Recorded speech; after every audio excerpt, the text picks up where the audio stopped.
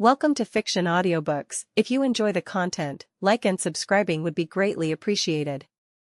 If you have any recommendations for novels, comment below.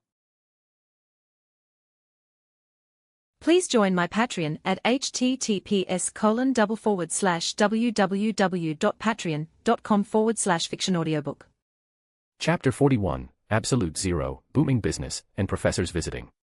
The time was last week of May, and the icy corridor was still as miserable as ever, at least for Quinn. He had thick winter clothing, safety goggles, plus Quinn had eaten foods that heated the body for dinner. Blood magic was keeping him alive in the killing cold. He had gotten better at using blood magic and could now remain in the icy vault for 30 minutes, and out of that time, he was perfectly comfortable for 20 minutes. Quinn stood in front of the snowflake icicle, using magic that he had been using for the past months. He had used it so many times that at this point, he could absent-mindedly perform ice transmutation and transfiguration on the snowflake icicle. Hands raised, channeling magic, Quinn changed the ice into vapor and tried to change the water vapor into magnesium but failed time and time again. Over time, he had gotten loads better at the transmutation part of the process and could change the entire snowflake into vapor. The problem was transfiguring the water vapor into magnesium. Quinn was just missing a single step, the moment the water vapor was in the state of flux, but at that moment, the mechanism would wrest away the control from him and change the water vapor back into ice. Today was no different as Quinn failed time and time again, and Quinn's time was ending as his magic reserves were depleting and his bedtime was approaching. With his mind completely empty, Quinn began the process. The ice turned to water vapor and converted the water vapor into magnesium. He expected his magic to be disrupted, but the disruption never came, and the magic completed its execution. What? The focus slowly returned to Quinn's eyes, and he turned away from the snowflake icicle's original position. There he saw a massive, oddly formed lump of pure silvery magnesium. The light returned fully to Quinn's eyes as he turned back to his front and saw the icy blue gate unobstructed by the snowflake icicle barrier. "I did it," asked Quinn, not believing that he had defeated the snowflake icicle. He looked back and forth from the lump of magnesium and gate and yelled, "I did it." He walked to the lump of magnesium and pointed at it. "Ha ha. Suck it, you giant piece of transfigured ice. I defeated you, nothing can stop me. I am never going to die." After his narcissistic celebration, Quinn calmed down to an ordinary excitement level and bombarded the ice gate with tones of detection and diagnostic charms that he learned and researched for this very moment. It took a couple of minutes before Quinn wasn't sure that touching or opening the gate would freeze him or cause him mortal harm. "Cool, let's do it," said Quinn and was about to open the icy gate but suddenly leaned back and stepped away from the frozen gate. He waved his hand, and the lump of magnesium metal moved away from the direction of the vault gate. He also stepped to the side and used magic to push open the vault's icy gate. The second the gate opened halfway, a ton of ice spikes shot from the inside and stabbed everything in their way, which in the case were the floor and walls. "Aii. Nice," smiled Quinn as he nodded in admiration of the hidden trap. He carefully tiptoed in front of the fully open gate and peered inside to see if there was anything else. Inside he saw a faint blue light in the center of the room, but it wasn't visible from the spot Quinn was standing, so Quinn shot multiple bright light orbs into the vault to light it up. Quinn didn't move and just stared at the now lit up the vault, looking if there were more traps or something, but saw nothing more than a surprisingly small room with a high ceiling. He carefully stepped into the room, his magic primed to react with at a moment's notice. His eyes were on the walls, observing the room to see if there were any deadly traps, but after a couple of minutes, Quinn found no traps in the vault. "Good," sighed Quinn. He noticed the vault room wasn't cold, it wasn't even at the level of the beginning of the icy corridor. While exhaling, Quinn released the blood magic, keeping him alive in the freezing climate. He also removed a couple of layers of clothing and finally paid attention to the source of blue light in the center of the room. It was floating in midair, 11 feet above the floor, glowing in a cold yet soft blue light. When Quinn looked closely, he saw signs of a liquefied semi-fluid contracting and expanding every second. A/N, like ether from the MCU, but in blue. "Now, what is this?" said Quinn as he shot another wave of detection, diagnostic, and indicative charms and spell to see if there were any clues that he could find and got a ton of responses and feedbacks. From the feedback of the spells, Quinn found responses that runes and charms laid into the walls, floor, and ceiling of the room.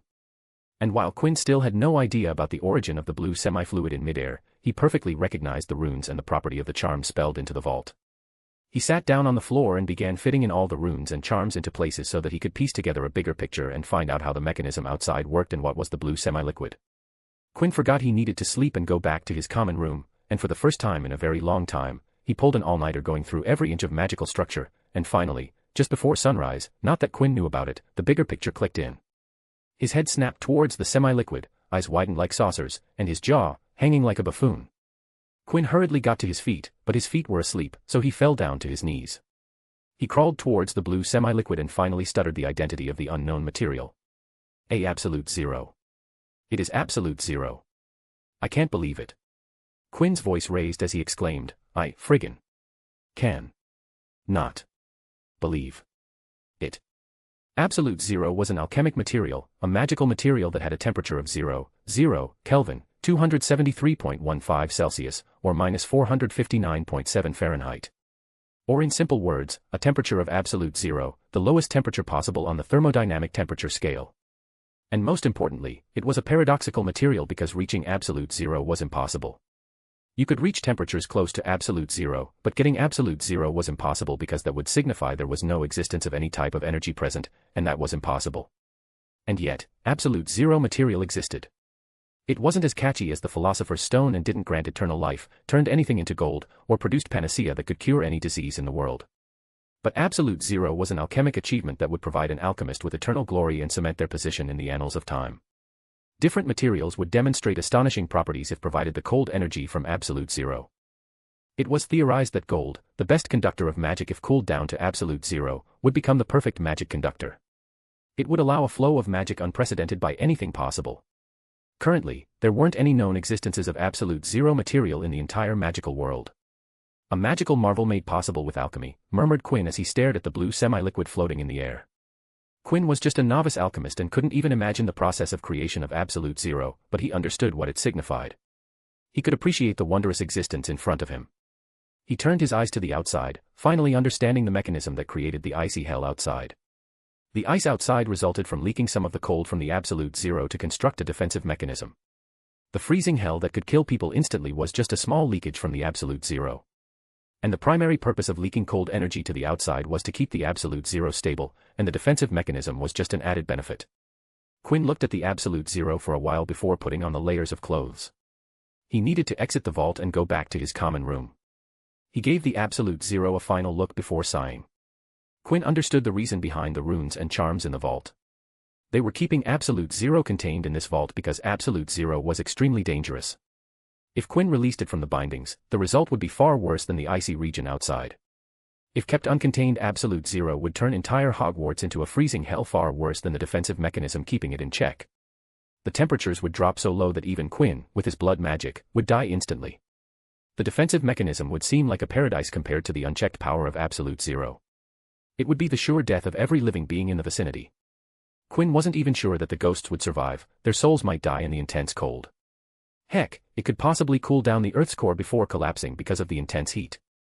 While Quinn understood the runes and charms, he couldn't replicate them to make a portable version for himself, and leaving absolute zero here was his own choice.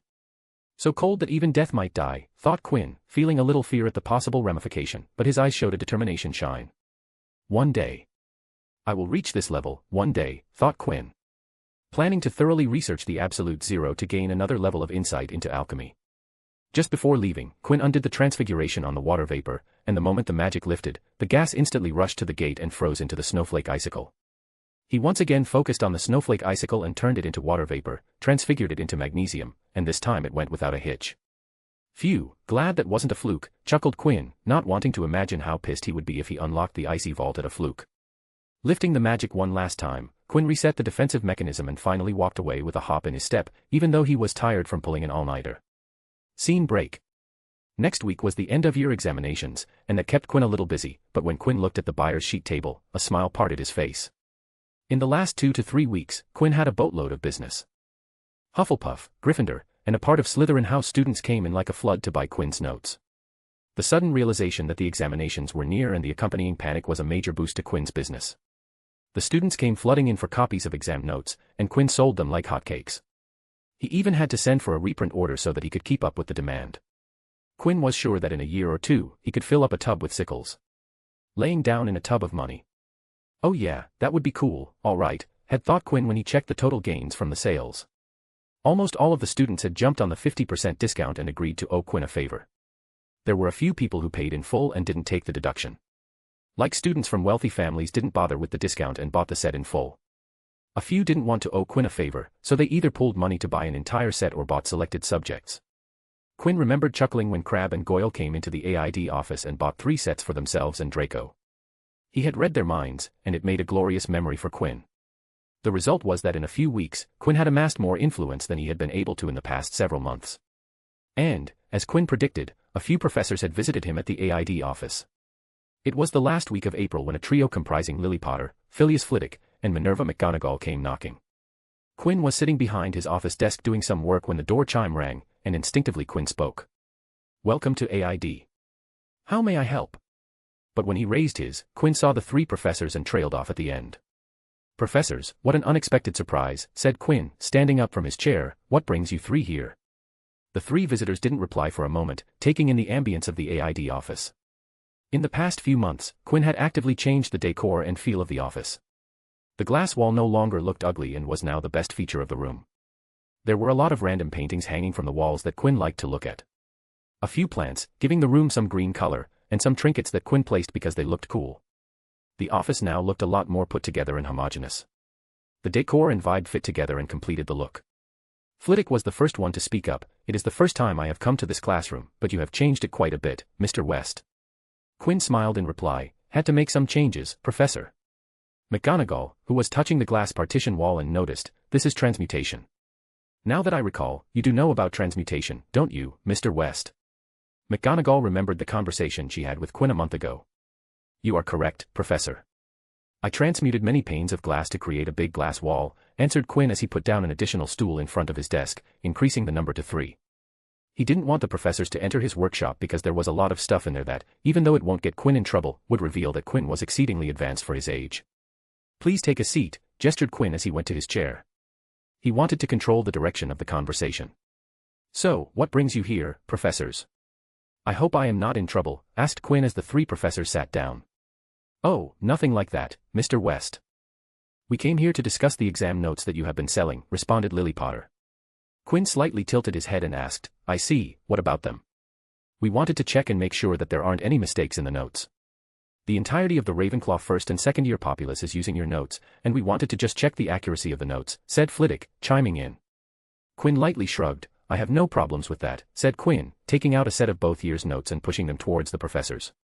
"Actually, if you guys give the notes your approval, I could add that straight to the cover for advertisement," said Quinn, thinking about treating this as quality certification from a higher authority. Flitwick and Lily chuckled while McGonagall put on her glasses, pulling out the transfiguration notes. Flitwick pulled out the charms notes while Lily targeted the potion notes. Quinn sat back and didn't disturb the professors. He eventually returned to his work. The room fell silent as the 3 professors continued to read the notes while Quinn continued to do his homework.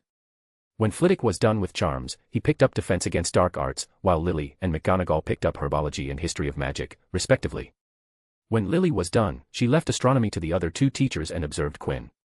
Ivy told her all about the AID service that was being run by a student, and when Lily asked for a name, she was surprised to hear the name Quinn West. And, when she asked around, it surprised her that Quinn had Flitwick's permission to permanently occupy an empty classroom for personal use.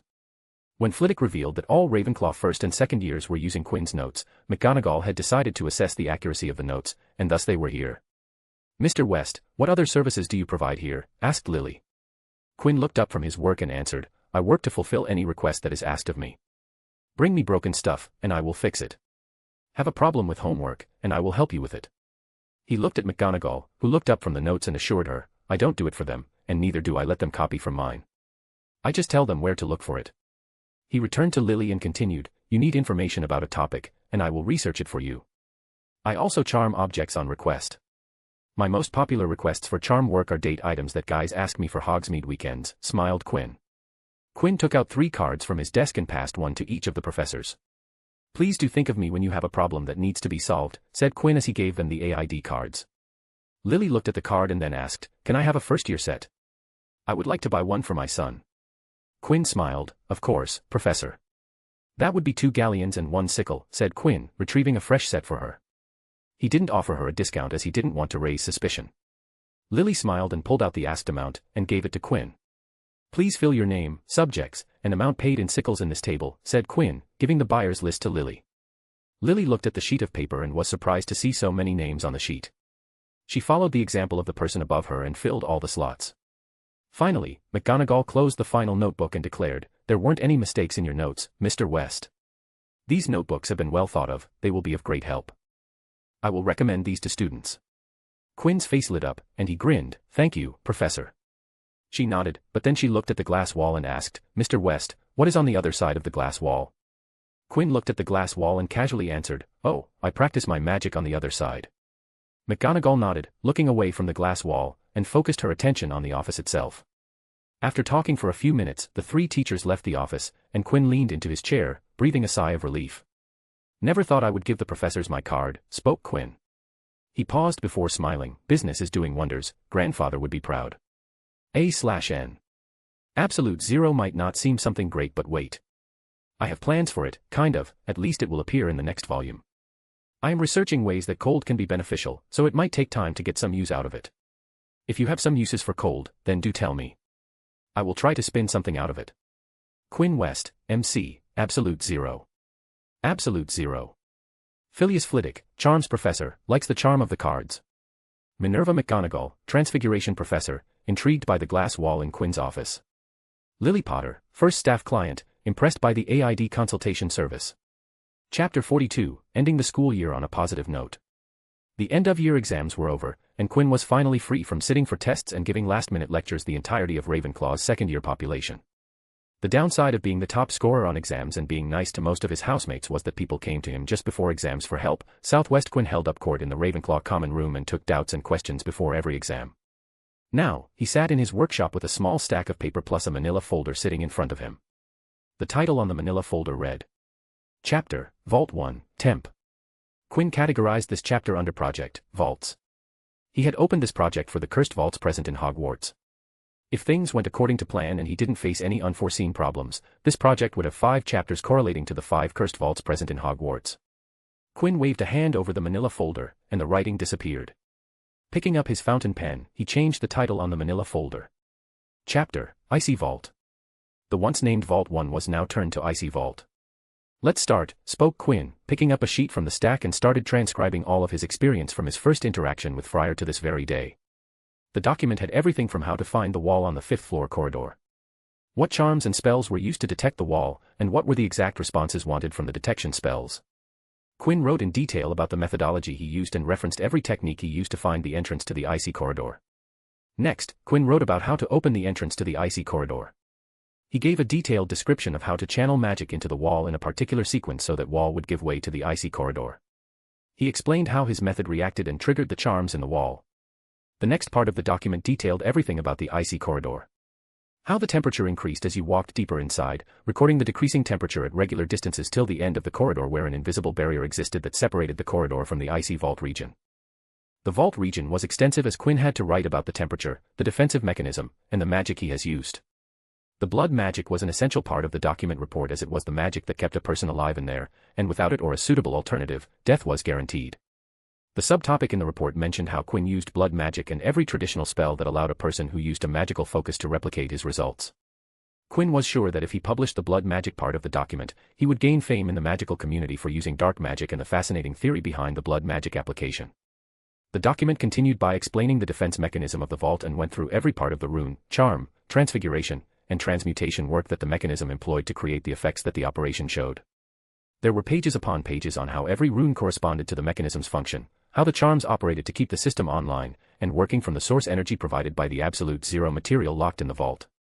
With the defensive mechanism came the method to open it and enter the vault. The section was filled with observations on ice and water properties and how to perform transmutation and transfiguration on the snowflake icicle. Quinn theoretically explained the sublimation process of ice into water vapor and why he transfigured the gas into magnesium. Every tweak required to make the magic work and wrest the control from the defensive mechanism was mentioned. Quinn spun a perfect blend of theoretical and experimental observation to produce a result that worked 100% of the time. Finally, Quinn mentioned the center of it all, the Absolute Zero in the vault. Quinn didn't dive into details because first, he knew little about Absolute Zero and its alchemic properties, and second, Quinn was going to create another separate record for Absolute Zero. The presence of Absolute Zero near Quinn was a fortuitous encounter, and Quinn was going to research extensively. The observations and experimental records would be of extraordinary value in the magical research and alchemic community. There weren't any known instances of Absolute Zero in the current time, so any records from Absolute Zero would be groundbreaking. It took Quinn a week to complete the document under the Icy Vault chapter, and when he finished, Quinn had penned 78 pages worth of material. The last page of the report was Quinn's personal remarks about the entire experience. The exploration of the first cursed vault, which I have named the Icy Vault, was a long and arduous process. The experience challenged me time after time to find new methods to solve the numerous problems I faced. I spent months of my life working on the Icy Vault, but despite the difficulties I faced and the time I devoted to it, I am glad that I could experience it and would do it again if given a choice. I haven't even started to explore the mysteries of Absolute Zero, and yet I have learned so much. It started me on a new field of magic, blood magic. I will continue to learn more about this branch of magic. I thoroughly researched the elemental magic of ice and water to aid me in my progress. In the process, I learned so much that I can say that water and ice magic are my strongest suit. While working on the defensive mechanism, I gained another level of insight into transmutation and transfiguration. The resistance from the defensive mechanism forced me to optimize my magic usage. Now, my efficiency and skill in both these fields are on a different level. I would laugh at past me if he said that he was good at transfiguration and transmutation. Looking at the future, I figure that the remaining 4 vaults would also help me gain valuable experience and lead me to grow as a magic user. I look forward to the future in the hope that it would be eventful. Signing off. Quinn West. After editing, proofreading, and cleaning up the document, Quinn admired his work before charming every single page of the Icy Vault document so that no one else could read it and then sealed all the pages inside the manila folder. He walked to the file cabinet in the workshop and dropped the folder inside, finally ending the Icy Vault exploration. Scene break. Late at night, Quinn walked with Recon floating in front of him. The corridors of Hogwarts were silent and dark, most of the portraits were sleeping, and Quinn was making sure that no one saw him, so he was alone and unseen. He took a turn and finally found the one he was looking for. Quinn smiled and decided to dramatic. He ramped up his magic and started to freeze his surroundings. Thin sheets of ice emerged as the surrounding temperature dropped. The floating ghost was looking at the night sky, felt something. He turned to see Quinn standing at a distance from him, with ice surrounding the floors and walls. "Follow me, Friar, you gave me a quest, and I have completed it. Come with me to witness a first in the 1,000-year history of Hogwarts," said Quinn to the Hufflepuff ghost who gave him the quest to open the cursed vaults. Friar's ghostly eyes widened as he heard Quinn and saw the ice. He knew the signs. You opened it," asked Friar as he floated towards Quinn. The two walked in silence as they made their way towards the 5th-floor corridor. Friar eyed Quinn suspiciously. He didn't believe that Quinn had opened the vault. He wasn't even sure that Quinn had opened the entrance. It was too soon. People had tried and failed time and time again. Living and dead reached the 5th floor. To the place that both knew was the entrance of the icy corridor. Quinn placed his hand on the wall and smiled towards Friar. Friar's eyes widened as he saw the bricks shake and the wall give space to reveal the icy corridor. Friar followed Quinn, still stunned to see the progress Quinn had made in less than a year. He had seen others take several years just to open this wall. "You know, this vault gave me a lot of problems. I almost died the first time I entered, and it was pure luck that I survived. My magic really came in clutch," said Quinn as he put on his usual cold clothing. Friar looked at Quinn and warned, "Are you sure that you opened the wall? It won't do any good from bragging. Don't enter there if you aren't ready. I have seen better men die by descending those steps." Quinn smirked as he repeated, "Better men. You must not have chosen them carefully. Let me show you how it is done." Friar stared as he saw glowing veins appeared on Quinn's face. "What is that magic?" questioned Friar, moving closer to Quinn, but stopped when he got closer to the steps. This is the answer," said Quinn as he descended the steps, entering the vault region. Friar watched, scared that Quinn would die, but his eyes widened as he saw Quinn turn around and raise his arms. "This is how it is done. I don't brag, Friar. Everything I saw I can do, I can deliver," laughed Quinn. Quinn turned on the spot and thrusted his hands towards the snowflake icicle. Friar looked away from Quinn and towards the vault gate. He saw the snowflake icicle shake. With every passing second, the trembles become more pronounced. Did he really accomplish it, though Friar, his faith in Quinn increasing? Friar's gasped when he saw the snowflake turn into water vapor, but it wasn't the end. He watched as the gas collected itself, and in midair, it turned into a lump of metal. The lump of metal fell to the floor with a thud. Quinn waved his hand, and the gate opened. Like usual, spears of ice came shooting out. "Be careful," yelled Friar, trying to warn Quinn. Quinn stood with his hands behind his back and watched the spears close on him, and the second they came near him, the spears turned into water, and the water parted. Not a single drop touched Quinn. Quinn turned to face Friar and smirked, "Well, do you believe me now?" Friar nodded as he stared at the blue light he could see in the vault. He pointed at it and asked, "What is that?" Quinn looked inside the vault and answered, "That is Absolute Zero." Friar looked at Quinn, confused, "What is that?" Quinn shook his head and spoke, "Don't worry about it. Just know that it is freezing. Much colder than where I am standing. It is the reason behind all the cold in the vault. Both stared at the blue light. The dead because it was something that the ghost had wanted to see in a long time, but it took centuries, and now Friar had finally seen it. The living because it reminded him of the time he spent here and the future of new findings. After a while, the pair left the icy corridor and went back to the 5th floor. Friar looked at Quinn and spoke, "I believe congratulations are in order." "Thank you," replied Quinn. "Now, let me tell you about the next vault," said Friar, but Quinn shook his head and said, "No." Friar frowned and asked, "What do you mean, no?" Quinn sighed and answered, "I spent a lot of time this year on this vault and would like a break. If you tell me the clue to the next one, I will end up thinking about it. So, for now, hold that clue. When I return next year, we will continue." Quinn didn't want to take on another vault clue and then spend his summer break contemplating on it. Friar watched Quinn before speaking, "All right. I respect your decision. I will give you the vault clue next year when you return." Scene break. After talking to Friar, Quinn spent a week going to sleep early and didn't break curfew. He just relaxed and read some books for light reading. And, in that week, one day, Quinn went to the Great Hall for breakfast. His eyes fell upon the high table, and he noticed Quirrell wasn't at breakfast. Alarm bells rang in Quinn's mind as Quirrell had been punctual at eating breakfast in the Great Hall.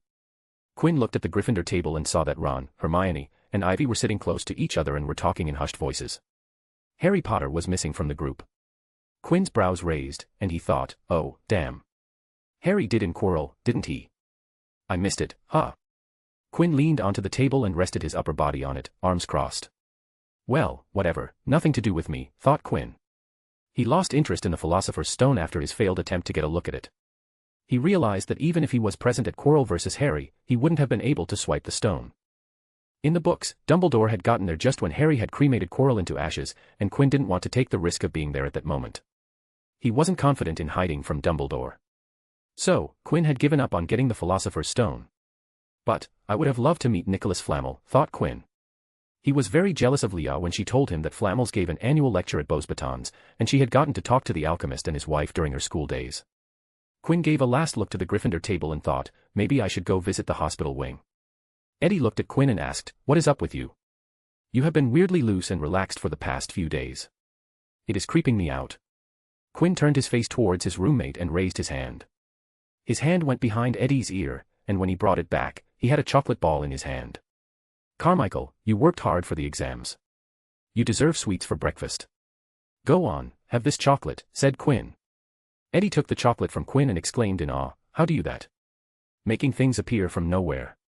Did you learn some advanced conjuration spell?"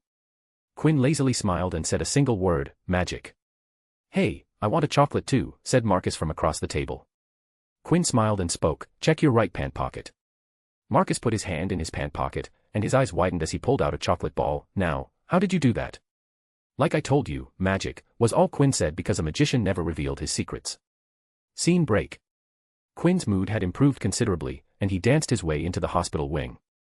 In his hand was a small crate with numerous vials of various potions. "Madame Pomfrey, I have come to visit," said Quinn, looking for the matron. The Mediwitch poked her head from one of the curtains and sighed, "What is it, Mr. West?" "I am busy." Quinn grinned as he walked towards the matron. "Madame Pomfrey, you always say that. We don't talk anymore. It is like you are avoiding me." Quinn's voice trailed at the end as he saw that Madame Pomfrey wasn't alone. On the bed laid one Harry Potter, and on his bedside sat Professor Lily Potter and her husband, James Potter. On the other side of the bed, Ivy Potter stared at him. "You," uttered Quinn. He looked at Lily and greeted, "Good afternoon, Professor." "Good afternoon, Mr. West," greeted the older redhead. Quinn felt a gaze on him and looked at the source to find Ivy Potter staring at him. Quinn tilted his head and did a barely noticeable shrug as if telling her, "I told you so."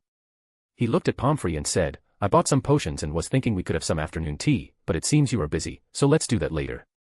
He lifted the crate slightly and asked, "Where should I put these?" "Put them beside my table," said the matron. Quinn nodded, and with a last cursory glance at the Potter family, he left. After Quinn left, Lily looked at Pomfrey and asked, "How do you know Mr. West?" Pomfrey sighed as she checked on Harry. "He was in an accident and had to stay here for a while. From then on, he comes by every week pestering me on healing magic." She once again sighed and said, "That child talks a little too much for my taste." She still remembered how Quinn talked to her while admitted here. When she said that his loud voice, while she worked, was disturbing other patients, he started to use magic to deliver his sound directly to her ears. She, on multiple occasions, had to face weird looks from other patients and questions about why she was talking to herself. She had to take away Quinn's wand to stop his talking. What about those potions? This time, the inquiry came from Ivy Potter. She was extremely curious about the person who knew about the restricted area. That child brews potions for the hospital wing every time he comes for a visit. It is his way to thank me for answering his questions, replied the matron. Potions? You are saying that he is brewing medical potions? He doesn't look much older than Harry or Ivy, asked James Potter. Mr. West is great at brewing potions. His potions stand up to standards, so there are no problems with the quality of the potions, revealed the matron. Quinn, who knew nothing about the conversation, walked to the AID office while humming a happy tune. A/N1, we have reached 1 million views. Hell yeah. This week, we averaged around 25th position on the Power Stone ranking, fanfiction category. Asterisk. A/N2, I got an excellent response in the last chapter. I will be sure to feature the use of absolute zero, or more specifically cold theories and uses derived from absolute zero. Quinn West, MC, relaxed, chill, happy. Friar, Hufflepuff Ghost, excited for the coming year. Poppy Pomfrey, matron, likes Quinn even though he is noisy. Ivy Potter, Potter Princess, slightly suspicious of Quinn. Chapter 43, House Cup Shenanigans, and Dark Lord's Life. The end-of-year feast was always a hearty process. All the students were in the Great Hall, filling the hall with bustling activity. The Great Hall was decked out in Slytherin colors of green and silver to celebrate Slytherins winning the House Cup for the 7th year in a row. A huge banner showing the Slytherin serpent covered the wall behind the high table. Quinn looked at the emerald green covering the hall and thought, I could change it to Ravenclaw colors, no one will ever know, no one. The current score on the house point scoreboard was Slytherin in the lead with 482 points, the runner-up Ravenclaw with 476 points, in the third place was Hufflepuff with 342 points, and in the last place was Gryffindor with 322 points. Quinn had scored lots of points for Ravenclaw this year, so the difference between the first and second place was just a measly 6 points. Not like I care, thought Quinn. He looked at the Slytherin colors and banners and thought, the Slytherin dynasty is about to end. They did well, 6 years in the running. Now, the Gryffindor era would start with the Golden Boy in the lead. Ah, the illusion created by the system, said Quinn, stretching his arms in his seat. Man, we were so close. We could have beaten Slytherin this year, said Eddie, clapping Quinn on his back. Don't worry about winning, Carmichael. Just be a podium guy. You know, be in the top 3, and you would be fine, spoke Quinn, speaking words of wisdom. Then you would be fine if you didn't score at the top in the exams, spoke Eddie. Quinn made a face and delivered, what nonsense you are talking about. It makes no sense if I don't come out on top. He patted Eddie's head and continued, you guys are like goldfish to me. Ravenclaws are smart goldfish, Slytherins are sneaky goldfish, but some are foolish, Hufflepuffs are normal goldfish, and Gryffindors are dumb goldfish. I can't lose to you guys. That was rude, like really rude, deadpanned Eddie. Take no offense. Here, have this chocolate, it will make you feel better, said Quinn, opening his hand as a plume of smoke puffed to reveal a chocolate-covered hazelnut. Eddie took the chocolate and smiled, thank you, dude. Quinn watched as Eddie ate the chocolate, should I experiment with this? No. Right. Suddenly the hall became silent, and heads turned towards the Great Hall's gate. Quinn followed everyone and saw Harry Potter standing there with a wide grin on his face. Harry confidently walked to the Gryffindor table with confidence and strutting stride. Yeah, this Harry Potter is a different one, thought Quinn. He had observed Harry the entire school year, at least kept a wandering eye on him, and this one was confident, more outgoing, and didn't shy away from attention. The Great Hall once again bustled with activity after the sudden dip to silence. They were talking about the rumor that was circulating in the Hogwarts rumor mill. The story circulating was the Golden Quartet, Harry Potter, Ivy Potter, Hermione Granger, and Ronald Weasley stopped Quirinus Quirrell from stealing what was inside the restricted section of the 3rd floor. Students talked about wild stories about their adventure and bravery, all courtesy of the Weasley twins. They spun ridiculous stories, students being students believed everything they spewed in the rumor mill. Do you really think Ivy Potter killed a troll? Asked Marcus from across the table. She fought a troll during Halloween, so maybe she really did, said Eddie, giving into the rumor. Quinn shook his head to himself. He had talked to his contacts in Gryffindor and found that Ivy Potter had taken the troll using the same method as during Halloween, bonking it over the head and knocking it out. It surprised Quinn that troll wasn't knocked out by Quirrell, another event that changed from the canon timeline. Dumbledore arrived moments later, and the babble died away. With another year gone, spoke Dumbledore cheerfully. And I must trouble you with an old man's wheezing waffle before we sink our teeth into our delicious feast. What a year it has been. Hopefully, your heads are all a little fuller than they were. You have the entire summer ahead to get them nice and empty before next year starts. He looked at the student body through his half-moon glasses and continued, now, as I understand it, the house cup here needs awarding, and the points stand thus. Dumbledore listed off the points of each house, and a storm of cheering and stamping broke out from the Slytherin table. This year, the competition was extremely close. Ravenclaw House was just 6 points behind the reigning cup holder, Slytherin. A lot of community service made it possible for this close competition, announced Dumbledore. The entire Ravenclaw table cheered for Quinn, and he raised his hand to acknowledge the cheers. And I made a lot of money, laughed Quinn, but the claps and cheers drowned his voice. However, recent events must be taken into account, continued Dumbledore. The room went very still. The Slytherin smiles faded a little. Ahem, said Dumbledore. I have a few last-minute points to dish out. Let me see. Yes. He cleared his throat and announced, first to Mr. Ronald Weasley. For the best played game of chess Hogwarts as seen in many years, I award Gryffindor House 40 points. Gryffindor cheers nearly raised the bewitched ceiling, the stars overhead seemed to quiver. Percy could be heard telling the other prefects, my brother, you know. My youngest brother. Got past McGonagall's giant chess set. Second to Ms. Ivy Potter, for showing bravery in the face of danger, to the defeater of trolls, I award Gryffindor House 40 points, said Dumbledore, looking at Ivy Potter.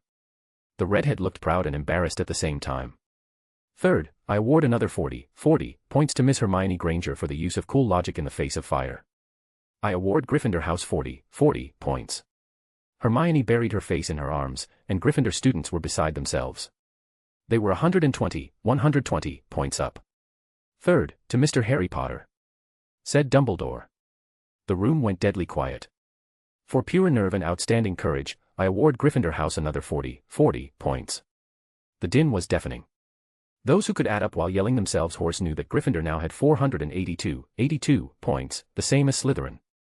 They had tied for the House Cup, if only Dumbledore had given Harry just one more point. Dumbledore raised his hand.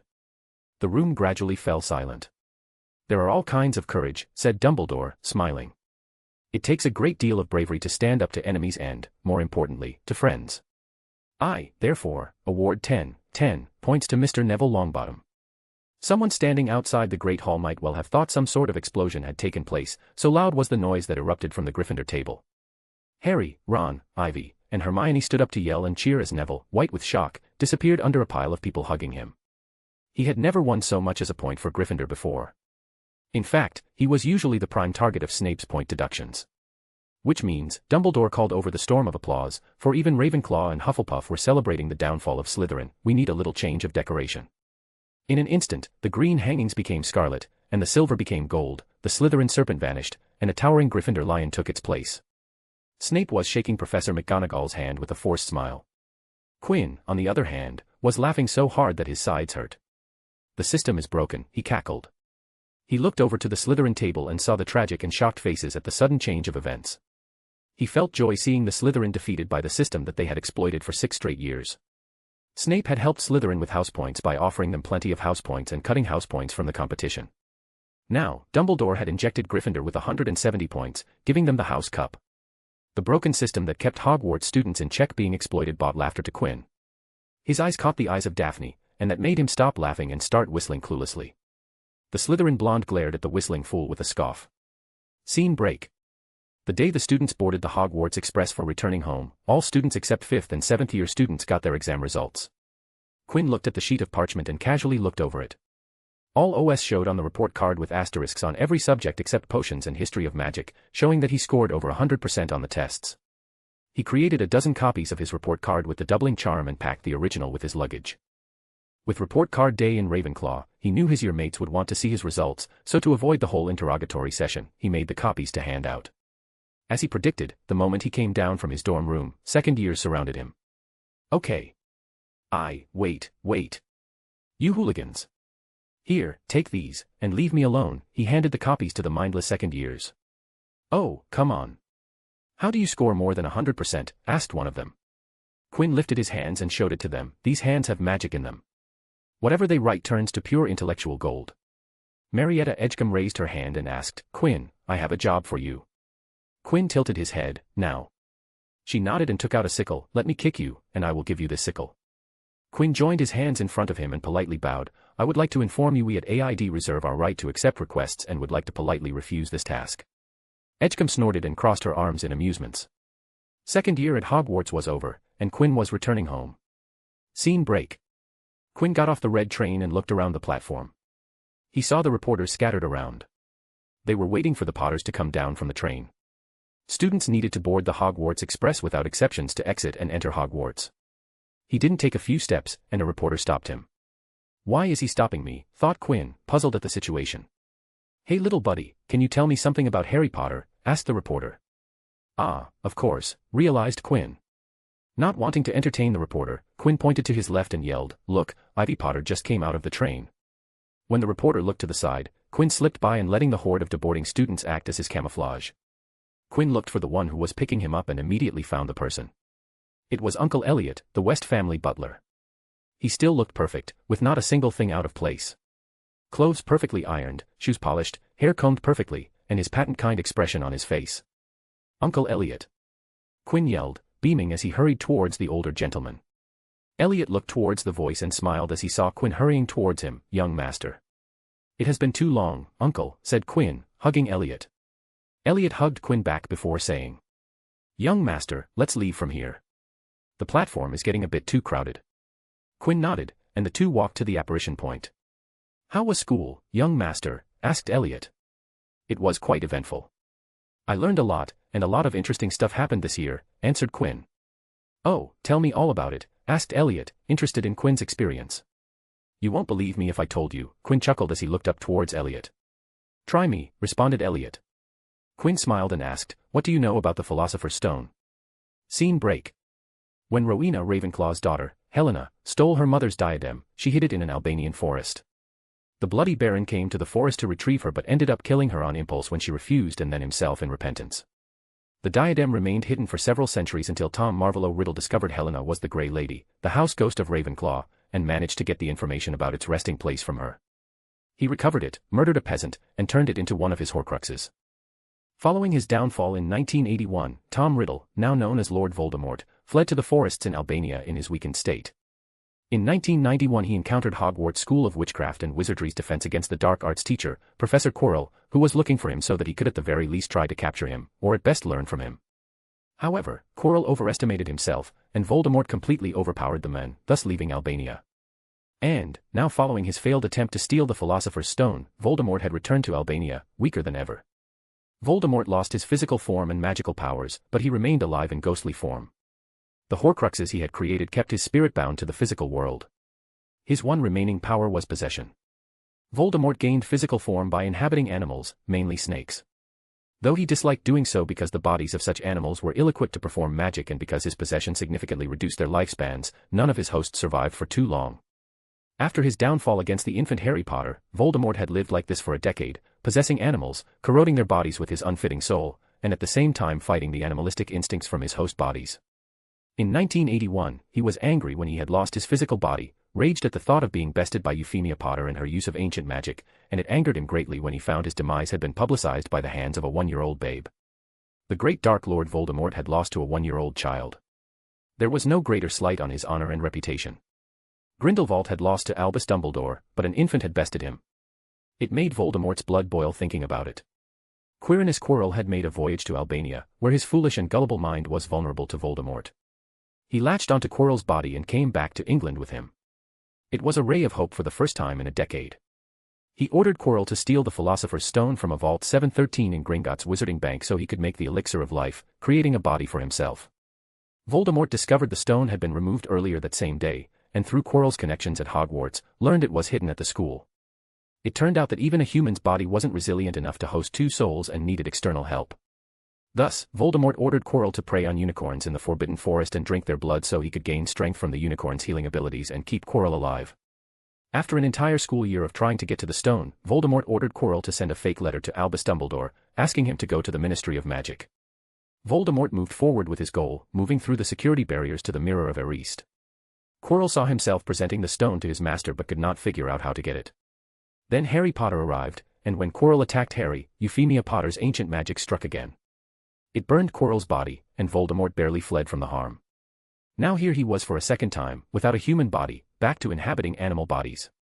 This time around, Voldemort's emotions weren't of anger but of despair. His first and only hope in 10 years had gone down the drain. Now, he didn't know when would the next chance come along. He slithered in his current snake body, moving to the familiar area of the Albanian forest. The place that he had spent a lot of time in his body less exile. When he entered the area, Voldemort hissed with all his might, trying to message someone in parcel tongue. It took a minute before Voldemort picked up vibrations from his inner snake ears.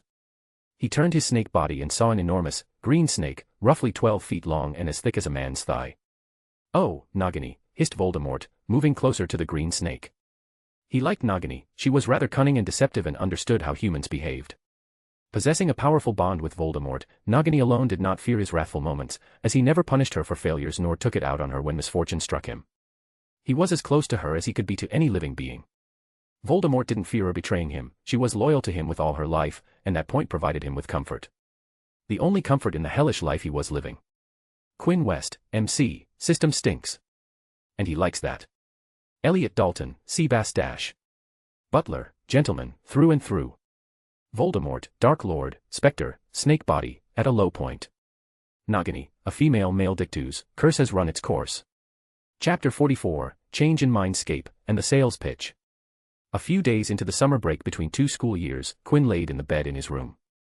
The room had changed little in the years Quinn had occupied it. The only changes were the larger study table and pictures on the wall, accumulated over the years, capturing precious memories in their frames. Not all of them moved like the magical photographs did and remained still like non-magical photography. There was something in still photos that Quinn liked, and some shots were stripped off their magic, leaving the exact moment they were clicked. The room's occupant had his eyes closed, laying on his back, away from the real world, and inside his mindscape. The same mindscape that once had been a white space and was turned into a vast green grass field with clouds above, gracing the blue sky with their pearly white contrast. On the grassy field stood a manor, a building that acted as a gateway to the place in the mind where the memories resided, bringing them into the mindscape for better access. Inside the manor, memories manifested in the form of books. Thousands of books sat on hundreds of shelves, each book representing a memory, memories from all over Quinn's life. Be it something as trivial as what he ate at dinner over a month ago to vital things like the proper method for channeling blood magic without harming the body. Outside the mind replica of the West Manor stood Quinn, gazing at the building that he had built years ago and had since spent hours upon hours changing the sorting scheme of the memory books, creating and developing methods of crafting new memory books. Sorting memories so that they would be easier to find and access and, at the same time, the configuration scheme of the books would make it difficult for a legilimens to see his memories. Quinn turned away from the West Manor replica and looked in the opposite direction. Suddenly the scenery shifted, and Quinn stood in a much larger building. A building that outclassed the West Manor in every size aspect, it covered more ground and stood much taller than the West Manor. A complete replica of Hogwarts Castle stood in Quinn's mindscape, exuding the grandeur like the actual one in the real world. He had modified the grassy terrain of the mindscape to suit the castle's surroundings. Rocky canyons, lakes, and trees were now part of the fabricated ecosystem in Quinn's mindscape. It had taken Quinn 2 years to complete this replica in his mindscape. Hundreds of nights and days of exploration of the castle, several miles/kilometers of foot mileage, tons of memorization, and hours of immersion in memories of the castle to construct a stronger image of the building and its interior. Quinn took a step forward, and the scenery once again changed. He stood inside the castle, in the great hall, looking at the charmed ceiling, which now showed a clear sky. The same as Quinn's simple fabrication of the sky. With each step Quinn took, he was in a different room in a distinct part of the castle. There were quite a few differences between the real and replica of Hogwarts. The portraits in the actual version weren't present here, and the walls were now covered with empty frames. Quinn's variant didn't have a room of requirements as he didn't have the time to create a working version of room of requirements, so he left it out for now. Professors' offices and housing were omitted from Quinn's version. Gryffindor, Slytherin, and Hufflepuff common rooms and dorms were just copies of Ravenclaw common room. Even Ravenclaw girls' dorms were a replica of the boys' dorms because he had never been there. Despite all these differences, the Hogwarts replica was a stable structure with no breaks or fissures. After Quinn was satisfied with the final audit of the castle, he turned away, and he was outside the castle replica. Okay, let's do this. Quinn closed his eyes, and at the West Manor replica, the gateway for his memory to appear in the mindscape closed. Connection closed, whispered Quinn. He took a deep breath and focused on the Hogwarts castle. The castle started to rumble as tremors filled the building, and the surrounding areas shook with quakes. A new connection to the memories opened up, and the Hogwarts castle became a gateway for memories to gather in Quinn's mindscape. The whole process took a few moments and consisted of lots of groaning and grunts from Quinn. Phew, well, that wasn't any easier than the last time, sighed Quinn. New connection established. He raised his hand and swung it down towards the castle. Quinn turned away from the Hogwarts replica and looked at the sky. Within seconds, thousands and thousands of books fluttered across the sky and entered the castle through windows and gates. Memories injected into the replica, complete, noted Quinn. With Hogwarts standing in his mindscape, he now had a larger space to work with. He could also experiment with new sorting techniques that could use the expanded space, rooms, and floors. The architecture and floor plans of Hogwarts were also much more complex than the more simplistic West Manor. Quinn took a step away from the castle to instantaneously arrive at the West Manor in his mindscape. He looked at the manor with nostalgia and entered the building to find it empty without any memory books. All left in the buildings were vacant bookshelves. Quinn touched one of the walls in the building and said, "Don't worry, buddy, I still have plenty of use for you." He had no intention of destroying the West Manor replica in his mindscape. He had other plans for it. "I am going to store all my happiest memories in here," smiled Quinn, feeling sentimental about the first structure in his mind. Scene break. "Uncle Elliot," said Quinn, calling out Elliot, who was drinking his tea in the living hall. Elliot looked up from the book he was reading and asked, "What is it, young master?" Quinn sat on the sofa in front of Elliot and cleared his throat. "I have something I want you to do." Elliot put down his cup of tea and closed his book. "Yes, what do you want me to do?" Quinn put on a slight smile and asked, "I want you to arrange a meeting for me with grandfather." "Young master, what do you mean by arranging a meeting?" "You can go and see your grandfather anytime you desire. He won't turn you away." Quinn's request greatly confused Elliot. He wasn't sure what Quinn was asking for from him. Quinn shook his head in response. "I don't want to meet my grandfather for a personal reason." He took a short breath and continued, "I want to meet George West for a business proposition. So, my meeting is not for a personal motive, but a professional reason." Elliot's brows raised as he leaned forward. "A business proposition?" "Yes, I want to sell grandfather something and thought if I arranged a meeting via you, it would seem more professional," grinned Quinn. "But, doesn't all this sound a bit silly?" asked Elliot, observing Quinn, interested in the direction of the conversation. Quinn nodded, but at the same nodded, "Yes, but as grandfather says, you never get a second chance to make a first impression, and while many make a good first impression, only a few will make a good lasting impression," finished Elliot, smiling as he remembered the words often spoken by George. Quinn nodded and spoke, "If I do this, it will create an impression on grandfather, and it will help me out when I go and put my proposal out in front of him." Elliot stayed silent for a moment before saying, "All right, I will do it. I will set up a meeting with your grandfather."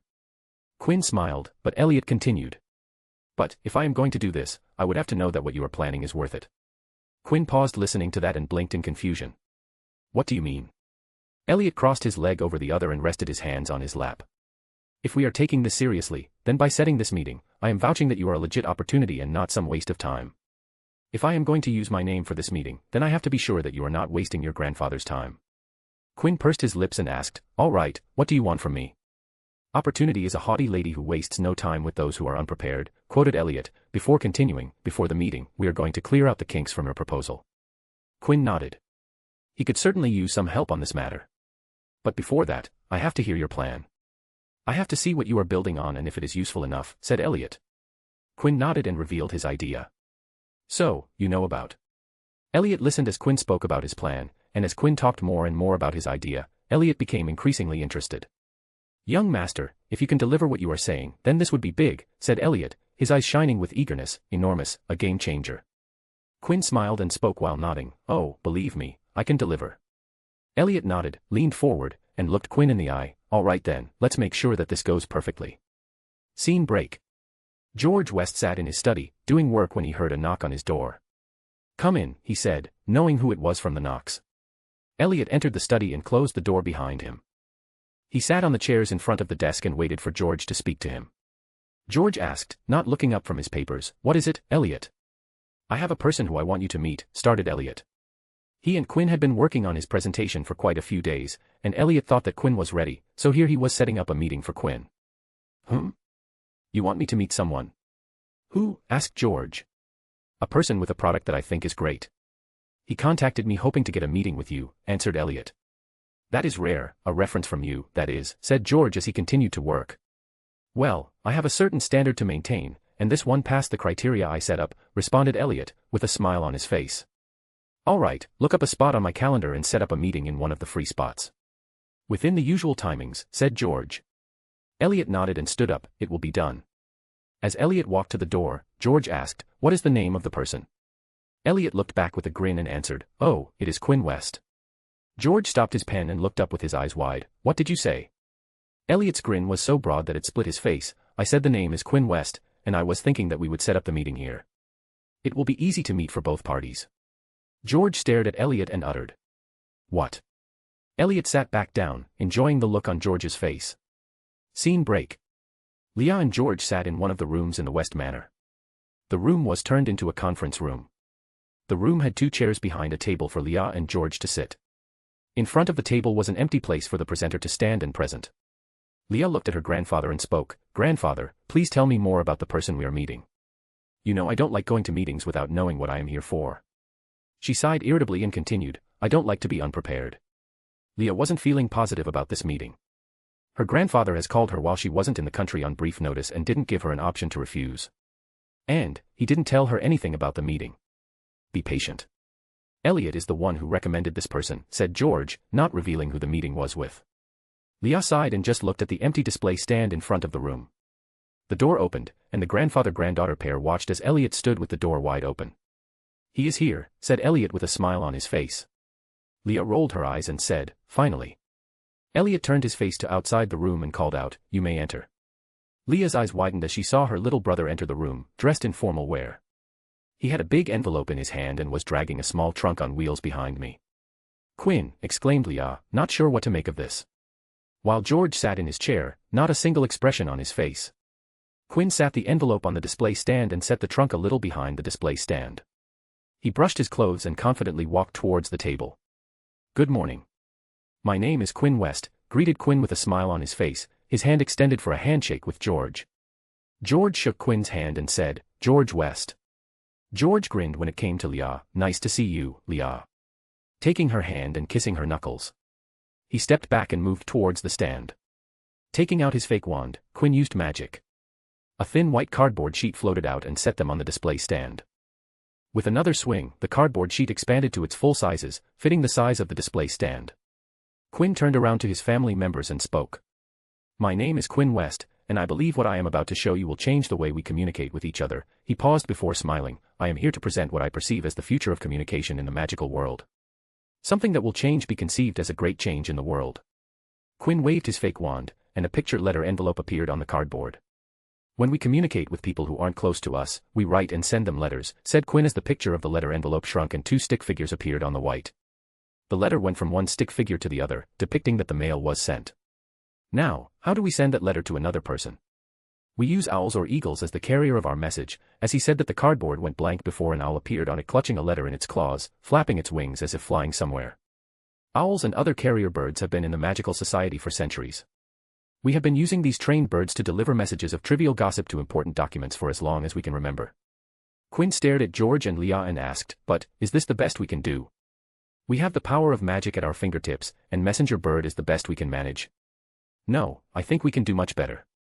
Quinn waved his wand, and the Ministry of Magic symbol appeared on the white cardboard. British Ministry of Magic stopped using owls for in-house memos because of all the mess that the owls made and the commotions that our trusted male birds caused. Small paper airplanes appeared on the white as they flew around the ministry symbol. Now, they charmed their documents so that they would fold themselves into paper airplanes and fly to their destination. Quinn made a meh expression and commented, a somewhat interesting solution, but it has a major shortcoming. What happens if some jerk is having a bad day and decides to mess up someone else's day? He or she would yank a random airplane out of the air and tear it to pieces. The picture on the cardboard depicted an angry-looking man shredding the paper plane into pieces. Quinn cleared his throat and spoke, we got a little off topic. Let's return to owls. He walked around the room with his hands behind his back. What are some shortcomings of owl communication? Quinn uncurled his pinky finger from his fist. They take time to deliver the letter as it takes time to fly to places, and the time increases with the distances. Owls make a mess as every bird does. It takes time and money to raise male owls. Owl mail is not totally secure as they can get in trouble with other birds and can get distracted. With every point, Quinn uncurled another finger. He stopped in the center of the room and spoke, and anyone can capture owls to see the message inside. There is very little security when using owls. Quinn stared at George and said, our very own ministry has the authority to monitor all messages. The big brother is always watching. He slowly walked towards the table behind which Leah and George were sitting and declared, what if I can solve every single of these problems? What if I can provide you a solution that would change the way people send letters to each other? A smile slowly emerged on Quinn's face as he spoke. Today, here and now, I have a product that will allow a person to send a message to another person. Quinn snapped his fingers, instantly eradicating the need of any wait time for getting a letter. With excellent security that no one wouldn't allow people to snipe the owls and read our messages. A product that would cover all the shortcoming of owl mails. George and Leah watched Quinn as he spoke about his product. While George still had no expression on his face, Leah's eyes showed curiosity about this product. Quinn turned away from the table and walked to the trunk, and rolled it towards the table. Quinn spoke while crouched down to open the trunk. I am going to show you something that will convince you that I can break the long-running usage of owls to deliver messages. He took out 2 wooden objects. They were the size of a shirt box. Each wooden box had a slot on one of the short sides. On the top of the side of the wooden boxes, there was a rectangular copper plate in the size of a 4-size sheet embedded in the wood. He took out 2 sheets of paper and set one sheet in front of Leah, and while handing a pen to her, Quinn said, "Would you write something on this paper?" "Anything would do. You can ever draw on the paper if you like." Leah took the pen from Quinn. She uncapped it, and in the middle of the page, she wrote her name in fancy handwriting. "Good. Now would you place it upside down on the copper plate and tap your wand on the paper," instructed Quinn with a smile. As he said that, Quinn put the other sheet in the other box's slot in front of George. Leah followed the instruction and put the sheet down upside down on the copper plate. She took out her wand and tapped the page. George and Leah watched as the copper plate under Leah's page glowed blue before turning green. On George's side, a blue light came from the paper slot before turning green. Quinn smiled and looked at George. "Mr. West, would you take out the page from the slot?" George took out the paper from the slot, and his eyes widened as he saw Leah's name in the same handwriting on the page he just pulled out. When Leah looked at the page in George's hand, she gasped to see her handwriting on another sheet. "I give you instantaneous mail," said Quinn with a smile on his face. Quinn had invented the magical equivalent of the fax machine. A/N1, the fax machines became popular in the late 1980s. Quinn developed a magical version when the fax machines in the prime of the Muggle fax machine. A/N2, I will explain the working of the magical fax machine in the next chapter. Quinn West, MC, invented the fax machine. Elliot Dalton, sales pitch guru, actually has a really high position in the West business. George West, big boss, proud of Quinn's presentation skills. Leah West, small boss, in awe of the artifact in front of her. Chapter 45, Fax Machine, Plans for Monopoly, and Omake. Back to the time when Quinn was still in Hogwarts, and he had some time at hand. He stood in his workshop flipping through a small notepad, looking for ideas. The tiny notepad in his hand was where Quinn noted down the random project ideas that came to him. Let's see, typewriter, not today. A charmed pair of hands for a piano duet. Maybe when I am bored out my mind. Thermal vision eye drops, oh, this sounds interesting. Ah, but I don't have the ingredients. Artificial magical eye. Nah, this will need a lot of research. After bouncing off some ideas, Quinn finally found something that interested him and was doable for the time constraints. Fax machine, spoke Quinn, rubbing his thumb over the page. Fax machine, meaning a scanner and printer. 2 or more nodes connected to each other, Quinn began mumbling as he sat down on the bar stool in his workshop. After contemplating for a few minutes, Quinn stood up and clapped his hands. Okay, let's go with this. He closed his notepad and took out a sheet of paper for drafting the rough idea. First, let's decide how to connect 2 device nodes to each other, said Quinn as he uncapped his fountain pen and started to write. I would have to make use of the Protean charm to synchronize the 2 devices, but what should be the part to be synchronized? Quinn got up and moved towards a drawer full of scrap metals. He took out 2 spare pieces of copper from his scrap pile and transmuted them into identical square chips. With his chin resting on his palm, Quinn charmed the square chips with the Protean charm. Here we go, said Quinn as he touched one of the copper chips, and it turned to show a picture of an eagle. He glanced at the other copper chip and saw the same eagle picture on it. Protean charm was the charm that Hermione Granger used to link fake coins to communicate with the members of Dumbledore's army. A change in one fake galleon, in her case, a master coin, would be magically reflected in the other so that when Harry Potter transfigured his charmed coin to show a new date for a DA meeting, all the other coins would also exhibit the same changes. I will need to formulate a customized version of Protean charm, noted Quinn as he thought of things to accomplish. Quinn needed to create a charm that would be scalable, which meant that he needed to figure out a way to add new devices to the existing networks of fax devices. I also need to figure out how to direct and isolate signals to particular devices. Another challenge was that, unlike in Dumbledore's army coins, Quinn didn't need a master device that signaled all other coins.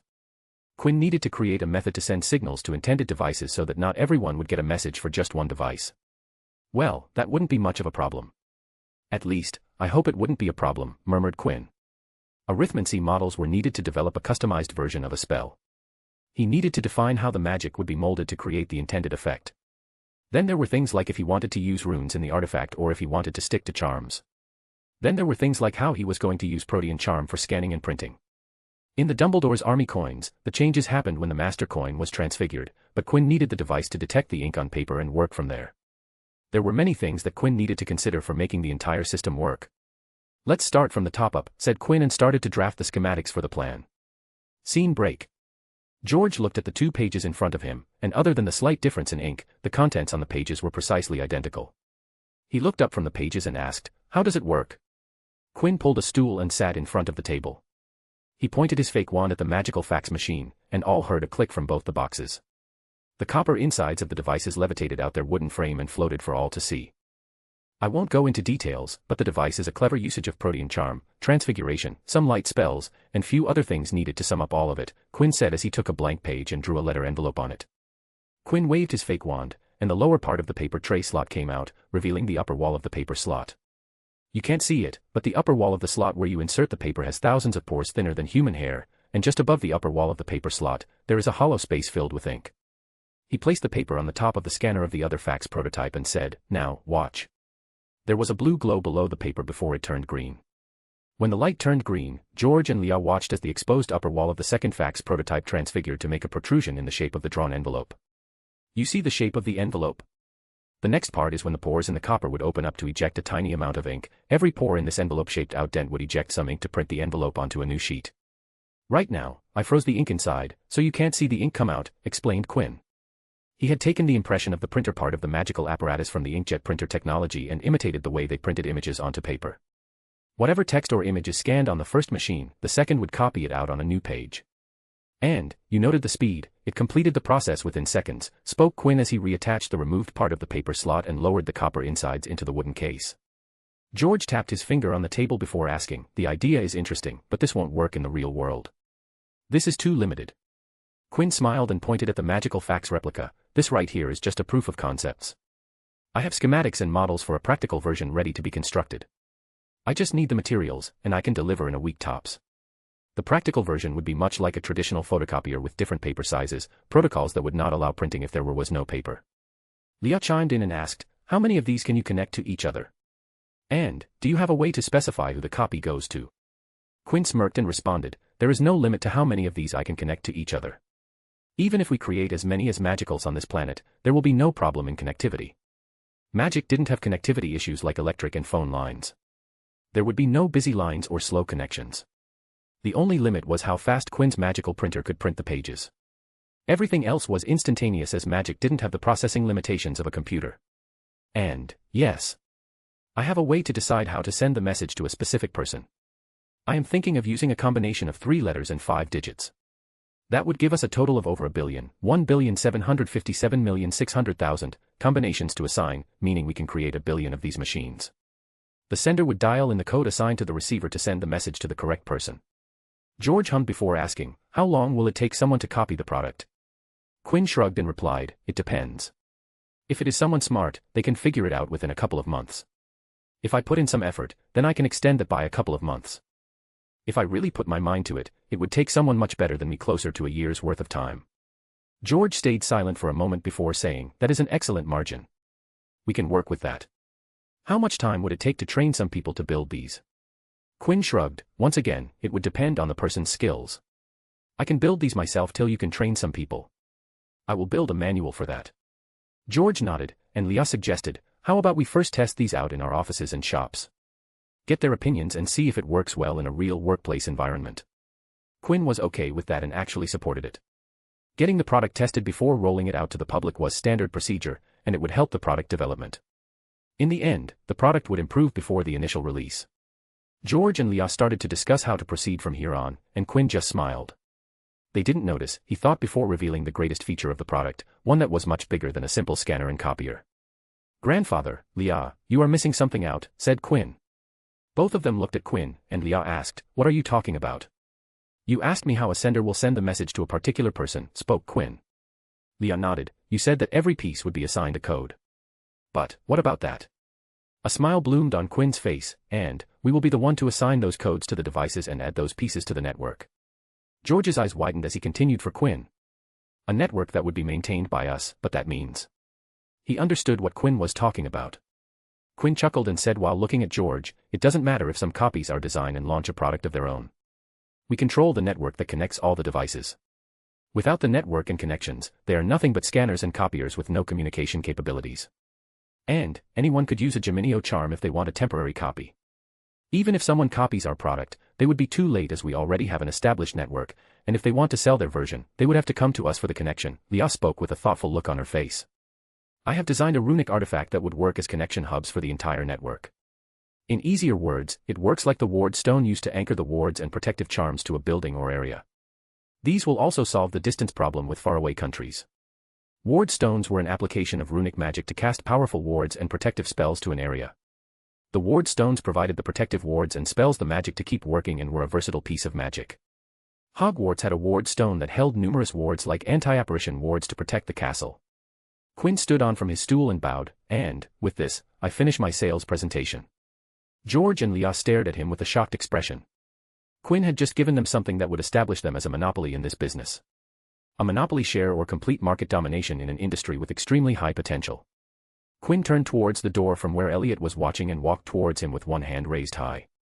Elliot raised his hand in response, and the two shared a loud high five.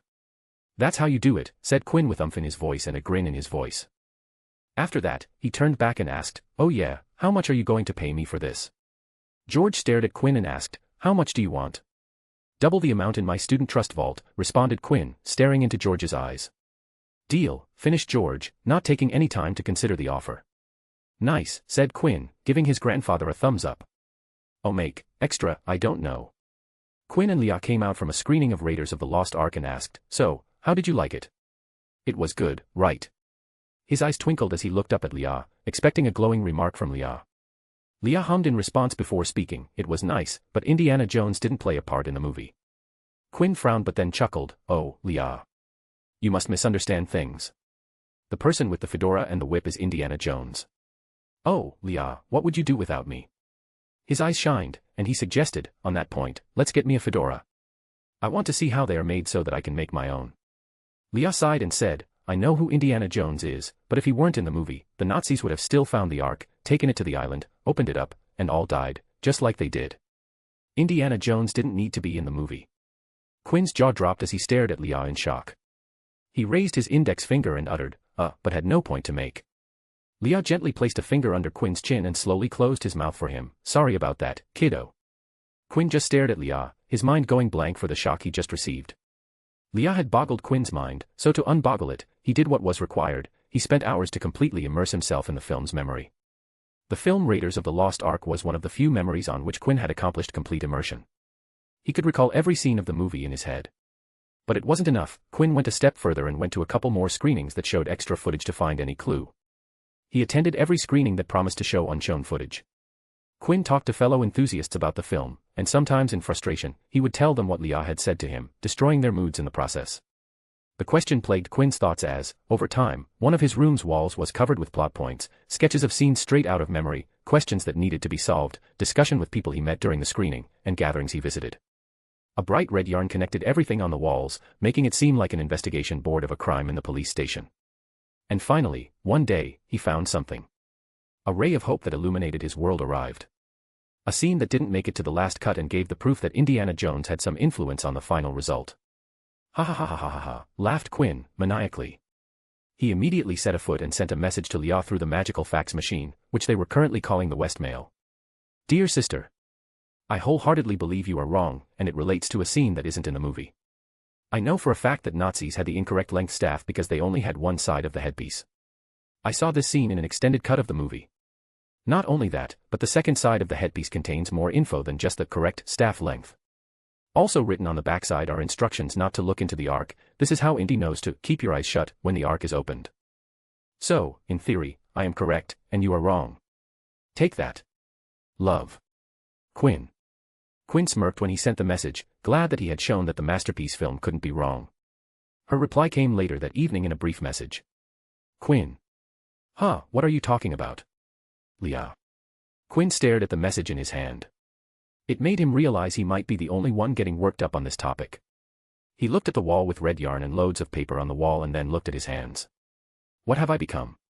Quinn West, MC, would go down in history as the inventor of Westmail or W-mail, also had a brief spell of madness. Leah West, businesswoman, ruined the official cut of Raiders of the Last Arkansas fiction-only reader, author, tried something because he couldn't find a way to end the chapter. Chapter 46, upcoming year, and testing out wards. The designated room for Quinn's magic in the West Manor was a spacious hall with ample space and had sturdy walls, ceiling, and floor just in case magic hit the walls. The sturdy walls would prevent damage to anything outside the hall, protecting the structure of the entire manor. In that hall, with no decor or furniture, Quinn sat in the dead center. He sat in the lotus position, his back straight and eyes closed. The room was dead silent, with not a single sound that could disturb the peace. In the middle of summer, Britain was always hot. While it was because of the heat, the main factor that really made the summers uncomfortable was the humidity content in the air, which made the entire experience uncomfortable.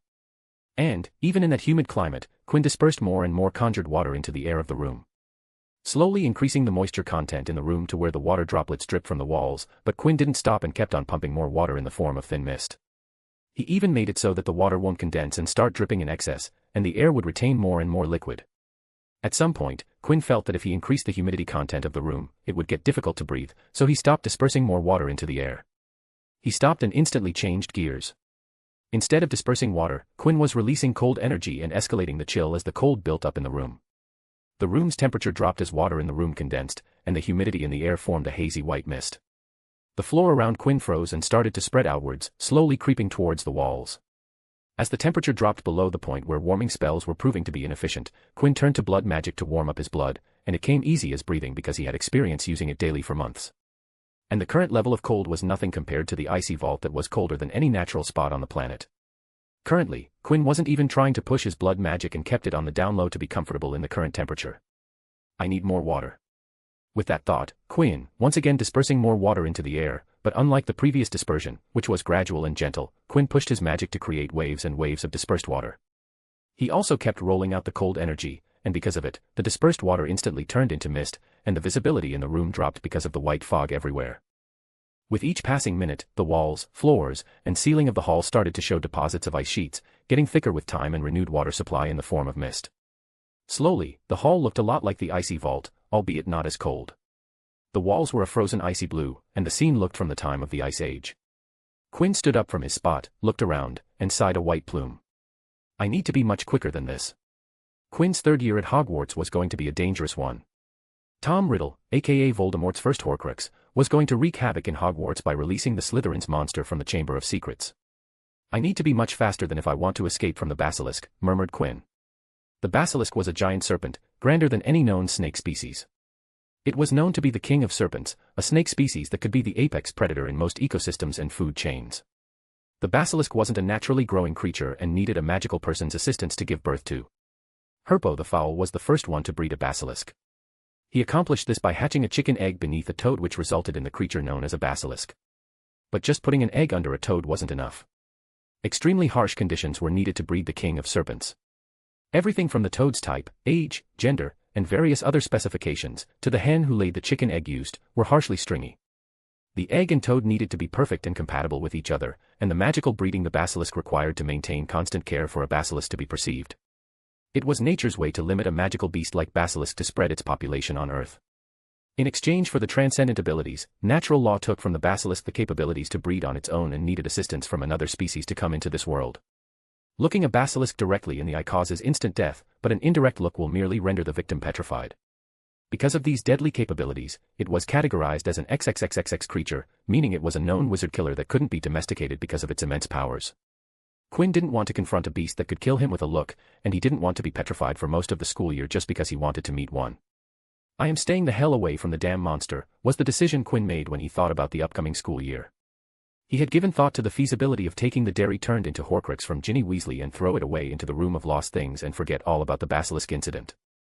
The plan was totally doable if Quinn moved quickly and took the diary from Ginny around the start of the year, but this plan wasn't foolproof as Ginny Weasley had the horcrux diary for around a month before she came to Hogwarts. He didn't know how much influence the horcrux had on Ginny Weasley. Heck, he wasn't even sure if what the books depicted were the full capabilities of the horcrux diary. Then there was the whole issue of destroying the horcrux. Room of Requirements had surprisingly less information on horcrux. Quinn knew how to create a horcrux.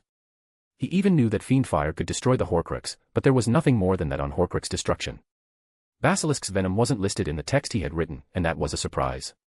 This told Quinn that basilisk venom was a new and accidental discovery. But Quinn didn't have basilisk's venom as the serpent was still sleeping in the Chamber of Secrets, and he didn't have expertise over the use of Fiendfire that destroyed a horcrux. Quinn hadn't even attempted to practice casting the cursed flames. He didn't want to fire Fiendfire and kill himself in the process. And, for that, he was practicing the ice magic. The basilisk might be a magical beast, and the king of serpents, in the end, was a snake. It was a widely known fact that snakes didn't like cold weather, and a basilisk wasn't any different. He was trying to produce instant ice and drop the temperature of an area in a short period. Snakes were sensitive to cold, and Quinn hoped that if he dropped the surrounding temperature when he walked around the castle, the basilisk would stay away. If it did get close, then I would just have to terrorize it away with the cry of a rooster, said Quinn, planning to transfigure tons of roosters to kill the shit out of the basilisk. But Quinn wanted to avoid that because if by chance the basilisk escaped death by fleeing through the pipes, then young Tom Riddle would know his identity, and it would directly put him in harm's way. So, as the saying went, prevention is better than the cure. Quinn wanted to keep the basilisk away from him rather than confronting it and taking a chance to kill it.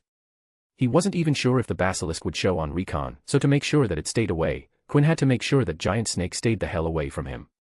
Quinn exhaled in the room, which was now sealed by the ice layers, covering every inch of the room. Something like this would work, said Quinn. He combed a hand through his hair and sighed, I have to get better at this. Oh boy, this is going to take a lot of magic to sustain, doesn't it? Quinn smiled as he thought about the expenditure of magic. It was not every day he could use magic that took copious amounts of magic, big even for Quinn's reserves. While Quinn was smiling at the prospect of using magic-heavy ice magic, the door of the training hall busted open with a loud blast. Woohoo! Quinn was so shocked that he let out a long startled yelp. He jumped back and looked at the busted door. Young master. Are you all right? Quinn recognized Elliot's voice and immediately adjusted blood magic so that it wasn't visible on his face or any exposed part of his skin. Yeah. I am all right, exclaimed Quinn, with his hand on his heart, feeling the erratic pulse. Elliot looked inside the frozen solid room, his eyes wide because of the scene. It was not every day that you witnessed something like this in the smack middle of summer. What was that, Uncle Elliot? Why did you do that? Said Quinn, pointing at the broken door covered in ice. Elliot looked at Quinn, his hands went his waist as he frowned. Young master, when I came here, I saw that the door had layers of ice on it. I tried to call out for you, but you didn't respond. He steered his hands at the broken door and continued, when I tried to open the door, it won't budge, so I had no choice to break it open. I was worried that something might have gone wrong. Quinn scrunched his nose as he looked at the ice-sealed room and could understand the problem. Oops, said the fool, showing the silly expression. Elliot just stared at Quinn, standing in the frozen room, not knowing what to think. Scene break. And while learning cold magic to prepare for life preservation at Hogwarts was fun, Quinn needed something else to do, and in his curiosity, he took up warding as the theme for the summer break. The backyards and gardens were meticulously maintained by the combined effort of Elliot and the house elf, Polly. Those two worked together to grow the grass fields and gardens in the West Manor. The area around the mansion increased the beauty of the building, giving it a regal look. They would be devastated if something disturbed the lush greens and blossoming herbs, perennials, and other flora. Fire-repellent wards, let's try these, said Quinn, goofily smiling while standing on the beautiful grass. A fire that could ruin the effort put into making the grass look luscious. Quinn raised his hand, and a red layer of magic originated from it, forming a dome of warding magic. The red layer glowed a little brighter before disappearing. Warding magic was a branch of magic that could be performed employing either charms or runes or both. A type of barrier magic that rejected phenomenon within the bounds of the barriers. Protective enchantments that exerted control inside the area under the barriers of magic. For example, in the Room of Lost Things, an anti-summoning ward covered the entire room that rejected summoning spells in the room. Hogwarts was covered with anti-apparition that didn't allow apparition for humans. He looked above the space of fire resistance barrier, and a light wisp of fire manifested in the air. Let's hope this works, said Quinn as he dropped the fire. The wisp of fire fell down, and the moment it touched the now invisible barrier, a patch of it shone red. Quinn smiled as the wisp of fire exhausted itself before it hit the ground. Excellent. He upped the ante and dropped multiple wisps of fire, and every single one of them snuffed out by the magic of the ward. The wisps of fire increased in number until the entirety of the barrier was facing a barrage and did a great job at snuffing every single wisp. Quinn showed an impressed expression and decided to take it to the next level. He stepped back, and gone were the wisps of fire. Quinn raised his hand and came out. Jets of flames came out of them, colliding with the barrier, and the moment the jets passed the barrier, it snuffed the fire out of existence. He continued to raise the amount and temperature of the fire. While Quinn was happy to see the ward stand up to the flames, he frowned when the heat and quantity of flames exceeded the current spell's capabilities. One thing Quinn hated was the inefficient use of magic. It was one of his best pet peeves. If a magic was supposed to go from 1 to 10, then Quinn hated when it was used to go to 11. It was inefficient for a spell to exceed its limits. In theory, you could push magic into a base-level fire spell like the Incendio spell to produce extremely hot flames, but you could also use a high-level fire spell to achieve the same result with much less magic. Quinn clicked his tongue and stopped the jets of fire, thus ceasing the testing of the maximum capabilities of the fire-repellent ward. Any more than this, and I would enter danger category. While Quinn was ballsy enough to use fire magic in the backyard, he wasn't ballsy enough to risk testing the ward he had casted for the first time and damaging the pasture. With a casual wave, the ward broke down. Quinn turned back to walk to a book on warding. Water repellent, lightning repellent, explosion repellent. Room sterilization wards, that will come in handy. Quinn turned the pages in the book, looking at warding charms he could try, and found an interesting one. "Oh, this might be fun," said Quinn, packing his stuff and heading towards the mansion. Scene break.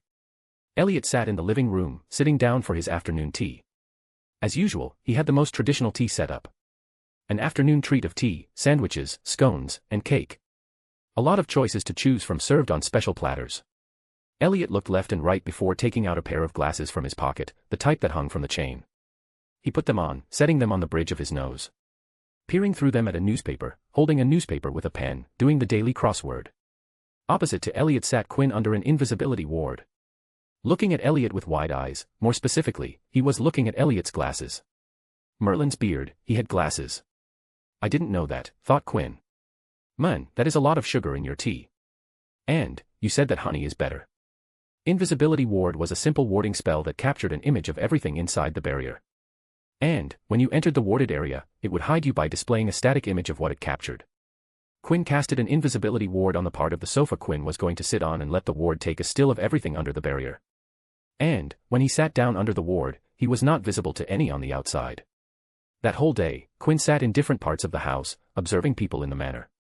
He found that Ms. Rosie liked to read romantic novels in her free time.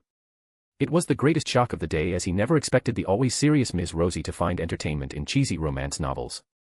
Polly, the house elf, liked to spend her break time in the different parts of the house, experimenting with various elf magics in cooking, cleaning, gardening, laundry, and other household activities. Quinn had seen some awful results of the experiment, and he felt a little closer to her as Quinn, too, had his share of failed experiments. Unfortunately, all fun things came to an end when Quinn sat in the home bar on the manor, waiting for his grandfather to come here to relax like he did every other evening. Like clockwork, George came to the home bar and walked to the cellar for his choice drink of the evening. Quinn silently waited for his grandfather to come back, and when he did, everything went black for Quinn. Scene break. When Quinn came back up, he was still sitting in the seat he had taken before everything went black. Mmm, groaned Quinn, sitting up in the chair. What the hell happened? Asked Quinn to no one. I stunned you, came the reply he wasn't looking for. Quinn looked to the side to see his grandfather with a glass of whiskey in his hand. Quinn sat right up, feeling embarrassed and mortified. Sorry, he eked out, looking at his grandfather, his expression both awkward and meek. What were you doing under that ward? Came a question from George. Quinn pursed his lips before answering, trying it out. I have been doing it all day. Looking at others while under the ward. George sighed, you are lucky that I only stunned you. I could have done much worse. I am sorry. It is all right. Just be more careful while using magic and keep the mischief to the minimum. Now, you may leave. I want to enjoy my drink in peace, said George, taking a sip of his whiskey. Quinn was quite happy to oblige, standing up with a slight wince and walking towards the door, but before he exited, Quinn asked. What gave me away? George looked at his grandson and saw a look of strange curiosity. He recognized the look on Quinn's face, seeing the expression quite a few times on his grandson's face. It was the expression that showed Quinn's cold curiosity towards topics that interested Quinn. In times like these, Quinn was surprisingly single-minded. Purely wanting to know the answers to his question. The lighting was different. I brightened the flames of the candles in the room when I entered. I am guessing, but your ward didn't account for that, answered George, watching as the wheels turned in his grandson's mind. Thank you, and once again, I apologize. After saying that, Quinn left the room, leaving George alone. Once again, reminding George that Quinn loved magic. End of Volume 3, Year 2. Quinn West, MC, trying to emulate a Disney princess. Elliot Dalton, butler, likes sugar and has secret reading glasses. Ms. Rosie, caretaker/maid, sucker for sickly romance novels, would love shoujo manga if she ever got a hand on one. Polly, West family house elf, leveling up. George West, is very cool, gives really awesome vibes. Chapter 47, Thestrals, and Carriage Ride. In the last 2 years, Hogwarts had firmly become the nucleus of his operation. The Room of Requirement provided him with precious knowledge and a covert place to practice all kinds of magic, some that were not looked upon highly. While his AID workshop was a place that he had built on his own, it was a room where everything was according to his preference. Then there was his suitcase, his expanded suitcase that housed his library, the library that contained books from all around the world, and Quinn's obsession with magic kept the library ever expanding. So, while Quinn was sad a little to leave the West Manor and his family, he was happy to return to Hogwarts. At Hogwarts, Quinn could do whatever he wanted, and with some care, no one would ever know what he was doing. The Hogwarts Express reached the Hogsmeade station, and Quinn to board the train. Like always, Quinn stepped onto the damp platform of the station. "It's like it rains here on every 1st of September," he muttered, looking at the small shallow puddles littered across the platform. Quinn watched the numerous students moving to the carriages that went to Hogwarts. He followed the crowd, and just like everyone, he got in a carriage. Suddenly, it began raining, and a roof sprung from the back of the carriage, covering the previously open carriage. "Yup, it rains every single year," said Quinn, looking at the groups of students hurrying to find a carriage. He turned his attention to the beings pulling the carriages. Thestrals. The Thestrals were a breed of winged horses with skeletal-like bodies, faces with reptilian features, and wide, leathery wings that resembled bats. "Omens of misfortune," whispered Quinn, watching the sinister and spooky appearance of the magical beasts. He wasn't sure why he could see the Thestrals. Maybe it was because he had seen the original Quinn die, or maybe it was because he was in this body, which meant that he had died in his original world. "Not that I could remember any of it," whispered Quinn, his tone hiding the bitterness he was feeling. But the reality was that he could see the Thestrals, and they reminded him how he got here.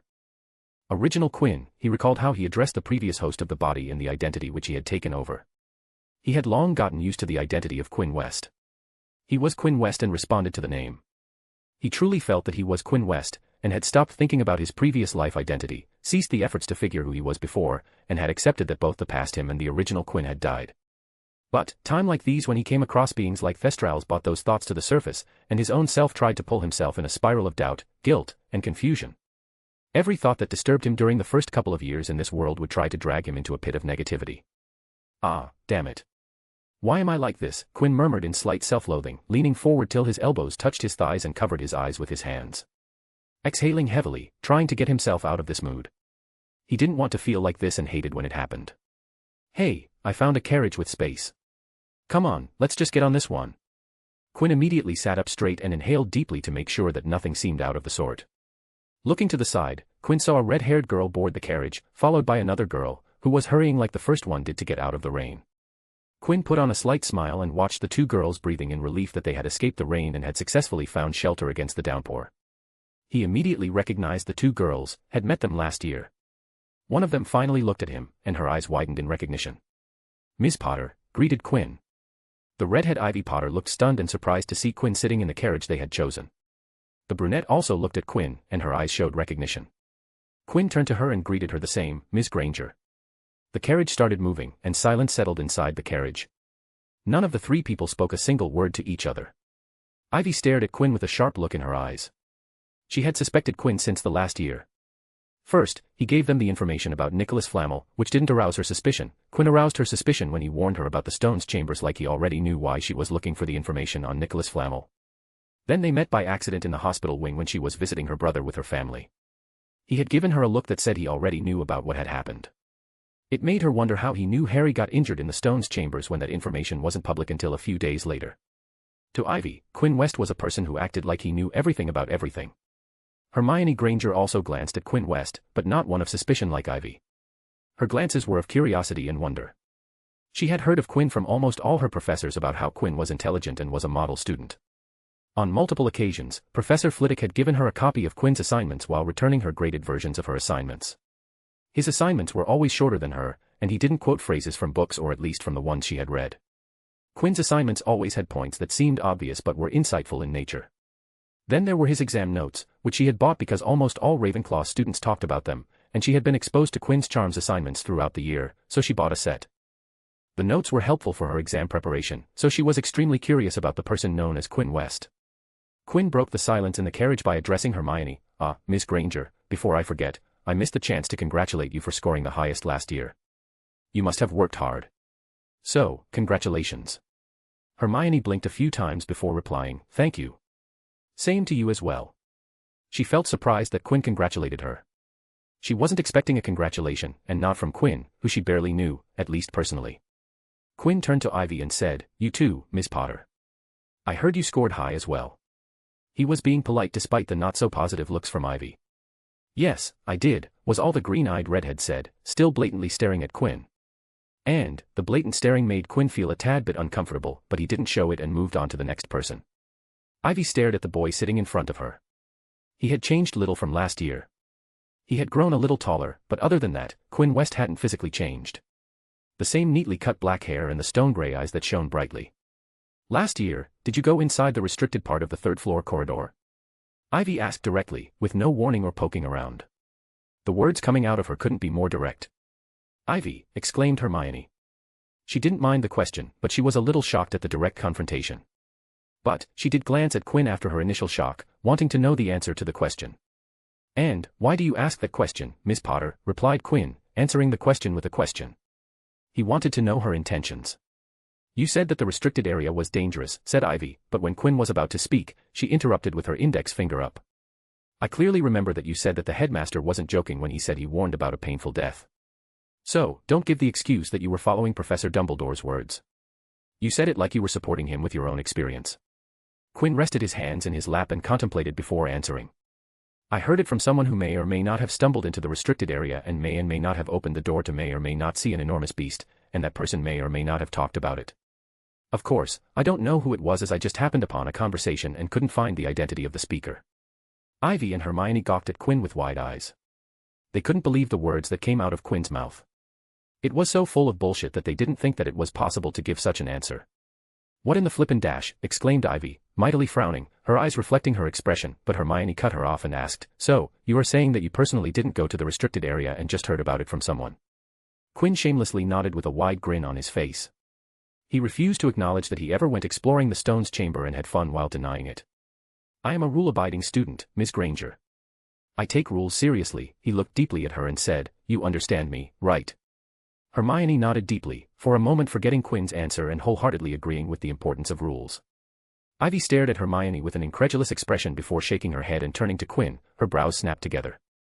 Do you really believe that anyone would accept such a ridiculous answer? Quinn shrugged with the corners of his mouth turned up. What can I say? Guess, I was lucky to hear such an important piece of information. I figured even if it wasn't true, it was still wise to spread the news that the restricted corridor was dangerous. Ivy glanced up at the roof before looking at Quinn, her eyes bored into him.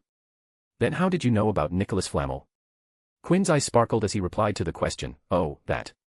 My sister studied at Beauxbatons Academy of Magic, and Nicholas Flamel gives a lecture there every year. I know all about Nicholas Flamel from her. He peered at both the girls and smiled mysteriously. Philosopher's Stone is an extraordinary creation, isn't it? The dream of eternal life right at your fingertips, the ability to turn any material into gold or anything material you desire, and the power to cure any disease in existence. Nicholas Flamel warrants more credit than he is credited. Ivy and Hermione were now 100% sure that Quinn had been inside the restricted area, and he knew what it hid. They couldn't get him to accept anything, but they couldn't be more sure that Quinn West had broken all the traps set by various professors with nobody knowing. Quinn decided to change the subject and inquired, tell me, Miss Granger, what do your parents do for a living? Hermione was a little surprised by the sudden question but answered it nevertheless, my parents are dentists. Ivy looked at Quinn and was about to explain what dentists were. She had a lot of exposure to the Weasley family and knew that purebloods could be grossly clueless about Muggle culture. But, she didn't get to explain as Quinn spoke. I haven't been to a dentist in my entire life. We don't have healers that specialize in dentistry. Quinn's time at home between school years was filled with healer visits for annual checkups and safety screenings. George West lost his wife to disease. He didn't want to lose any more, so he was extremely strict with healthcare. Do they own a practice? Asked Quinn, keeping up the conversation. Yes, both my parents co-own a practice. Quinn nodded, already knowing answers to the question he was asking, but it was better than awkward silence, not that he minded the awkward silences. Quinn had thick enough skin to ignore such things. Ivy sat in her spot, stunned that Quinn knew about Muggle professions. She doubted the little information she had about Quinn West and asked. "You are a pureblood, right?" Quinn studied Ivy before answering, "Yes, why do you ask?" "Nothing, was just wondering." Ivy didn't want to say that she didn't expect a pureblood to know about Muggle society. Even with her limited interactions with Quinn, Ivy knew he would jump on it and accuse her of stereotyping. "Is Professor Potter returning to Hogwarts this year?" asked Quinn, wondering if Lily Potter would be teaching Muggle studies again this year. "She is." "Why?" asked Ivy. "Oh, right." Hermione clapped her hands and asked, "You are in your third year, you get to choose electives. Have you taken Muggle studies as an elective?" Quinn shook his head. He would never attend Muggle studies classes at Hogwarts. An opinion that he had told the professor of Muggle studies to her face. "Oh no, I have selected arithmancy, care of magical creatures, and study of ancient runes for my electives." The decision of adding care of magical creatures to his electives alongside arithmancy and study of ancient runes was a long one. Quinn knew how to handle beast ingredients if given to him dead, but he didn't know what to do with live ones. Quinn wasn't sure if he wanted to learn about live ones. But after contemplating, he decided to take the class on care of magical creatures. "That makes 10 subjects. You will be getting 10 OWL in your 5th year," counted Hermione, getting excited at the prospect of taking tests. "Well, I may take OWL exams in divination and Muggle studies if I feel like it." "You don't have to take the classes to apply for O.W.LS, said Quinn. Of course, these were just Hogwarts subjects. Quinn was determined to test for all kinds of OWL and NEWT equivalent examinations in various countries for various branches of magic. He wanted to fulfill his vanity by getting all sorts of certifications from all over the world. The carriage stopped, signaling that they had arrived at the castle. Quinn got down from the carriage and helped the two girls get down, offering them his hand. Hermione shyly took his hand and thanked him. Quinn thought Ivy would refuse his hand, but she took it. "Well, ladies, if you have any problems, you know where to find me. See you around," said Quinn before taking his leave. Ivy watched as Quinn left. Her eyes caught the glimmer of a golden ring Quinn was wearing on his left-hand middle finger. It shone faintly in the dark. She found herself staring at the ring but was brought out of her stare by Hermione. She turned to Hermione before looking at Quinn's back and once again to Hermione and asked, "Hermione, did you notice the ring on West's hand?" Hermione immediately nodded and answered, "It was a charming ring, wasn't it? It glimmered beautifully." "Yeah, it did," said Ivy, trailing off. "Come on, we need to find the boys." "They might have gone ahead of us," said Hermione. Ivy tossed her current chain of thought to the back of her head and replied, "Yeah, we need to find them. I want to ask where they were on the train. They made us go look for them all over the train." Scene break. Quinn strutted to the Great Hall. Taking in the hall and its bewitched ceiling, hanging chandeliers, long tables, high table, students talking to each other, greeting other after a long summer break. "Oh yeah, this is nice," said Quinn, smiling all the way to a spot on the Ravenclaw table. He adjusted his butt on the wooden bench and nodded, "Yup, this still sucks." But there was a smile on Quinn's face as he said it. "Quinn." Quinn smiled and turned to watch Eddie jogging towards him. His arm raised, waving his hand. "Carmichael, my main man." "It had been a while, buddy," said Quinn, hugging Eddie. Eddie sat down beside Quinn and talked about their breaks. Eddie's family had gone to Spain for a family vacation. A few minutes later, Marcus joined the duo and sat across them, completing the usual trio seating arrangement. "Good evening," greeted Marcus. Quinn sized up Marcus and said, "Man, you grew in the break, didn't you?" Among Marcus, Eddie, and Quinn had been the tallest, but now Marcus had grown to become the tallest of the group. "Yeah, kinda grew a little this break. Had to buy a lot of new clothes," replied Marcus, looking around. "When will the sorting start? I am getting hungry." Quinn took out a cauldron cake from his robes and threw it across the table. "Got you covered." Marcus's eyes glittered with delight as he tore the wrapper off the sweet and took a huge bite. The in-house glutton spoke with cake in his mouth, "Thwank Fiu." Eddie and Quinn laughed. They had gotten used to the lack of table manners from their friend. Eddie's eyes caught something, and he looked down at the table. He saw a gold ring on Quinn's hand and commented, "Since when did you start wearing that ring?" Marcus also looked at Quinn's hand and remarked, "Oh, that looks cool." Quinn looked at the ring on his left hand. The gold of the ring, reflecting in his eyes. He faintly smiled and said, "Yeah, it is a new thing." The ring shone as Quinn closed his hand into a fist. Quinn West, MC, third-year student. Ivy Potter, Potter Princess, not a fan of Quinn. Hermione Granger, top of her class, knows Quinn in an academic capacity. Chapter 48, Setting Up Office, Lovegood, Return to the Icy Vault. After his first day at Hogwarts, the owner of AID Services walked to the office with a suitcase in hand. He hummed a tune as he inserted the key into the key slot, turning it to unlock the door. The lock clicked to release the bolt that secured the door to the frame. But the door wasn't unlocked, as there were a couple more things Quinn needed to do to unlock the door. He placed his hand on the door and funneled magic into the door. Before leaving last year, Quinn had fused the wood of the door to the wood of the frame by using transmutation, forming a weld between the woods of both structures. Lifting his hand up to lift up the 4 wooden planks that barred the door from opening. Finally, Quinn held the handle on the door and was about to push the door open when he got jolted with a stun of lightning. Foo dash, mother few dash, shit, bloody hell, Merlin saggy balls, I forgot about that, heaved Quinn, his face all scrunched up in pain, clutching his hand and jumping up and down. There was a charm on the door handle that shocked anyone who touched it. Quinn angrily disabled the charm on the door after recovering from the shock. He grabbed the handle and was about to push the door but stopped.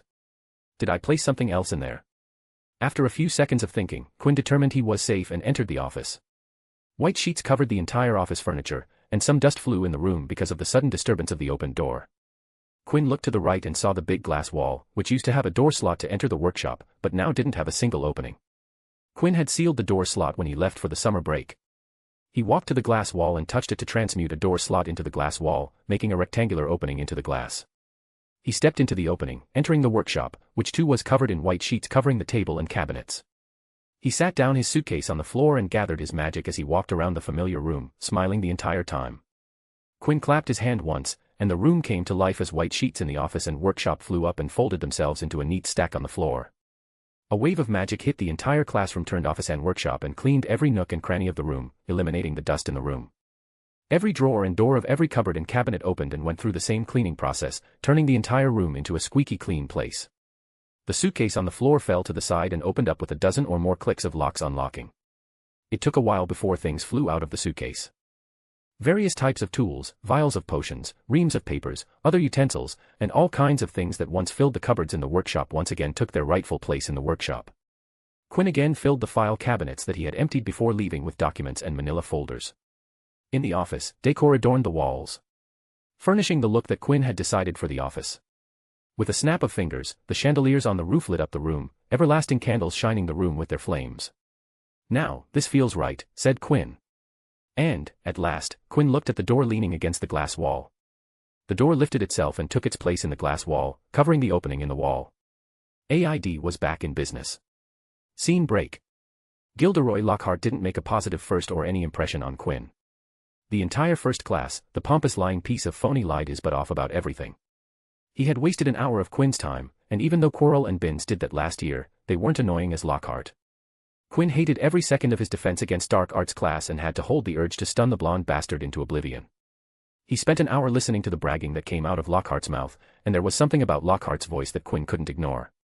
It was like a mosquito's buzz, extremely annoying and hard to ignore. Order of Merlin, 3rd class, honorary member of the Dark Force Defense League, and 5-time winner of Witch Weekly's Most Charming Smile Award, my ass, groaned Quinn, rubbing his temple, entering the Ravenclaw common room. He made a beeline to his favorite chair in the common room and stopped when he saw a first-year sitting in his spot. Quinn stared at the chair and the first-year sitting in it, and the first-year noticed Quinn staring at him. The first-year kid felt uncomfortable at being stared down by a senior. He looked around, wondering why Quinn was staring and concluded that Quinn wanted to sit in the chair. He bounced up from the chair, not wanting to fight with an older student, and walked away from the spot, avoiding confrontation. Hey, kid, called out Quinn, causing the first-year Ravenclaw to freeze in his spot. He slowly turned to face and saw something thrown at him and instinctively caught it in his hand. The kid looked at his hands and saw chocolate sitting there. When he looked up at Quinn, he saw Quinn not looking at him and sitting down on the chair. Quinn sat down on his chair and thought, kids are weird. Not noticing the reason behind why the kid left the chair. Quinn slumped down in the chair and looked around the common room. When he looked to his side, he came across a pair of silvery eyes staring at him with a look of distinct dittiness. The girl was extremely close to him and almost startled him out of his chair. Can I have a chocolate? Asked the girl with silver eyes. Quinn studied at the girl, and it took a second, but Quinn recognized the girl. Stood in front of him, leaning down close to his face, was the girl with waist-length, straggly, dirty blonde hair and a feel about her that made her seem otherworldly. Luna Lovegood wanted chocolate. Quinn slowly took out a chocolate cube from his robes and placed it on Luna Lovegood's outstretched hand. She sat down on the chair beside him, unwrapped the sweet chocolate, and put the whole cube in her mouth. She turned to Quinn, and he could see the small chocolate cube poking against the inside of her cheeks as she put it aside to speak. "Thank you." Quinn nodded, observing Luna as if she was a rare creature, and extended his hand for a handshake. "Quinn West," said Quinn, introducing himself.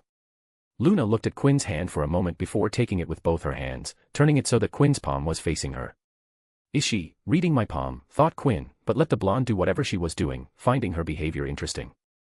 "Your hands are amusing," spoke Luna. Her voice had a dreamy quality. If her words and voice were solid, they would fly and float away like a feather in a breeze. "Amusing?" asked Quinn, not knowing what she meant by it. He looked at his other hand to see if anything was amusing with it but couldn't find anything particularly amusing. She nodded while tracing the lines on his palm with her fingers. "Very amusing." She moved the chocolate cube in her mouth before continuing. "You love magic, don't you?" "You found that from my hand?" inquired Quinn, watching her still playing with his hand. She nodded, humming in agreement. Luna pulled on his fingers, popping knuckled while doing so, and smiling when his hand made popping sounds. "I am sure that you would have no rackspurts around you." "Your hands say so," said Luna, smiling in delight, but then frowned. "I forgot my pair of spectre specs at home, or else I would have been able to see them. Maybe I should write a letter to Daddy to send them to me." She suddenly looked at Quinn's face and asked, "Can I have one more chocolate?" Quinn took another chocolate cube from his robes and put the cube on his other hand that was still in Luna's grasp. The ever-eccentric Luna requested something from Quinn. "Please unwrap it." Quinn unwrapped the chocolate with magic, making sure that he had his fake wand out. His eyes almost bulged out when Luna leaned forward and ate the chocolate straight from Quinn's hand. "Thank you." "It is quite delectable," said Luna, licking her lips that were stained with chocolate. "You are welcome," said Quinn, not really sure how he should feel about the current situation. "What is your name?" Luna stared into Quinn's eyes, silver meeting stone gray. Usually, in these kinds of situations where he wasn't sure what to do, Quinn would take the opportunity to read the mind to get some hold of the conversation. But right now, he didn't have that in mind. "My name is Quinn West," introduced Quinn, even though he already did it once. "And, you are Luna Lovegood." "Yes." She finally released Quinn's hand and now was staring at Quinn's face. "Your father is the editor of Quibbler, right?" "Can I buy a subscription?" asked Quinn, trying to build a connection with Luna. Her stare changed a little as if looking for something. She looked at Quinn for a good while before nodding. "I would need you to fill a form and pay the subscription fees." "I will send it to Daddy." "That's it?" asked Quinn. "That's it," replied Luna. "All right, thanks." Luna got up from her seat and left, saying nothing. Sitting in his chair, Quinn wondered what just happened. He met Luna Lovegood, gave her chocolate, had his palm read, got complimented that it was amusing, asked for a Quibbler subscription, and all this happened while he got caught up in Luna's pace. Was all he could come up with in the end. Scene break. The first thing Quinn did after getting some free time was visiting the icy vault. The icy vault was as miserable as ever. A hellish cold place that no sane human would like to spend time in. Quinn silently put on thick layers of clothes that he specially stitched up himself for enduring the cold in the vault region. Putting on his glasses, he stepped down the stairs. His spiked boots provided Quinn with the grip needed on the iced floors. Immediately a freezing chill hit him, trying to sap the heat from his body, but Quinn fought back with blood magic heating up his blood throughout the body. The blood flowed through his body, keeping the body warm, sustaining his body in the harsh cold. Quinn walked towards the snowflake icicle, not minding the cold one bit. He had become used to it, and if Quinn ever thought about this fact, he would wonder what was wrong with him. He glanced at the snowflake, and it began to shake, and in one fell swoop, the ice came apart and changed into water vapor. The next second, the cloud vapor turned into a lump of magnesium metal, falling onto the frozen floor with a thump. Quinn's magic pushed on the gates with his magic, and halfway through, ice spears shot from inside with the sole intention of killing Quinn, but they stopped mid-flight and dropped to the ground as Quinn walked inside the vault. Immediately, the temperature changed, and Quinn's blood magic gradually adjusted his body temperature and brought it to a natural temperature, making sure that the sudden shift in condition didn't cause problems in his body. Immediately, Quinn shed down the layers of clothes and walked around the vault, observing absolute zero floating in midair, contained by the runes and charms inside the vault. "All right, nothing has changed." Good, said Quinn as he retrieved a case from his clothes and kneeled on the floor, setting the case on the floor. With a single click, Quinn opened the case. Inside the container were 7 pieces of metal. Quinn took out 3 spherical metal balls from the case and looked around the vault, focusing on the vault walls. "Here goes nothing," said Quinn before rolling the ball on the ground. The 3 balls rolled their way in different directions. The movement of the 3 spheres was unnatural as they adjusted their path until they reached the decided spot and came to a sudden stop. The next second, the 3 spherical metal balls reconstructed themselves into 3 pyramids of similar sizes. If seen from above, the three pyramids were in a triangular position. Each one at the vertices of an equilateral triangle, with absolute zero in the middle of said triangle. Quinn took a deep breath before raising his hand in front of him. Three soft streams of continuous magic made their way to a metal pyramid each. The pyramids started to glow in a green light. The light grew stronger until Quinn cut off the magic supply. "Okay, do your thing," whispered Quinn, hoping that his creation worked according to its purpose. The three pyramids started to hum, and after a few seconds, thin beams of green magic shot in different directions towards the vault's wall. Small bursts of magical light shot one by one, making contact with the vault's circular wall. Quinn inhaled a deep breath when he saw the runes etched into the wall glow in an icy blue light. Thousands of runes of various sizes illuminated the vault. Okay, it works," Quinn spoke fast and moved faster as he took the three more metal pieces from his case. These pieces were triangular discs, and Quinn slid them on the floor. They repeated the movements of the previous pieces and arranged themselves in a smaller triangle. The triangular metal discs received magic from Quinn, but this time the input was much more intense and longer, and the output was also much drastic. The triangular discs shot glowed and hummed just like the pyramids, and the intensity grew until the discs emitted circular waves of magic. Quinn clutched his hand when he felt the vault faintly shake and looked around with gleaming eyes as he watched the runes on the wall switch places, rearranging themselves on the wall. Let this work, thought Quinn, his heart beating hard with both excitement and a tinge of fear. He had made thorough preparation with triple-checking every calculation and decision. But, there was always a chance that thing would fail, and it would release absolute zero from its containment, killing him immediately. It took maybe 10 seconds before the runes stopped arranging themselves and the new arrangement glowed brighter with a burst before settling down. Quinn moved his eyes to his 6 pieces and urged, "Come on." The moment the thought ended, all 6 metal pieces shot continuous beams of magic towards the absolute zero. His breathing hitched as there was a screeching sound from the absolute zero, but nothing happened as everything calmed down. The 6 metal pieces, 3 pyramids, and 3 triangular discs were now connected to the rune formation of the room and absolute zero. Quinn exhaled heavily as he silently watched 6 beams of magic light connecting absolute zero with his metal structure. He made the metal structures with runic magic. He had etched runes into the metal composite, giving them the functionality to change the rune formation of the vault to add a feature of his choice. "Phew, that was stressful," said Quinn as he stood up from his spot and walked to the place just below the floating absolute zero. He had the last piece of metal in his hand. The last piece was a circular disc with an indent in which you could horizontally fit a thin cylinder. If you looked closer, you would see faint impressions of runes on the surface. The faint patterns were present on every metal piece that Quinn brought. Quinn squatted under absolute zero and placed the circular disc on the ground, and immediately it moved to calibrate itself to the 6 metal pieces around the vault.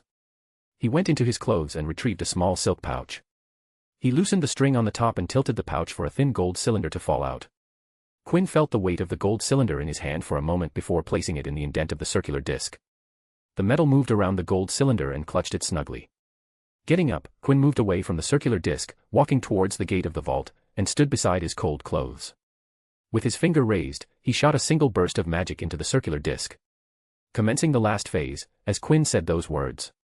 The circular disc shot 6 beams of green light, 1 to every metal piece. The second the beam hit the 6 pieces, every piece shot similar beams to the others, connecting all to each other. Above in the air, the absolute zero showed activity as rings of icy blue energy appeared around it. Every ring was made up of the cold energy from the intense energy of absolute zero. The temperature in the vault dropped as Quinn activated blood magic to protect himself, his hand crossed across his chest, observing every change with an eagle eye. The rings started to revolve and rotate faster around absolute zero. After a dozen seconds of acceleration and intense humming from the absolute zero, a laser of energy as thin as a human hair shot down at the circular disc, more specifically at the golden cylinder. Tink. It produced the sound when the energy hit the gold. Tink tink, tink tink tink, tink tink, tink. With every hit on the gold cylinder, it produced a sound. The hair-thin energy kept hitting the gold cylinder for a few minutes before it finally stopped, and the rings of energy around absolute zero also absorbed back into it. The temperature also rose back to normal. Quinn waited for half a minute before uncrossing his arms and walking towards the circular disc. There was a cold fog around it, and the surrounding ground was also frozen. Too much energy was wasted. The concentration of the laser wasn't optimal. There was abundant leakage. "I need to improve the design and rune formation for the next use," noted Quinn, as he observed the circular disc and the surrounding area. The gold cylinder detached itself from the circular disc as Quinn moved closer. Quinn looked at the gold, and as he expected, it wasn't frozen in ice layers. But, the cold mist emanating showed that it was extremely cold. Quinn's mouth curved into a grin, and his eyes gleamed with delight. It worked. His eyes locked onto the gold cylinder floating above his hand. Quinn West, MC, has his hands on something amazing. Luna Lovegood, eccentric Ravenclaw, HNMMHNMMHNHMH. Chapter 49, Second Riddle, Fen Club Talks, and Lockhart. The highest tower at Hogwarts was the Astronomy Tower. You could look down on the entirety of Hogwarts from the astronomy, and while the sun was up, you could clearly see Hogsmeade at a distance. At night, while stars glimmered in the sky, you could come up there and get the best view of the celestial bodies. Friar, the Hufflepuff ghost, floated at the highest point of Hogwarts, admiring the view of the stars, looking at their bright shine, making their position known to everyone who could see. In the centuries he had been here, Friar had made visiting the Astronomy Tower to look at the stars a habit. Tonight was one of those nights when he came here to be at peace, away from the hustle-bustle of the students and the loneliness of the castle when those same students rested in their common rooms and dorms. Friar, the ghost, who was once a clergy of the mendicant religious order, turned around his spectral body to see a student standing there in casual clothing. Friar recognized the child immediately. Quinn West greeted Friar, floating closer to the young Ravenclaw who had dared to explore the mystery of the cursed vaults and had, against all odds, achieved the accomplishment of being the first one to survive the first vault and successfully opening it. He found the secrets that the cursed vault hid behind the millennia-old gates. "It is nice to see you again, Friar. You look as jolly as ever," greeted Quinn. He gazed at the sky and remarked, looking at the stars, "Eh." Friar studied the child in front of him before speaking, "A hobby of mine. Looking at stars calms me down." Friar looked above at the clear sky. A quiet fell between the ghost and the living person, as both relished the sight of the vast universe that was visible to the naked eye. Friar was the first one to break the silence as he asked, "I presume that you have come to me for the clue for the next vault." I had enough time to rest." "The next adventure awaits for me," replied Quinn, still looking at the night sky above. A cool breeze blew on the tower, not so chilly and just the right amount of cool that it felt comfortable as it brushed against the skin. "Do you remember how I told you that no one went past the first vault?" asked Friar. Memories of the numerous people who attempted to challenge the vault passed through his mind, ones who failed, died, lived but gave up, and many others. "Yes, I remember that," spoke Quinn. "I am the first one to open the first vault or, as I like to call it, the icy vault. The defense mechanism to prevent people from accessing absolute zero had kept people at bay, instilling fear into their hearts and chill into their bodies. Yes, you are the first one. So, you will be the first one to explore the second vault." He glanced at Quinn, his ghostly eyes peering at Quinn. "The second vault is a mystery, even to me. I don't know much about it." Quinn pulled his gaze away from the sky and trained them on Friar, who showed a worried expression on his translucent face. "You look worried." Friar clenched his hands, gathering his monk robes as he balled his fist. "The second vault is very dangerous. At least it is dangerous, possibly fatal to use ghosts." Quinn furrowed his brows as his lines appeared between them. "Why do you say that?" Friar nervously floated as he revealed, "Whenever we ghosts go near the second vault, we felt a danger to our being. It is like if we go near it, we will experience something that we may not like. It instills something deeply unsettling inside our very being." He paused for a moment, contemplating how to form his following words. "All ghosts know better than to go there. Even Peeves won't take the risk when it comes to the second vault." Quinn took the information, paying attention to Friar's every word. Anything that would give him an edge against the vault, he wanted to hear about it. Something that ghosts dread. He thought about it, but nothing came to mind. He had little expertise with ghosts. Need to read up on ghosts. "I wonder if there is something in Room of Requirements about ghosts," thought Quinn, as he made a mental note on ghost research. "Has any of the Hogwarts ghosts ever entered the second vault?" asked Quinn. If there was a precedent, then it would be an excellent point to start. Friar showed a pained expression. It was not a story he wanted to remember. There was a ghost in Hogwarts around 5 centuries ago. He was a curious one, that fellow. Didn't listen to the warnings of us old ghosts, scoffed about what do we oldies know. A month later, there was a screech that filled the castle, and we never saw him again. "And, did anyone saw this ghost before he disappeared?" asked Quinn. "No, we only heard a miserable screech and never saw him after that day," Friar sighed in answer. "Before his death, he had started to roam the castle alone, asked us to leave him alone. We barely saw him in the fortnight before his death." Friar floated to face Quinn and glided towards him. "Enough of this. Receive the riddle to the second one, find it, and maybe you will be able to find the truth behind the ghost's death and bring light to the secret of the vault." Quinn stood a little straighter, ready to listen to the riddle. The second vault was waiting for him, and this was going to be the start. Friar watched the eyes buzzing with excitement, and the expression brightened with anticipation. Asterisk. The ensuing vault cursed like the first one. One that terrifies the dead ones. It dwells on the stage of completeness. Sheltered by the oil of green revenge. If you want to taste the reward, Accolades you need to appreciate. But are you ready? It will be anything but easy.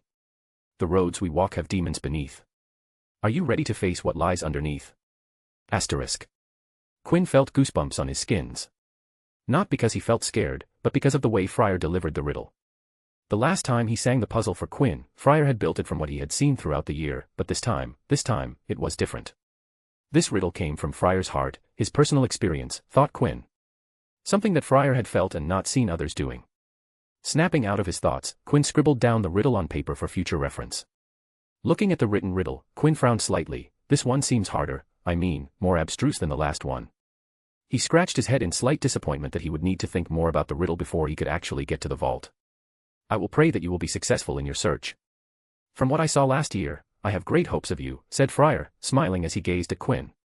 Last year had been monumental in the ghost's life. Every few decades, all 4 house ghosts would take turns to appoint a person each to go after the vaults, and Friar's stock had gone up because Quinn was able to survive the first vault, the first one to do so. Friar had gained bragging rights among his ghost friends. He watched as Quinn walked away with a hand scratching his head and looking down at the paper in his other hand. He had high hopes that Quinn would solve this one as well, and he would be able to stand high amongst his ghostly friends. This year's Death Day part would be quite fun, smiled Friar, humming a tune as he went back to look at the stars, a jolly expression gracing his face. Scene break. Can you repeat that again, please? I am not sure if I heard you correctly, said Quinn, sitting behind his office desk. We want you to start a Hogwarts fan club for Professor Lockhart, said one of the Hufflepuff girls sitting in the client chairs of the AID office. 3 Hufflepuff girls had come into the AID office and requested something that stunned Quinn. While Quinn understood Gilderoy Lockhart's popularity among the general populace, but knowing the truth about the phony professor and spending a few classes suffering for hours under his ridiculous brags. So, when Quinn looked at the 3 older Hufflepuff girls, he could only see a trio of idiots looking at him with dumb gazes. Quinn shook his head off the derisive thoughts about the older girls and said, "All right, I can do that for you guys." He took out a sheet of paper from his drawer and wrote stuff on it. First, we need to identify the club's objectives. Think about what kind of club you want to start and what you hope to achieve. In your case, you want to meet other people with similar interests. One girl perked up and chimed in, "We want to discuss Professor Lockhart and share it with other people. We want more people to about the professor's greatness. He is so charming, so handsome, and not to mention so brave," dreamily sighed another girl. It brought dreamy expressions to the other girls' faces. Quinn held back a gag and spoke, "All right, the best way to spread Professor Lockhart's good deeds," he emphasized on good, "is to make sure that everybody has access to his work, so it would be best if you girls could donate some of his works to the club." "We can do that. I have all the professor's books with me," exclaimed one girl. Quinn nodded, not mirroring her excitement. "Excellent, I would need some seed money for the start of the club to create some flyers for promotion and things like banners and decoration. You can provide me with designs so I can make them, or I can take care of it," said Quinn. He looked up and said, "If you guys want, I can arrange a room for you guys to meet for meetings, or you can get permission on your own. About the meetings, I would also need you guys to choose a day of the week when your potential members are likely to be available, such as a Saturday or Sunday, because there are no classes on the weekends, but I would suggest that you avoid Sunday. Once you recruit more members, you can discuss everyone's availability and a meeting schedule." Quinn wrote something and continued, "The best place to find members is from your own social circle, so you can promote among your common room, and if you hire me, I can promote this in all 4 common rooms. After you gather members, which will not be difficult given the professor's reputation, you need to prepare for the first meeting. The first meeting is important as it needs to be interesting so that you can retain interested people. You could prepare some games or icebreakers so your members can get to know each other. Then, spend some time talking about what each member hopes to get out of the club, what they think it should focus on, and ideas for activities or events." Quinn went on droning about what the girls needed to about the fan club, and the girls just sat in their seats, stunned, staring at Quinn with open jaws. They became a little worried about the work that needed to go into creating a fan club. This was supposed to be a fun activity, but Quinn made it seem like a tough job. Wait, this is too much," said one girl, causing Quinn to look up for his sheet of paper on which he was listing the tasks to accomplish. He noticed the discomfort on their faces and scolded himself for causing them discomfort. The client needed to be comfortable while doing business. "Grandfather taught me better," thought Quinn and immediately switched gears. He put on a calming smile and eased the worries of the girls. "I know it might seem a little too much, but you don't need to worry about it. I will take care of it. You guys just need to decide what you want to do in the club. I will take care of all the complicated stuff. Rest assured, you won't hear a single thing about all the tedious tasks, so just spread your creative wings and work on how to make the fan club fun." Quinn didn't apologize for overwhelming them, as he wanted them to feel that Quinn was giving them a great deal of help by taking care of all the hard stuff. And his words did bring the girls some comfort as their stiff expressions softened up. I see, that is good to hear. Thank you for helping us. We never thought it would be so difficult. Waving his hand to dissuade their worries, please, I am just doing my job. I will make sure that you girls' fan club would be the best in Hogwarts. Quinn talked to them for a while, this time making sure that they were comfortable and happy. By the time they were out of the AID office, they were excited about the future of the upcoming Lockhart fan club. When they left, Quinn leaned back in his chair and groaned loudly. He didn't want to create a fan club for the jerk, but a job was a job, he couldn't start the year with a rejected job. That was just bad business. After groaning and whining for a minute, Quinn suddenly sat up straight, his eyes shining with euphemistic sparkle. Wait a minute, isn't this great, exclaimed Quinn. He was dreading doing this job, but right now, the gears were turning his head. I could use this, said Quinn, taking out a new sheet of paper and started to write the things he needed to do. Scene break. Quinn knocked on the door but not before taking a deep breath and putting on a joyous smile on his face. Professor Lockhart, may I come in? Yes, Quinn was doing a thing he never thought he would do, talking to Gilderoy Lockhart on his own accord. Lockhart, who had his signature smile on his face, looked up from his desk. Quinn assumed he was replying to fan mails. Yes, child, please come in, said the phony, with his smile widening. Quinn walked inside and reached Lockhart's table. He was here for something that, if it went smoothly, would be profitable for Quinn.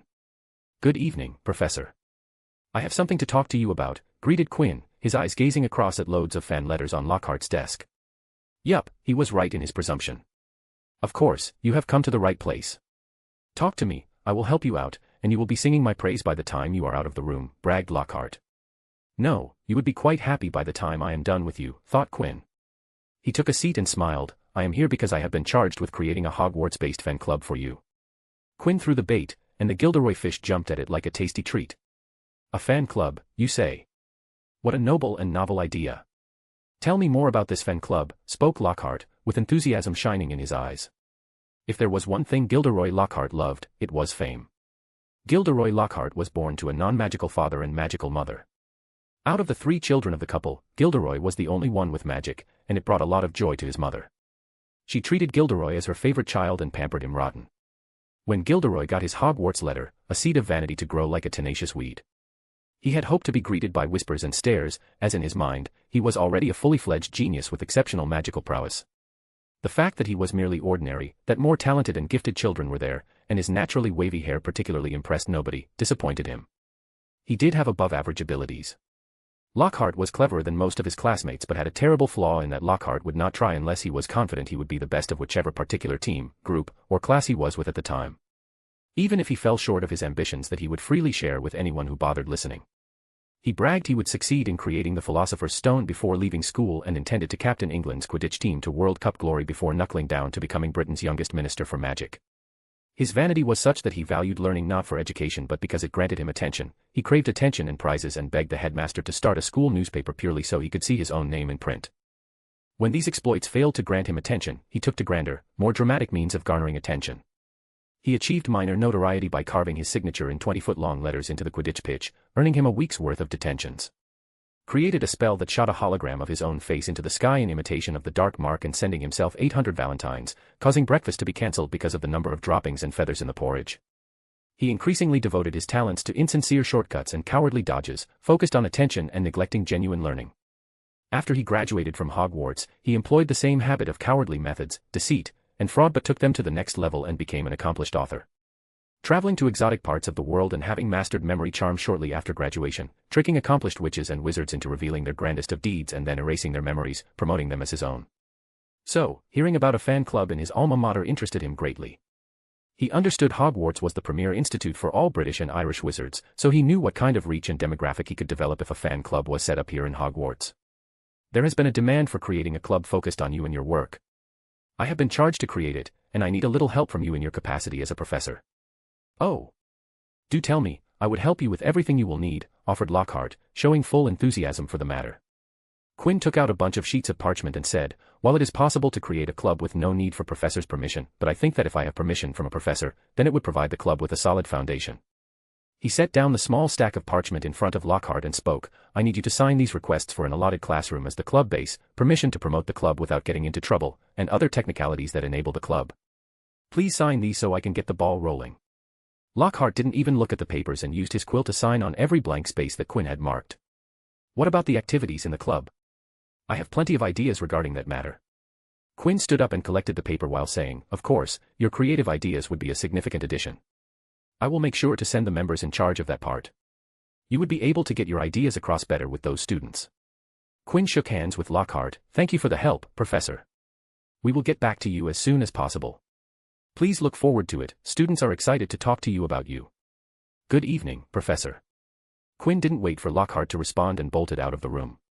He didn't want to talk to Lockhart more than the needed minimum. A smile made its way to Quinn's face as he stared at the stack of parchments. He didn't read the terms and conditions, sucker. While Lockhart did sign papers for club creation, he also signed some papers not related to club creation, like permission to access the restricted section of the Hogwarts library. Yeah, Lockhart was easy to fool, grinned Quinn. Quinn had refrained from asking permission to restricted sections of the Hogwarts library as it would bring him unnecessary scrutiny. But with Lockhart's permission, Quinn had now received access for his third year. He took out another sheet of parchment, and this one also brought a smile to Quinn's face. Oh, this is going to make me a lot of money, isn't it? Much more money than the notes did last year. On the signed sheet of parchment, Lockhart had given Quinn the permission to produce and sell merchandise in Hogwarts, and Lockhart had relinquished any claim on the profits. It was a proverbial gold mine. Quinn hummed as he walked his way to get the whole thing started. Extra, shorts. We want you to set up a fan club for Harry Potter, asked a Hogwarts girl. Oh, come on, yelled Quinn. Not again. Quinn West, MC, devious, opportunist. Fat Friar, Hufflepuff ghost, looking forward to being the center of attention at the Death Day party. Fan club girls, creating fandoms, can be identified in the wild by their shrill squeals. Gilderoy Lockhart, sucker. By Quinn. Chapter 50, Weaslett, Divergence, and Profits. Walking in the Hogwarts corridors could be a daunting challenge if you didn't know your way around. There were too many corridors, cuts, paths, doors, and goddamn stairs that like to shit with people. But, those who spend an ample amount of time in Hogwarts could find order in chaos. So, when Quinn walked in the corridors of Hogwarts, with a dazed look in his eyes, you didn't need to worry about him. As even with his mind somewhere else, his legs were taking care of the navigation.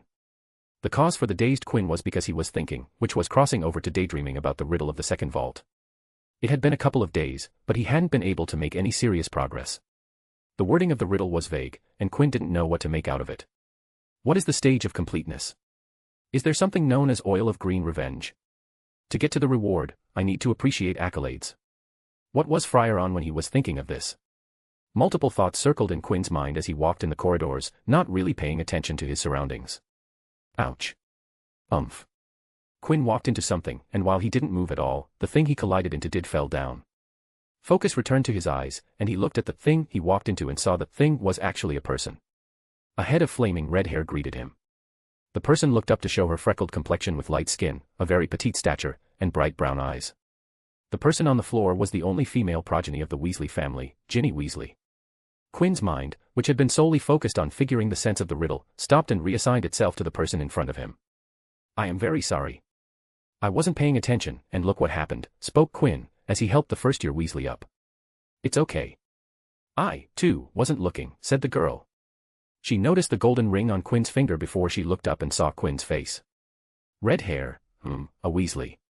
Oh, wait. I remember you. You are a first-year, aren't you, said Quinn, breaking ice into a conversation. What is your name? This was the perfect chance to have a conversation with the carrier of Tom Riddle's diary, aka Voldemort's first horcrux. My name is Ginny, replied the Weaslett. I see, Ginny. What are you doing here? There aren't any first-year classrooms here, said Quinn, glancing around to see if there was around. It would be better for him if there wasn't anyone around. Easier for him to work when there weren't any witnesses. But, at the same time, Quinn was nervous as he wondered if the girl in front of him wasn't Ginny but Tom Riddle. It would answer what a first-year was doing far away from the usual first-year student hotspot locations. ML-. Pardon me, but I wasn't able to get that, said Quinn, leaning towards her. I am lost, half-shouted Ginny, her face becoming as red as her hair in embarrassment. Or, it was a lost Ginny Weasley in front of him, thought Quinn, not really sure if Tom Riddle would be able to pull off a red-hot embarrassed expression. Ah well, there is no reason to get embarrassed because of that, assured Quinn, comforting the girl who truly had become red as her hair. You are a first-year, and Hogwarts is a confusing place. He smiled and offered, where do you want to go? I will take you there. Ginny looked relieved as her flush receded, leaving behind a faint blush on her cheeks. I want to go to the charms classroom. All right, let's go. We are on the 4th floor, but the charms classroom is on the 3rd floor. You must have stepped on the wrong flight of stairs, replied Quinn. And, when Ginny made eye contact with him, Quinn wasted no time and took the opportunity to send a mental probe into Ginny's mind. Got in, thought Quinn, latching his probe into Ginny's unprotected mind. Come on, let's go, or you will be late, said Quinn, as he broke eye contact and funneled magic and focus for maintaining the connection with Ginny's mind. This technique, while tricky for most legilimency practitioners, for Quinn was easy as his way of practicing legilimency was to sit in the Great Hall and eavesdrop into people's minds, listen to their surface thoughts and emotions. In the past 2 years at Hogwarts, Quinn had become weirdly good at using legilimency without maintaining eye contact. So, how are you finding Hogwarts? Having any fun? Asked Quinn, making idle questions as he navigated his probe deeper into her mind, trying to reach the layer where memories resided. Gryffindor common room is fun, said Ginny as she finished speaking, showing the starry-eyed expression of any new first year. Nice, when I was in my first year, I kept a diary and wrote every new and fun thing I saw in it. Believe me, Hogwarts doesn't have a shortage of fascinating things. By the end of the year, my diary was full of fun stuff. Quinn sneakily and smoothly deployed his standard modulus operandi, MO, of mentioning a keyword relating to the memory he was looking for. Hoping that it would trigger the memory in the target's mind, causing it to rise on the surface, making it easier for Quinn to find the relevant memory. Quinn furrowed his brows a fraction as nothing relevant came to the surface, only Molly Weasley's house budget diary and Arthur Weasley's work diary. Gotta do it the long way, thinking that Quinn focused deeper and dove deeper into Ginny's mind, trying to find anything relevant, and it was when they reached the grand staircase did Quinn finally found something. Got it. It was the memory of the day of shopping. The Weasley family, along with the Potter family, went shopping for school supplies. Just like the books, they met up with the Granger family. They ended up meeting Gilderoy Lockhart at his signing event. Like the books, the real life didn't cut out the brawl between Arthur Weasley and Lucius Malfoy. It almost made Quinn chuckle when he saw Arthur throw himself on Lucius. The two men knocked themselves into a bookshelf, starting a domino chain of falling bookshelves. While Quinn watched the memory, the duo of younger Gryffindor and older Ravenclaw walked down the stair. As they descended, they heard a shout. Ginny! Quinn focused and saw 4 people on another flight of moving stairs. It was the Golden Squad, Harry Potter, Ivy Potter, Hermione Granger, and Ron Weasley. The one who called out to Ginny was her brother, Ron. Time's up, I guess, thought Quinn as he looked at them. Quinn and Ginny reached a relay point to change stairs. Quinn looked at Ginny and smiled, it seems my job ends here. Your friends would guide you from here on. Quinn took out an AID card from his pocket and handed it to Ginny. If you need help with anything, you can see me here. I will try my best to help you out, said Quinn. Ginny looked at the card and nodded. Good, now I will take my leave, said Quinn and stepped onto a staircase that came to the relay point. Wait, what is your name? Called out Ginny. Quinn turned as the staircase started to move and smiled, Quinn West, and it might be late, but welcome to Hogwarts. The next set of stairs that arrived at the relay point were the Golden Squad stairs, and as they stepped off the stairs onto the platform, Ivy asked. Ginny, what did he wanted from you? Nothing, I was lost, and he was guiding me to the charms classroom. He was nice, said Ginny. While Quinn did spend all the time looking at Ginny's memories, he made sure to hold a proper conversation with Ginny. What did he give you to at the end there? Asked Ron. Ginny held the card in both her hands and showed it to Ron. He gave me his card.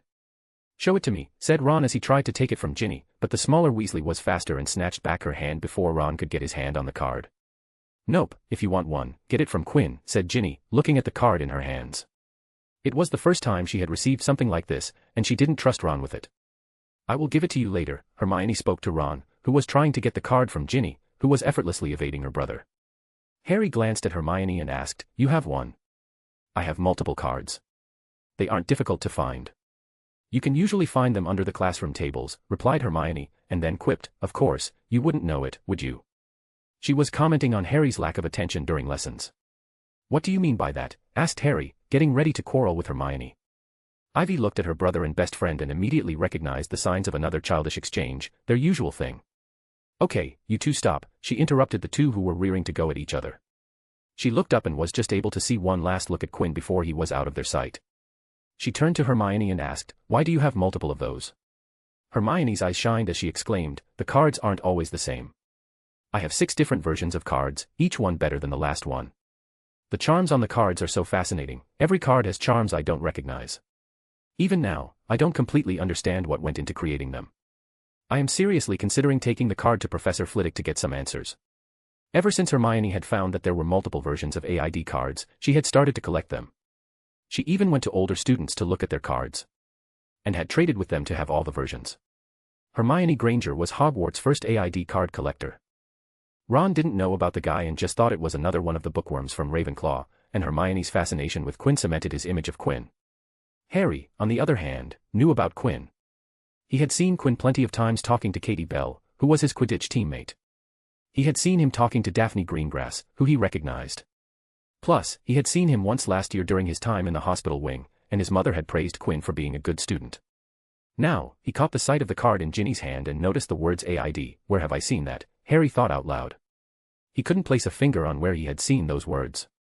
Ivy helped her brother out and spoke. AID or Quinn West is the one who wrote the exam notes Mum gave you. The colorful one. It finally clicked in Harry's mind. He made those notes. I thought Mum wrote those for us. While Harry wasn't particularly active in the classroom, he wasn't stupid. He had been raised by Lily Potter. He made sure to regularly study as he had been taught to do by his mother. Ivy looked at her twin like he was an idiot and said, "Didn't you see them with like everybody? Why would Mum make them from everyone?" "Hey, I don't really have a carefree last year," said Harry, defending himself. Ivy didn't give him a hard time, as last year had been a little rough on Harry. He had been in close contact with Voldemort, and that caused his scar to hurt a lot. Plus, there were some attacks on his life. Scene break. While the Golden Squad was talking among themselves, Quinn had a peculiar experience. "Damn it. Damn it. Damn it. Damn it," repeated Quinn in his mind. "This cannot be happening," exclaimed Quinn, his tone showcasing panic. He had just experienced something that shouldn't have happened, or at least Quinn hadn't thought of happening. Like a wrecking ball, a grave piece of information had hit him while he thought he was making progress. When in Ginny's mind, reading her memories to see the influence of the diary horcrux on her mind, Quinn could only find a single memory related to Tom Riddle's diary, and that was the fight at Flourish and Blots. In that memory, he noticed a glaring issue. A smoking gun that blew the whole situation apart. Lucius Malfoy didn't sneakily give the diary to Ginny. Meaning that Ginny Weasley didn't have the diary horcrux. Meaning that there was a divergence from canon events. Quinn had checked thoroughly and didn't notice anything going to Ginny or any Potter or Weasley children. Lucius Malfoy didn't have a chance to slip anything into Potter's, Weasley's, or Hermione when he was busy being restrained by or James Potter for disrupting order by fighting in a public place. Tom Riddle's diary wasn't with Ginny, and that made some glaring problems. Problems that down the line could create grave situations. Now, I don't know if the diary is in Hogwarts or not. Quinn paced back and forth, thinking about the ramification of his discovery. The locations of Horcrux were crucial information to Quinn.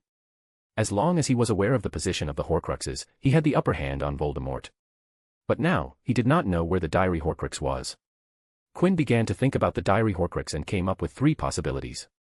First, the diary Horcrux could still have made its way to Hogwarts but with another student.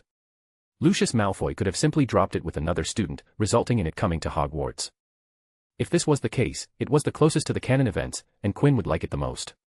Second, the diary Horcrux remained at the Malfoy Manor, safe in the protected manor, as it had been since Voldemort had entrusted it to Lucius.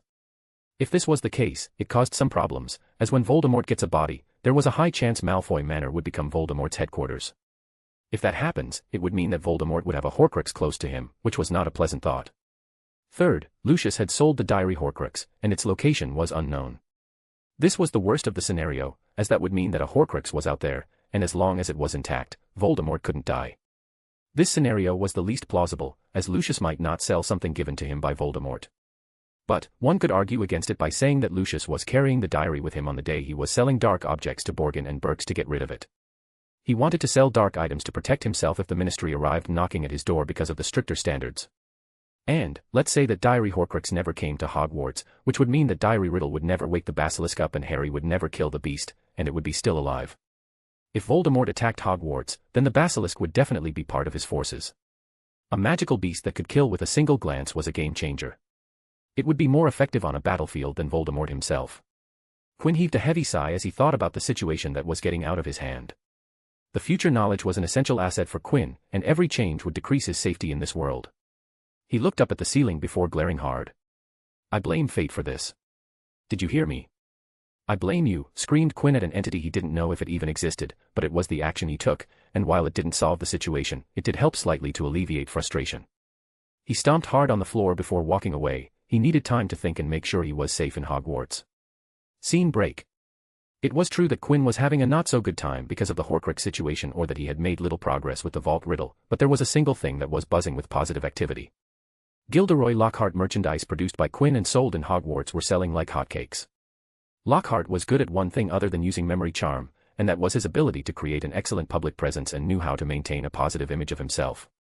His fame and reputation were always riding high, and the common public was full of praises for him. Riding on the wave of Lockhart's popularity and fame, Quinn sold tons and tons of Lockhart figurines, posters, lapel pins, exclusive trading cards that showcased Lockhart in different poses and with different quotes on each card, and many more products. Countless students, mostly girls, coughed serious cash to get their hands on the Lockhart products. Quinn worked hard to meet the demand, and because of good planning and preparation, Quinn was able to keep up production and sold so many items that his dream of swimming in a pool of sickles took a significant jump in progress. Lockhart's, the Hogwarts Fan Club, was the official site for the sales as Quinn had hired a girl in the fan club to handle the sales for a small payment. He didn't have the time or the want to deal with sales, and neither did he want to stay in the club room all day to sell to take orders. He didn't need the AID office to become a place where Lockhart fanatics mingled, so he made sure everybody knew that the club room was the place to go. Quinn's life was complicated as he made the most money he had ever in his life but didn't have the opportunity to celebrate. Quinn West, MC, has money, check, hates fate, check. Ginny Weasley, Gryffindor, things are looking up for her as she escaped the fate of Voldemort controlling her, good for her. Hermione Granger, collector, looking forward to the new edition of AID cards. Lockhart's, cash cows, being milked for money. 50 chapters. Half century. Hooray. Bonsai. Kumpai. Chapter 51, Oil of Green Revenge, Room of Rewards, and Black Binders. The ensuing vault cursed like the first one. One that terrifies the dead ones. It dwells on the stage of completeness. Sheltered by the oil of green revenge. If you want to taste the reward. Accolades you need to appreciate. But are you ready? It will be anything but easy. The roads we walk have demons beneath. Are you ready to face what lies underneath? Quinn hummed in giddiness, staring at the riddle on his left and the third-year Hogwarts arithmancy book on the right. It was a pure coincidence, but while doing his arithmancy homework in the arithmancy, he noted something written on the arithmancy book. It was the symbolism of number 6, and according to arithmancy, number 6 was the number of completeness. It was also a perfect number, and a perfect number was a rarity. A perfect number was when all the number's divisors, excluding the number itself, are added, and the sum equals the number itself. Divisors of 6, 6, equals 1, 2, and 3. Sum of divisors equals 1 plus 2 plus 3 is equal to 6. Ancient Greek arithmancy master Euclid had discovered the first four perfect numbers, 6, 28, 496, and 8128. Seeing that Hogwarts didn't have floors in double digits, correlating this with Friar's last riddle, Quinn was sure that stage's meaning here was the floor. The stage of completeness was the 6th floor of Hogwarts. I don't want to skin the whole damn floor just to find the entrance, grumbled Quinn. He slid the riddle paper in front of him and reread it again. Last time, the riddle had minimum information about the actual vault, and it was more of an introduction to the cursed vaults in general, but this time, the entire puzzle was focused on the second vault. Now, what does Oil of Green Revenge mean? Sitting in his office, Quinn tapped on his table, looking around the room, wondering about the wording. The ticking of the clock could be heard clearly in the quiet room. The tapping of the table turned rhythmic as he tapped out a tune. Slowly all 5 fingers and palm came into play, performing a tap tune with his hand beating against the table. His head started to bob with the music. Slap. The sound of Quinn slapping his forehead with his other hand reverberated in the quiet room. What are you doing, man? Scolded Quinn. He got up from his chair and paced up and down in the room, trying to think of a solution. Time ticked away as Quinn tried all kinds of things like doing a handstand, laying down on the floor, sitting lotus style, eyes closed, and anything that might work, but nothing worked. After an unidentified time, Quinn ended up watching a non-magical painting on his office wall. It didn't move because of charms or did anything magical, but Quinn liked it because of its simplicity and the simplistic color palette. Colors are amazing, spoke Quinn, his eyes reflecting the colors in the oil painting. Quinn tilted his head and rewound through his thoughts. Wait a minute. He turned his head to the riddle page on his desk and back to the painting on the wall. He repeated it twice before saying, oil. Painting. Oil painting. Portrait. Magical portrait. Friar, you beautiful fat monk. From the start of the sentence, Quinn's voice rose with every word till he came to the final conclusion, and facts all fell into their place. Quinn didn't wait for a single second before he put on his Hogwarts robe, and while he did that, his table packed itself, and the page of the riddle flew into his hand. He pocketed the page and spoke to himself as he exited the office. Oh yeah, I am feeling it now. There is no point in being nut if you can't have a little fun. Scene break. Like every floor of the Hogwarts castle, the 6th floor was vast and grand. Full of different corridors and turns, with rooms that hadn't been opened in hundreds of years because the castle was so huge that the occupants never needed all the extra accommodations. Ghost and portraits were a charming feature of Hogwarts. Its magical nature attracted ghosts to tie themselves to the castle, while people's time in the Hogwarts castle, while they were still alive, was so significant that they liked to send their portraits to the school. Even to this day, a lot of dead people sent their portraits to Hogwarts. Maybe I will do the same when I am all old, sickly, and dead, thought Quinn as he ran his way to the 6th floor. He reached the floor and walked to the first portrait he saw. What's your name? The man in the portrait looked at Quinn before stroking his mustache as he introduced himself. Tatum Blakesley is my name, mustache is my game. Quinn cut him off and said, Tate's Homestead. No, that isn't anywhere near Green Revenge. He looked at the next portrait, what about you? Lady Ebba Horney. Quinn shook his head, from the fortress, that doesn't match either. Quinn went one by one to every portrait and asked their names, trying to relate them to Green Revenge, but nothing matched. He stopped after a couple of tens of portraits and grunted, okay, this is taking too much time. Need to speed up the process. He took a deep breath and gathered his magic, and initiated the magic he wanted to use. Quinn opened his mouth and spoke, but not a single sound came out of it. But to every portrait in his sight, they could hear the same sentence. Everybody, tell me your names. Every single portrait that could see Quinn heard the sentence, and they began moving closer to Quinn by traveling between frames. Some portrait people away from Quinn also came to see what was happening. And, tons of portrait people peered at Quinn from the picture frames on the walls. Quinn shrugged nodded in amazement at the number, all right, a little more than I was expecting, but why not? Go ahead, speak your names together at the same time. He closed his eyes and focused, diving deep into his magic, channeling it to enable the occlumency he had developed throughout the years. His mind thrummed with activity, and then it came.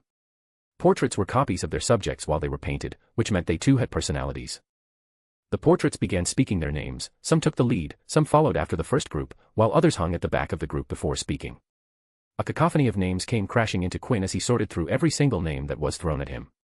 Bonifacius Tegula. Eustorgius Nerva. Rhodochan Nolani. Amara Nero. Cyan Hennis. Adela Dreschnerg. Rabanus Lentinus. Eardwolf Fryi. Madison Ecclestone. Sidonios Dorso. Roswitha Bone. Ceneric Harlow. Eustorgius Nerva. Vindictus Vidian. Hildebrand Forsbergs.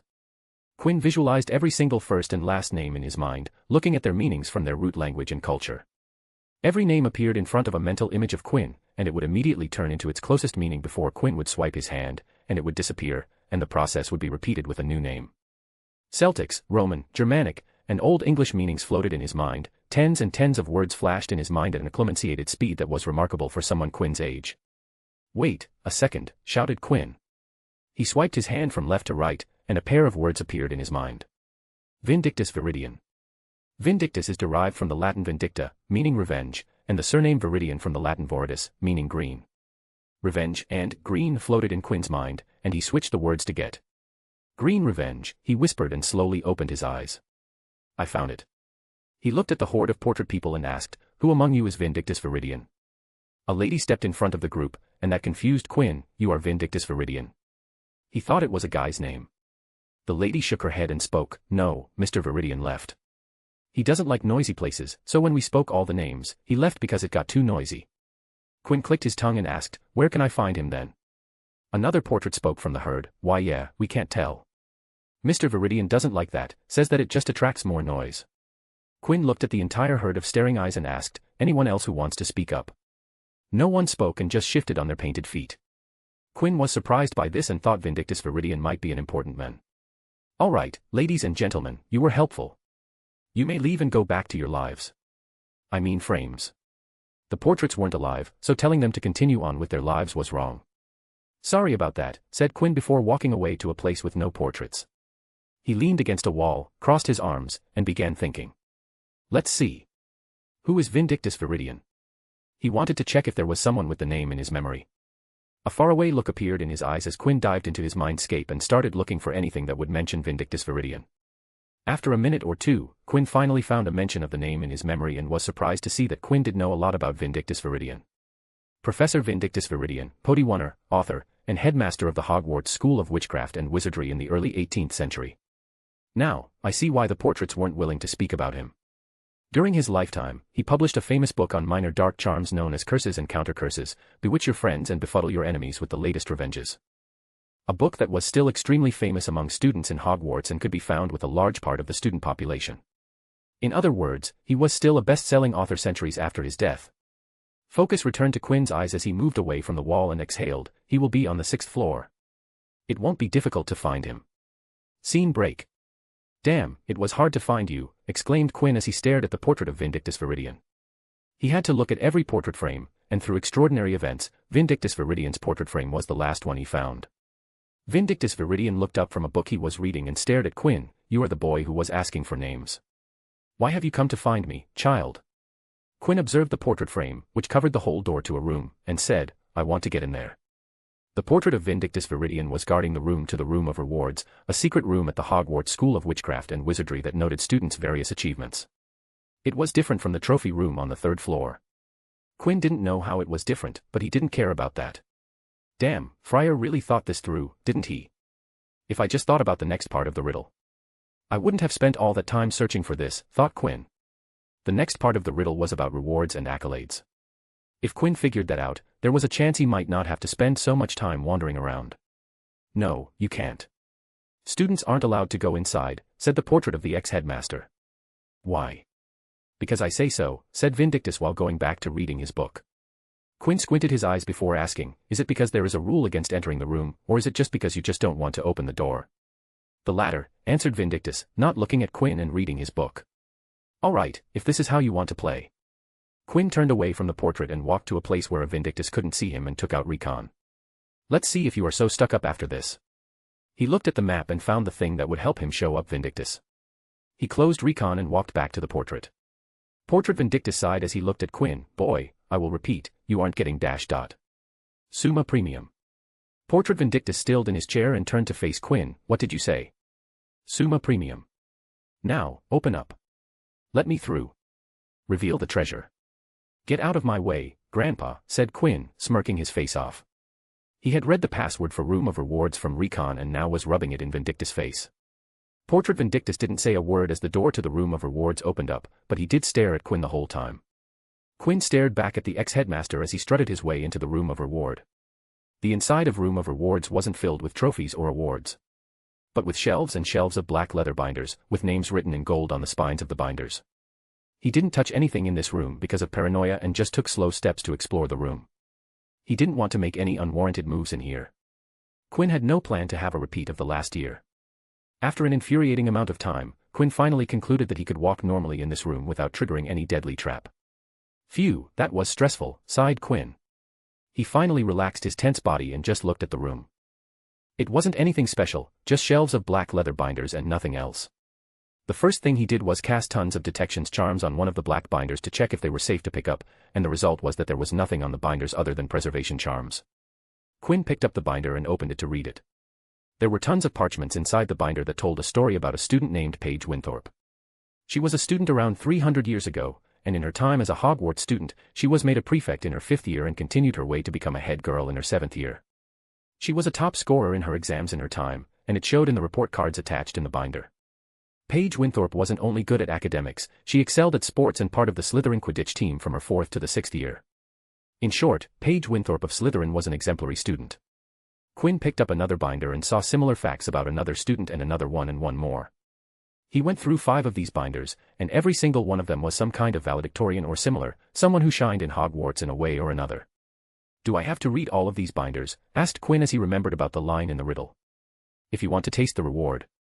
Accolades you need to appreciate. It made Quinn think he needed to appreciate the accolades that were written in the binders. They showed the student career of the brightest students of Hogwarts, and these binders showed their accolades. Quinn looked at the hundreds and maybe thousands of binders and dreaded going through this much material. He enjoyed reading, but only if it added to his knowledge or if he enjoyed reading something. And, he had just read those 5 binders and Quinn was sure that it would get boring real quick. I am going to through the room once again. Have to check it to find if I missed something, said Quinn, hoping that he missed something. He didn't want to read everything in this room. Scene break. October arrived, spreading a damp chill over the grounds and into the castle.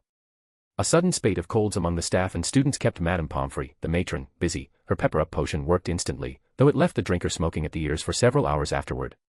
Quinn, too, had spent an amount of time in the hospital wing, brewing pepper-up potions for the season-changing cold, helping the matron with the brewing load.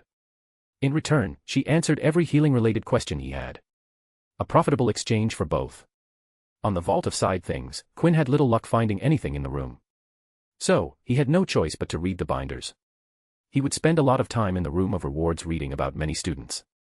It turned out that the room of rewards was reserved for the very best of the students of Hogwarts, and every year, the professors would sit and have a meeting to decide who would be admitted into the room of rewards. Those binders held every remarkable detail about the students and the teacher's remarks about the student. Stunning recommendation letters and proof of character from faculty if the students needed them. Quinn was sure that if any students had these, they wouldn't need a resume for the start of their career. Just pick one of these binders and walk into a place of hiring, and they would seriously give you a look over. But, despite that, Quinn still didn't enjoy reading them, but he didn't have a choice. He just read the black binders and practiced magic while reading them. Portrait Vindictus tried to change passwords, but his efforts were for nothing as with Recon, no room in Hogwarts was blocked to Quinn. Of course, except the Chamber of Secrets that opened up with Parseltongue. Speaking of Chamber of Secrets, while Quinn was immersed in reading the black binders, October passed, and Halloween arrived. And, Halloween at Hogwarts with Potter's fate was always eventful. Quinn West, MC, solving riddles, reading tons, brewing medicine. Portrait Vindictus, portrait of ex-headmaster, likes quiet. Poppy Pomfrey, matron, October is her peak season. Chapter 52, Halloween of Illusions and Symbols. The dinner feast at Halloween was always special at Hogwarts. The decor of the Great Hall was all Halloweeny and spooky. Floating pumpkin heads from the ceiling and spooky bats flew around the dark, enchanted sky. The lighting on the Great Hall was also dimmed by a level, giving it a different feel than usual. It was oddly stimulating to see a place that you saw every day changed slightly.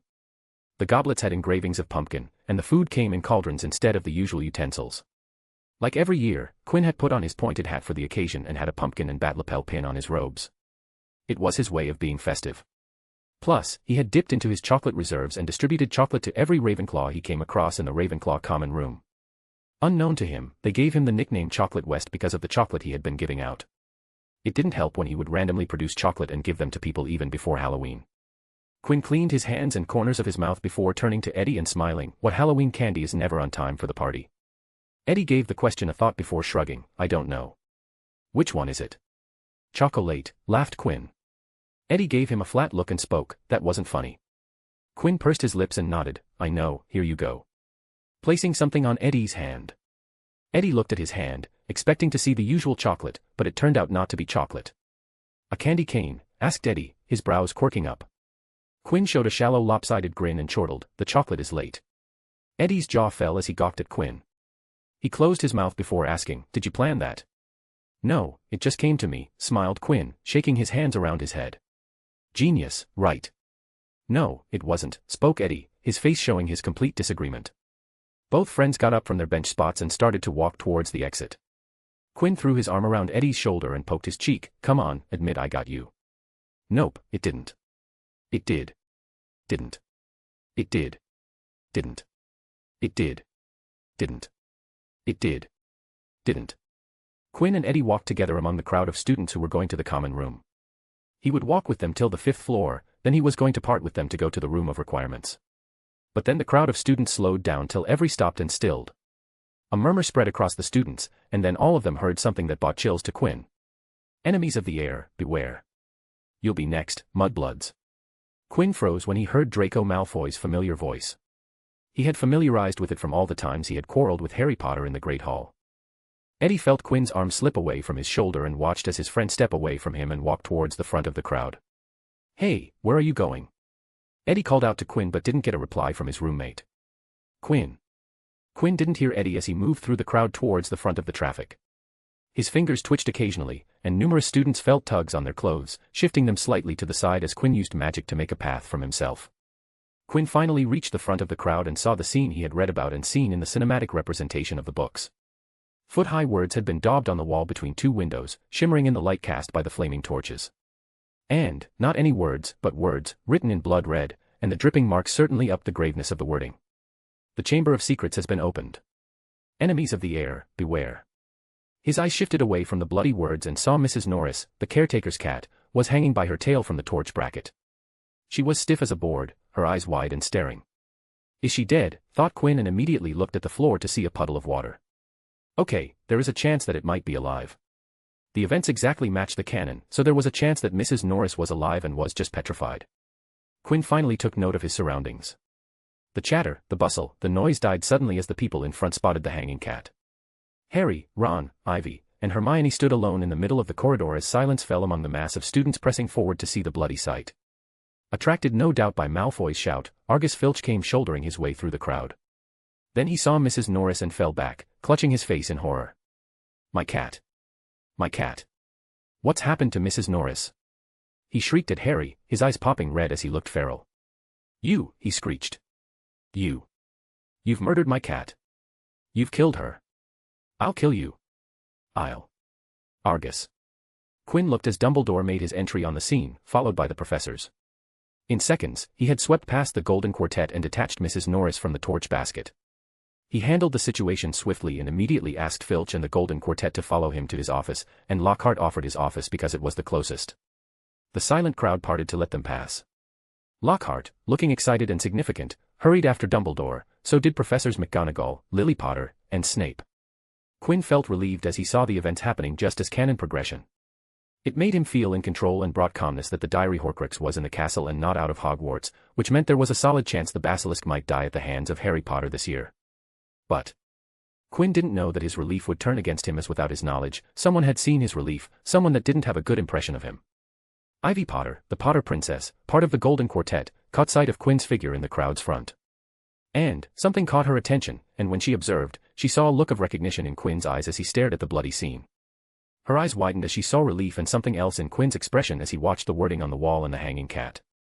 A seed of apprehension gripped her heart as she saw him not showing the stunned and dismayed expression matching the others surrounding them. Ivy continued to glance at him with the corner of her wide green eyes as her mother pulled them away from the crowd. Without Quinn's knowledge, his hated wench had struck again. Fate had placed an impending crisis on Quinn's head, and he did not know what was about to come. Scene break. The knowledge that the basilisk was active in Hogwarts was a positive and negative thing at the same time.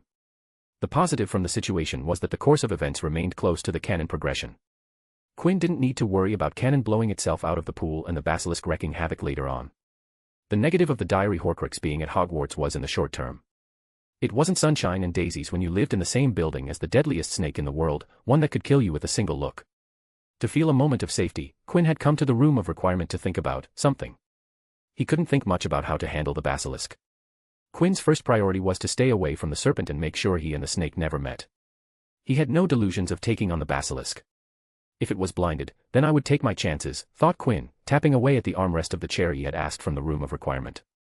There were two places in Hogwarts where he was safe from the basilisk. He was sitting in the first, and the second was the icy vault. Snakes didn't like cold, and basilisk wasn't an exception. If Quinn became a squatter in the icy vault, he would be safe from the basilisk as it would avoid the cold climate of the vault. Even Voldemort won't be able to command the basilisk to go in there. I do not know who is the pitiful victim of the diary Horcrux. That itself is a problem, contemplated Quinn. If Ginny Weasley was the Horcrux host, he would have robbed the diary from her and chucked it into the room of lost things. But there was a part of Quinn's mind that didn't worry about the basilisk, and it was because of his blood status. Quinn came from a pure-blood family, and the young Tom Riddle was obsessed with his Slytherin lineage.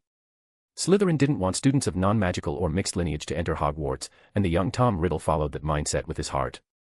He wanted to rid Hogwarts of first-generation magicals, Muggle-borns. All his victims were Muggle-borns, except Penelope Clearwater, who was collateral damage, an unplanned victim. Quinn was a pure-blood wizard, so there was a part of Quinn's mind that thought he was safe.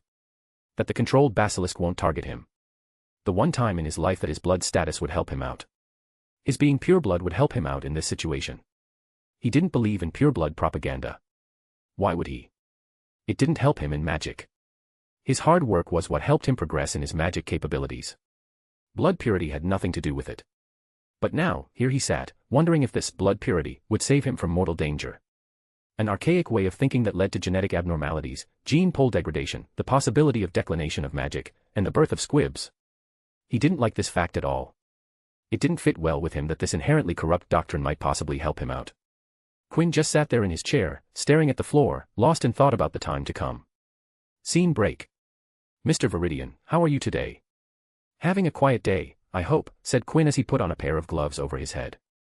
Portrait Vindictus stared down at Quinn but didn't open his mouth to utter a single sound in greeting. Quinn waited for some chat back, but as every day, the portrait didn't entertain him, so he moved on. All right, please open up, I have to go inside. Password, demanded Portrait Vindictus.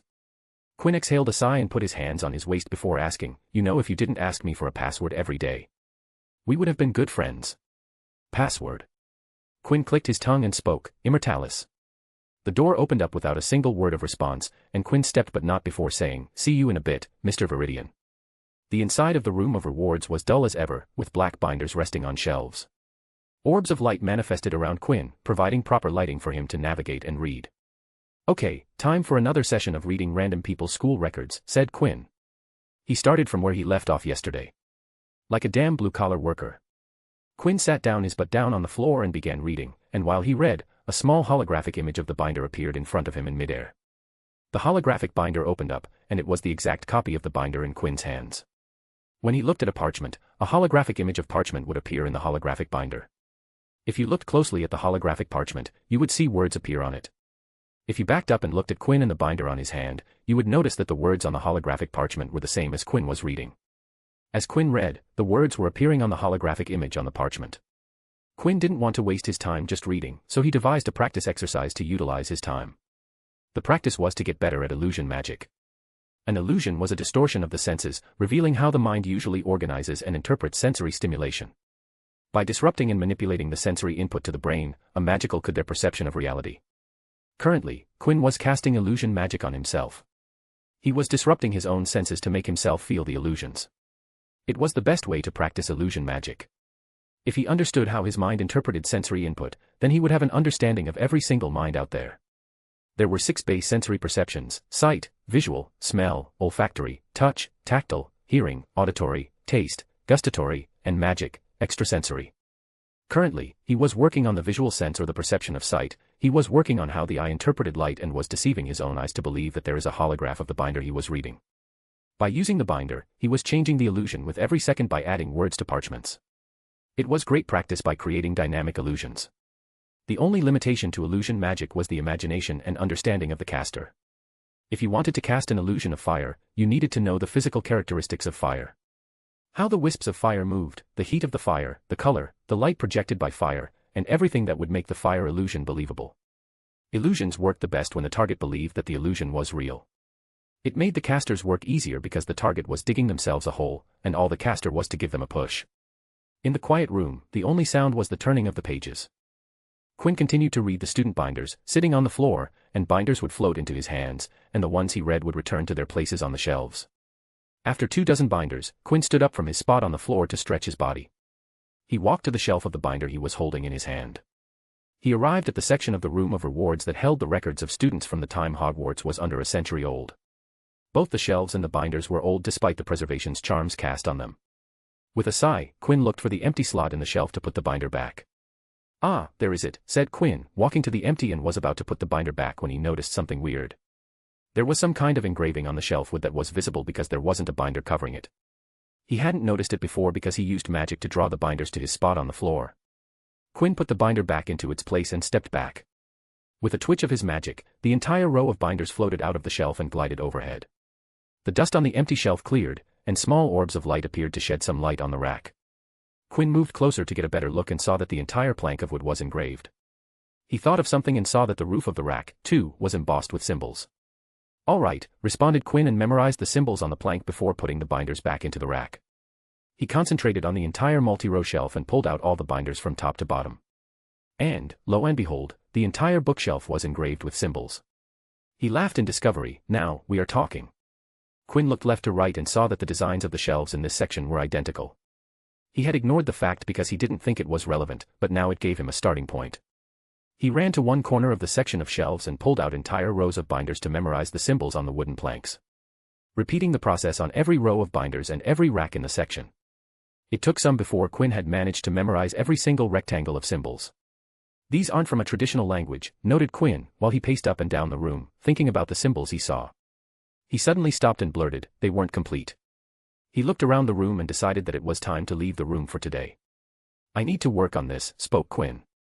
A toothy grin reared on his face, threatening to split his face. He had been reading the boring binders for closer to 2 months now. He knew about people's test scores who were dead centuries ago. Finding this clue was like an escape from his personal hell. Quinn hopped his way out of the room of reward and turned back to shoot finger guns at Portrait Vindictus. See you later, Mr. Vidian. I will see you later. The stoic man in the portrait just stared at Quinn and began to think of a new password for tomorrow. Oh, make extra.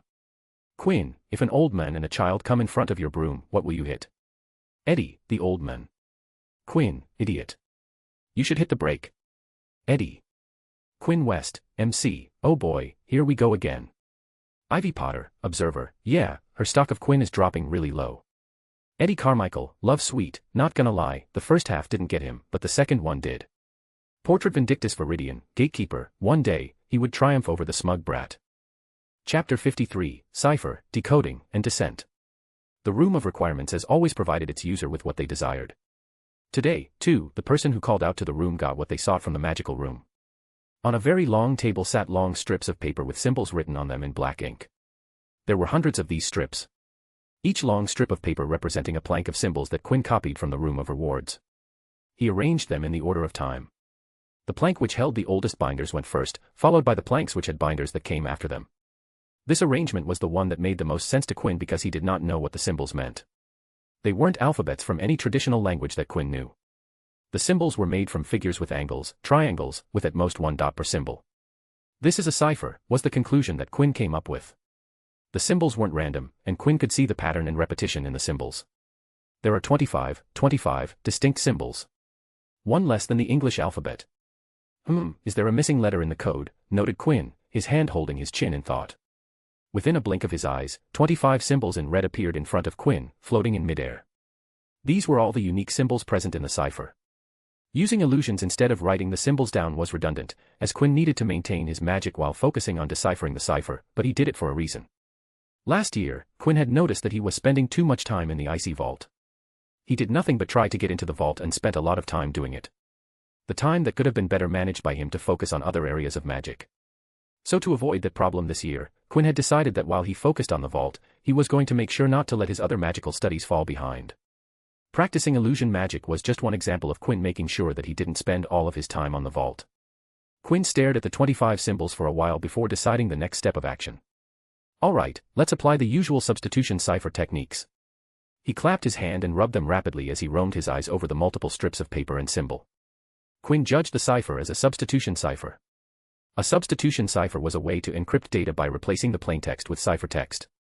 In Quinn's case, the ciphertext were symbols, but they could be anything from letters, numbers, arcane symbols, lines, and dots, or weird alien squiggles. For example, Caesar cipher was a way to encrypt information using substitution. The key to the Caesar cipher was to involve a simple shift to the alphabet. The following represents a Caesar cipher with a shift of 3 places. Plaintext, ABCDEFGHIJKLMNOPQRSTUVWXYZ. Ciphertext, XYZ ABCDEFGHIJKLMNOPQRSTUVW.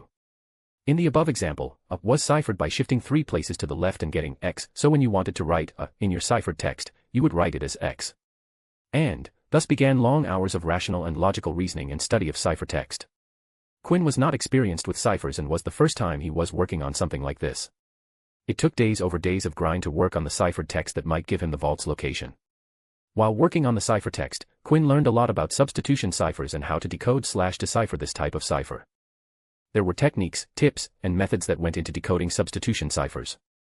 The first step to solving a substitution cipher was to look for single-letter words because they were almost definitely a or I. By having a guess on the singular-lettered words, Quinn could have a solid estimate on 2 letters. Another technique was to count the frequency of the cipher symbols that appeared in the text. In the English language, or more specifically, an English text, some letters appeared more than others.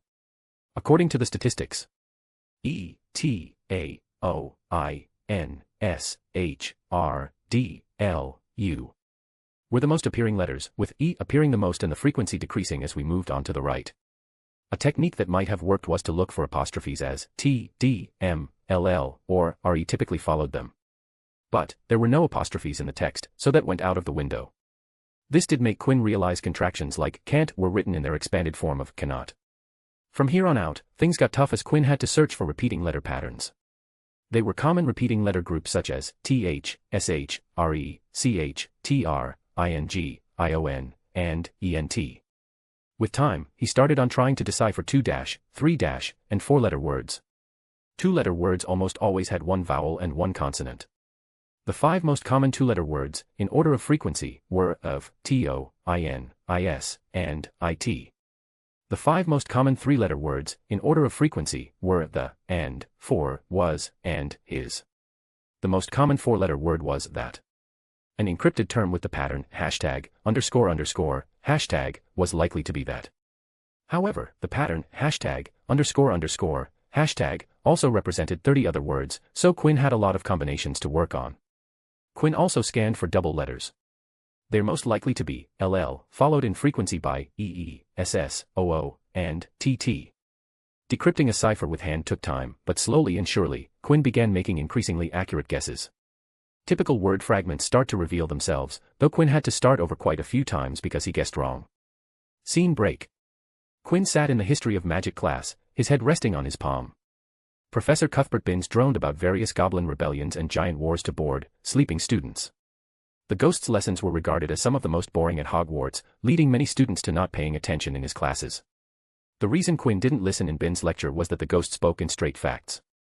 Those facts were all stated in the books, and Quinn felt that reading the Hogwarts text was sufficient for the history of magic classroom. Plus, Quinn knew more about the history of magic because he had read about said history from the perspective of various communities. He was playing with his pen, his mind lost in thought about the cipher. He had hit a bit of a snag with his decoding of the cipher text. There were only 25 symbols in the cipher, but Quinn's initial assumption that the plaintext was in English, and there were 26 letters in the English alphabet. Quinn knew the plaintext was in English because he had been getting solid results in the form of proper words and coherent sentences, but there's sizable gaps in the text where Quinn couldn't make sense of the terms. The legible parts and paragraphs didn't help Quinn to the vault's location or its content. From what Quinn had deciphered, the text was religious sermons from a group known as the Order of Solomon's Temple. He felt a shake from his side and snapped out of his thought to look at the side. Yeah, what is it? He asked, looking at Marcus, who sat to his right side. You should seriously join Muggle Studies. Professor Potter is genuinely fun. Her class is on its way to becoming my favorite, whispered Marcus. If you ask Professor Flitwick, he might allow you to add another subject to your schedule. I am not joining. I already all too much on my plate, Quinn whispered back. He had no interest in joining the Muggle Studies, no matter how fun Lily Potter's classes were. Really? He smiled and continued, let me tell you something fun that Professor Potter told us in her class today. Maybe that will motivate you to join the class. Quinn gave him a go on, chin jut, and Marcus began. Did you know scribes used interchangeably I and J to express the sound of both the vowel and the consonant? It wasn't until 1524 when John Giorgio Trissino, an Italian Renaissance grammarian known as the father of the letter J, distinguished between the two sounds by creating the letter J. Quinn's eye almost popped out from their sockets when he heard the juicy piece of information from Marcus's mouth. J didn't exist, he thought. Holy shit, this makes so much sense. There were only 25 before J, of course, now it all fits together. Quinn stilled for a second before another thought occurred to him.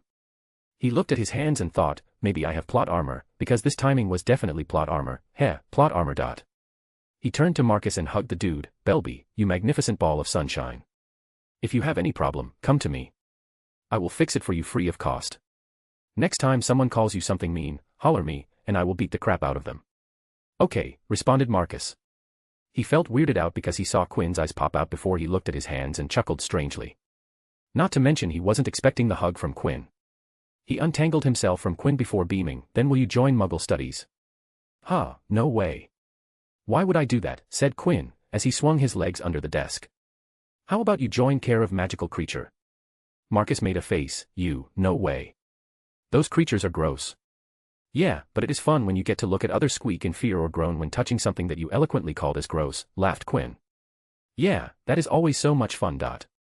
You are weird, was Marcus to the point reaction. Scene break. After Marcus told Quinn that J didn't exist before, Quinn ran to the room of requirements and entered the room. Inside, he unpacked a regular-sized version of the entire ciphertext and applied J and I to the text, and finally, he had the full deciphered text that Quinn thought was the correct interpretation. Yes. Let's do this, said Quinn, and red English lettering floated from the paper. Illusion magic did its job as the English plaintext of the ciphertext floated just above the page. The deciphered full text was from the Order of Solomon's Temple's sermons about religion, and just as he expected, there was nothing about the vault in the text. He pounded on the table and yelled, "What in the world is this? Are you telling me that all of this was for nothing?" The illusion of the deciphered text flickered away because of the bout of anger. Quinn angrily paced in the room before stomping his way to the table with the text. "No, there must be something in here.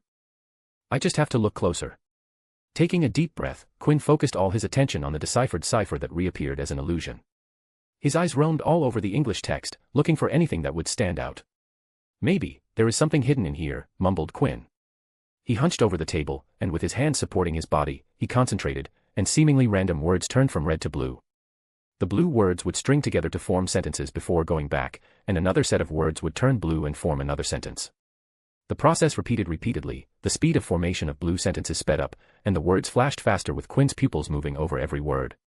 Then there was a sharp intake of air before Quinn stood straight as another set of blue words floated above the red words before the red words disappeared like sand in the wind, leaving behind a string of blue words.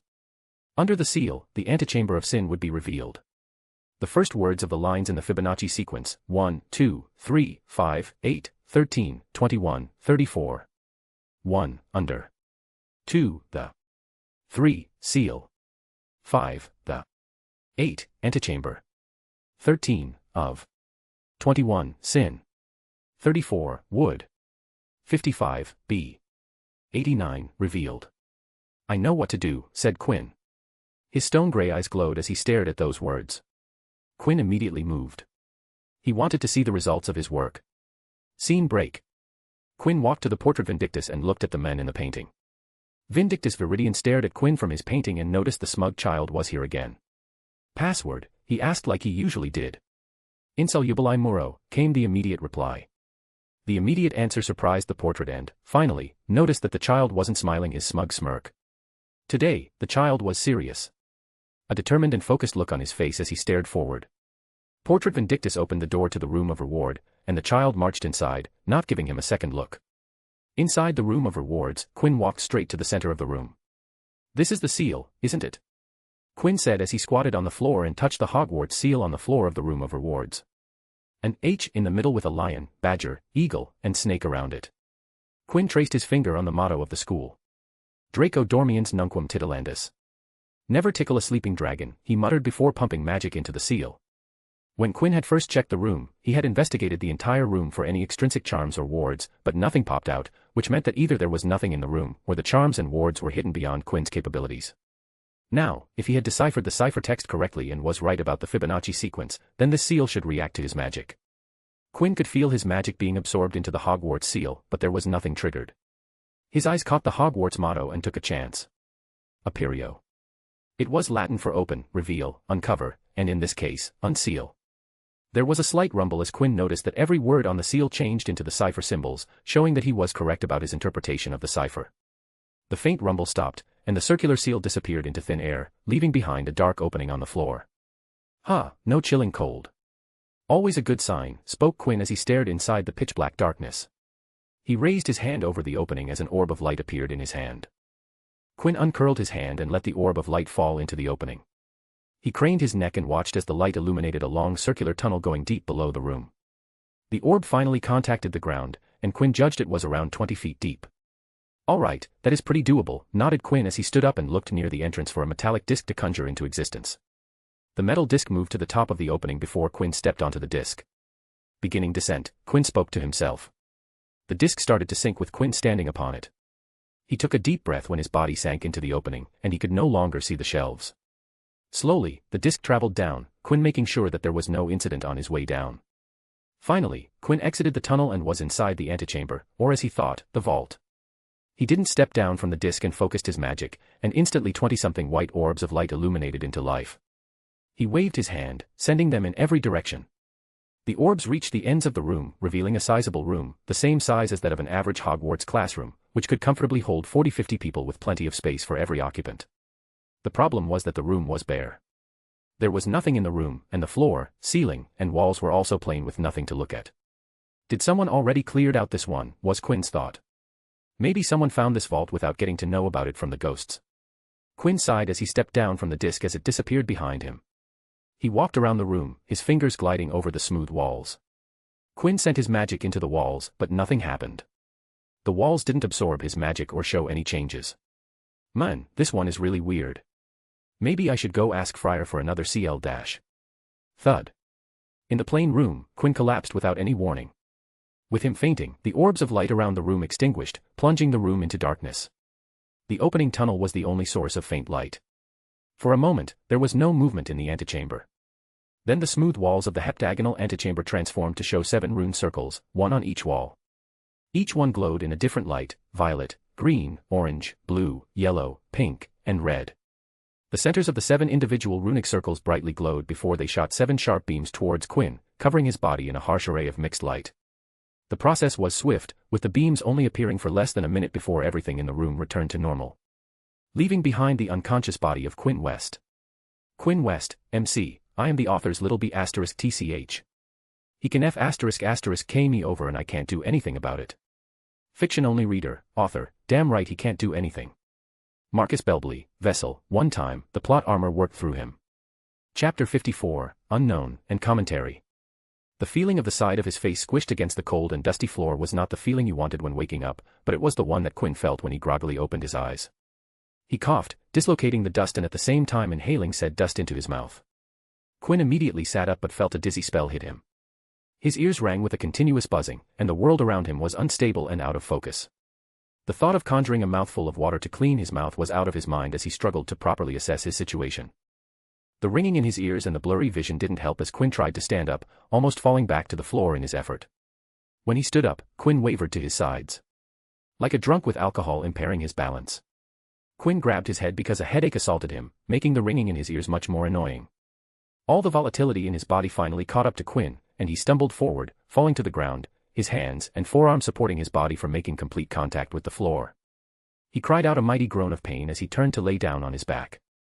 Coincidentally, all his wobbling trying to walk caused him to fall just under the tunnel to this room, the sole source of dim light that fell from the room of rewards above. Under the circle of light, Quinn's chest moved up and down as he stared at the light. Slowly, his mental faculties returned to him, the ringing in his ears subsided, and the world returned to focus. The fading headache finally allowed Quinn to think where he was. The second vault, croaked Quinn, his voice cracking because of a dried-out throat. Quinn couldn't recall anything about how he had fallen unconscious. All he could remember was walking in the room, and then he woke up with a nasty case of disorientation. The time between was just like sleep. I was so careful this time, thought Quinn, he hadn't taken any hasty steps while exploring the vault. He didn't even dare to step off the metal disc before he was sure that there was no trap in the chamber. But, it still happened, damn it, it still happened. Quinn laughed derisively. His light chuckles amplified in the quiet room before falling back into the consuming silence.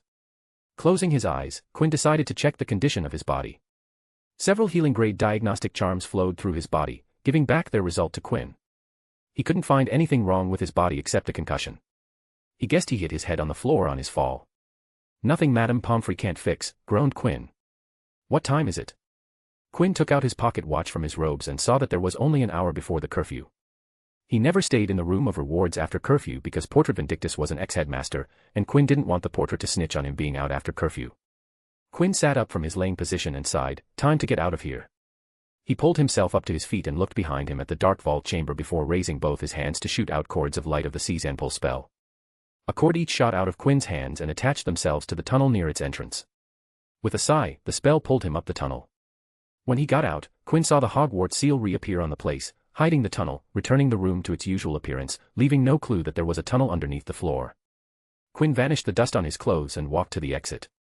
He pushed the door open and stepped out to nod a greeting towards Portrait Vindictus, but said nothing and directly left. He made his way to the hospital wing, walking carefully as he still didn't have complete control over his coordination and felt a little nauseous. Madame Pomfrey, called out Quinn, plopping his butt down on one of the chairs, rubbing his temple to alleviate the headache that had returned. The matron turned towards the voice to see Quinn sitting in a chair and was about to turn him away because it was already late, but then she saw the pale look on Quinn, with him showing a pained expression. She switched to her healer mode and hurried to the patient. What happened to you? She pulled out her wand and started to cast spells on Quinn, getting a full diagnostics. I think it is a concussion, responded Quinn. He said nothing else as Poppy Pomfrey was a professional, and he didn't need to tell about the spells he cast on himself.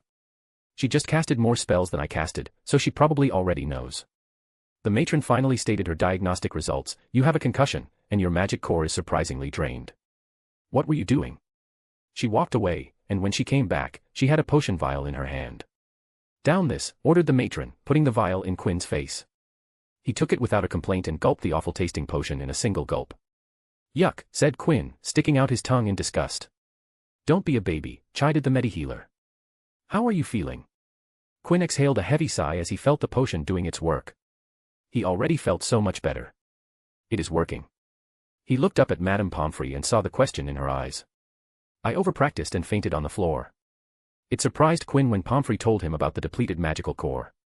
He hadn't checked on his magical core when he was in the vault chamber. "I didn't use much magic inside the vault." What the hell inside happened while I was out, wondered Quinn.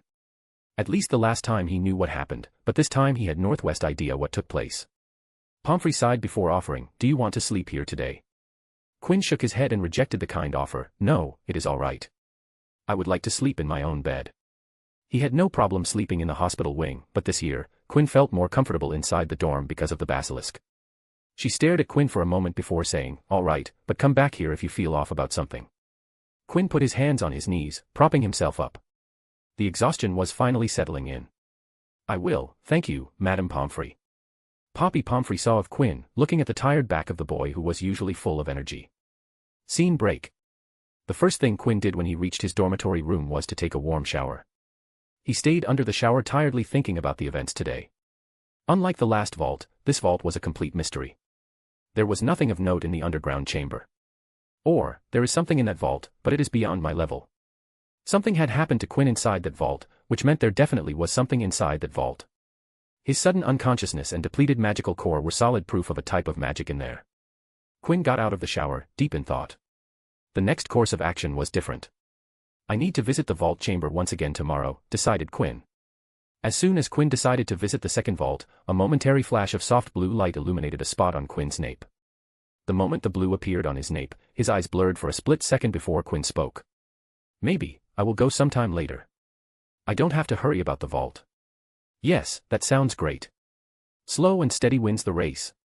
He yawned and looked towards his bed. "I am exhausted. Oh, the bed looks really comfortable. I should go to sleep."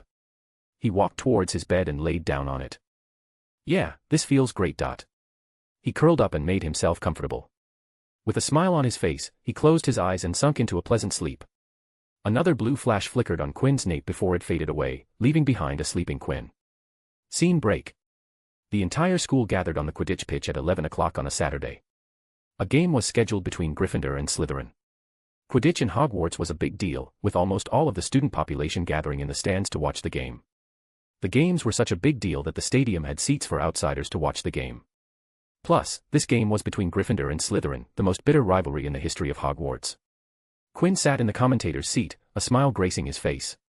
Flitwick had asked him to volunteer for the commentator's job, and he had readily accepted the request without even thinking about it. He turned to look at McGonagall and asked, "Can I start?" McGonagall looked at her wristwatch and then looked at the stadium seats and nodded, "Yes, the majority of the seats are filled. I think it is all right to start." Quinn grinned and turned to the microphone and turned it on. "Ahem, mic check. Pop pop popsicles, ice ice icicles, test test testing, 1, 2, 3, ba dum tss."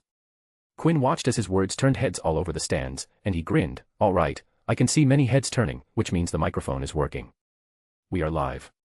He turned to face McGonagall and waggled his eyebrows. The Transfiguration professor just stared at Quinn, but her stern expression spoke loudly. Quinn turned back to the microphone and started. "Good morning, Hogwarts." He grabbed the microphone and continued. "Welcome to Hogwarts Quidditch. I am Quinn West and will be your commentator for the exciting game today. Before we start, this commentary was brought to you by the AID consultation service. Are you a Hogwarts student? Are you facing a problem? Come to our office on the 5th floor, and we will sort you out. AID is always happy and ready to help." He could feel McGonagall's eyes boring into his eyes, but Quinn continued nevertheless. Quinn looked up at the sky and commented. "Today seems to be a muggy sort of day with a hint of thunder in the sky, so there are chances it might rain during the game. Rainy day games aren't good because of low visibility. Let's hope that it doesn't rain." He took the chance to give a shout-out, "My good friend Luna Lovegood hung Japanese Teru Terubosa dolls that are believed to ward off rain. The game today is an exciting one with the long-standing rivalry between the houses of Gryffindor and Slytherin. The two houses have pitted against each other on the field of Quidditch for centuries. vying for supremacy in the sport beloved by all of Hogwarts. The two teams entered the pitch, and Quinn veered the attention towards the players. The two teams have entered the pitch. Slytherin in green and Gryffindor in red. Both teams look like they are rearing to start the game. This game is going to be an exciting one with the Slytherin team riding on Nimbus 2001, the fastest professional brooms on the market. The 7 players each have a Nimbus 2001. Courtesy of Lucius Malfoy, but we can all say that it would have been better if he donated that money to upgrade the brooms that students use in flying classes. I am sure Madame Hooch would have been glad to work with some updated equipment, and Madame Pomfret wouldn't have to grimace every time she looks at the brooms the students currently use. Believe me, it horrifies her that students ride on those arcane brooms. There were a lot of eyes from the stands. Old brooms didn't inspire motivation in anyone. Alright, Slytherin is led by their captain Marcus Flint. This year, they have the new Seeker, the second year, Draco Malfoy. I won't say that this came to me as a surprise. If you know what I mean. Of course, you all know what I mean. Quinn stared at the Slytherin team and remarked, an all-male team, huh? Well, that is boring. Let's move on. A pink light flashed on Quinn's nape as he grinned. Let's move on to the Gryffindor team. Now, the Gryffindor team is much more interesting. We have the 3 chasers, Alicia Spinnet, Angelina Johnson, and Katie Bell. Now, this is something we can work with. Mr. West. McGonagall's shout transmitted into the stands. Alright, can I get a heck yeah from the crowd? And Quinn did get a chant of heck yeah. A lot of boys yelled out their heck yeahs quite freely, appreciating Quinn's effort. Moving on, Gryffindor Captain Oliver Wood leads the team with tenacity and hard work. Sources say that he is a ferocious slave driver that lives for Quidditch. I have also heard that he has Professor McGonagall's permission and approval to be rough with the teammates. The back of Quinn's neck shone red as he proceeded. I guess Professor McGonagall's last game as a Gryffindor student against Slytherin, in which she crashed and burned into the stands, still haunts her dream. I would pay serious money for that memory, ouch. Who shot me with a pinching hex? Laughter boomed across the stands, with Quinn's commentary entertaining everybody. Quinn rubbed his bum while glaring at McGonagall before returning to the microphone. Next, we have the twins. The Weasley twins rank number 1 on the Hogwarts twins rankings. I personally like the Patil twins more because they are really diametrically opposite to each other. Returning to the Weasley twins, they have the best coordination as a beater duo, but at the same time, they also have the highest number of fouls of sending the bludger into the stands. So everyone, please look out for stray bludgers coming out for your heads. Finally, we have the Gryffindor Seeker, Harry Potter. The second, or maybe the third most famous Potter in the castle. It depends on who you ask, but all of us know that Professor Potter is the number Potter in the castle, said Quinn while a pink light flashed on his nape. Now, Harry Potter rides a Nimbus 2000, which is the predecessor to the Slytherin house's Nimbus 2001. The key difference between 2000 and 2001 is the top speed. 2001 outspeeds 2000 by a tiny margin. But other than that, both versions have the same top acceleration, handling, turning radius, and braking capabilities. But, top speed can be a crucial factor for professional level players, but here, versions 2000 and 2001 wouldn't be distinguishable on a performance basis. He looked at the Slytherin team and commented, but, all 7 members of the Slytherin team equipped Nimbus 2001 will give them a great advantage. A yellow light flashed on Quinn's nape as he continued, damn, I should have opened a betting tab for the game. The money I could have earned. Maybe, next time. Mr. West, betting has no place in the honorable sport of Quidditch, berated McGonagall from his back. How about if I give good odds to the professors? How much are you talking, Dash? I mean, no. It is not allowed. Alright, you know where to find me if you want to get in on the action.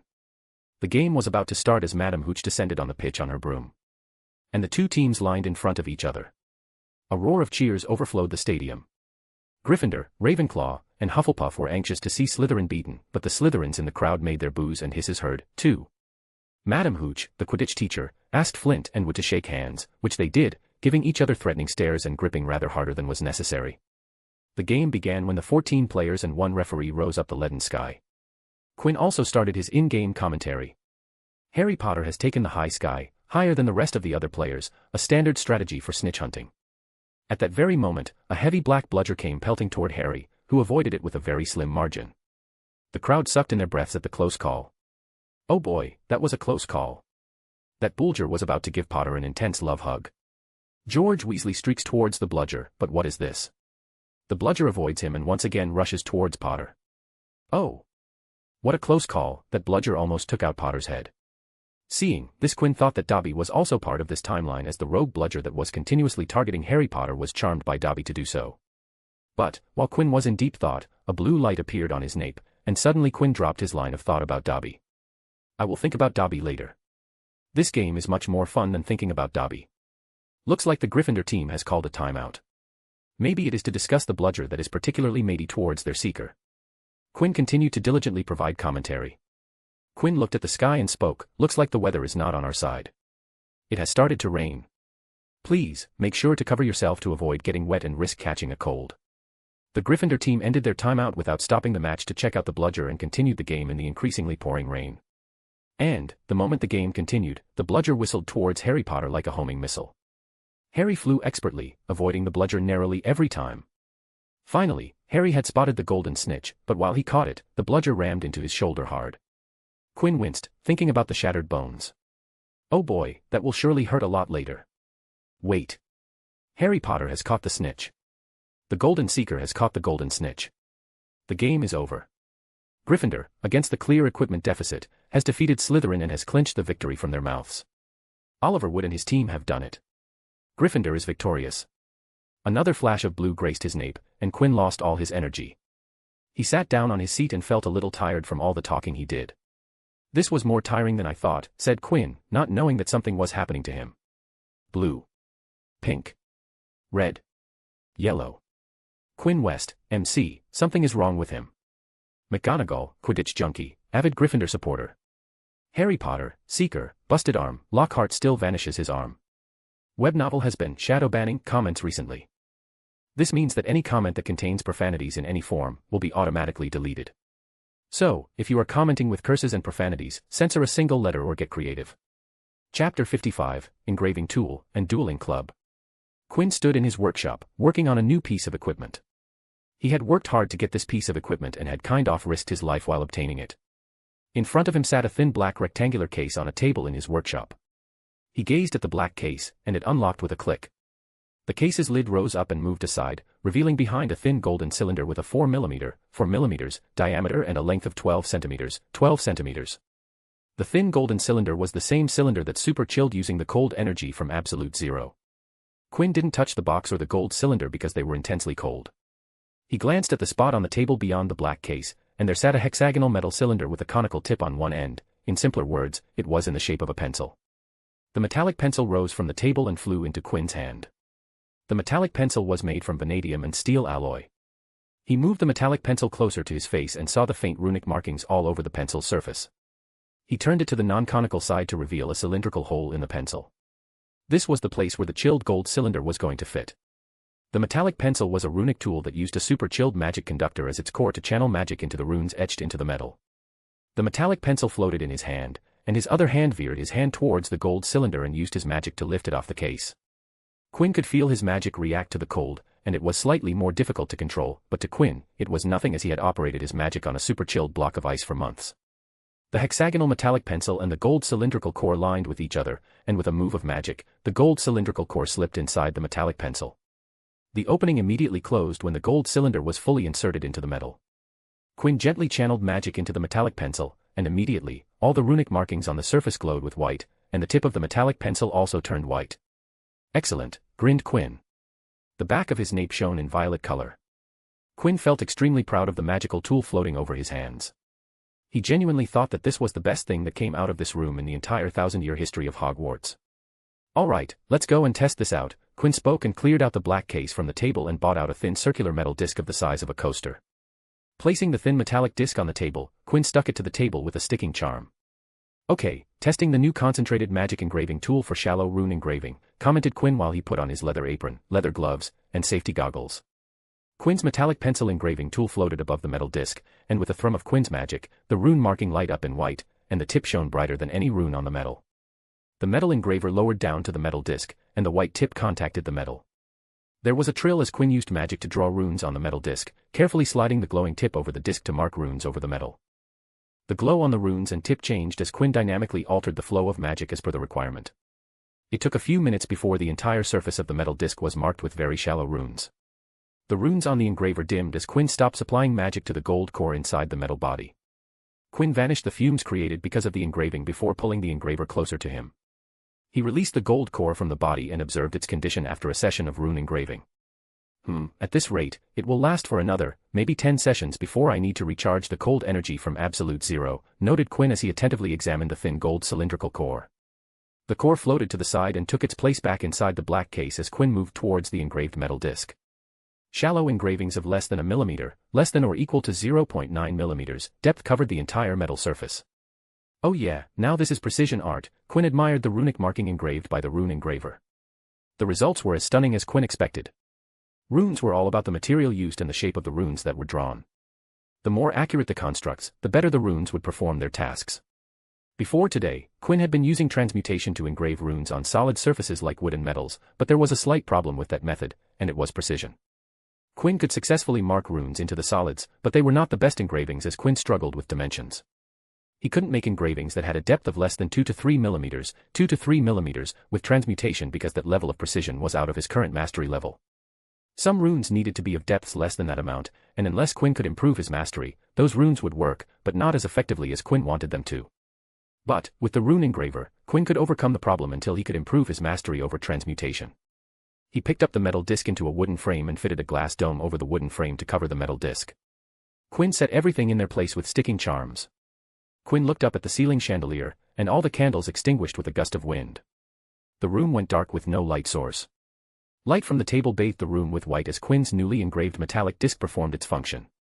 It was a rune cluster that produced an orb of light above the metal disc, providing light like a standard light bulb. Quinn looked around and finally saw how everything in his workshop looked like in white light instead of the yellow light of the candles. Yeah, white light is better than yellow light. Much better. Quinn picked up the magical light bulb and moved around the room to shine a light on everything. 3 more for the workshop and 2 for the office would be enough. He stared at the magical light bulb with a proud smile on his face. The violet on his nape bloomed and thrummed with activity. Scene break. Colin Creevey had been attacked and was now lying in the hospital wing as though dead. Such news had spread through the entire school. The air was suddenly thick with rumor and suspicion. The first years were now moving around the castle in tight-knit groups, as though scared they would be attacked if they ventured forth alone. Before, Mrs. Norris was petrified, so no one really cared about the event as the victim was a cat, but this time the victim was a student, and with the rumor mill, the teenage minds believed whatever was fed to them. And, amongst all this tension, the school announced an event that excited all students in Hogwarts. Quinn, Eddie, and Marcus stood in front of the notice board in front of the entrance hall. A small knot of people stood with them, who were similarly reading a piece of parchment pinned on the board. "They're starting a dueling club," said Marcus. "First meeting tonight. I wouldn't mind dueling lessons, they might come in handy one of these days." "What, you reckon Slytherin's monster can duel?" joked Eddie, but he, too, read the sign with interest. "Could be useful," Quinn said to Eddie and Marcus as they walked to the Great Hall for dinner. "At the very least, it would be fun. Let's drop by tonight." Eddie and Marcus were all for it. So, at 9 o'clock that evening, 3 pals hurried back to the Great Hall. The long dining tables had vanished, and a circular stage had in the middle of the hall, lit by thousands of candles floating overhead. The ceiling was velvety black once more, and most of the school seemed to be packed beneath it, all carrying their wands and looking excited. It surprised Quinn to see a circular stage instead of the long straight one like in the series. "I wonder who'll be teaching us," said Marcus as they edged into the chattering crowd. "It will be Flitwick, of course. He was a dueling champion, who better than him," replied Eddie. Quinn grinned as he nudged them to look at the stage. "At least one of you is right," Quinn spoke, but it surprised him as well because Phileas Flitwick accompanied Gilderoy Lockhart instead of Snape in the canon Snape and Lockhart pairing. Lockhart waved an arm for silence and called, "Gather round, gather round. Can everyone see me? Can you all hear me? Excellent. Now, Professor Dumbledore has granted me permission to start this little dueling club, to train you all in case you ever need to defend yourselves as I myself have done on countless occasions. For full details, see my published works. Let me introduce my assistant, Professor Flitwick," said Lockhart, flashing a wide smile. "He tells me he knows a tiny little bit about dueling himself and has sportingly agreed to help me with a short demonstration before we begin. Now, I don't want any of you, youngsters, to worry, you'll still have your charms master when I'm through with him, never fear." Flitwick's lip was curled into an almost feral smile in response. Quinn cackled and repeatedly slapped Eddie on his shoulder. "Lockhart is an idiot." Eddie and Marcus actually felt second-hand embarrassment because of Lockhart. Lockhart and Flitwick turned to face each other and bowed, at least, Lockhart did, with much twirling of his hands, whereas Flitwick simply nodded. Then they raised their wands like swords in front of them. "As you see, we are holding our wands in the accepted combative position," Lockhart told the silent crowd. "On the count of 3, we will cast our first spells. Neither of us will aim to kill, of course. 1, 2, 3 dash. Both of them swung their wands above their heads and pointed them at their opponent. Flitwick cried, "Stupefy." There was a dazzling flash of scarlet light, and the next second, Lockhart crumpled into a heap on the floor. Quinn could see Malfoy and his gang of Slytherin cheered. Many girls gasped and squealed their fingers. Flitwick turned to look at the crowd of students and spoke, "Looks like Professor Lockhart would be out of commission for a while, so I will be taking over this lesson." Flitwick swung his wand, and Lockhart's clothes tugged upward and dragged him off the stage to a corner of the Great Hall. "The charm I used was a stunning charm, as you saw, it stunned Professor Lockhart unconscious. Now, I think you saw sufficient demonstration. Does anyone like to volunteer?" Flitwick turned around to look at the entire crowd and didn't see any hands rising. Maybe it was because they just saw Flitwick stun Lockhart or because no one wanted to go first. Quinn also looked around to see if anyone would volunteer when he felt his shoulders being grabbed. He looked to his sides to see Eddie and Marcus smiling, and then they pushed him forward. "Whoa. You gormless little pieces of naffers," cursed Quinn as he stumbled to the front of the crowd. Flitwick's eyes shined as he excitedly clapped in bony hands. "Looks like Mr. West wants to take part. Excellent, 10 points to Ravenclaw. Come on up." Quinn sighed before shaking his head with a smile. He removed his robes and turned back to throw them at Eddie. "You two better not come up there because I will make your lives miserable." Glaring at his two friends as they stuck out their tongues at him. The crowd cheered when Quinn removed his robes and climbed up onto the stage while loosening his necktie. He raised his hand to the crowd with a chill smile on his face. "Now, who will be the other one?" Flitwick twirled around his spot. "Students, don't be shy, and please step up." Quinn was absent-mindedly playing with his fake wand when he heard the Slytherin cheer up. He turned in their direction to find a Slytherin student climb upstairs to the stage.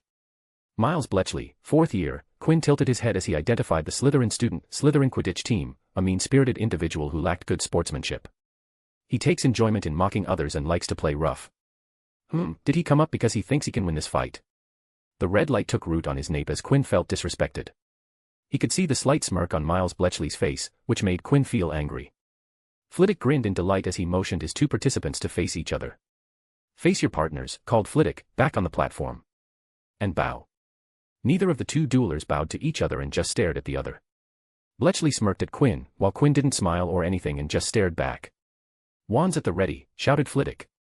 "When I count to 3, cast your charms to disarm your opponents, only to disarm them. We don't want any accidents. 1, 2, 3, go." Quinn didn't bother raising his wand high and just stared at Bletchley. On the other hand, Bletchley moved immediately and casted a curse, and it was not the disarming charm. Furnunculus. The Furnunculus curse caused the target to erupt in painful boils/pimples. If you had mastery over the curse, then the boils could be pretty painful and continuously ooze with pus. A gold flash of spell light zapped toward Quinn, who simply sidestepped to avoid the curse. Bletchley clicked his tongue and casted one more curse. Calvorio, a dark curse that removed all hair from the curse's victim. Quinn ducked and let the spell pass him. All right, if this is how he wants to play, thought Quinn and walked towards Bletchley. Bletchley frowned and cursed another charm. Locomotor Mortis. A curse that is used to bind the legs of the victim together. Quinn hopped to let the curse hit the floor. Bletchley growled as he saw a mocking grin on Quinn's face. Stupefy. Bletchley roared in frustration. A jet of red coursed through the air aimed right at Quinn's face. Quinn tilted his head with a smirk, and the red jet whistled past him. Bletchley stood stunned at yet another dodge and was startled when he saw Quinn running towards him. He raised his wand and tried to cast a charm, but in his agitated state, he wasn't able to decide on a spell. Quinn stopped right in front of Bletchley, winked at his opponent, and snatched Bletchley's wand straight from his hand and chucked it over his head into the crowd. Ah, nice try. Those were some serious nasty curses, you know. If one of those hit me, that would have been bad. Quinn tapped Bletchley's face with the back of his hand. Better luck next time. The red glow on his nape turned violet as he turned his back to Bletchley and pumped his hand in the air.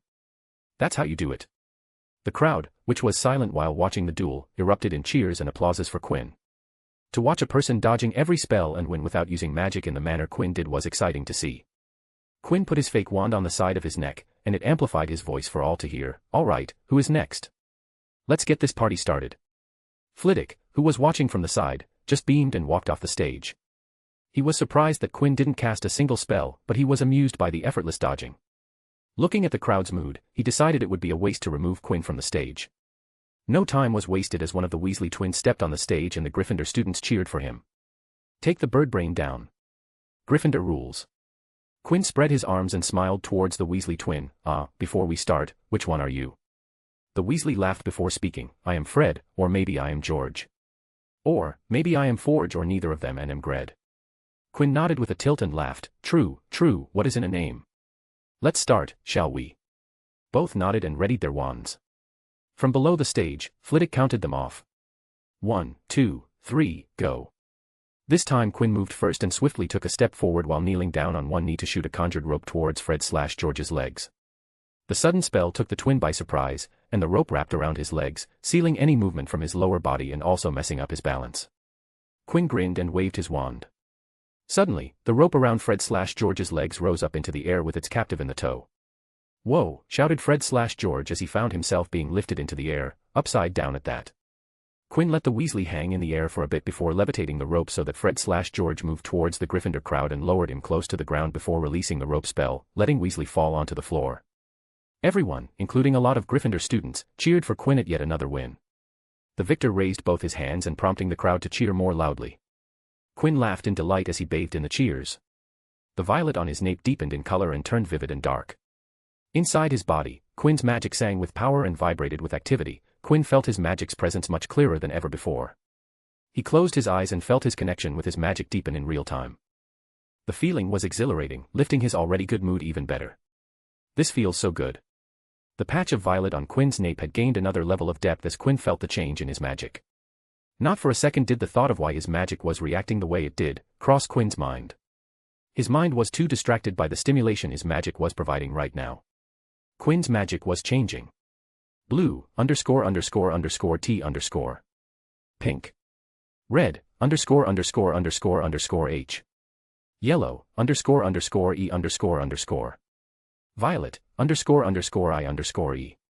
Quinn West, MC, having a good time. Phileas Flitwick, Duel Master, scoot over it is my time. Gilderoy Lockhart, Professor Dash, stunned unconscious. Web novel has been shadow banning comments recently. This means that any comment that contains profanities in any form will be automatically deleted. So, if you are commenting with curses and profanities, censor a single letter or get creative. Chapter 56, Quinn vs. Tracy, Parseltongue, and Gossip.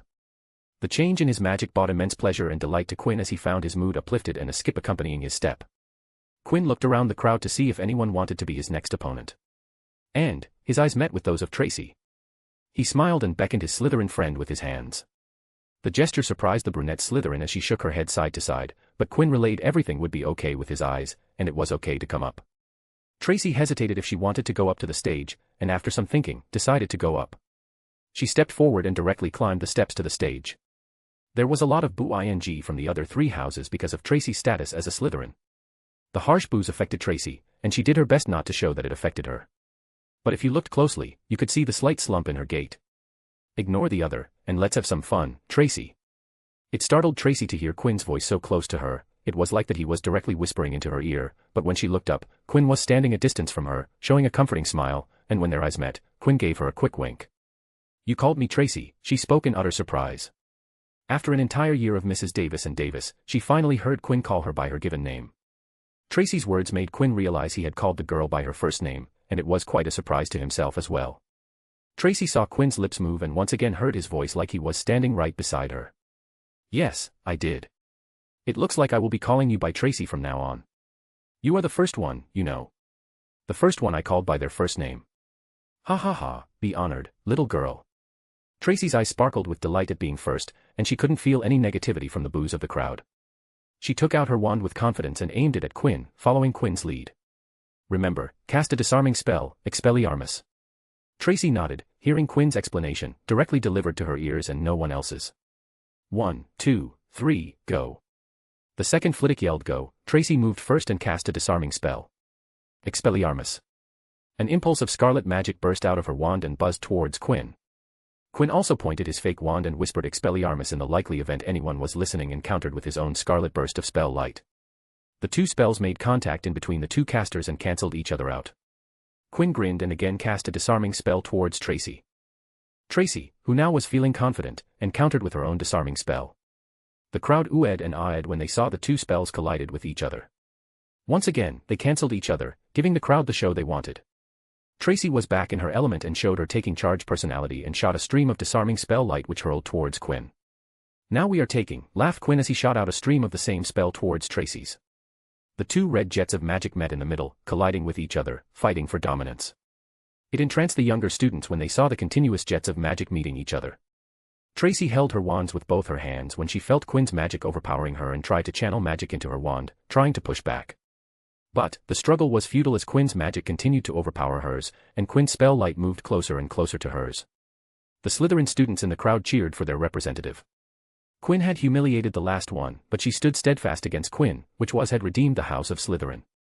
Quinn calmly smiled as he inserted a burst of magic into the spell and overpowered Tracy's magic in one fell swoop, forcing Tracy's hand open and driving her wand out it, disarming her in the process. The wand wheeled in the air before it landed in Quinn's hand, who caught it with a cheeky smile on his face. "I won," he laughed, walking towards Tracy, handing her the wand back. "Good duel." Tracy held her wand back in her hands and grinned her usual bubbly smile. "Good duel." "Great," he smiled before turning to look at Flitwick and gestured that he was done for today. Flitwick picked up the gesture and climbed up to the stage while Quinn and Tracy took the other set of steps to get down. Tracy and Quinn parted their ways, and Tracy ran to Daphne and got looks of approval from many Slytherin students. "Are you okay?" asked Daphne, worried about her friend. "He didn't overdo it, did he?" Tracy swayed on her spot with her hands behind her back and grinned a boastful smile. "He called me Tracy." Daphne tilted her head in confusion and asked, "What?" "Quinn called me Tracy," she repeated, waiting for the news to sink in her friend's pretty head. "What else would he call Dash?" Daphne began speaking, but mid-sentence realization struck her, and she stopped. "He called you Tracy." Tracy giggled and bumped Daphne's shoulder with hers. "He said I was the first one he called by their first name." He. The blonde turned her blue eyes to look at the Ravenclaw in question and saw him putting his robes back on, laughing with his friends and housemates.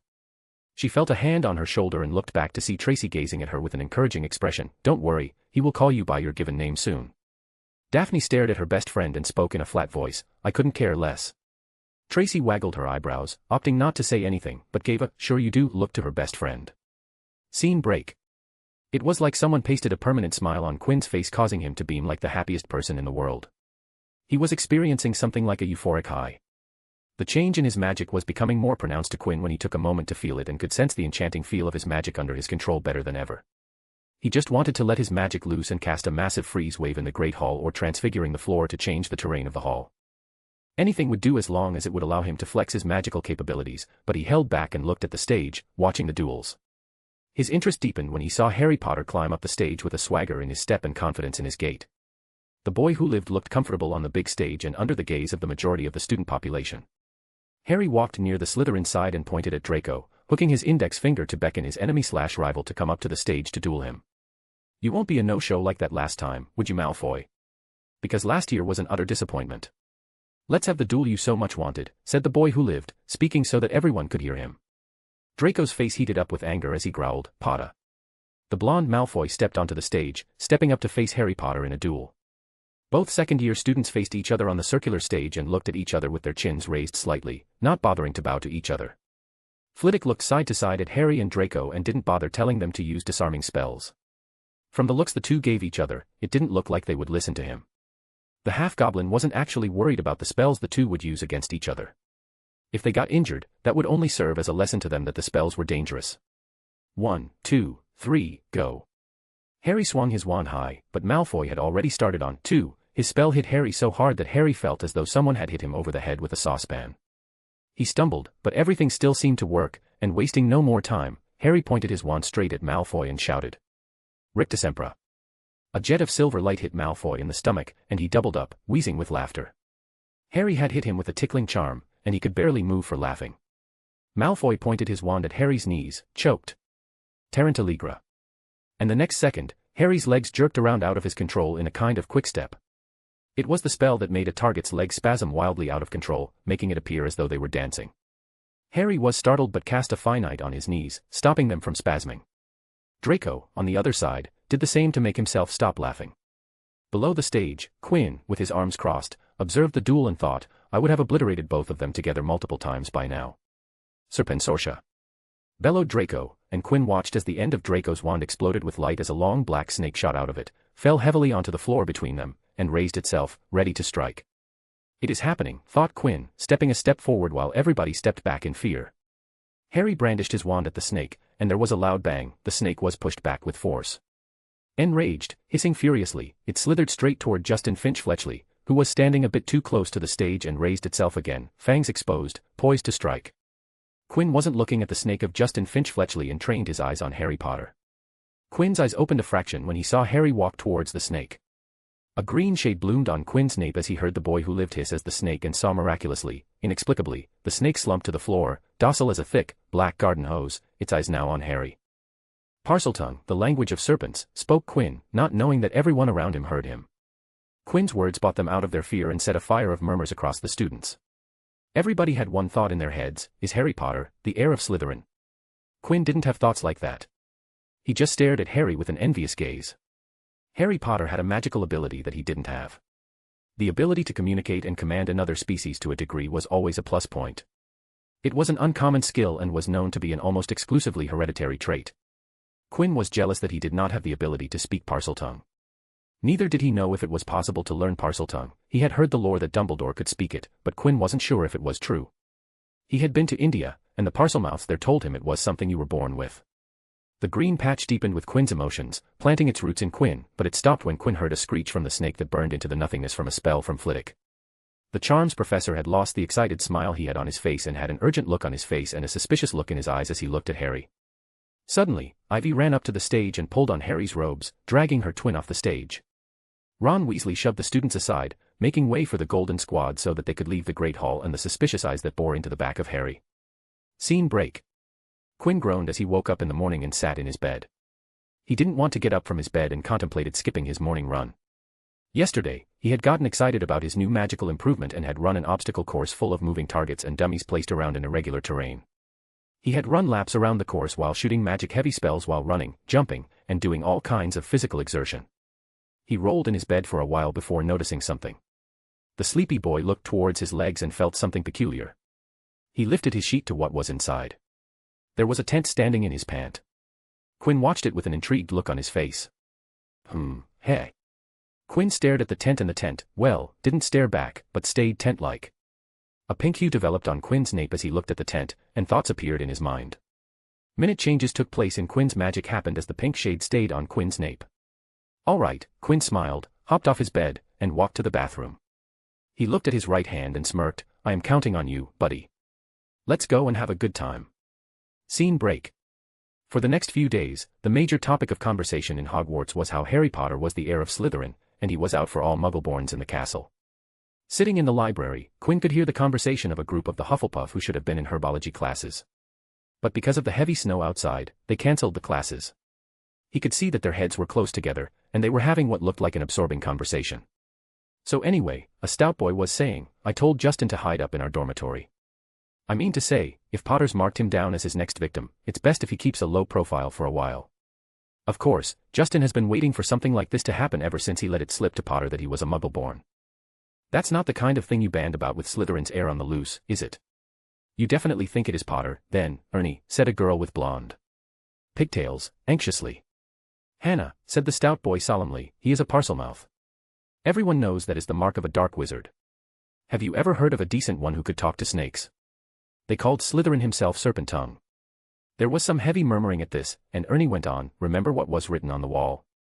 Enemies of the heir, beware. Potter had some sort of run-in with Filch. Next thing we know, Filch's cats attacked. That first year, Creevy was annoying Potter at the Quidditch match, taking pictures of him while lying in the mud. Next thing we know, Creevy's been attacked. Does this mean that Potter would go after Professor Potter? Said Hannah Abbott uncertainly, she is a Muggleborn as well. A pitiful look appeared on her face, Professor Potter seems so nice. Now, she will become his target. Ernie lowered his voice mysteriously. The Hufflepuffs bent closer and Quinn balanced his chair on its back 2 legs to get nearer so that he could catch Ernie's words. No one knows how he survived that attack by you-know-who. I mean to say, he was only a baby when it happened. He should have been blasted into smithereens. Only a powerful dark wizard could have survived a curse like that. He dropped his voice until it was barely more than a whisper and said, that probably is why you-know-who wanted to kill him in the first place. Didn't want another Dark Lord competing with him. I wonder what other things Potter's been hiding. Then suddenly, the person in question barged in and slapped his hands on the question and leaned on it as he peered at the group of Hufflepuffs. All right, dumb tweaks. I am looking for Finch-Fletchley, where is he? The Hufflepuffs' worst fears had clearly been confirmed. They all looked fearfully at Ernie. What do you want with him? Asked Ernie in a quavering voice. He has been running his trap about me being the heir of Slytherin. Harry sneered and continued, I need to get it inside his head that I was just trying to help him. Ernie bit his white lips and then, taking a deep breath, said, we were all there. We saw what happened. Then you all saw that the bloody snake backed off when I spoke to it. Harry made hissing noises at the group and continued, or, are you guy blind as well? All I saw, said Ernie stubbornly, though he was trembling as he spoke, was you speaking parcel tongue and chasing the snake toward Justin. I didn't chase it at him. Harry said, his voice shaking with anger. It didn't even touch him. It was a very near miss, said Ernie. And in case you're getting ideas, he added hastily, I might tell you that you can trace my family back through 9 generations of witches and warlocks, and my blood's as pure as anyone's, so dash. Harry kicked the leg of the table and yelled, I don't give rat's ass about what sort of blood you have got. Ugh. He turned on his heel and stormed out of the library, earning himself a reproving glare from Madame Pants, who was polishing the gilded cover of a large spellbook. Oh boy, he made it much worse, thought Quinn looking at the Hufflepuff group, look how scared they are. He hissed at them for Merlin's sake. He shook his head and sighed, this Harry Potter isn't good at damage control. Boy, this is going to blow up. Goody. A smirk surfaced on Quinn's face as a green appeared on his neck, deepening by the second, changing Quinn's magic. Blue, __OT _________________________________________________ Pink, _S_______________________________________ Red, ___________________________________ Yellow, ______________________________________________________ Violet, _RI________________________________________ Green, _V________________________________________________________________ Web novel has been shadow banning comments recently. This means that any comment that contains profanities in any form will be automatically deleted. So, if you are commenting with curses and profanities, censor a single letter or get creative. Chapter 57, Harry Potter and Tom Marvolo Riddle. Author's note regarding the direction of this story. Read if you don't like the now dubbed Colors arc. I will be honest, I wasn't expecting that much of a pushback against this concept. But after I thought about it I realized that the other stories have betrayed you guys because of something similar happening and then things going south. To the readers who don't know about me that much, I would like to tell you guys that I am not one of those deep-thinking authors who can churn out storylines so unique that it stands out from the canon plot. I love the canon timeline. I like to stick to the source material. You guys saw how I removed Ginny as the Horcrux host, but then a few chapters later, I brought the storyline back to close to the canon by Mrs. Norris' petrification. The canon plot gives me comfort, which I really like. I admit I adapted it so that Quinn could do his own thing because I remember a reader telling me that Quinn and the story would become a slave to the canon plot at this rate. This turned out to be good as I was able to spend an entire volume/story year away from the plot with just a few intersections. Perfect for that point of the story. Asterisk. Now, we came to this year, Quinn's third year/canon second year/Chamber of Secrets. I introduced the Colors arc, I am using this now. The response is not so great. A lot of readers said that this ruined the story for them. That it is cliché, overused, and doesn't make sense. But, please take a moment as I bring to your attention the key features of this story. ****. First is that Quinn is a pragmatic character, thank you at Passive for using this adjective to describe Quinn. But a lot of you thought that because of the colors I am derailing the character because he is being influenced. I would like to assure you guys that Quinn won't be going overboard. He would do things that are slightly out of character, but they won't be things like rape or torture or any other over-the-top things. The only time you guys might feel a little discomfort from his actions would come in the climax, a 2-chapter simultaneous release. You don't have to worry about him going batshit crazy and switching to the dark side. A lot of you may even like the things he will do under the influence of the colors. ****. The second feature of this story is the steady progression of Quinn's power level. This is one of the top selling points if not the best selling point of this story. It doesn't help me in the story if I throw it away. He is not OP from the get-go, he works for the power he gains. I am not looking to kick him up the power chart in one fell swoop by using the colors because in the last 2 chapters you can see that the colors are improving his magic. There is a twist during the climax. But that doesn't mean that it would be nerf. I may sometimes like to read stories without ups and downs, adversity, and trials, but I don't enjoy writing them. I showed it last year when he almost froze to death. So, I would like to say that this isn't my way to give a huge power boost to Quinn. ****. This isn't a feature, but a complaint that Quinn shouldn't come under the influence of colors because he has a clemency. But, I haven't even told you guys the magic behind the colors. True, it has a major mental/mind portion, but even then, I have explained nothing about what the rune circles down in the vault did to Quinn. The reason why he is under influence despite occlumency. I already mentioned half of the reason already. It just needs the other half, so that it would click in the minds of the readers and make you pop out a reaction like, ah, that is why. At least I hope so. I will explain it later when Quinn manages to escape the colors. ****. Now, the reason why I choose to add colors art to this story. At first, it was just an idea I thought was good and entertaining. But as I wrote, at Passive, Big Brain Helper told me that the vaults should help Quinn gain/learn something. He told me that when the founders built Hogwarts, their main motive was to teach young ones about magic. Even though the data, history of magic, Muggle studies, and divination doesn't reflect that motive, the main objective of Hogwarts is to impart knowledge. So, I decided that I would try to write the story in such a way that every vault would be a way for Quinn to grow not only as a magic user but also as a person. It is my way of telling that Hogwarts did help Quinn grow as a person. That him giving the school 7 years of life isn't going to waste. I didn't think this while writing the Icy Vault, but still, Quinn gained perseverance and caution from it because he didn't give up even after he almost died. And caution so that he won't make hasty mistakes. ****. This vault and the colors are actually a major/good/important point in the storyline as it allows me to answer a few unanswered questions from the very first volume, pre-Hogwarts. If any of you guys noticed the name of this volume you would have known that the choice between Hogwarts and Bowsbatten was an illusion. The aftermath which will come in the summer after the school year will give you guys a chance to know Quinn a lot more. It will be serious character development that will allow you to connect to Quinn. You guys can level up with Quinn too. For reference, check out the image in the paragraph comment. Refresh if you can't see it. This volume also gives me the chance to tie up some loose ends and gives me the ability to create some new loose ends that I can tie up later in the story. ****.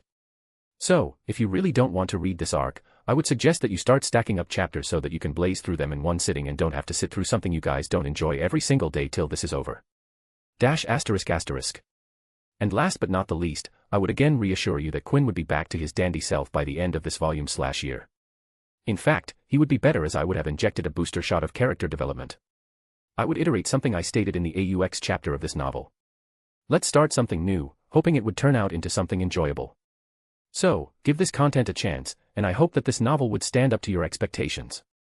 The above message was from the author, fiction-only reader.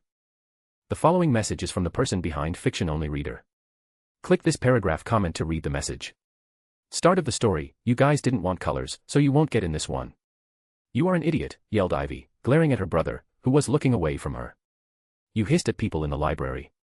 Everybody there heard you hissing. She tore a handful of grass from the ground and threw it at him. What were you thinking? I wasn't thinking, all right, barked Harry, cleaning the blades of grass from his clothes. They were being stupid, so I just did it to scare them. They are already plenty scared of you, scoffed Hermione, looking at the black lake in the distance. The castle had become a little too stuffy for Harry. So the gang decided to take a walk. Spending their time outside, away from the eyes of everyone in the castle. I don't understand what is wrong with everyone, Ron chimed in, lying in the grass. Harry isn't the heir of Slytherin. I am sure that it is that git, Malfoy. Just look at him, he hates Muggle and Muggleborns. And, if he had held his tongue for a few more days, said Ivy, pointing at Harry, then the polyjuice potion would have allowed us to get some information. Do you know how difficult it is to move around the castle with eyes following you everywhere?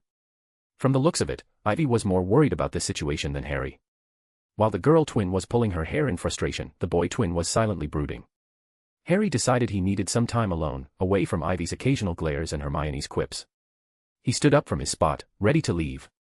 Now, where are you going? Asked Ivy. I just need some time alone, replied Harry, brushing his clothes. Don't follow me. Ivy tried to stop him, but Harry ignored his sister and walked away from his friends, deciding to return to the castle. This wasn't how he wanted his second year to go. Last year, he had spent worrying about Snape and how he was trying to steal Philosopher's Stone, but in the end, it turned out it wasn't Snape, but Voldemort stuck to the back of his defense against dark arts, Quirrell. An entire year of his scar hurting, occasional headaches, and burning pains were stressful for him. Not to mention he had almost lost his sister to a troll. She would disagree. Thinking about his second year, Harry had hoped to be free of situations like these and hoped that it would be a carefree year with no extraordinary events, but it wasn't in his luck. Even before his year started, Harry had met with an oddity, a house elf by the name of Dobby, who warned him not to go to Hogwarts this year, talking about a danger that awaited him, but Harry had ignored the elf's ramblings and thought little about them. At the start of the year, he and Ron had been blocked from entering platform 9 3/4. They had flown to Hogwarts in Ron's father's car. Which, in foresight, was an idiotic decision. A decision that had almost gotten him expelled. Harry's mum had scolded him for hours and had been angry with him for a couple of weeks. Even his usual chill dad had been furious at Harry because multiple muggles had noticed the car flying in the sky. Not to mention that the Whomping Willow had almost killed them by crushing the car while they were inside it. He and Ron got dirty looks from Professor Sprout because of the damage to the tree by the car. His new defense against dark arts didn't turn out like he imagined and taught them nothing and just made them recreate the scenes from his books and had them write poems about him and his achievements. His detentions with Lockhart were a menial work of replying to fan letters. And listening to him ramble on how to get famous and earn fame. Then came the whole Chamber of Secret debacle with the heir of Slytherin. Harry was determined the heir as many people suspected him of being the heir and petrified Filch's cat. He and his friends were sure that Draco was the heir of Slytherin from the way he enjoyed looking at the bloody message and his very public despise of Muggles and Muggleborns. Hermione had come up with the plan to use the Polyjuice potion to infiltrate the Slytherin house and gain some information, but in the time required to brew the potion, Colin Creevey had also been petrified. And he had found that the murderous bludger during the Quidditch game was Dobby the house elves doing so that Harry would get injured and go back home. Harry has almost strangled the scrawny elf in anger. Above that, Harry had been hearing some disturbing voices about killing, blood, ripping, and all kinds of creepy dialogues. He had tried to share this with his friends, but it seemed no one else could hear the voices. Just when he thought that the year couldn't get worse, he, and the rest of the school, found that he was a parselmouth and could speak the language of the serpentine creatures. Something that was widely associated with dark wizards. From that situation, Justin Finch-Fletchley had freaked out when he had tried to help him by asking the snake to leave Justin alone. The fallout was Justin being a scaredy cat, and the entire school had made up their minds that he was the heir of Slytherin. Bloody Fletchley, cursed Harry, stamping his feet as he walked, if I get my hands on him, he is looking for an ass-whooping. Harry stamped up the stairs and turned along another corridor, which was particularly dark. A strong, icy draft that was blowing through a loose windowpane had extinguished the torches. He was halfway down the passage when he tripped headlong over something lying on the floor. He turned to squint at what he had fallen over and felt as though his stomach had dissolved. Justin Finch-Fletchley was lying on the floor, rigid and cold, a look of shock frozen on his face, his eyes staring blankly at the ceiling. And that wasn't all. Next to him was another figure, the strangest sight Harry had ever seen. It was nearly headless Nick, no longer pearly white and transparent, but black and smoky, floating immobile and horizontal, 6 inches off the floor. His head was half off, and his face wore an expression of shock identical to Justin's. Harry got to his feet, his breathing fast and shallow, his heart doing a kind of drumroll against his ribs. When he said he was going to get his hands on Justin, he meant nothing like this. He looked wildly up and down the deserted corridor and saw a line of spiders scuttling as fast as they could away from the bodies. The only sounds were the muffled voices of teachers from the classes on either side. I could run, and no one would ever know I had been here. Harry thought, but he couldn't just leave them lying here. He had to get help. Would anyone believe he had nothing to do with this? As he stood there, panicking, a door right next to him opened with a bang. Peeves the poltergeist came shooting out. Why, it's Potty wee Potter, cackled Peeves, knocking Harry's glasses askew as he bounced past him. What's Potter up to? Why is Potter lurking dash? Peeves stopped, halfway through a mid-air somersault. Upside down, the ghost spotted Justin and nearly headless Nick. He flipped the right way up, filled his lungs, and before Harry could stop him, screamed. Attack! Attack! Another attack. No mortal or ghost is safe. Run for your lives. Attack! Crash, crash, crash, door after door flew open along the corridor, and people flooded out. For several long minutes, there was a scene of such confusion that Justin was in danger of being squashed, and people kept standing in nearly headless Nick. Harry found himself pinned against the wall as the teachers shouted for quiet. Professor McGonagall came running, followed by her own class, one of whom still had black and white striped hair. She used her wand to set off a loud bang, which restored silence and ordered everyone back into their classes. No sooner had the scene cleared somewhat than Ernie the Hufflepuff arrived, panting, on the scene. Caught in the act. Ernie yelled, his face stark white, pointing his finger dramatically at Harry. Peeves was bobbing overhead, now grinning wickedly, surveying the scene. Peeves always loved chaos. As the teachers bent over Justin and nearly headless Nick, examining them, Peeves broke into song. Oh, Potter, you rotter, oh, what have you done? You're killing off students, you think it's good fun dash. That's enough, Peeves, barked Professor McGonagall, and Peeves zoomed away backward, with his tongue out at Harry. Professor Flitwick and Professor Sinistra of the astronomy department carried Justin up to the hospital wing, but nobody seemed to know what to do for nearly headless Nick. In the end, Professor McGonagall conjured a large fan out of thin air, which she gave to Ernie with instructions to waft nearly headless Nick up the stairs. This Ernie did, fanning Nick along with like a silent black hovercraft. This left Harry and Professor McGonagall alone together. "This way, Potter," she said. "Professor," said Harry at once, "I swear I didn't dash." "This is out of my hands, Potter," replied Professor McGonagall curtly. They marched in silence around a corner, and she stopped before a large and exceptionally ugly stone gargoyle. "I am screwed," Harry thought as he stared at the gargoyle, so screwed. Scene break. Hogwarts hadn't changed in the years he had studied here in his day. The castle was the same as ever, a magical and majestic building standing for a millennium. The professors and students had changed, but that changed nothing in the ambience of the mystical castle of Hogwarts. Children's chatter, portraits passing their time, the specters floating around the corridors, and house elves hurrying around doing their work. Everything was the same as the time he had studied and stayed here. In the night's cover, he roamed in the spacious corridors, feeling the cool breeze caressing his face. He had been walking around Hogwarts ever since he had got here. It was his home, after all, it was the only place that accepted him, provided him shelter and the means to be different than others like he always meant to be. Being sorted into the Slytherin house was a nod to his ancestor Salazar Slytherin. The proof that the blood in his veins was of a noble lineage, a genealogy of the highest order. He saw it as the sign that he was meant to great things and destined to stand above others. Due to his exceptional acting abilities, he could convince virtually all the Hogwarts staff and instructors that this facade was his true personality. The sole exception to this was Dumbledore, who, though not necessarily suspicious of him, never forgetting about his misdeeds or his unsettling behavior during their first meeting. In turn, he realized that he had been careless in showing Dumbledore his true character upon their first meeting and never attempted to win him over as he had with his other instructors. In time, he came to fear and despise Dumbledore. The old goat was too much of a hindrance to him. But, now he was here, and Dumbledore had no idea that it was all his doing. Gazing down, he admired the green trims on the clothing, fitting to his status as a member of House Slytherin. The greatest of the four, the noblest of them. And the one who knew what was best for the wizarding world. He made his way to the gloomiest, most depressing bathroom he had ever set foot in. Under a large, cracked, and spotted mirror were a row of chipped sinks. The floor was damp and reflected the dull light given off by the stubs of a few candles, burning low in their holders. The wooden doors to the stalls were flaking and scratched, and one of them was dangling off its hinges. Looking around, he saw that the girl wasn't there, maybe occupying another bathroom in the castle. It was better this way. He didn't want the girl to stare at him every time he visited here. It got bothersome quickly. He walked to one of the unassuming sinks in the tattered bathroom and looked at one of the copper taps with a small snake engraved on it. A smile made it on his face at the sight of the little snake. "Open," he said. Except that the words weren't in English, a strange hissing had escaped him, and at once, the tap glowed with a brilliant white light and spun. Next second, the sink moved. The sink, in fact, sank, right out of sight, leaving a large pipe exposed, a pipe wide enough for a man to slide into. He lowered himself slowly into the pipe, then let go. It was like rushing down an endless, slimy, dark slide.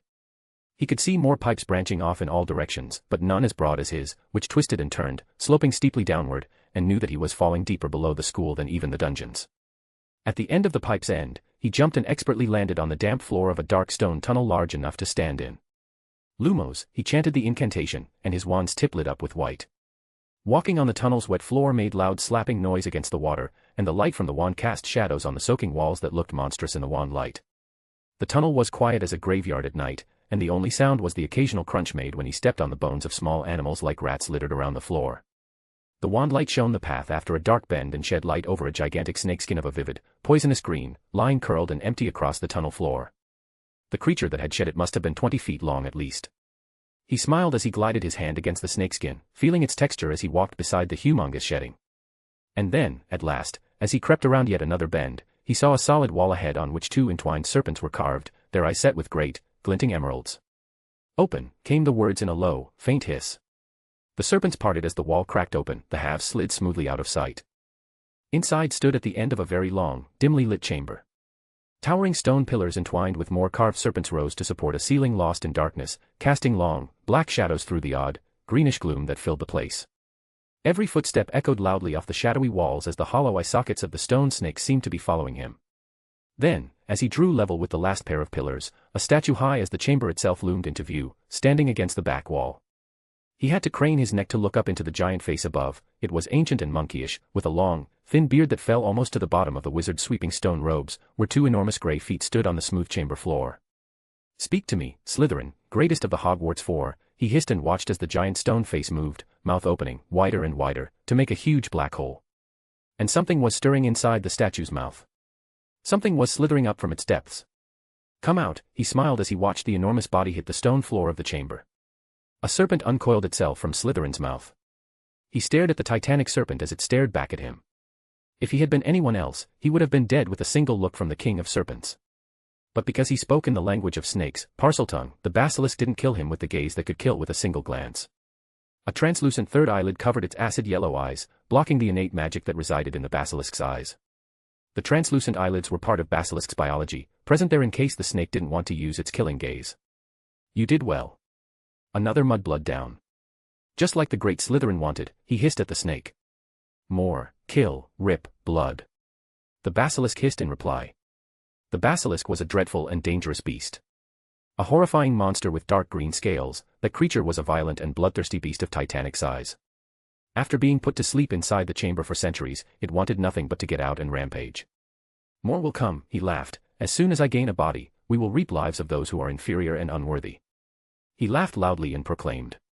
Soon, I, Tom Marvolo Riddle, will return to this world as Lord Voldemort and take my rightful place as the ruler of wizardkind and beyond. But before that, Riddle took out a diary from his robes and spoke. I want to know more about Harry Potter, the boy who lived. I want to know how a one-year-old babe took down my future. Riddle planned to get the diary to the boy, wanting to find more about him and what he possessed to defeat the Dark Lord. The basilisk hissed something that made Riddle chuckle in reply. Yes, he will be quite fun to play with. He looked at the basilisk and recalled, he has a mudblood girl in his entourage, we should go for her next. The basilisk hissed in horrid glee, thrashing its tail in delight. A boy and basilisk stood in a dreary chamber, planning to go after their next victim. Harry Potter, boy who lived, boy who broods. Tom Marvolo Riddle, 16 years old, Lord Voldemort, soul fragment, heir of Slytherin. Web novel has been shadow banning comments recently. This means that any comment that contains profanities in any form will be automatically deleted. So, if you are commenting with curses and profanities, censor a single letter or get creative. Chapter 58, Teaching the Slytherin Duo. Oh boy, you have been eating a lot these past few weeks, haven't you? Asked Eddie as he looked to his side. If you didn't eat with proper table manners, you would be indistinguishable from Marcus. Quinn ate another piece of sausage before speaking. I have been feeling starved these past few weeks. He swallowed a mouthful of fries and continued, it is like there is a bottomless pit in my stomach. I am here to tell you something, my friend. You can eat and eat and eat, but nothing will ever fill that void, spoke Marcus from across the table. You want a slice of banoffee pie? I feel you, brother, said Quinn, pointing his fork at Marcus, and, yes, I will take 2 slices. My sweet tooth is tingling. Quinn food moaned as he ate some of the banoffee pie that Marcus passed on to him. An orange hue developed on his nape as Quinn indulged himself in the delicious food. Maybe I should live in the kitchen with the house elves, thought Quinn as he nodded towards Marcus while pointing towards the dessert. This is damn good. The last few weeks had been brilliant for Quinn. He had found himself enjoying his student life, feeling that he was on cloud 7 all the time. He always had a skip in his step, a smile on his face, and joy in his words. He felt nothing could pull him down to earth. Quinn was sure that if the number of times he had broken into songs were stringed together, they would be enough for an entire script of a musical play. His magic had been improving every day at a visible rate, and Quinn couldn't be more excited than seeing his connection with his magic improve every other day. It was like he had been wearing weights all his life, and now they were removed. Casting spells was becoming easier, and his magic responded to him faster and smoother like never before. If his magic before the improvement was him pulling water out of well, and he had to work to mold his magic into spells, then right now, his magic was waiting for him to give a single command, and it would spring out with no effort. His magic was a servant waiting to fulfill his every whim. No adversity could make him feel helpless and hopeless. Spending time in Room of Requirement to destroy things was becoming his new hobby. If someone stumbled upon the Room of Requirements during Quinn's occupancy, they would have a heart attack by the sheer amount of destructive and dark magic remnants in the room. The pure exhilaration Quinn felt when he exerted his magic to annihilate everything in his way, a feeling beyond words. It made him feel powerful beyond measure. He felt empowered, it made him feel like he could do anything, and nothing was outside his capabilities. Quinn finished his meal, patting his belly in culinary satisfaction, and tap-danced his way outside the great hall. When Quinn turned a bend, a stone-faced blonde greeted him, scaring the shit out of him. Bloody hell. Quinn jumped back in shock as he stared at Daphne Greengrass standing there with her arms crossed. Hello, said Tracy, revealing herself from behind Daphne with a grin on her face and twinkled in her eye. She covered her mouth in laughter and commented, that was wicked fun. Yeah, it was wicked scary. You almost scared the soul out of my body. Quinn patted his heart and asked, what is it? Tracy stepped forward and asked, we were wondering if you would help us with a spell. We have been having some problems with the cast. Quinn quirked his brow and spoke, "Sure, I can help." "What is the spell?" "It is the seize pull spell," replied Daphne. Her face was twisted in frustration and irritation. The spell had been giving her and Tracy a lot of problems. No matter how much they tried, the magic refused to operate properly. Quinn's eyes shined in joy. "Oh boy, carpe retractum. The seize pull." He clapped his hands. "Do you know it is one of my favorite spells?" "So, you will help us?" asked Daphne, surprising Quinn with her forwardness. She usually let Tracy do the talking, but right now, she was taking the lead. The truth was that Daphne didn't like things she couldn't figure out, and this spell had been giving her problems longer than she anticipated. "All right, I will help out," said Quinn. "I am free today, so do you want to start after classes?" "Yes," replied both the girls in unison. "Perfect, then it is decided," smiled Quinn. "We will meet after classes." Scene break. Daphne and Tracy entered the classroom in which the three had decided to meet and practice. There they saw Quinn sitting there on a stool. It looked like he hadn't noticed the two Slytherin girls enter the room. He was sitting there with a dazed look on his face. Looking into the distance with a blank look on his face. Daphne and Tracy stilled for a moment and stared at Quinn with mild surprise. In the time they had known Quinn, they had never seen him like this, doing nothing and zoning out while sitting in a chair. Every time they had seen Quinn, he was doing something. Quinn would always have something to do, like read a book, or scribble or draw on a paper, or talking to someone, but never in their time had these two seen Quinn doing, well, nothing. Then there was the look in his eyes. The Quinn they knew always had a focused look in his eyes, like he was always thinking and on point, and the depth in his stone-gray orbs reflected the knowledge held in them. The current shallow and dazed was out of place for Quinn. And finally, the thing that stood out was Quinn's posture.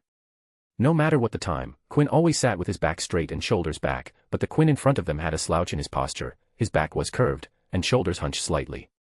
It was so unusual that Daphne and Tracy felt worried for Quinn, seeing him so different from his usual self. There was a feeling of conflict rising inside them. There was a stark difference between this version of Quinn and the image of Quinn they had in their mind. Tracy stepped forward and carefully voiced, "Hey Quinn, are you all right?" Her words seemed to snap Quinn out of his daze as he turned his face to the duo.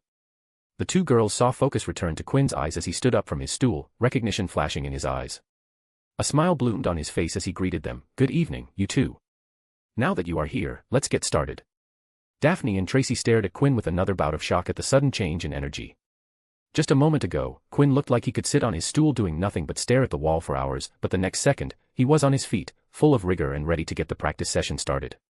"Hey Quinn, are you sure you are all right?" asked Tracy, still worried about her friend. "We can do this another day if you aren't feeling well." Quinn turned his body towards them, a confused expression clear on his face, like he wasn't sure what Tracy was talking about. "What do you mean?" he chuckled. "There is nothing wrong with me. In fact, I can't be feeling any better." Quinn clapped his hands and showed a confused wrinkle in his brows. "Come on, let's get moving, or do you not want to learn?" Tracy looked at Daphne and asked her best friend what to do with her eyes. Daphne turned to look at Quinn, who was peering at them with a confused look on his face, his hands raised, asking them what was happening.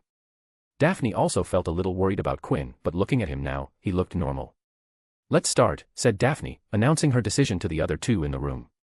"That is the spirit," grinned Quinn. "Okay, stand here." "Yeah, side by side like that." "Excellent."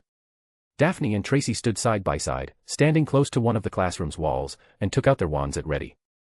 Quinn, who had walked to the stool he was sitting at before, looked back and saw the two girls with their wands out. He waved his hands and spoke, "All right, let's sheath the wands for just a minute or two." He picked up two ropes from the corner and walked to the girls, handing them each a rope. Quinn smiled when he saw the confused look on their faces. The seize pull spell produces a magical, retractable cord of light that could be used to pull objects towards the caster, or, if the target was fixed in place, to pull the caster towards the target.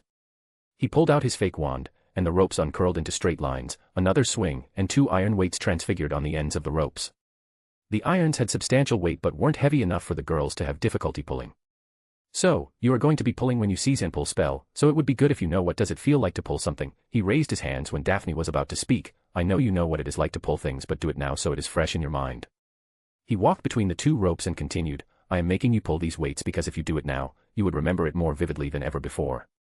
Your brain knows that I am making you do it for the spell, so it would remember the sensation much more clearly. Now, pull on those ropes and get a clear feeling." He gestured towards the rope before stepping to the side. "Go." The two girls looked skeptical at the exercise but did it anyway. Putting both of their hands on the rope and then pulling at the iron weights. "Let me ask you a question," spoke Quinn, gaining their attention. "When you learn a spell, do you understand it better when you learn the mechanics behind it?" When the professor explains what the spell is actually doing, does it help? Of course, that is obvious, replied Tracy, pulling on the rope. Quinn nodded and explained, understanding and comprehension are an essential part of the magic. If you understand what you are doing, things get a lot easier, much simpler. He raised his fake wand and pointed it at his other open palm, and a miniature version of Quinn in ice appeared on his palm. Knowing means having control over what you are doing, and control in lack of better words is good. He walked in between the two girls and faced the same way they did. The seize-and-pull spell is a retractable cord, so while you won't be pulling and your magic would be doing the work for you. Quinn raised his fake wand and shot out a red-yellow cord of light at the opposing wall. The end of the cord attached itself to the wall, sticking to the surface. Daphne and Tracy looked at the end attached to the wall to Quinn, who put his hand on the cord, and their eyes widened when they saw the cord detached from the wand tip and rest in Quinn's hand. "How are you doing that?" exclaimed Daphne. "You can't detach the cord from the wand. That should break the spell. If you know what you are doing. If you understand the mechanics," Quinn cracked a smile, "you will have control over what you are doing." He pulled on the cord, and girls could see it taut because of the pull. Now, that was enough. Quinn waved his fake wand, the weights vanished, and the ropes curled up. "Let's see you girls try it." He took a step back, giving space to the girl. Carpe retractum is the incantation, and the wand movement is in the shape of V. "Now, off you go." The two girls readied their wands, pointed them at the wall, and cast Carpe retractum. Two flimsy cords of light shot out of their wands, darting towards the wall, but fell down to the floor before reaching it. The two turned back to look at Quinn, and the older Ravenclaw just said, "Both of you have to be more aggressive, provide more magic, and if I am right, you guys should focus more on the wall. The spell would conjure the cord for you, you need to want the cord to go to the wall." "Here, look at this," said Quinn, stepping forward and pointing his fake wand at the stool. A thick cord of light shot out of his wand and wrapped around the bar stool in the distance. "See, I made the cord wrap around the bar stool. It usually sticks, but because I wanted it to wrap around the target. You have to be clear about what you are doing." He gestured to them to try again. The two girls raised their wands, and as Quinn instructed, they focused more on the wall. Both wanted their cords to stick to the wall in front of them. Carpe retractum. Two cords of light exploded out of their wands and darted towards the wall. Both cords reached the wall and stuck to the surface. Daphne's cord was faster than Tracy's and struck the wall first. "Excellent, well done," congratulated Quinn, "but, hold it, don't stop the spell." He stepped forward, walking halfway to the opposing wall. H flicked both the cord to check them the tangibility and pulled on them to see the adhesive quality at the end.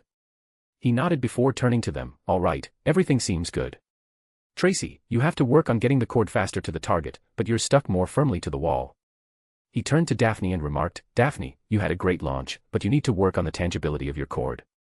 It looks like it would snap if there is too much weight at the end." Scene break. Quinn met with Daphne and Tracy a couple more times to walk them through the spell. "Today, we are going to pull on stuff," Quinn said, standing in front of the two girls. "Did you two practice in your own time?" "We did," the girls replied. "All right, then let's move on." He pointed to the two bar stools and said, "Aim at the bar stools and pull them towards you. Wands at ready," he instructed while stepping out of the way. "Go nuts." Red-yellow cords of light darted to the bar stools and adhered to the wood. The girls had enough practice with the spell and could stick the cords to the target with outstanding success. Quinn silently watched from the side, observing them cast the magic, trying to pull the bar stool towards them, but their efforts were giving irregular success at best. "You guys are pulling your arms back to pull, don't do that," spoke Quinn as he stepped forward and pointed at their arms. "The magic is a retractable cord, you don't have to physically pull on the cord, you have to retract it." Quinn put his hand and took out a standard yellow retractable tape measure, showing it to the girls. It was one of the things that resided in Quinn's robes. "Take this for an example." He pulled the metallic tape measure out of its casing. "Now, observe," he continued and released the tape, and the girls watched as the yellow metal strip rushed back inside the casing. "It is something like this," said Quinn, "this what you call retractable. You need to suck in the magical cord back into your wand." He walked to their front and grinned mischievously. Taking out his fake wand, he pointed it at Tracy and shot out the cord of seize-and-pull spell. The cord wrapped around her. Tracy let out a surprised yelp before she screamed when she was pulled towards Quinn, who caught her with his arms and spun her around in circles, while Tracy laughed in fun with little fear mixed in. Quinn widely grinned as he put Tracy down, who walked unsteadily because of the dizziness and walked like a drunk person.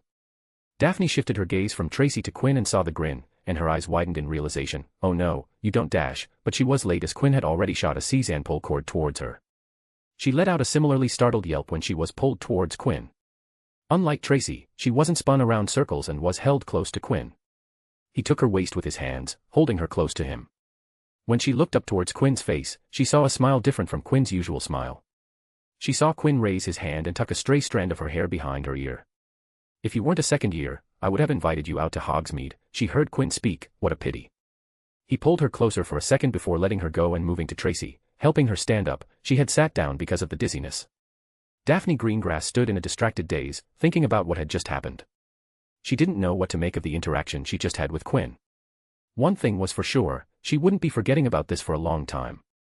After 5 lessons in 2 weeks, Quinn trained Daphne and Tracy in the Cezanne pull to the point that they could pull it off every single time flawlessly. Their original flimsy cords had thickened to something respectable, and they could pull anything with reasonable weight towards them without breaking a sweat. Blue, __OT_A_D__D__. Pink, _U__X__I__. Red, _R_H___. Yellow, __EE__A__TI_. Violet, _RI_E_P__B__. Green, _V_I_I_. Orange, _T_N_L_. Quinn West, MC, Teacher Extraordinaire. Tracy Davis, Slytherin, learning magic and having fun. Daphne Green, Slytherin, learning magic and feeling confused. Chapter 59, Polyjuice Incident, Debt, and Diary. Harry Potter, Ronald Weasley, Hermione Granger, and Ivy Potter were planning an infiltration operation into the Slytherin House common room by employing the miraculous Polyjuice potion.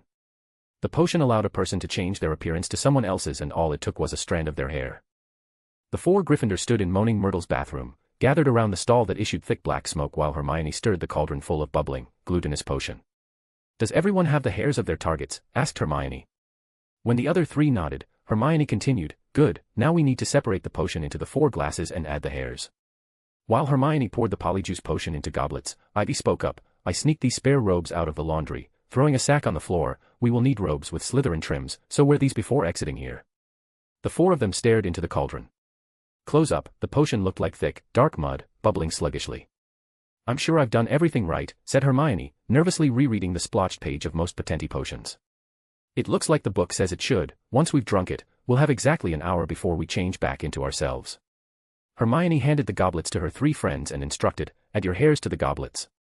The 4 added the hair into the bubbling goblets and watched as the potion hissed loudly like a boiling kettle and frothed madly. Harry Potter added Gregory Goyle's hair strand into his potion and watched as it turned into khaki color. Ron Weasley added Vincent Crabbe's hair strand into his goblet and the potion frothed before turning a dark, murky brown. Hermione Granger dropped a strand of hair from Tracy Davis into hers and it turned into a lilac color. At last, Ivy Potter inserted a blonde strand from the head of Daphne Greengrass and watched as an icy blue color spread through the potion. "Now, get into the stalls and down them," said Ivy. "Don't drink them out here and change before drinking because your clothes won't fit." "Good call," commented Ron, picking a set of clothes from the sack, and the others followed. Careful not to spill a drop of their Polyjuice potion, the Golden Squad slipped into their individual stalls. "Ready," called out Harry. "Ready," came Ron's, Hermione's, and Ivy's reply. 1, 2, 3 pinching their noses, the 4 chugged down their potion in 2 to 3 gulps. There were groans and grunts from all 4 people before there was silence, followed by gasps of shock, and finally, the rustling of clothes could be heard at the end. 3 people came out at the same time and looked at each other with a stunned expression. "This is unbelievable," said Ron, approaching the mirror and prodding Crabbe's flat nose. "Unbelievable." His voice was exactly the same as Crabbe's, and it surprised Ron a lot. "This is wicked and jarring at the same time," Goyle's low rasp of a voice issued from Harry's mouth. The 2 transformed boys turned their heads to look at Ivy, who had altered into Daphne Greengrass, watching herself in a broken mirror with a complicated expression on her face. Harry, Goyle, and Ron, Crabbe, watched with wide eyes as Ivy, Daphne, exhaled before an expressionless look took its place on Daphne Greengrass's face. "Wow," exclaimed Ron, "she looks exactly like her." If Ron didn't know that the girl in front of her was Ivy, he would have bet his entire pocket money on Daphne Greengrass standing in front of him. Harry silently watched his sister put on the same expression as Daphne. He could understand the complicated look before the expressionless face. His twin sister and Daphne Greengrass did have a complicated relationship. "Are you sure that Greengrass and Davis won't walk in on us?" asked Harry. While Harry and Ron had put Crabbe and Goyle to sleep with mild sleeping potions, Tracy and Daphne were still awake and in the castle. Ivy stared at Daphne's face in the mirror for a while before replying, "At this time, Tracy and Daphne are in the library doing their homework. Those 2 follow this schedule without fail." She paused before continuing, "She is quite methodical about it. She sighed before speaking. We have plenty of time before those two will return to the Slytherin common room, so we don't have to worry about them. Harry nodded before noticing that Hermione wasn't out of her stall. Hermione, come on, we need to go, he called out while banging on Hermione's door. A high-pitched voice answered him. I don't think I'm going to come after all. You go on without me. Hermione, we know Tracy Davis differs greatly from you, but no one's going to know it's you. No, really, I don't think I'll come. You three hurry up, you are wasting time. Said Hermione in a weirdly high-pitched voice. Harry looked at Ron, bewildered. That looks more like Goyle, said Ron. That's how he looks every time a teacher asks him a question. Hermione, are you okay? Asked Ivy through the door. Fine, I'm fine. Go on, came Hermione's response. Ivy looked at her watch. 5 of their precious 60 minutes had already passed. We will meet you back here, all right, she said. And, so Harry, Goyle, Ron, Crabbe, and Ivy, Daphne, were off to the Slytherin house common room. Scene break. Harry, Goyle, and Ron, Crabbe, walked ahead while Ivy, Daphne, walked a distance behind them because Daphne Greengrass wouldn't hang out, much less walk with the dumb duo of Slytherin. The 3 went down the marble staircase. All they needed now was a Slytherin that they could follow to the Slytherin common room, but there was nobody around. Any ideas? Muttered Harry. Harry and Ron didn't know where the Slytherin common room was located in the dungeons. The Slytherins always come up to breakfast from over there, said Ron, nodding at the entrance to the dungeons. The words had barely left his mouth when a boy with black hair emerged from the entrance. Excuse me, said Ron, hurrying up to her. We've forgotten the way to our common room. Ivy, Daphne, who just turned the bend, looked at the duo and frowned. What in the world are those two doing? She heard the last part of the sentence and had the urge to slap her forehead and then beat the two with a beater's bat. They didn't know the location of Slytherin common room, thought Ivy. Of course, they didn't. Ugh, these idiots. The Ravenclaw boy looked at them with interest and chuckled. I beg your pardon. He pointed at his tie and trims on his robes. Our common room. I'm a Ravenclaw. You guys must be really dumb. The Ravenclaw boy laughed till tears were coming out of his eyes. He looked them straight in their eyes and said, don't get lost, all right. Ivy felt embarrassed at her twin brother and their friend, not only because they jumped into the plan without knowing the first part and because the person who was laughing at them was the one person who she didn't want them to be embarrassed in front of. The Ravenclaw with black hair had stone-gray eyes, and there was only one Ravenclaw with those features. Quinn West, groaned Ivy. She watched as Harry and Ron hurried down the stone steps into the darkness, their footsteps echoing particularly loudly as Crabbe's and Goyle's huge feet hit the floor. Quinn chuckled as he watched the two climb down to the dungeon and turned back to see Daphne standing there, and his eyes flashed. Greengrass, he waved and smiled, fancy meeting you here. Ivy, Daphne, froze when she saw Quinn walk towards her but quickly gathered herself and spoke in a Daphne-esque fashion. Quinn. Where is Tracy? Asked Quinn, looking behind her. You two are usually together. She is in the library. She was behind on her homework, replied Ivy. Daphne. Oh, is that so? Said Quinn. He thought of something and looked worried. Is it because of the Duro transfiguration spell? Did she spend too much time practicing the spell? Quinn sounded apologetic and continued, we have been practicing it a lot together. Maybe we should pull back a little. Ivy, who didn't know about what Quinn was speaking, just nodded. How about you? Asked Quinn. Are you comfortable transfiguring various materials into stone? Of course, spoke Ivy, imitating Daphne. It wasn't that difficult after I understood it. She replied such that even though her expression remained unchanged, her voice portrayed pride. Quinn smiled and then seemed to recall something. Before I forget. I got the thing that you wanted. He put his hands in his robes, and the thing that came out was his wand. Ivy's, Daphne's, eyes widened as she felt ropes conjure around her and tightened around her body. The ropes pulled her back, and she was slammed against the wall. The next second, the wall behind her transfigured into a liquid form, covered her entire body, and hardened to trap her inside. What are you doing? Shrieked Ivy, Daphne, looking angry and furious. You are not Daphne Greengrass. Quinn looked at her. She felt his eyes were looking right through her. So, who are you? What bloody nonsense are you talking about? She screamed, feeling panic bubbling inside her. Quinn peered at her and said, you see, when I called you Greengrass, you didn't show any reaction. Ivy felt confused at the statement, but Quinn cleared it for her. Recently, I switched the way I address her. I call her Daphne now, Quinn explained. She would roll her eyes at the start, but now she doesn't even bat an eye. With her personality, she would definitely quip at me reverting back to her family name. Next, we never practiced the Duro spell, so that gave you away, said, that was the second strike. Ivy was the full force of panic and couldn't think of anything to speak or rebuke. And, the last strike is this. Quinn raised his hand to reveal a wand in his hand. This isn't Daphne's wand. Ivy's eyes almost popped out, and she nearly screamed at Quinn to return her wand back. When did he take it from me, thought Ivy. So, you clearly not Daphne Greengrass. Which prompts the question, if you are not Daphne, then who are you?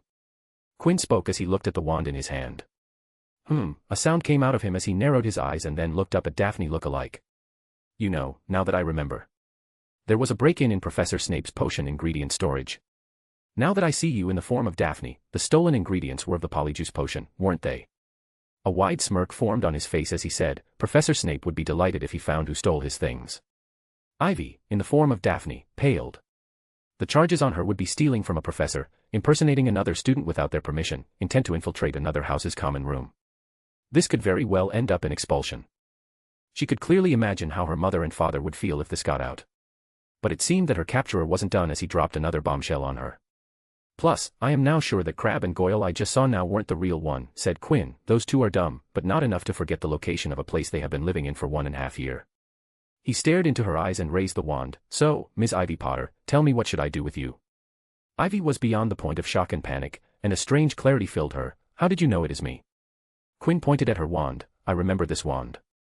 I remember it from the dueling club. He pointed at his temple and smirked. You see, I have an excellent memory. He raised his hand to point in behind towards the dungeon entrance. I am willing to bet good money that those two were Harry Potter and Ronald Weasley. His smirk widened. Now, imagine what would happen if I alert Professor Snape that 2 Gryffindors are inside the Slytherin common room. After the flying car incident, this would definitely kick those two out of the school. Ivy was once again back to feeling massive panic. Her father had faced a lot of criticism because of Harry's action at the start of the year. James Potter was an Auror, and one of their responsibilities was to maintain the international statute of secrecy. It did not look good when one of his children was caught breaking the same code that could reveal the existence of magic to the world. I am willing to forget all of this if you owe me a huge favor. He tapped her nose before continuing. I am willing to spare your brother's reputation by letting all of this go. He is already suffering because of the whole air of Slytherin, and if he gets expelled, no matter what the reason, people would believe they sacked him for all the petrifications. Ivy was sure that she was about to die from shock.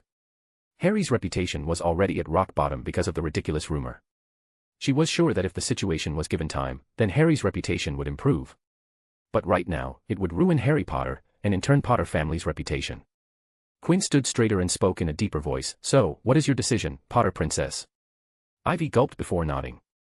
She had no choice but to agree. All right, I will do whatever you want. So don't reveal any of this. Quinn hummed with a bright smile before turning stern. Don't try to refuse this later because it will not go the way you want to. Do you understand? Ivy nodded with a hard expression. Say that you understand. I understand, she spat out. Good, said Quinn, and the wall went back to normal, and the ropes restraining her also loosened before vanishing. Quinn patted her cheek before saying, Now, go hide until the effects of the potion wear off. Daphne is my friend, and I don't want a look-alike roaming around. He pointed at the wall behind her. Your wand is right there. When Ivy looked back, she saw her wand stuck to the wall. It will come off in half a minute, said Quinn. Now, while it was good profiting off you, I am a busy person, so I would take my leave. Quinn softly smiled before walking away, leaving Ivy stunned, looking between Quinn's retreating and her wand stuck to the wall. Her thoughts were that this operation went nothing like she was expecting. Hers and Hermione's plan had been dismantled within minutes. They had thought that it would be a fairly straightforward plan for them to get the information from Draco, but the plan had failed before it even started. Hermione, for some reason, didn't come with them. Quinn West had caught her, restrained her, and had revealed her identity. Plus, he had forced her into being under his debt. She didn't know how Ron and Harry were doing without her to guide them. Those two fools didn't even know the location of the Slytherin common room. Quinn West came in like a cool breeze and left like a terrifying typhoon. She would later find out that even though Harry and Ron had successfully gained entry to the Slytherin common room and had talked to Draco Malfoy, it turned out that Malfoy wasn't the one to open the Chamber of Secret. So, they were back to square one.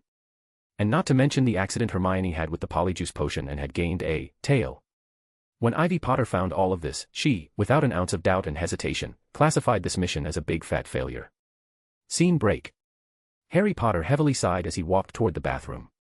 He wasn't in a great mood. The entire school was literally against him and considered him the next Dark Lord.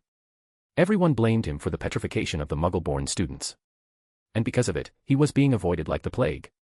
Before, everyone would become noisy when he entered, but now, they would quiet down and avert their eyes so that they wouldn't catch his eyes. There were select few people he could spend time with, and now one of them was stuck in the hospital wing because she added the wrong hair into her polyjuice potion. Harry and Hermione quarreled a lot, but Harry seriously considered her to be one of his closest friends because of all the help she was last year. And, people who faced a troll and deadly obstacles together were bound to develop some camaraderie. This year was the same. Hermione was the one to come up with the Polyjuice plan despite her love of rules and authority, showing that she treasured their friendship. His twin sister as well was acting weird and looked stressed about something since the whole Polyjuice plan. She didn't join them inside the Slytherin common room because someone stopped her, she didn't specify who. When he asked what was wrong, she said that nothing was wrong and she was just stressed about Hermione and the Chamber of Secrets, but Harry could tell that there was something else. He stopped push when she started to get irritated and had left the matter alone. Finally, Ron was well. Ron. While he laughed at Hermione's furry appearance, Harry could tell that his best friend was worried about their friend. Harry, somewhere in his heart, blamed himself for dragging them in all this mess, and now all of them were stressed and worried. While Harry was brooding about his depressing thoughts, collided with someone and yelled, "Hey, watch it, man." But the other person didn't even look at him or say sorry and just ran off. "Jerk," muttered Harry, and when he turned to walk, his foot kicked something. He looked down to see a small thin book with a shabby black cover. Harry picked it up and turned back to return it, but the person had already run off and out of his sight. Lowering his eyes to examine the thin book, Harry saw at once that it was a diary, and the faded year on the cover told him it was 50 years old. He opened it, and on the first page of the diary, Harry could barely read out the name, T.M. Riddle, written in smudged ink. When he turned the pages, and there were no words written on the pages. In the quiet and eerie corridor stood the lone figure of Harry Potter, staring at the black diary clutched in his hand with an unblinking gaze. Quinn West, M.C., out of character, gained a significant debt. Ivy Potter, polyjuiced into Daphne Greengrass, in debt. Harry Potter, boy who lived. Diary, a black diary. Hermione Granger, having furry problems, her tale feels weird. Chapter 60, Calm Day, and Ivy's Heir of Slytherin Theory. It was a rare moment of peace in the last few months as Quinn laid in the cool grass looking up at the sky. The past few months had been a roller coaster for Quinn. His magic has been going through rapid change, not only in quantity but also in control. There were many types of magic that Quinn didn't think were possible for him for a couple of years were now within his grasps. His magic did his bidding with no complaints, and almost every day, dummies and targets of the room and requirements would get annihilated into smithereens. The restricted section of Hogwarts' library had also proven to be helpful. The thing about the room of requirement was that it had been hidden for so long that nobody knew how it operated, and as such, no one knew how to add books to it. The books and tomes in the room of requirement's knowledge base were extremely old. The books were from the Founder's time, and as far as Quinn could tell, they weren't updated from that time, which meant that the Room of Requirement was missing out on a millennium's worth of advancements in magic. The Room of Requirements had a lot of knowledge that would be classified as lost knowledge. Lost knowledge was the knowledge about fields of magic lost to the magical civilization with time, but the thing about that lost magical knowledge from Room of Requirements was that a lot of it was too complex for Quinn. While Quinn's magical prowesses grew at an unprecedented rate, his knowledge about magic didn't experience a similar boost. He was still building his magical knowledge step by step. So, the restricted section of Hogwarts' library came in as resourceful because Hogwarts did a decent job at supplementing their library with new books throughout the ages. Quinn did notice that even though there was a lot of information about magic that could be hazardous if not handled or properly understood, there was nothing too crazy in the library. Dumbledore moderating the books in the library was one of Quinn's theories. Another theory was that Hogwarts was a school for children who came here to learn to control their magic. Those children might not need books that delved into high-level complexities about magic. As such, the Hogwarts administration never thought of buying books above a certain level. The magical world and not just magical Britain didn't have a university system for higher education. Instead, it followed an apprentice system to gain higher knowledge about magic. You could buy high-level magic knowledge for the right price, but most people only did it when they gained a master to apprentice under because magic grew more and more dangerous as you dove deeper into its mysteries. Researching esoteric magic without guidance could be fatal, and as such, people needed some form of teaching to get started. The restricted section of Hogwarts' library had some fascinating books and tomes. Quinn had been quite busy greedily researching knowledge that would supplement what he already knew. In Quinn's eyes, Lockhart had finally done something worthwhile with his life by signing the permission note to the restricted section for him. Between studying, having fun, and enjoying himself, Quinn had been quite busy. Today, he found himself free from everything, lying down in the grass looking at the white clouds slowly floating in the sky. He felt as free as the clouds he was gazing at. Quinn didn't feel angry when he looked at Lockhart's stupid face. He didn't feel elated when he received the weekly sales report of Lockhart goods. His daily run didn't leave him so tired that he wanted to sleep the entire day. He didn't randomly make his way to the kitchen to stuff his face with food. Last night's dueling lesson didn't inspire superiority inside Quinn. His eyes didn't immediately follow a group of older girls when they walked by, looking all nice. And he didn't feel the weekly bout of jealousy at Madame Hooch's excellent broom riding skill. But, even with his calm, Quinn didn't question his behavior this entire school year. He didn't even think that something was wrong with his behavior. To him, his year had been like a fun roller coaster, but nothing wrong. It was a peaceful day, and while Quinn enjoyed the time he was having for the past few months, he enjoyed this calm and quiet day. Quinn peacefully smiled and spoke without looking to his side. "So, how have you been finding Hogwarts?" he asked his companion, who laid in the grass with him, similarly looking at the clouds, or at least he thought she was. "It is fun, but I think Nargles took some of my belongings," said the girl beside him. "They are known to be quite the naughty thieves."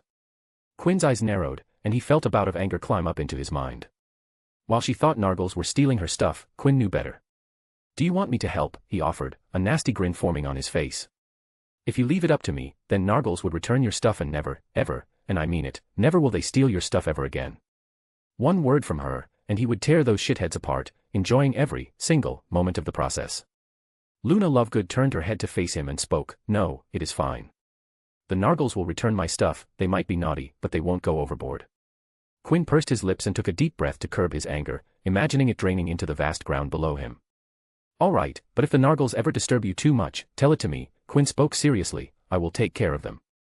"Aha, I will call you," spoke Luna, raising her hand towards the sky as if trying to grab the clouds in her grasp.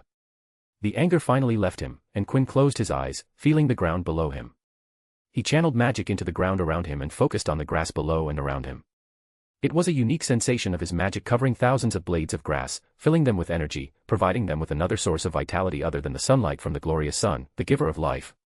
"Feels good," thought Quinn, a calm bliss spreading through his body and mind. He tapped into his magic core, and more ground was saturated with his magic. Quinn's magic did nothing to the ground or the grass. He didn't make his magic do anything. He was just extending his magic, nothing more or nothing less.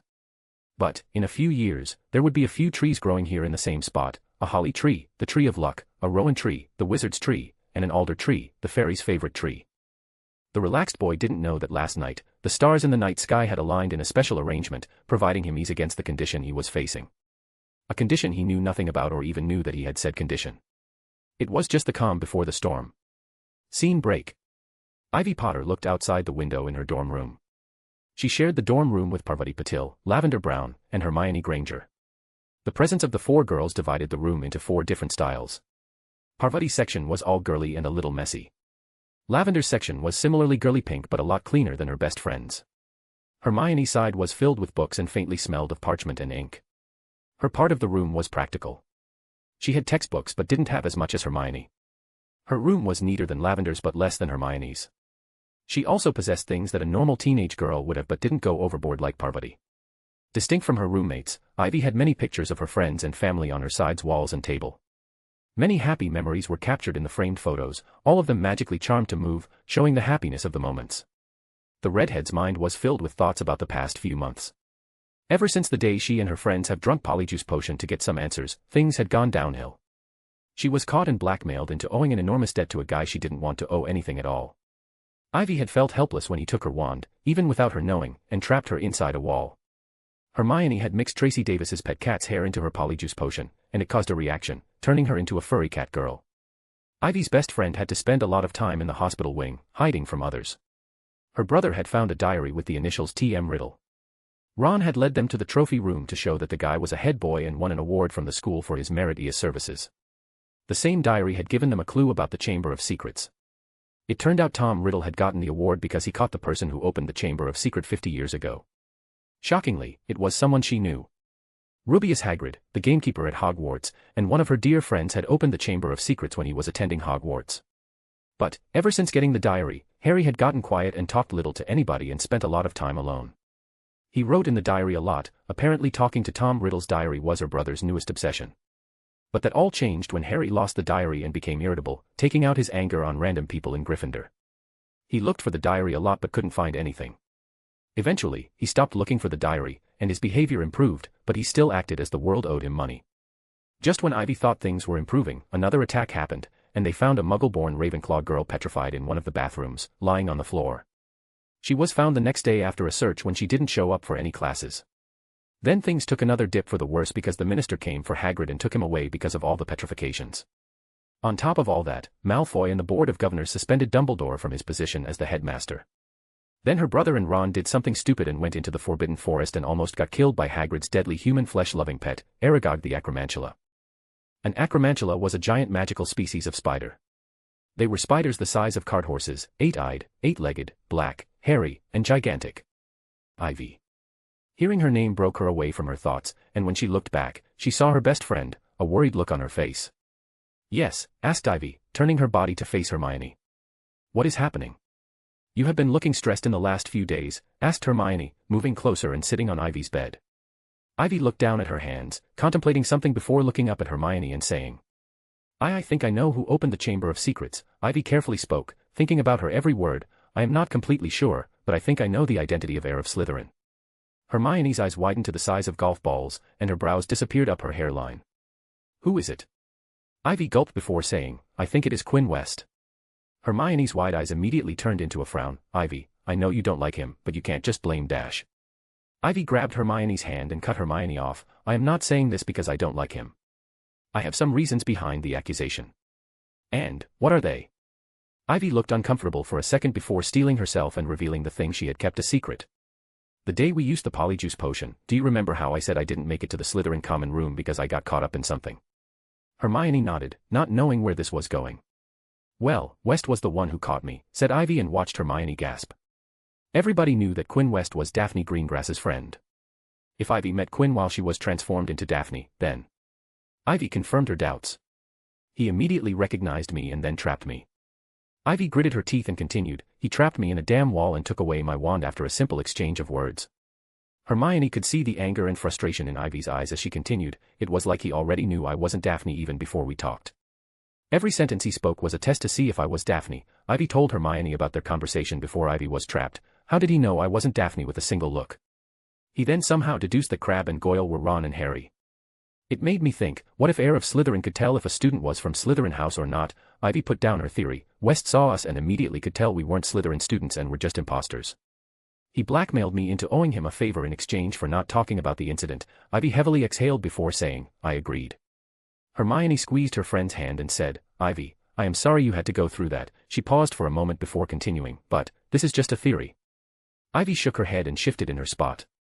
"I know, but let me tell you about Mrs. Norris' petrification." Ivy explained what she saw that day. The look of recognition in Quinn's eyes and the relief while he saw the scene. It was like he already knew this was about to happen. Who else but the heir of Slytherin, the person who opened the Chamber of Secrets, would know about the attack? Hermione was about to say that this was still not enough and just Ivy's dislike for Quinn West clouding her judgment, but Ivy raised her hand and continued.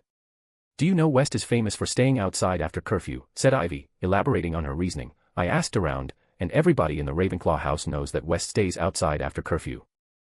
He only comes back later late in the night." She grabbed Hermione's shoulders and continued.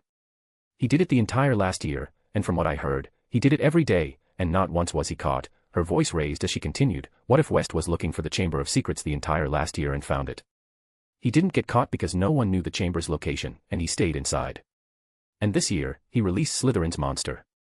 Ivy licked her lips and looked Hermione in the eye, "And, I don't know how this adds up, but do you remember about West's ring?" Hermione frowned before nodding. "Yes, the gold ring, what about it?" "He didn't have it last year, and he started wearing it this year." Ivy thought about the gold ring, which caught her attention every time she looked at Quinn West. What if the ring controls the Slytherin's monster? Listening to Ivy listing off points against Quinn West did make her believe her friends, at least somewhat. "I don't know, Ivy," said Hermione, "there are too many what-ifs in there." "I know. That is why I think that we should go to West's AID office," said Ivy. "He spends a lot of time in there. Maybe there is something in there. We may find something there that connects him to the Chamber of Secrets." Hermione bit on her lower lip, thinking about the petrified students. She didn't want any more to get petrified, so if they could find a lead, that would stop this. "All right, I will go with you." She stood up and said, "Come on, we should tell the boys." Ivy grabbed her arm and stopped Hermione. "No. We can't do that. The boys would be reckless and maybe even jump West without thinking. We should do this alone." Hermione needed no more convincing. "Agreed. Let's do this alone." "All right, when should we do this?" "We would need the third-year schedule for Ravenclaw," Hermione thought out loud. "After that, we would need to find an hour when he has a class, and we don't, so we would have time to get in his office and exit without him knowing." Ivy felt relieved when Hermione started to build a plan. Hermione taking the lead to help her friends was normal, and currently, Ivy was craving normal. It was decided. Ivy Potter and Hermione Granger were going to break into the AID office owned and operated by Quinn West.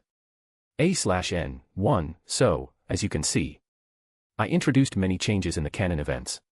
So, if you commented about me messing up, I didn't because I changed the events on purpose. Asterisk. A/N2. There is another Muggle-born student who got petrified. I added her. Hermione wasn't the next target. Change 1.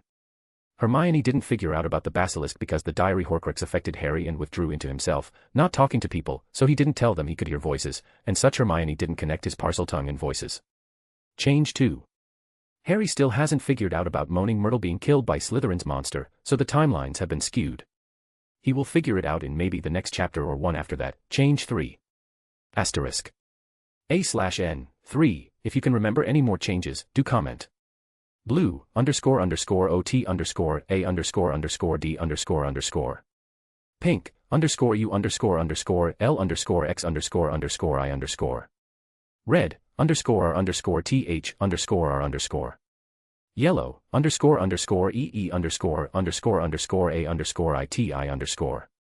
Violet, _RI_ES_P_B_. Green, _NV__VI_I_. Orange, _L_TT_N_UL_. Quinn West, 3rd year Ravenclaw, experiencing a calm day. Luna Lovegood, 1st year Ravenclaw, struggling from Narbles. Ivy Potter, 2nd year Gryffindor, heir of Slytherin equals Quinn West. Hermione Granger, back from Furriness, planning for yet another infiltration. Chapter 61, The Break-In at AID.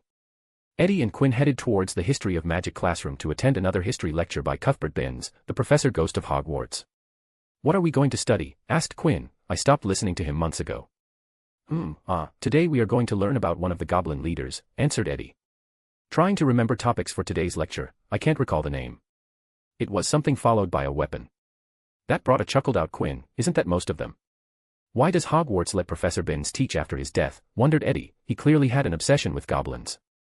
I mean, look at his classes, he rushes through anything that isn't goblin-related and spends most of his time on the goblin rebellions. Quinn thought about the reasoning and could only come up with reasoning. Hogwarts is a school. Professors are its employees, so maybe, they keep letting Binns teach because they don't need to pay him. A ghost doesn't have the use of money. Plus, as far as I know, no law states that ghosts need to be paid. Quinn nodded as he looked at Eddie. Yeah, I guess that is it. So, money is the reason, huh? Eddie held his chin with his hand. Never thought about that. Maybe you are right. Quinn bumped Eddie with his shoulder and spoke. Maybe before we graduate from Hogwarts, we would exorcise Professor Binns and save the future generation from boredom incarnate. Eddie wagged his finger in disagreement, and take away the 1 hour of practically free time from them. I don't think so.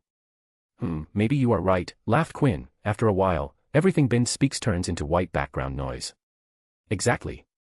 Eddie and Quinn laughed as they entered the History of Magic classroom. Scene break. Ivy Potter and Hermione Granger walked at a fair distance away from Quinn West, following him, tailing their prime suspect. Both girls watched Quinn and his friend laughing and joking around like it was any other day. Ivy grabbed Hermione's arms when they reached the corridor with the History of Magic classroom and hurriedly whispered, as soon as the class starts, we are going to run to the AID classroom. Hermione nodded and hid behind a pillar, waiting for the class to start so that they could sneak into the AID classroom turned office. Do you know what is behind the glass wall in there? Asked Hermione as they waited. Ivy shook her and replied, I tried to ask around, but nobody knows what is behind the glass. Everybody has only ever seen the office part. Both she and Hermione had only been to the AID office once, but they clearly remembered the glass wall. The glass was heavily frosted, so not much visible through the wall panel. Maybe we would find something in there, said Ivy. There was a door built into the wall, so we know there is something in there. She was anxious about what they were about to do. The Polyjuice plan didn't cause her this much anxiety because they knew Draco was an idiot. But Quinn West. He was an entirely different ballgame. Quinn West was a smart person. Ivy could still remember the first time he had warned them about the stone's defenses or when he refused to admit that he had been in the chambers, even though he clearly knew what was inside. When he caught her, Quinn West exactly knew what he was doing. His words and demeanor reflected his end goal, and that was to bring her under his debt, which he succeeded in doing without breaking a beat. There always had been a sense of mystery around Quinn West, and today would be the day she would remove the curtain of the mystery away from him. Ivy, let's go, she heard Hermione speak, the class has started. Hermione's words snapped Ivy out of her thoughts. She looked at the empty corridor and could hear the faint sound of Ben droning about goblins and one of the early rebellions. Let's go. Scene break. Eddie and Quinn sat side by side, a deck of mini cards spread on the table in front of them. The cards were regularly sized, but Quinn had shrunk them to fit on the somewhat narrow table. The two boys played the game: concentration, matching pairs, match-up, memory, pelmanism, shinkiaisuijaku, pexiso, or anything you wanted to call the game. The game was simple: all the cards were laid face down on the table, and 2 cards were flipped face up over each turn. The object of the game is to turn over pairs of matching cards. You know you never win this game, whispered Quinn, yet, you still challenge me to this every so often. Why is that? You do know that we can play something else instead. He had his cheek resting on his palm, with his elbow on the table, looking like a standard laid-back fellow. One day, I will win against you, said Eddie, flipping over 2 similar cards, gaining a point for himself, and when that day comes, victory will be that much sweeter. Oh, Merlin, it will be glorious, and you will rue the day. A low scoff came from Quinn before he spoke. The only way you can beat me at this to drug me till I am doozy and then challenge me. He turned a pair of similar cards and gained a point, followed by another identical pair, gaining yet another point for himself. Yeah, that is my last option, my plan Z as to speak, spoke Eddie as he hovered his hand over the cards, deciding which one to flip. If I don't win till we are in our 7th year, I am going to hand you the dessert you like with tons of potion mixed in and then challenge you to a game. Quinn stared at his friend with stunned silence. That won't be a genuine victory, you know. So. It is your fault. Who told you to be so good at this game? Scene break. Ivy and Hermione reached the west corner corridor of the 5th floor. This hallway was where the AID office lived, right on the main corridor, so it was easy to find. The 2 girls stood in front of the door to the classroom-turned-office. They stared at it for a few seconds before Hermione took action. She took out her wand and pointed it at the door lock. Alohomora, the whisper of the incantation left her mouth accompanied by an invisible spell light to the door lock. Hermione's eye twitched when the door didn't unlock. She turned to Ivy and spoke. He has charmed it against the unlocking spell. She bit her lower lip, just like Professor Flitwick did in the stone's defenses. I thought he might do that, so, the redhead put her hands in her robe pocket and revealed a key in her head. I swiped the key from Filch's key hoop. He has keys to all the rooms in the castle. The redhead, green-eyed Potter looked proud as she inserted the key into the lock hole and turned it to unlock the door. There was a click before the lock released the door from its bindings. She held the doorknob and looked at Hermione before pushing the door to enter inside. Scene break. Inside the History of Magic classroom, Quinn inhaled a deep breath and sat up straight in his chair, his eye wide open as he stared straight ahead. The ward on the front door of his office triggered itself. Someone had just opened the front door and entered his office. It was a simple sensory ward used on doors and entrances that warned the caster if someone opened the door and entered. The ward was simple to cast and had a simple yet elegant function, plus the ward had an added hidden ability which made it moderately problematic to detect. Of course, it did have its disadvantages. The ward once found was easy to dismantle or bypass without the caster's knowledge. But that didn't matter right now because, with a flash of red on his nape, Quinn felt anger building inside him as someone had just broken into his office. Quinn didn't know who it was, but that didn't matter. He hadn't done anything to warrant a spot check from the professors if the intruder was a faculty member. They had no proper justification for going through his stuff. This was the better scenario because he couldn't do anything drastic against the professors.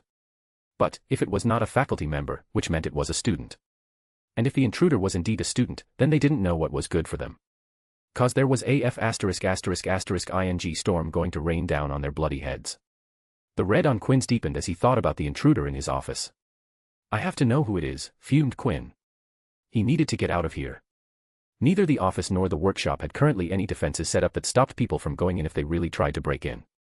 He had removed the shock on the doorknob because he was afraid that someone would get shocked while he was not in the office and it might get the professors involved. Even though the AID cards clearly stated if he has in or out of the office, the reality wasn't so ideal and people still showed up when he was not in. And, around a month ago, he was feeling especially sleepy while he working in the workshop, so he just left for the night by locking the door.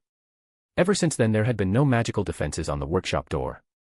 Plus, this was a first, no one actually tried to break into his workshop since the time he opened shop, so he might have been lax on security. Even though there was nothing in the workshop other than some files, he still wanted to go there right now. He looked to his side at Eddie and whispered, I am not feeling well. I am going to the hospital wing. Now, asked Eddie as they were in the middle of a class. Quinn nodded as he packed his book bag and spoke, yeah, I am going right now. See you later. He stood up and directly spoke to Binns. Professor Binns, I am not feeling well. I am going to the hospital wing. The ghost of a professor looked at Quinn before nodding.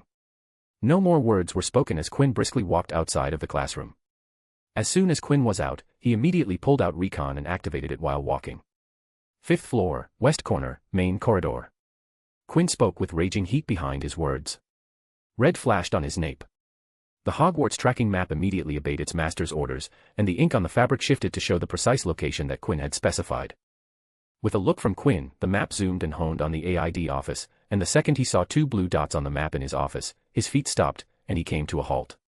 Blue dot meant that the person on the map was a student. Quinn stared at the text tags above the 2 blue dots, and his gaze turned into a glare, his face twisting into a fierce expression before every expression drained from his face. It wasn't a clemency that took expressions away from his face, the look on Quinn's face was an expression of ice-cold anger. Recon showed 2 names. Ivy Potter and Hermione Granger. Scene break. Ivy and Hermione looked around the office area of the classroom, and the room was dark with no windows to provide light to the room. Hermione looked up at the ceiling with her wand raised but saw that there were no chandeliers with ever-burning candles on the roof. There are no chandeliers on the roof, she said as her wand tip lit up, use the Lumos charm. Ivy took out her wand, and her wand tip lit up after a murmur of the incantation. In the light from the 2 glowing tips of wands, the room revealed itself in the light. The room had changed from the last time they had been inside. A lot more wall decor on the walls. Odd trinkets that somehow looked right in place in their current arrangements. The door in the glass wall immediately attracted Ivy's attention, as it was the entrance to a place no one had seen. I will go inside there. You try to find if there is anything in here, Ivy said to Hermione and moved towards the door in the glass wall. She didn't have the key to this door, and the unlocking charm, Alohomora, didn't unlock the door. The only thing that remained was to break the door down. She knelt in front of the door and pointed her wand at the door, and took a deep breath. Diffindo, she spoke the incantation, and the lower half of the wooden door suddenly had a shallow cut on the innet. Ivy frowned at the result of her magic. The severing charm, Diffindo, was a charm used to precisely and accurately cut something. Her mastery over the spell wasn't at the level where she could cut through the wood in one fell swoop. She shook her head and cast multiple severing charm to create cuts in the outline of a rectangle. Ugh, she silently cursed that the door didn't cut all the way through. Ivy made a decision and sat down on the floor. With both of her feet in front of her body, she kicked the carved outline. The next second, a rectangular chunk of wood broke with a woody snap. The sudden noise startled Hermione as she snapped her head towards Ivy and exclaimed, "What are you doing? Why did you break the door?" "The door wasn't opening, so I kicked it down." Ivy got on all fours and carefully crawled inside. "Are you mad?" screamed Hermione. "West would know someone was here." "No, he won't," came Ivy's voice from the other side of the door. A simple repairing charm and the door would be back to normal. No one will ever know that the door was broken. "Oh," came out of Hermione. Not knowing a retort to that. So, she continued to search in the office. Scene break. Quinn was fuming in rage as he watched Recon and saw Ivy Potter enter his workshop. He was so angry that his fists were shaking with anger as he moved towards his office. How dare they break into my office, thought Quinn as he stepped on the 5th floor. Every step of Quinn's feet left a patch of ice on the floor, which instantly evaporated into mist by the next second. The red hue on his nape had become deeper than ever before. And his magic was now in control of his magic, accidental magic happening with his every step. Ivy Potter. Quinn growled in his mind. I helped her out not too long ago, and this is how she repays me. What gall? Quinn's mind wasn't even considering that he was the one to trap and blackmail her. The help he was talking about was to let her go with her owing a debt to him. The office door finally came into his views, and immediately Recon turned off, folded itself with snappy motions, and flew into Quinn's robes. Quinn cracked his neck for it to create popping noises. And, the second he was in touching distance of the door, the wood on the door parted from the middle, thin slivers of wood continuously moved to the side as the wooden door created a space for Quinn to step inside, showing Quinn's skill in transmutation. All noise disappeared for Quinn as he stepped inside the office through the opening in the door, and the first thing he saw was Hermione looking at the bookshelf behind his desk, reading a book. He saw her ears perk up from the noise of wood moving aside, but the second she saw Quinn step inside and her eyes widen in shock, darkness overtook her. Quinn, in the span of 2 to 3 seconds, had stunned Hermione Granger. He followed by putting her into a full-body bind and conjured ropes to bind her body. The conjured ropes felt a tug as they moved with Quinn's wishes, and by using them, Hermione's unconscious body was lifted into the air and carelessly dumped into one of the client chairs. Quinn's expressionless, angry face turned towards the door in the glass wall which led to his workshop, and he clenched his fist tighter. Scene break. Ivy Potter looked at the darkroom, illuminated by the light from her wand tip with wonder. There were a lot of fascinating things in here that she wasn't expecting. There were a lot of tables, cabinets, and cupboards along the walls. She could see various potion vials behind the glass of the cupboards. There were many potions, and she could see all the rainbow colors. As she moved around the room, she was tools hung on walls. She could see hammers, picks, measures, grip pliers, blades, tri-squares, gloves, goggles, scissors, snips, handsaws, and clamps. When she opened one of the shallow but wide drawers, inside it were large sheets of different fabrics. Another similar drawer had distinct qualities and varieties of papers. She saw tons of different metals and woods in deep drawers. There were in the form of blocks, planks, strips, and even scraps. When she was walking around, she also found what looked like drafts for the notes that Quinn West had made last year, and surprisingly, there was another set for third-year subjects. Ivy decided to hurry and opened what looked like a file cabinet and saw a few manila folders. Each had a title on them. She lifted them each to read the titles. Project, Watch. Project, Vaults, Overview. Project, Fax. Project, Edison. Project, Engraver. Project, Icebox. Project, Noir. Project, Drone Vision. But Ivy couldn't even manage to open the manila folders as they were sealed, and they didn't unseal with the use of finite, so she had to put all of them back into the cabinet with frustration. It was at that point when she heard a thumping on the other side of the door. Hermione, did you find something? She said as she looked at more stuff. There is a lot of weird stuff in here. She froze when she heard the sound of a door opening with a creak. Ivy Potter turned on instinct, and the last thing Ivy saw before darkness took over her was the face of Quinn West staring at her from the door that she had previously broken. Blue, _LOT_AC_D_. Pink, _US_L_XU_I_. Red, WRATHIRA. Yellow, __EE___A_ITI_. Violet, _RI_ES_PE_B_. Green, _NV_I_VI_I_. Orange, _L_TT_N_UL_. Quinn West, owner of AID, Anger, Rage, Fury. Hermione Granger, Infiltrator number 1, covers the front office. Ivy Potter, Infiltrator number 2, covers the back workshop. Web novel has been shadow banning comments recently. This means that any comment that contains profanities in any form will be automatically deleted. So, if you are commenting with curses and profanities, censor a single letter or get creative. Chapter 62, The One with Lambs and the Devil. Ivy Potter groggily opened her eyes and saw herself staring at her lap because her neck wasn't supporting her head. She groaned and tried to lift her head, but maybe because she wasn't completely awake, she ended up throwing her head back and found herself staring straight up. The redhead squinted because of the bright light on the ceiling, and her dilated pupils couldn't let so much light into her eyes, causing her to squint so that her eyes could adjust themselves. Of course, the green-eyed girl wasn't thinking about any of this and just ended up groaning because of the bright light going into her eye. Her head swiveled to the side to remove her line of sight from the direct contact to the bright light, and when her eyes acclimated to the light, she saw her friend Hermione. Ivy's eyes opened wide when she saw Hermione's hands and torso tied to the chair she was sitting in with ropes. Hermione, she called out and tried to leave her chair to free her friend, but when her hands didn't move, she looked at her own body and saw ropes around her torso, forearms, and she could feel ropes binding her legs together. What in the bloody dash? Shock could be heard from her voice as she struggled against the ropes while simultaneously tried to wake up her friend. Hermione, wake up. Hermione. Her words seemed to work as the bushy-haired brunette groaned and moved her head, showing signs of regaining consciousness. Hermione went through the same routine as Ivy and panicked a little when she felt her body bound to the chair she was sitting on. She struggled against her bindings until she finally heard Ivy's voice. Hermione. When she looked to her right, she saw Ivy similarly bound her to a chair, just like her. Ivy, exclaimed Hermione, immediately feeling a little better to see her friend with her. What happened? How did this happen? I don't know, Ivy replied. She tried to think back to what happened before she was knocked out, and her eyes widened as she remembered. It was West. You two seem lively. That sentence cut Ivy off, and both girls stilled when they heard the words spoke in a grave tone. The girls finally looked to the front and saw the grand table in front of them. On the table, they saw two hands resting on it. When their eyes looked up, they saw that the rest of the person was hidden in the dark, and they could only make out the person's silhouette. You two are either really brave or extremely stupid to break into my office, said the person. The two girls immediately knew who the person was, and a moment later, it was confirmed as a light shone from the ceiling, illuminating the person sitting behind the table. Quinn West was staring at them with an apathetic look. If Ivy and Hermione weren't panicking, they would have noticed that the light in the room wasn't yellow but white, and it wasn't coming from a type of everlasting candles like it usually did in magical places. A light bulb in Hogwarts? That question would have been their first thought. But right now, all their attention was on Quinn West staring at them. "It has been maybe 5 minutes since I stunned and bound both of you," started Quinn, placing a pocket watch on the table. It was a silver timepiece with Roman numerals written on black with blue for indicating time. The mechanism was exposed in the center. The hour, minute, and second hand were a similar blue, with the clock mechanism made of a golden material.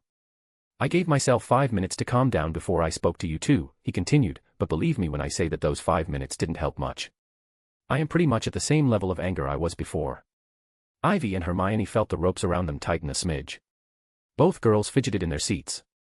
"So, I will give you some free advice that will help you here," he leaned forward. "Don't lie, don't bullshit, don't give me some lame excuses. I want to know, why did you guys break into my office?" After that, he went quiet and simply stared at them like he was waiting for an answer. Ivy and Hermione looked at each other and communicated with their eyes before they came to a decision, which was to remain quiet. But the second they decided to remain silent, Quinn spoke up. "Not saying isn't an option. You will be in deep trouble if you don't speak up," Quinn warned. "Don't force my hand because it won't end well for both of you." Quinn reached into his robes and took out 2 wands, Ivy's and Hermione's wands. The reverse spell, Prior Incantato, is a charm that forces the wand to create an echo of spells that were performed through it, he explained while he put the wands on the table, and they stood up straight, pointing towards the ceiling. "I tried it out and found that both of you used Alohomora recently, which means you tried to open my office door." Quinn stared right into their eyes as he spoke. "I have charmed my door against the unlocking charm, which means you most probably have the key, and only Filch has duplicate keys to all rooms. So I am confident to deduce that you girls stole the key from the caretaker. That is 1 strike against you guys. Stealing from the staff." He looked at them and scoffed. "And, I thought you would learn your lesson. What would McGonagall think when I reveal these adventures to them?" Ivy felt heat rush to her face because of the humiliation she was experiencing. "Let's talk about Ms. Potter," Quinn continued. "You used Diffindo, the cutting spell, for damaging my other door and then forced your way through." Quinn looked at the broken door to his left and spoke, "By kicking the weakened wood. That, my pitiful intruders, is what you call the destruction of personal property. I crafted that door by myself, it is not the school's property," Quinn spoke with a leveled voice. "The second strike. For the last strike, I am going to use the Polyjuice incident." Ivy's and Hermione's eyes widened with those words. MS. Granger was stuck in the hospital wing for weeks before the mishap passed, so we clearly established that she brewed the Polyjuice potion. Madame Pomfrey would attest to that. The ingredients stolen from Professor Snape's storage were for multiple doses of the potion. "Believe me, I checked, but you already know that, don't you?" he scoffed once again. "So, if I spin my story right and bring in Draco Malfoy, he will gladly tell that his 2 companions, Crabbe and Goyle, were acting very suspiciously that day." Quinn put his hand on his chest and talked, "Plus, my own account about catching Ivy Potter as Daphne Greengrass would be very damning. The professors would believe me because first, I am a model student. And second, I have the high ground here. I will bury you guys into the ground." He had one more card, and that was Prefect Percy Weasley meeting the 2 polyjuiced Gryffindor while they were disguised, but because he was busy blackmailing Ivy at that time, he wasn't sure if that event happened. Quinn tapped his table with his right hand index finger and asked, "Now tell me why you are here, or else I would have you guys in deep trouble." Ivy gritted her teeth in humiliation, frustration, panic, and slight fear. She didn't want to say anything, but when she thought that Ron, Harry, and Hermione would get in trouble because of her, she spat out. "I thought you opened the Chamber of Secrets." She sounded defeated. "I thought you were the heir of Slytherin." The answer brought the anger in Quinn to a still. He, for a moment, didn't know what to think. Quinn had assumed that the 2 were here to get back at him for blackmailing Ivy. If he wasn't so angry, Quinn would have used legilimency on Hermione to dig out the information, but the red spot on his nape was so dark that Quinn wasn't thinking straight out of rage. But the bewildered feeling didn't last long before anger returned, and he pounded on the table. "Why in the shitty world would you think that?" he yelled at the 2 girls, who recoiled because of the loud shout. Ivy, who didn't like the shouting, snapped back with her reasoning. "You are famous for staying out after curfew. And no prefect, teacher, ghost, or even portraits have seen you outside after the curfew. Despite that, everyone knows you roam outside," she explained. "So, I thought you were looking for the Chamber of Secrets last year and found it. And, this year, you released it upon the school. Oh, come on." Quinn rolled his eyes. "So, now anyone who breaks curfew is the heir of Slytherin. I thought you were, I don't know, what is the word, smart. What kind of idiotic reasoning is that?"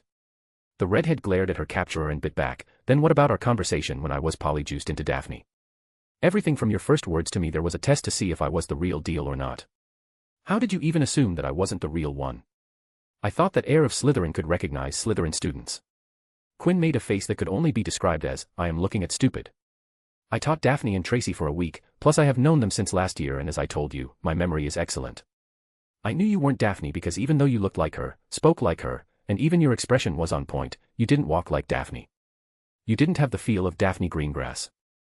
She has a really refined way of holding herself, and the moment I saw you, I was sure that you weren't the real deal.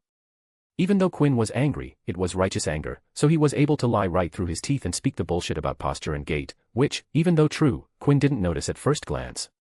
Ivy, on the other hand, was feeling angry at being captured. Plus, she just heard Quinn imply she wasn't as refined as Daphne Greengrass. Then what about your expression during the time when Mrs. Norris got petrified? You looked relieved, and I saw it clearly, so don't deny it. Quinn was taken aback at that. He didn't think that someone was paying attention to him when there were more shocking things to see like, words written in blood on the wall and a possibly dead cat. I thought the bloody cat was dead and was relieved that it wasn't a student. Quinn fought back with his reasoning. Come on. He looked at Hermione and asked, don't tell me she convinced you with this kind of clearly idiotic reasoning. I expected better from you, Miss Granger. Ivy felt more pissed from that and yelled, oh yeah. Then what about the ring that you are wearing? What is the deal with that? It is clearly some kind of artifact. It is abnormally eye-catching for a normal ring. I am sure that it controls the Slytherin's monster. Quinn laughed a laugh full of mocking, oh my god, you are clearly dumber than your brother. I can't believe I made a mistake judging a person. Hermione, who was on the side, wasn't sure how to feel. She sat in a chair, bound by ropes, as she looked back and forth between her best friend and her captor. Those two were exchanging words with each other, as she didn't exist at all. Don't get her wrong, she didn't want Quinn West to yell and mock her, but being completely ignored when she sat just an eye glance away was a little bit hurtful. As she looked at the two yelling at each other, and even though their conversation was mainly Quinn shut down Ivy's accusations, Hermione thought they would get along in another setting. Quinn stopped laughing mockingly at Ivy as he raised his left hand with the gold ring on his middle finger and pointed at it with his other hand. This ring you so stupidly think is a monster-controlling artifact isn't actually a ring at all. Ivy and Hermione frowned at those words. Look carefully, as Quinn said that the ring disappeared from his finger. Now, both of you, look at your left hands. The two girls looked at their hands, and two pairs of eyes widened as they saw identical gold rings on their middle fingers. The ring was an illusion made from illusion magic that I have been keeping up the entire year, Quinn explained. And the reason it is so eye-catching is that I made it so it would catch eyes. A/N, 1. He rubbed his temple as he continued, it is a way for me to practice magic. If the ring was eye-catching and noticeable, then more people would stare at it, and that would increase the difficulty as the eyes stay at the illusion longer and increase the probability of someone figuring out the illusion. Ivy opened her mouth a couple of times, but she couldn't think of anything to say. Plus, when she looked at her finger, she didn't know what to say. She could clearly see the ring, but there was no feeling of metal against her skin. This clearly was the sign that the gold ring was an illusion. Quinn was now feeling too tired to be feeling angry. He was exhausted from all the yelling and feeling furious. Ugh, this a stool, why couldn't it be a chair with a back to it? Quinn sighed as a faint blue color graced his nape. He looked at the two bound girls and thought what to do with them when an intensely deep shade of yellow. Quinn suddenly took a deep breath before his eyes became laser-focused. I will confirm this from my side, Quinn spoke. I am not the heir of Slytherin, and I didn't open the Chamber of Secrets. I have no relation to the incidents happening. Plus, if I was the heir of Slytherin, he smirked and slackly pointed at the two girls.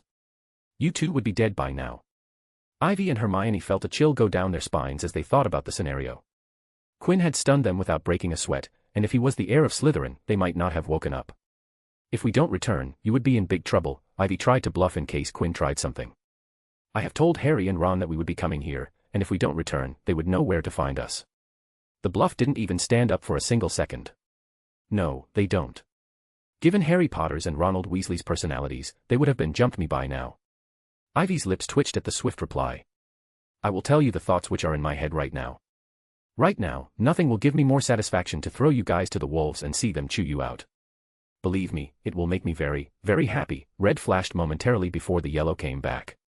But, that won't do me any good in the long term, and I really like the long-term game. So, I'm going to do you both a favor. He interlocked his fingers and spoke to Ivy, Miss Potter, I will offer the same deal as before. I am willing to forget this slight behavior action of yours if you owe me big time.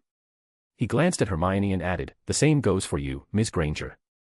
He turned back to Ivy and continued, before this, I wasn't going to make you do anything uncomfortable when I cash in what you owe me, but this time. Ivy suddenly felt nervous at Quinn's words. With what you just did, be ready for being forced into some really uncomfortable situations in the future because I will not hold back. And, don't even think about getting out of this anytime soon because you messed up big time. Quinn looked at the two and spoke. So, what is your decision?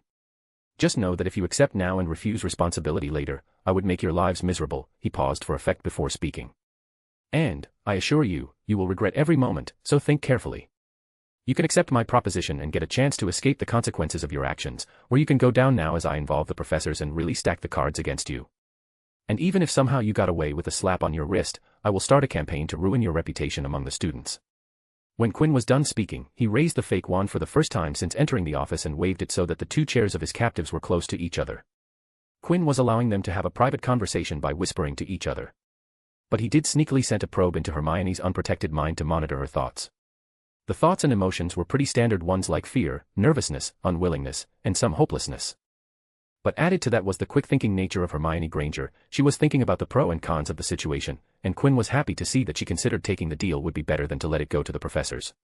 After a minute of muffled conversation, Ivy spoke up with unwillingness apparent in his voice. We accept. The answer was brief as she didn't want to speak anything else to Quinn. Quinn nodded and pointed his wand at the broken workshop door. Are you sure? Because the second I repair the door, the deal would be set in stone. The second I release the spell, you both would be under my debt. I will not listen to words like we changed our minds, and if I did hear those words, then the response would be welcome to hell, and I hope you hate your stay. Hermione nodded with a defeated sigh. Yes, we agree. Good, said Quinn as he waved his wand and spoke the incantation. The broken part of the door floated back to the main body, and all three people saw the door repair itself back to its form before it was brutally smashed. The deal is set, smiled Quinn, feeling good about increasing his influence upon the brains of the Golden Squad. Hermione and Ivy looked down at their bodies and watched the ropes loosen before vanishing into the nothingness. You guys are free to go, and please take your wands, said Quinn, once again feeling some mental exhaustion, plus his throat was a little sore. Ivy carefully extended her hand and took hold of hers and Hermione's wand before handing her friend her wand. The two girls looked up before they stood up, ready to leave. As Ivy turned around, she had a random thought and recalled Quinn's words the first time she had come here. Information is always available at the right price. She didn't know what possessed, but she turned back and bluntly asked. What can you tell me about the Slytherin's monster and Chamber of Secrets? Hermione was about to say something, but Ivy clasped her hand to stop her from talking. Quinn made a face and said, didn't we just go through this whole farce? I am not the heir of Slithe Dash. Ivy cut him by asking, I am asking for information about it. She took a breath before saying. I am employing your services. I am willing to pay. Quinn would be lying if he said that this didn't surprise him. He wasn't expecting this question from Ivy at this moment, and he let it show on his face. If Ivy wasn't completely serious, she would have felt the triumph of surprising Quinn, but right now, she wanted an answer. A vain violet flashed, and Quinn decided to go for it, showing that he indeed knew everything. He stared at the redhead girl before saying, give me a minute. He stood up, entered his workshop, and returned with a sheet of paper in his hand. He put the sheet of paper upside down on his office table and gestured them to sit. When the girls sat down, Quinn spoke up, the price for this information is simple. I want you to get me the Marauders map. Ivy's eyes widened when she heard the word Marauder came out of Quinn's mouth. Quinn caught the look of recognition in Ivy's expression. You know about them, they are related to you. Yes, Ivy nodded. But, I have no idea what is the Marauders map. It didn't surprise Quinn that she didn't know about it. The original map was confiscated from the creators years ago. It wasn't exaggerating to say they thought it didn't survive. A/N, 2. You will find it with the Weasley twins, informed Quinn. Get it to me before the end of this year. Do you agree? Ivy thought about it before agreeing. I will get it for you. Good, Quinn smiled. Remember, it is the Marauders map. He opened a drawer in his table and took out a parchment roll, a pot of ink, and a quill. Copy the content in your handwriting. You aren't to tell anyone that you got the information from me, said Quinn. He didn't want any physical connecting it to him. I have written the sources of everything I am giving you. You can find everything in the Hogwarts library. So, nothing comes back to me. Ivy nodded before hurriedly flipping the paper and reading the contents with Hermione. The girls were shocked to see the answer. Basilisk. Aha, spoke Quinn. Salazar Slytherin was a Parseltongue, so I made an assumption that it would be a serpentine creature. Did a little digging, and the basilisk was sitting right there. Plus, all the roosters are dead. Hermione frowned and read the contents. Basilisk has a murderous stare, and all who are fixed with the beam of its eye shall suffer instant death. The students who were targeted aren't dead. None of them saw the basilisk's eyes directly, explained Quinn. Mrs. Norris, the cat, had a puddle of water near where we found it. Colin Creevy saw it through the viewfinder of his camera. Justin Finch-Fletchley saw it through nearly headless Nick's ghost body, and the ghost can't die because he is already dead. And, finally, Susanna Heselden, the latest victim, saw it in the bathroom mirror. So, even though they didn't die, everyone still got petrified. Quinn ominously smiled. So, when you go out, remember to look around the bends through mirrors because petrification is much better than death. Ivy and Hermione felt cold go down their bodies at the words and that scary smile. As Ivy started to write everything down, Hermione asked, "What about the Chamber of Secrets?" Quinn glanced at her and said, "You would have to ask Moaning Myrtle about it. Just ask how she died and lead from there." Quinn had actually talked to the dead girl, so the information really came from her, and it covered him from all bases. After the girls were done with copying the contents, they stood up and proceeding to leave. No goodbyes or even looks were exchanged. The two parties weren't on friendly terms after what happened in the room. When the two girls walked to the door, Quinn waved his finger and made some slight changes. The Gryffindor girls closed the door behind them, and when Ivy looked back at the door, she saw a plaque with the 773H written on it. Ivy frowned as the plaque wasn't there when they entered. "Hermione, was this here before?" Hermione turned her attention from the paper, thinking that she needed to conjure some mirrors to look around the corners. She looked at the plaque, and it immediately understood the wording. "Read it backward and upside down," said Hermione. Ivy tilted her head and thought about the wording backward and upside down. Hell, she spoke. It was just like their experience just now. It was hell for them, and they only escaped from it by making a deal with the devil. Inside the office, Quinn smiled as if he could see through the door and stare at the two lambs, who just lost their souls to the devil. Blue, SLOTHACEDIA. Pink, _US_L_XU_I_. Red, WRATHIRA. Yellow, __EE__A_ITI_. Violet, PRIDESUPERBIA. Green, _NV_I_VI_. Orange, _L_TT_N_UL_. Quinn West, MC, Devil in the Office. Ivy Potter, Lamb number 1, has guts to do business after all that. Hermione Granger, Lamb number 2, sidelined during the whole ordeal. A/N, 1, it goes two ways. It attracted the attention of many people, and then it attracted the reader's attention, if you get what I mean. Asterisk. A/N, 2. So my reasoning behind downplaying marauders is because first, it was something they called themselves in school. I mean, who carries their school group name to their adulthood? Second, one marauder betrayed them by defecting to the other side, and led to the death of one member's, James, parents to die protecting the Potter twins. Plus, it is said that Sirius was always welcome to the Potter house, which meant he was also close to the Potter parents. That is the parental figure of at least two members, dead. So, I don't think they would like to call themselves marauders in their adulthood because it would bring bad memories. At least, that is my reasoning. Tell me, what do you guys think? Asterisk. A/N, 3, longest chapter yet. YET. Web novel has been shadow banning comments recently. This means that any comment that contains profanities in any form will be automatically deleted. So, if you are commenting with curses and profanities, censor a single letter or get creative. Chapter 63, Into the Chamber of Secrets. Quinn stayed in his office for a while after Hermione and Ivy left his office, thinking about what had happened in the last few minutes. At first, Quinn was dead set on getting them into trouble. The only motive in his mind was to catch them, force them to reveal what they were doing, and then throw them to the professors.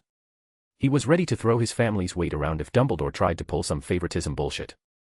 But, as he talked to them and Ivy Potter told him she suspected him of being the heir of Slytherin, it stunned Quinn, shocked at the idiocy, and while it didn't extinguish his anger, it did lower it to a level where he didn't want them to get into trouble. So, he decided to suck Ivy Potter and Hermione Granger into the quagmire of debt.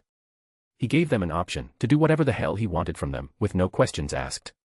It was always good to have favors saved in the bank for later use. But, the thing that happened next was the most surprising. Ivy Potter asked him for information. It dazed him for a moment. Typically, he wouldn't have given that type of information, but something in him wanted to impress, so he dished out the information. Now that he sat, Ivy Potter's actions impressed. She was resourceful and quick to act, and if forced to admit, quite daring. The last thing at the door was just theatrics to solidify an impression. And a way of warning them not to try something that they would regret. His payment for the information was to get the Marauders map. He could have gotten the map by himself, but he felt it would be less work for him if he outsourced the acquisition of the map to someone familiar with the current owners. As for what he wanted from the map, he just wanted to check something out, and then the map would be returned back. His recon was better than the Marauders map. He had no desire to possess the Marauders map. "All right, let's leave," muttered Quinn, stood up, and after giving the office one last look, Quinn exited the office, looking in behind him, resetting the sensory ward on the door. Quinn had a free hour, so he decided to walk to the kitchen and grab something to eat. He was hungry after all the shouting he did. Quinn walked down the grand staircase and was on a moving staircase climbing down. As he was halfway through the staircase, he saw a fifth-year Slytherin student also coming up the stairs from the ground floor. Terence Higgins, identified Quinn as he looked at the older student. It made him wonder what Terence Higgins was doing here, but he had just crossed the entrance to the grand staircase, so Quinn assumed the Slytherin was going there. Ravenclaw and Slytherin met eyes while they were on their respective staircase. Quinn saw an apathetic look from the Slytherin, and Terence saw the same expression from the Ravenclaw. The two climbed up/down their sets of stairs without a single word to each other. The two did glance at each other from the corner of their eyes. Quinn paused his steps, and he didn't know why, but Terence Higgins attracted his attention. He turned back to look at the Slytherin student and saw that Terence was also staring back at him. The two stared at each other, none of the two blinked or removing their eyes from each other and maintained firm eye contact. Terence Higgins seemed satisfied with the stare down, turned back, and walked away from Quinn. Quinn's eyes lingered on the Slytherin for a moment longer before he similarly turned away and walked away. Terence Higgins, thought Quinn. He seemed interesting. Scene break. After having a hearty meal, Quinn neared the Ravenclaw common room. His belly was full and happy, and with a soft smile on his face, he reached near the common room and caught the sight of a prefect standing near the corridor which led to the entrance. Quinn wasn't going to greet the prefect and just walk into the common room, but the prefect called out to him. "West," the prefect called, "there is an emergency curfew until further notice. Professor Flitwick said that no one is to remain outside." Quinn's legs stopped and turned towards the prefect. "Oh. Why is that?" "The Slytherin's monster struck again," he explained. "They found Hermione Granger petrified near the library, and Ivy Potter is missing." She leaned in and whispered, "The heir of Slytherin left another message, right underneath the first one." There was a pause before she spoke the message, "Her skeleton will lie in the chamber forever." The gears in Quinn's mind moved at a rapid speed as he connected the dots. They must have gone to the library to verify the information. Quinn had given references, so it wasn't a wild assumption. And the heir of Slytherin attacked. Quinn looked at the prefect and nodded, "Thanks for the hard work. I will go to the common room right away." The prefect nodded, and Quinn left, but the moment the prefect turned her back, Quinn disappeared out of sight.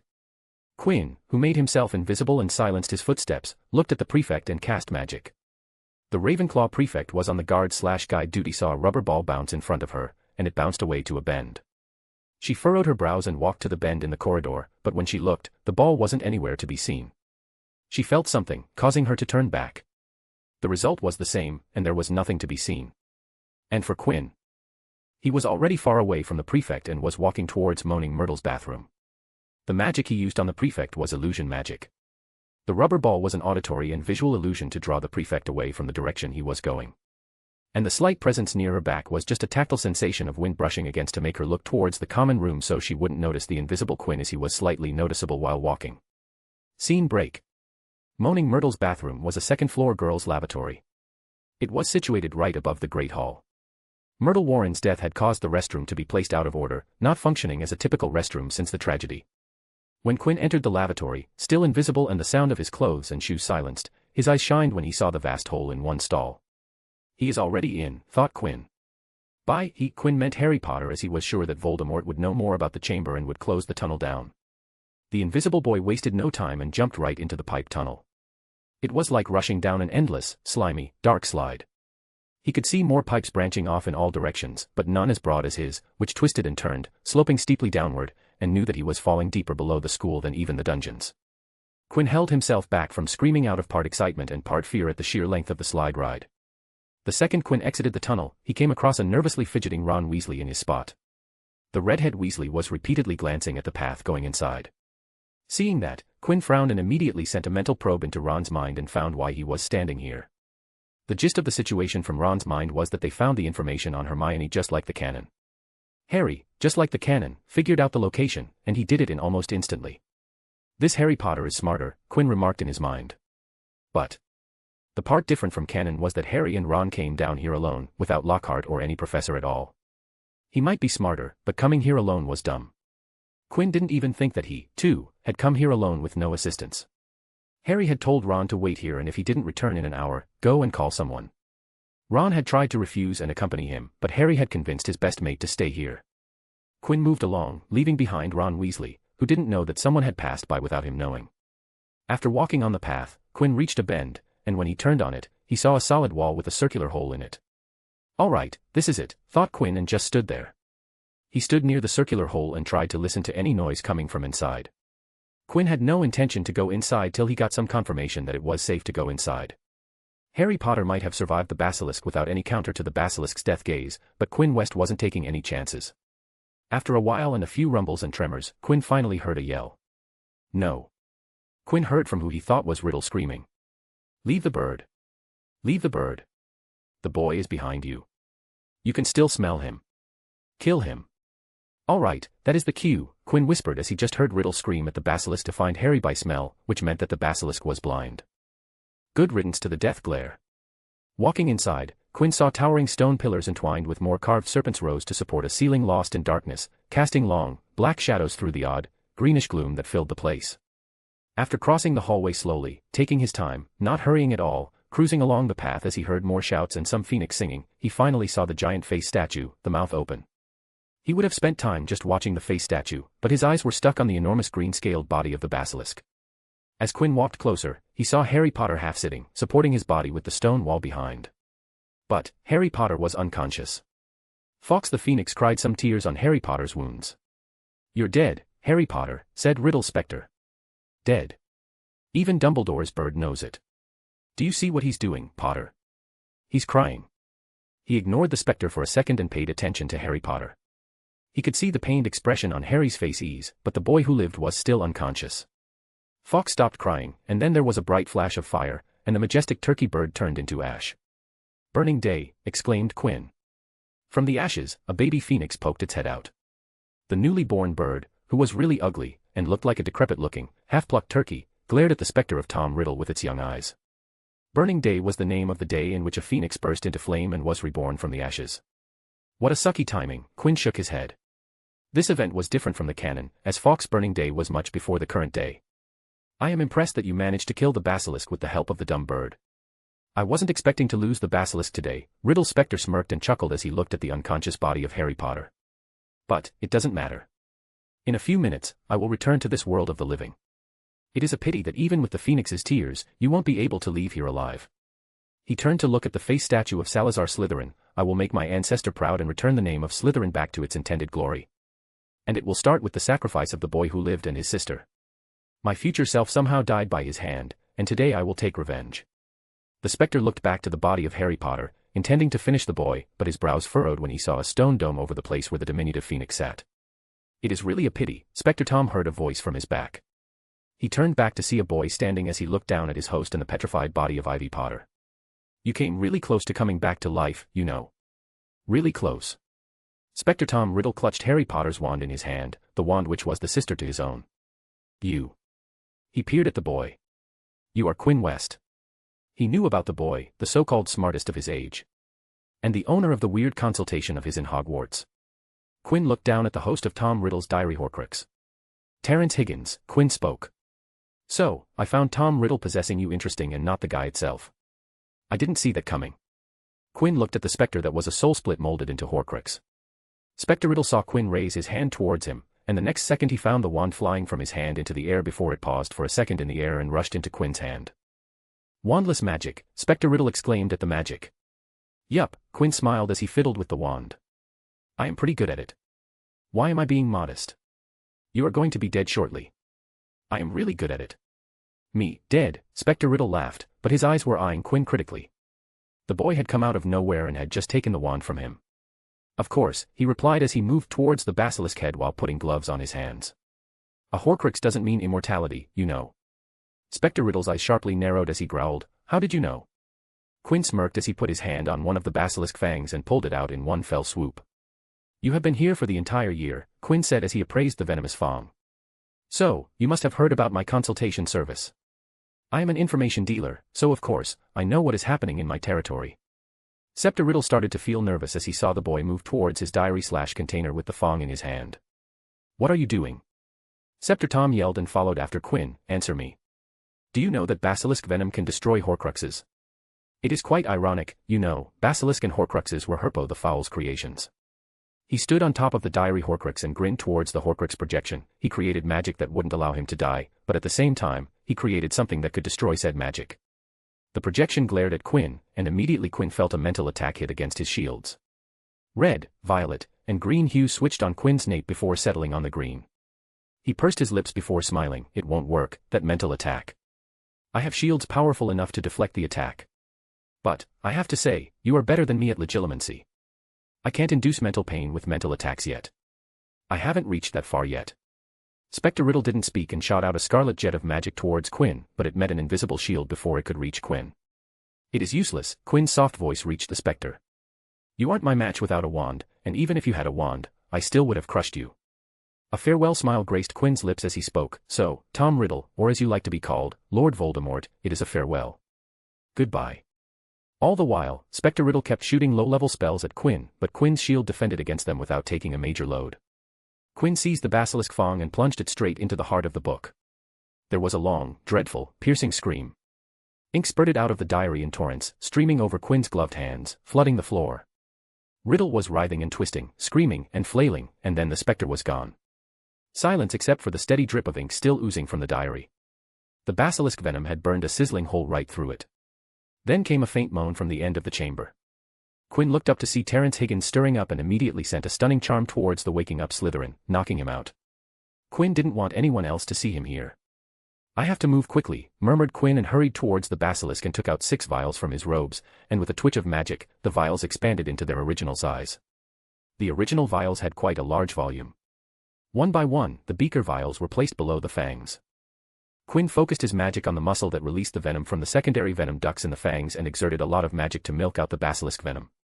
He completely filled the 6 big beaker vials with venom, and Quinn was sure that there still was a lot of basilisk venom in the venom sac. "Hot damn," Quinn expressed his admiration. "Basilisk body sure is magic resistance. Even the inside is quite tough." He had forced a lot of magic on the muscles that pushed the venom out of the fangs. After retrieving the lids for the special beakers, Quinn transmuted the caps on the beaker vials to create 6 closed cylinders. His eyes flashed with delight as he saw the 6 full vials, yellow briefly flashing on his nape. "This is more than enough," nodded Quinn. He currently had no plans for the venom other than to use it to destroy the horcruxes. Even one of these vials was way too much for destroying all the remaining horcruxes. Quinn stared at the basilisk's smelly mouth. A yellow flashed on his nape, and he broke a dozen fangs from the basilisk. Eyeing the fangs with a captivated look. The fangs were wrapped into thick bundles of cloth and then pocketed into Quinn's robes. Looking around, Quinn took in the scene and smiled. Not bad for a day's work. Not bad at all. His eyes saw the petrified Ivy Potter and muttered, "You better come back to normal. I want that payment paid to me this year." Quinn turned invisible and walked away from the ordeal without looking back, not forgetting to vanish the stone dome from over the ugly baby bird. If he wasn't in stealth mode, Quinn would have hummed a song in joy. Blue, SLOTHACEDIA. Pink, _US_LUXURIA. Red, WRATHIRA. Yellow, GREED__A_ITI_. Violet, PRIDESUPERBIA. Green, _NV_I_VI_IA. Orange, _L_TT_N_GULA. Quinn West, MC, basilisks, gone. Horcrux, gone. Venom, have it all. Spectre Riddle, Horcrux, oh, he dead. So dead. Harry Potter, Basilisk Slayer, props to the dude. Fox, Phoenix, going from big beautiful turkey to baby ugly turkey. Ivy Potter, petrified, even when turned to stone, her creditor wants the payment, pitiful. Terence Higgins, Slytherin, random dude victim to Lucius Malfoy's decision. Web novel has been shadow banning comments recently. This means that any comment that contains profanities in any form will be automatically deleted. So, if you are commenting with curses and profanities, censor a single letter or get creative. Chapter 64, Descent into Madness. A/N, this the start of the 2-part climax of the Colors arc. Climax Part 1, Descent into Madness. The day after Quinn went into the Chamber of Secret and killed the first Tom Riddle / Voldemort's horcrux, Quinn was sitting in his office, cleaning his tools and other things in his office. Diary horcrux of the 16-year-old Tom Riddle was destroyed when Quinn stabbed it with basilisk venom while making small talk with the soul split tied into the horcrux. From that entire ordeal, Quinn took his payment for doing the job. The fee was in the form of liters of basilisk venom and a dozen fangs from the basilisk. Last night, he also made sure that the 4 students had out of the Chamber of Secrets by checking their location status on recon. And as he expected, 3 out of the 4 people were in the hospital wing. The 3 being petrified Ivy Potter, basilisk bit Harry Potter, and horcrux-possessed Terrence Higgs. Ronald Weasley, who was untouched from the Chamber of Secrets, was back in the Gryffindor dorm, sleeping at night in his own dorm bed. Quinn, who was the invisible participant, was able to enter and exit the Chamber of Secrets without being detected. Reaped some benefits and slew a part of the Dark Lord Voldemort. There was nothing in the entire ordeal that was detrimental to Quinn. The owner of the AID consultation service sat in his workshop, doing spring cleaning of his various tools and utensils in the workshop. It was a good day, followed by a fruitful day. As Quinn worked away in silence, there was a knock on his door, followed by the door chime ringing with the door opening. Quinn set down equipment in his hand on the table and walked to the office to meet the client. Waiting for him in the office was Gilderoy Lockhart, Hogwarts' current defense against dark arts professor. "Ah, good afternoon, Professor," Quinn greeted as he sat behind the table and gestured Lockhart to take a seat. "How may I help you, Professor?" To Quinn, Lockhart was a cash cow he had milked throughout the year, and if the cash cow walked to his doorstep, he won't reject it and welcome it in pleasantly because of its services. Plus, Lockhart had signed an all-year pass to the restricted section of the library, so Lockhart, who Quinn previously considered as an annoying bug, was now his golden egg-laying goose. "Quinn, just the student I was hoping to see," said Lockhart, his every motion brimming with theatrics. He sat down and put on that blinding, million-watt smile. "I have a matter of utmost importance to discuss with you." "Of course, Professor, do tell," smiled Quinn, being polite to the men who had brought him close to his goal of filling a tub with sickles. The men had single-handedly given Quinn the asset, which allowed Quinn to complete 90% of his aim. According to his estimates, he would reach the target by the end of the school year. "Quinn, I want to talk to you about the fan club," said Lockhart, opening the conversation. "Professor, I am sure that you would be able to gain more by talking to the managers of your club," Quinn put on an apologetic smile. "I am not involved in the daily activities of the fan club." "I am not talking about the club," Lockhart shook his head and explained. "I am talking about the merchandise sold in the club." Quinn's eyes sparkled as he clapped his hands in excitement. "Professor, do you have a new product idea?" Quinn took out a sheet of paper and uncapped his pen, ready to take notes. "Do tell." He wasn't going to let this opportunity pass by. "Yes, I am talking about the products you sell. But I am not here to tell you about a new product." Quinn's shoulders slumped as he capped his pen and put it down on the table. His initial excitement, deflating in an instant. "So, what is it do you want to talk about, Professor?" Lockhart cleared his throat and spoke. "Those merchandises that you have been selling through the club are all based on me." Lockhart puffed his chest and bragged. "Order of Merlin, 3rd class, honorary member of the Dark Force Defense League, and 5-time winner of Witch Weekly's Most Charming Smile Award. So, it is normal that you should divide the profits with me." Lockhart's voice was filled with confidence. He spoke like the thing he was saying was obvious. "How about we split up the profits 90 to 10? "Of course, 90 to me and 10 to you." Lockhart looked down on Quinn as he spoke. "Your products only sold because of my reputation. Without me, no one would buy things from a child." Lockhart looked at Quinn as an easy-to-push-around child who would buckle under his words. Quinn tilted his head in confusion, putting on an expression of confusion. All the previous politeness from him draining from his face and eyes. "What are you talking about, Professor?" Quinn opened a drawer on his table and took out a sheet of parchment. "This is not what we discussed." Quinn slid the parchment towards Lockhart so that he could read it. "This document clearly states that you relinquish all earnings of my sales. The profits from anything I sell will go to me and not to you." Lockhart's eyes popped when he saw the signature on the page while Quinn talked. "This," stuttered Lockhart as he looked up from the document. "I have no recollection of this. I don't remember signing this." "I don't know what to say, Professor," said Quinn, putting on an oblivious expression. "You were the one to sign it, it is your sign. You can even have it checked for magic forgery. With this document, you have no right to ask me for even a single canute of what I made from selling the products even though they are based on you." Quinn intertwined his fingers and finished. "Sorry, Professor, but I can't help you in this matter. You are already signed over the rights to me." It stunned Lockhart into silence, which was a lot to say because the man rarely stopped talking. He just kept staring at the document in front of him. "Does anyone else know about this?" asked Lockhart, staring at the document, "and, do you have a copy of this?" I want one so that I have a copy. This is a private venture, Professor. I, alone, handle the production and supply of the merchandise. Quinn took the document which Lockhart placed on the table and said, "This is the original. I will make a permanent copy and bring it out to you just in a minute." Lockhart's eyes shined as he immediately took out his wand and pointed it at Quinn. "Then it is settled.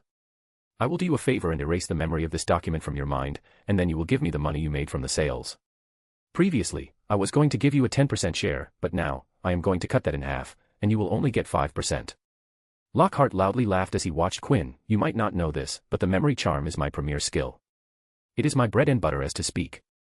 I built myself on this charm, so don't worry about accidents because I am really good at it." The memory charm, Obliviate, also known as the forgetfulness charm, was a charm used to erase specific memories from an individual's mind. I focused my considerable talents solely on the memory charm until I perfected it, making it the only spell I can perform without fail. Lockhart eyed Quinn with delight in his eyes. "In my pursuit of fame and glory, I utilized the charm extensively on people who performed heroic feats after interviewing them on every detail of their works, so they would not go babbling while I take their credits in the form of my books." He smiled appreciatively at Quinn and spoke, "I am planning to leave Hogwarts tomorrow. This school has dangers lurking in every corner. The monster of Slytherin is still on the loose, and it struck again yesterday. I have to leave this place before it gets to me." No one had told Lockhart that the monster of Slytherin was already taken care of, and the school was safe from further petrification. The fraud author still believed that the horror was still roaming in the castle. "The money I get from you will be more than enough for another expedition to a foreign land to interview another fellow and do research on my EXT book." He pointed his wand at Quinn, ready to cast the charm, and grinned. "Maybe I will thank you in my next books for your help. Not that you will remember it." Quinn stood in his place looking at Lockhart with an expression that showed no fear, horror, or any negative emotion and conversely portrayed boredom. His face screamed, "Why did I expect anything else?" through the expression. He glanced at Lockhart's wand, and the next moment Lockhart's hand was forced open as the wand shot out his hand into Quinn's grasp. "And here I thought you escaped your original fate yesterday." A sigh escaped Quinn. He looked up at the shocked fraud in front of him and spoke. "That is the problems with villains. They spend too much time explaining their plans. You should have straight out erased my memories without the monologue. Not that it would have worked." An alternating yellow and red flashed on Quinn's nape as he used magic, and Lockhart's knees buckled. The blonde pompous fraud fell onto the chair that Quinn expertly positioned just underneath him. Lockhart looked down at his hands and watched as rope slithered around his hands, legs, and torso. "I accept I didn't use honorable means to get you to sign the document," said Quinn as he walked towards Lockhart. "But neither did you. All your works are based on lies and deceit. So, in this case, I like to think of myself as a thief stealing from a thief. Plus, it is not my fault that people believe in the silly books that you wrote." Putting his hands on Lockhart's shoulder, Quinn leaned in and whispered, "The attempt to erase my memories was a mistake because it got me furious. But the bigger mistake was to try and take my money from me. My family is exceedingly rich, richest in magical Britain. I don't need to care about money as I can use all I want, and I would have more if I ask for it. I don't need to work a single day in my life, and I won't ever run out of riches." He chuckled before continuing. "But, there is something special about the money I earned myself. This money results from my hard work and cunning to hoodwink you and then draft interesting things products that the students would buy." Lockhart winced when he felt Quinn's grip tighten on his shoulders. "You, trying to get your hands on that money, is unacceptable to me. It isn't something I can forgive even though you were a sizable reason that I was able to earn a lot of it." Lockhart heard a throaty chuckle in his ear as Quinn spoke. "So, a punishment is in order." Quinn removed his hand from Lockhart's shoulder and stood up straight as he placed his hand on Lockhart's head and swirled it around. "You said memory charm is your best charm, correct? So I think it will be fitting that I perform my first memory charm on you." "And no, please forgive me," Lockhart stuttered as he begged Quinn to let him go. "You can keep the money. I promise I won't come here ever again. Please, let me go." "Tut, tut, tut," said Quinn as he shook Lockhart's head from side to side. "Too late, I can't let you go anymore." Quinn grinned, and signs of mania were evident in his expression. "And no. Please let me go." Magic stimulated in Quinn's magical core as the memory charm got activated. "I will erase everything about your job from your memory. Your only accomplishment in your life will be gone," smirked Quinn. He was going to erase knowledge about Lockhart's travel, the people he interviewed, how Lockhart's obliviated them to steal the credit, or that he was an author from Lockhart's memory. But then something happened. A curse triggered inside Hogwarts. An esoteric and abstruse curse placed on defense against dark arts teaching position activated. On the day Tom Marvolo Riddle/Voldemort got turned down the defense against dark arts teaching position by Dumbledore a few years later, he placed a curse on the defense against dark arts position. The curse ensures that no defense against dark arts professor would stay for longer than a year. The curse slightly gave a nudge to Quinn's mind, which was already under the influence of another magic. A smirk so broad that it split Quinn's face appeared as he laughed. Screw it, let's go the canon way. Which we know is all the way. Quinn's magic entered Lockhart's mind, rampaging inside it and erasing everything that made Gilderoy Lockhart, well, Gilderoy Lockhart. In a few seconds, the magic settled, and Quinn removed his hand, and Lockhart's head slumped forward. Quinn frowned and walked to Lockhart's front and lifted the newly obliviated man's head with his chin. Lockhart. Quinn called out. Quinn slapped the man on his cheeks, trying to wake him up. But the only response was some groaning. All right, everything is fine, Quinn beamed, and ropes over ropes covered Lockhart and propped him straight up on his feet. Let's go, Mr. Lockhart, Quinn smiled. Let's get you to your office.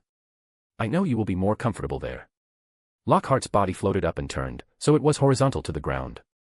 Another look from Quinn and Lockhart with ropes turned invisible. The boy hummed a happy tune as he skipped his way to Lockhart's office. On his nape, 7 colors oscillated, shining with deep shades, giving the impression of deep entrenchment. Blue, SLOTHACEDIA. Pink, LUSTLUXURIA. Red, WRATHIRA. Yellow, GREEDAVARITIA. Violet, PRIDESUPERBIA. Green, ENVYINVIDIA. Orange, GLUTTONYGULA. Quinn West, MC, Colors, what are you? Gilderoy Lockhart. Gilderoy Lockhart no more. Web novel has been shadow banning comments recently. This means that any comment that contains profanities in any form will be automatically deleted. So, if you are commenting with curses and profanities, censor a single letter or get creative. Chapter 65, Madness, Chaos, and Silence. A/N, this is the second part of the 2-part climax of the Colors arc. Climax Part 2, Madness, Chaos, and Silence. Nights at Hogwarts were quiet with comfortable yet eerie silence. Students comfortably slept in their dorms, teachers who were off duty either went out to Hogsmeade to enjoy some nightlife or stayed in for a quiet day. House elves performed tasks in the cover of the night. Portraits also went to sleep in their frames, emulating human behavior. Ghosts who were awake and couldn't sleep were few in numbers to bring life to the castle. In that quiet castle, a boy could be seen dancing in the Hogwarts castle as he moved in the corridors. He was doing nothing but taking a walk in the silent castle, feeling the cool breeze caress his skin. Today had been another good day in series of good days for him. Gilderoy Lockhart, the fraud, the person who had tried to wrong him by trying to erase his memories and take his memory, was stripped of his position as the Professor of Defense Against Dark Arts. The official reason was that Gilderoy Lockhart had become sick and was quitting his job because of health reasons. But he knew better. Anyway, Gilderoy Lockhart had quit his job, and to soften the blow for his numerous fans, he had announced a sale for the next week, dubbing it the Get Well Soon Sale Week. The Lockhart goods were being sold at never-before-seen prices just so that his fans could show their support in the time of need. Even in his absence, Gilderoy Lockhart was giving him profits. A pity that he had to go.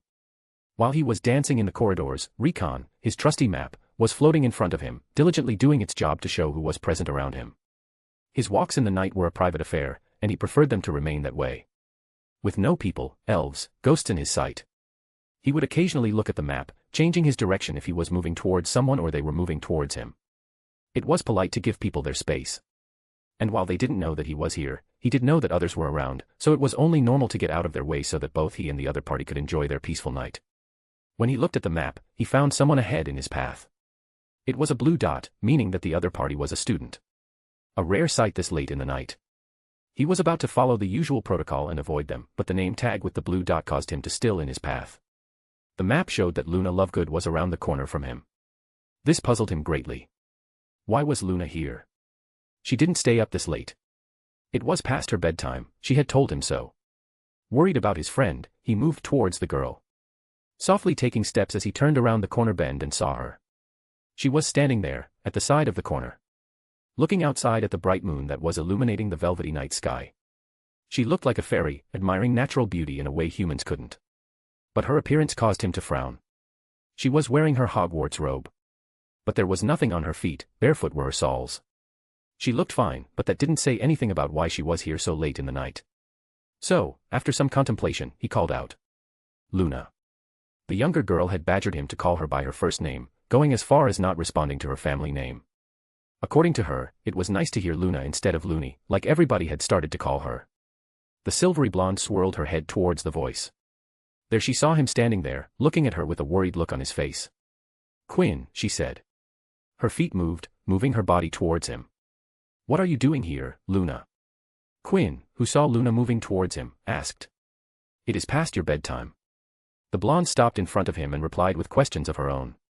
"What are you doing here? Why aren't you sleeping?" Quinn's reply was a simple one. "It is not my bedtime, so I am taking a walk." To Luna Lovegood, the answer was a fitting one. She got answers to both of her questions. "So, tell me, young lady. Why are you here and not in your bed, sleeping?" asked Quinn. "And, why aren't you wearing anything on your feet?" Luna looked down at her feet, her toes moved in nervousness. She spoke softly. "I was kicked out of the common room, and now I can't enter the common room." Quinn frowned at the answer. "What do you mean you were kicked out of the common room? No person other than the faculty members could kick a student out of the house common room." And he was sure that Flitwick wouldn't kick a student out of the common room this late at night. "Some seventh-year girls came to my dorm room and stunned me," Luna answered while clutching the ends of her robe. "When I came to be, I only had this robe on me and was in the first-floor girls' lavatory." Quinn's blood went cold as he heard that. She narrated her story straightforwardly with no cracks in her voice, but he could see the signs she displayed. She hadn't looked at his face ever since she walked near him. Her hands had been clutching her robe so hard that her hands were white. "When I went to the common room, I couldn't answer the riddle from the eagle, and no one came in or out of the common room, so I was locked out." "And, why didn't you go to Professor Flitwick or any other professor?" Quinn asked. He successfully hid the anger he was feeling. "I don't know Professor Flitwick's bedtime," she answered. Her face still facing downwards. "What if I woke him up from sleep?" Quinn closed because of the anger he was feeling. His anger rose again because even though Luna's words sounded idiotic, Quinn knew that Luna was scared to even ask for help. She was just saying this to hide the real reason. "Luna," he spoke to the young girl in front of her. When she didn't look up, he used her hands to cup her cheeks, lifting her head up to such that she was looking at him. "You don't have to be scared to ask for help. You can go to any professor. Even if it is Professor Snape in the middle of the night. You can even knock on the headmaster's door, and it would be fine." Luna stared at Quinn as he spoke. "And, you can come to me with any problems you have." He showed a comforting smile and spoke. "You are my friend, and I always help my friends out. So, come to me anytime you want, and I would be waiting for you." "Really?" asked Luna. Her eyes stared at Quinn as if looking for something. "Really?" Luna's chin quivered a little. She released her robes from her hands and raised them to hug Quinn. Her thin arms grabbed onto Quinn tightly. Quinn, who was surprised for a moment, snapped out of it and hugged back. He could feel her silent sobs and gently stroked her back and let her cry it out. Luna didn't have any friends in Hogwarts. Her quirky personality didn't help her make friends. She was friends with Ginny Weasley, but the Gryffindor girl was in another house and busy with her new friends. The two couldn't meet as frequently as they did before Hogwarts, leaving Luna alone. Quinn was Luna's friend, but he had been too busy himself, spending his time in the restricted section of library, room of requirements, or the AID office. He was rarely seen in the Ravenclaw common room. Luna would usually spend her time in the gardens exploring the greens by her lonesome. But she could only do it so much, and after that, any child would want someone to play with them. So, when Quinn heard that Luna could come to him anytime and that he was her friend, she broke down. When she woke up in the bathroom, she was scared and alone. It frightened her when she couldn't figure out the puzzle to go inside her common room. She was sure that she would have to spend the night, out, alone. Quinn waited for Luna to calm down before he spoke. "Are you feeling fine?" The girls in his arms nodded but didn't separate from him. "Good, now let's get you home," said Quinn. It was too late in the night, and it was time to sleep. Even Quinn was feeling sleepy. "It is late, and we should go sleep." Luna finally released him from her hug but grabbed the edge of his sleeve as if scared that Quinn would disappear if she let him go. The two walked in comfortable silence until they reached the common room entrance on the 5th floor. Quinn looked at the bronze eagle knocker and used it to knock on the door. Immediately the eagle spoke the entry riddle. "A container without hinges, lock, or a key. Yet a golden treasure lies inside me. What am I?" The answer from Quinn came immediately. "An egg." Luna, on the side, finally understood the riddle, and her eyes shone when she heard the answer. There was no answer from the eagle, but Quinn and Luna knew the answer was correct when the door opened, allowing them entry to the common room. The two Ravenclaws stepped inside. When the pair reached the stairs to the girls' dormitory, Quinn made Luna face him and looked her into the eye and asked. Luna, tell me the names of the girls who stunned you. Luna's eyes widened before she shook her head, refusing to answer. Luna, I can help, Quinn tried to explain. We will go to Professor Flitwick together, and he will punish those girls. It will be fine. Luna still shook her head. She didn't want to go to the professor. Today terrified her, and she was afraid that if she complained, then the girls would do something terrible again. All right, sighed Quinn. He tried, but Luna didn't speak a single word. Now go up and sleep. I will be waiting for you here tomorrow morning. We will go to breakfast together, okay? Luna showed a sleepy smile and nodded. Good, now go sleep. Good night, Luna. Good night, Quinn. She gave Quinn one final hug before climbing the stairs to the girls' dormitory. Quinn waited for a while before all expression drained from his face. Sorry, Luna. He apologized. But, if you don't want to go to the professor's, then I would have to take this matter into my own hands. He already knew the identity of the girls who bullied Luna. He had pulled the knowledge when he looked into the eyes using legilimency. The thing was that the splash of red was present on Quinn's nape from the second Luna told him about what happened to her. It only deepened in color with time, and Quinn only hid the anger because Luna didn't need anger but comfort from him. Maximum suffering, Quinn spoke in the empty common room. Scene break. The next few days, Quinn stalked the group of 3 seventh-year Ravenclaw girls. From his observations, the 3 girls were high up in the Ravenclaw social hierarchy.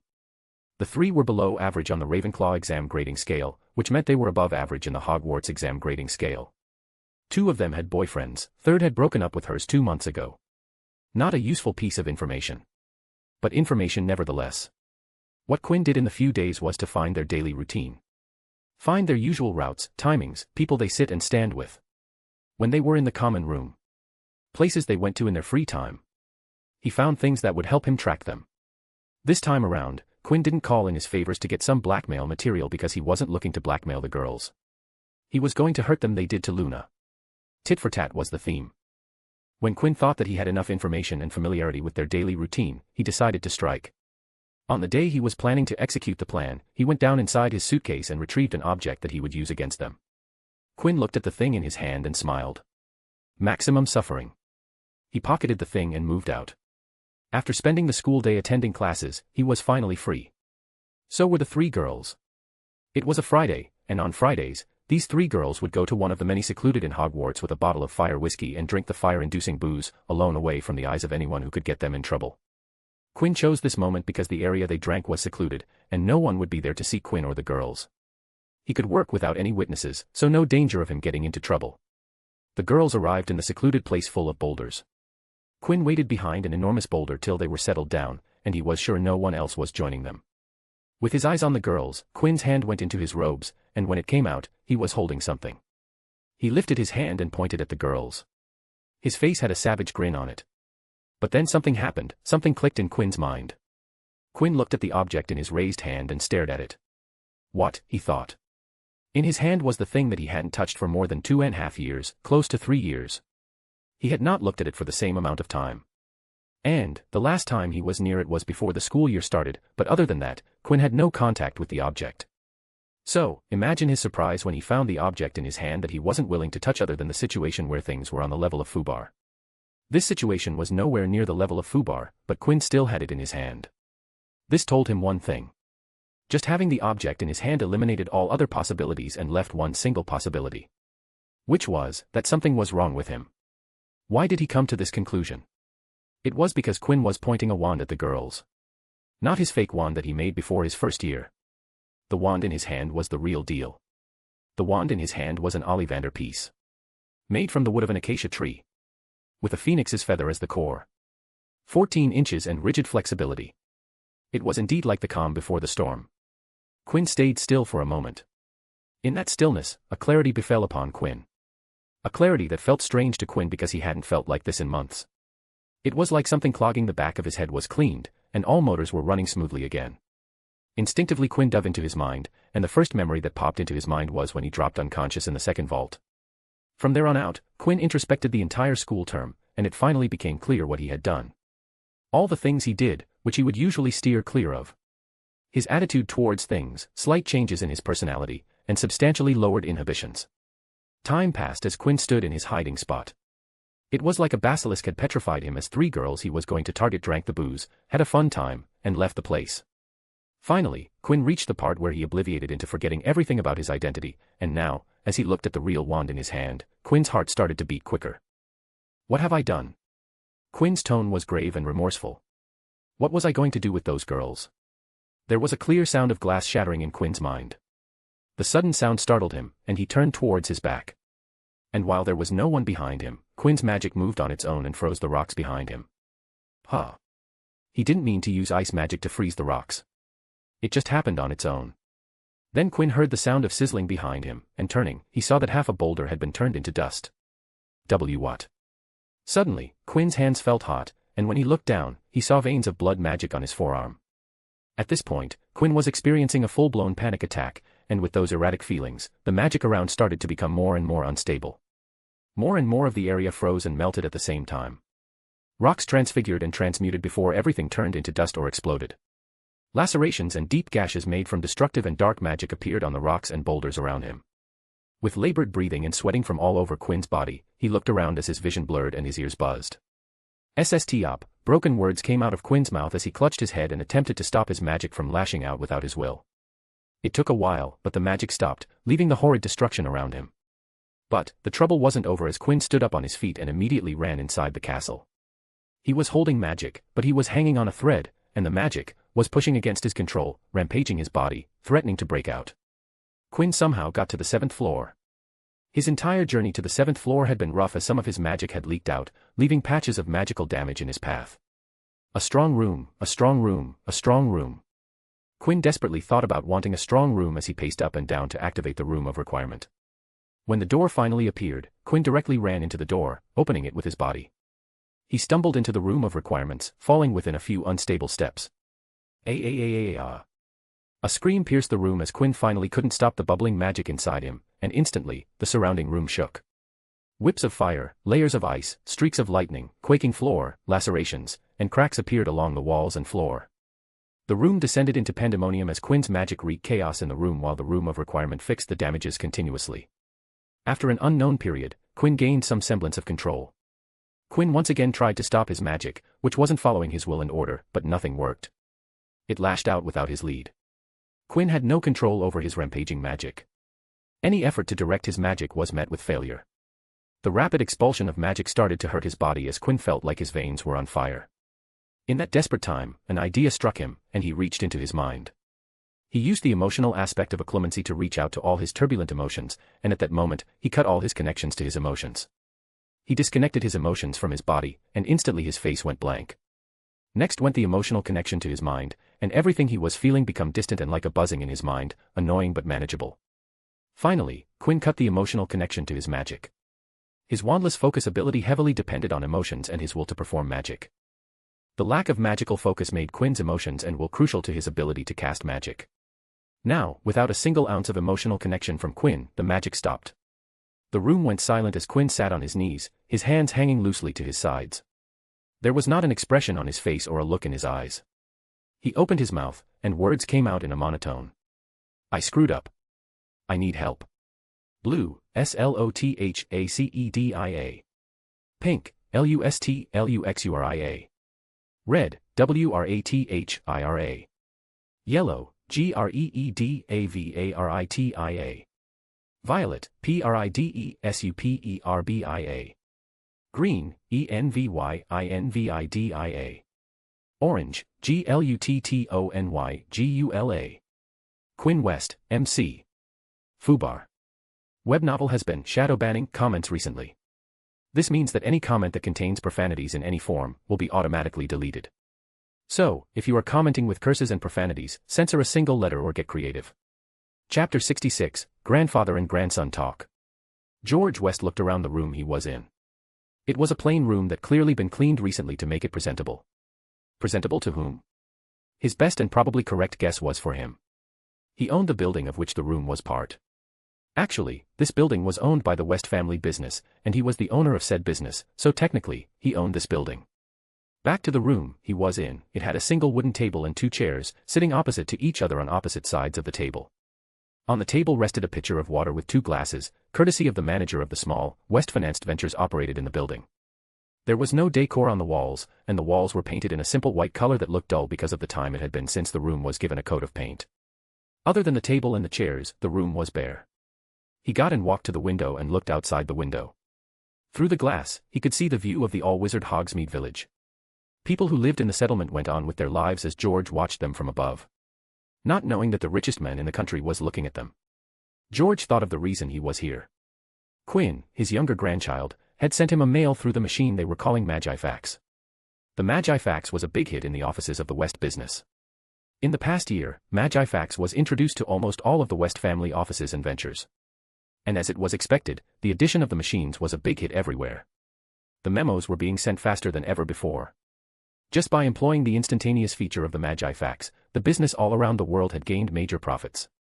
The information was being exchanged much faster than their local competitors. That West business was faster and better at everything because they had more time to plan and act. George smiled when he thought about the profits that the Magifax brought them. Soon, the Magifax would be rolled out for all to buy and bring in more profits. His grandson, Quinn, didn't know it, but George had opened an account for him that would hold a part of the profit for every Magifax sold. His grandson didn't know it, but he was about to get very rich in the coming future. George walked back to his chair and sat down. He didn't know why Quinn had called him here at the Scrivenshaft's quill shop at Hogsmeade, but the letter said that he needed to get here as quickly as possible even if it meant to drop everything he was doing. George did what he was asked for and immediately replied that he would meet him the next day, and here he was, sitting in a room in Hogsmeade, waiting for his grandson to arrive. But today isn't a Hogsmeade weekend, murmured George. He had asked the shop manager, and he was told that today, a Saturday, wasn't marked as a Hogsmeade weekend. I wonder how Quinn will get out of the castle. George didn't know that there were hidden passages to get in and out of the castle, and Quinn knew every one of them. He picked up a glass from the tray and placed it on the table, took out his wand, and cleaned it himself with magic before pouring himself a glass of water. Just as his glass was full, the door to the room opened. George looked up to see his grandson, Quinn, standing at the door. "Grandfather," greeted Quinn. George noticed the flat tone in which Quinn spoke and the slump in Quinn's shoulders, and the tiredness in his posture. "Quinn, you look." George greeted back but couldn't finish his sentence as there was something off about Quinn. George couldn't know what it was, but something about Quinn looked unnatural. Quinn sat down on the opposite chair and looked at George. When the eyes met each other, George's widened when the unnatural feeling disappeared, but what remained wasn't what George was expecting. George saw Quinn's face distort, and gone was the unnatural feeling and what remained was heavy bags under Quinn's eyes and sickeningly pale skin. His tired face didn't have an expression on it. "Quinn!" George exclaimed in worry as he reached out his hands towards Quinn's face and held it against his cheek. "Oh my dear child, what happened to you?" Quinn stared at George with the same expressionless face he had on since the last 2 days and spoke monotonously. "I got into trouble. I am in big trouble and need help." George frowned in worry as he noticed the monotone in Quinn's voice and no expression. "Quinn, why are you using occlumency to hide your emotions?" After another stare, Quinn spoke, "Please, step back and keep your wand at ready." "What?" George was confused. Quinn's words didn't answer his question. His words only confused him more and caused more worry. "If you push your chair back and make some distance between us, I would be properly able to explain what is happening." The flat tone seemed to be the only tone that Quinn spoke in. "And, please keep your wand ready to protect yourself." He stared into George's eyes and asked, "Do you understand?" George observed Quinn with a critical eye before following his grandson's instruction. He pushed his chair away from the table and readied his wand to defend himself. "I am going to undo my occlumency." Quinn's voice cracked a little. "Be ready." George didn't know what to expect, but what happened blew his mind. A pained expression appeared on Quinn's face. It was the first facial expression he had shown since entering the room. Then it all started. The walls of the room changed. Some of the patches of the wall turned into liquid and dripped. Spikes jetted out from other patches. Paint on the wall caught on fire, but at the same time, the walls became whiter than ever. George gripped his wand as he felt the room getting colder and colder, but when he looked up at the ceiling, it was on fire. The table shook violently before floating up in the air. Deep gashes and horrid laceration tortured the floor. George removed his eyes from the bizarreness around, looked at Quinn, and saw multicolored veins all over his face. The rampant magic stopped after 10 seconds, leaving a panting Quinn, who slowly went back to becoming expressionless within the following few seconds. The room, on the other hand, didn't go back to normal. It remained damaged from Quinn's magic. "Please do damage control," came Quinn's request in the same monotone. George didn't respond for several seconds and just stared at Quinn before he finally used magic to extinguish the fires, repairing the destroyed table and fixing the walls to a certain degree.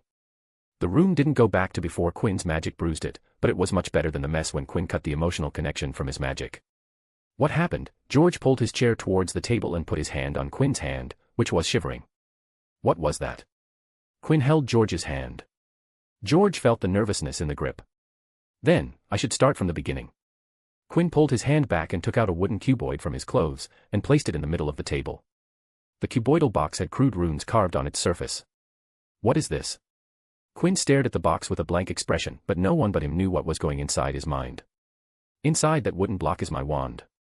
George frowned as he asked, your wand? He couldn't comprehend why Quinn would keep his wand in a wooden box. He wasn't expecting the answer that Quinn gave him. Grandfather, I have only held my wand 2 times since the day I bought it. The first time was on the day we bought the day and the second time was before this week. Other than those 2 times, I haven't touched the wand with any part of my body. That doesn't make sense, George spoke, not believing what Quinn said because his situation didn't allow Quinn to leave his wand. Child, you are learning magic, you can't perform magic without a wand. Quinn's hands were palm face down on the table. He slightly raised his index finger on his right hand, and immediately George's wand expelled from his hand and twirled in the air before falling over the table. I don't need a wand to use magic. George looked at his wand on the table, which was snatched from his hands. He couldn't believe that an unarmed child had just disarmed him. Then came the story that explained to George what just happened. Grandfather, if you remember, I showed my first sign of magic when I was 4, there was a pause before Quinn continued again, when I fell from my room's window, and that triggered the accidental magic to save my life. George, of course, remembered the day. All the people had a scare followed by joy because of Quinn's fall. It was exactly 1 year after that I gained deliberate control over my magic. Quinn narrated the event where he first used magic. It was frustration-induced, accidental magic.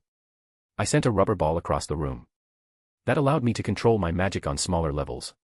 Quinn remembered the days he would play with glass marbles and rubber balls. I moved small objects by using magic for an entire year before I got my hands on one of Leah's books. If Quinn didn't have a tight grasp on his occlumency, he would have smiled. From that day onwards, I learned about magic theory and how it worked. George recalled the days when Quinn would carry Leah's book with him all around the house. Then came the time when he left for the world tour. That was the start of my magical journey. Leah had given me books of my own as a gift, and I had you buy books from every country we visited. Unlike what everybody thought, I didn't buy them because I enjoyed reading, I bought them because I wanted to learn more about my magic. George's eyes widened at the revelation. He couldn't believe that his grandson had been doing wandless magic since he was 5 years old. I learned on that trip. To this day, I consider those years were the best time of my life. I traveled the world while learning magic. At that time, it was everything I wanted from my life.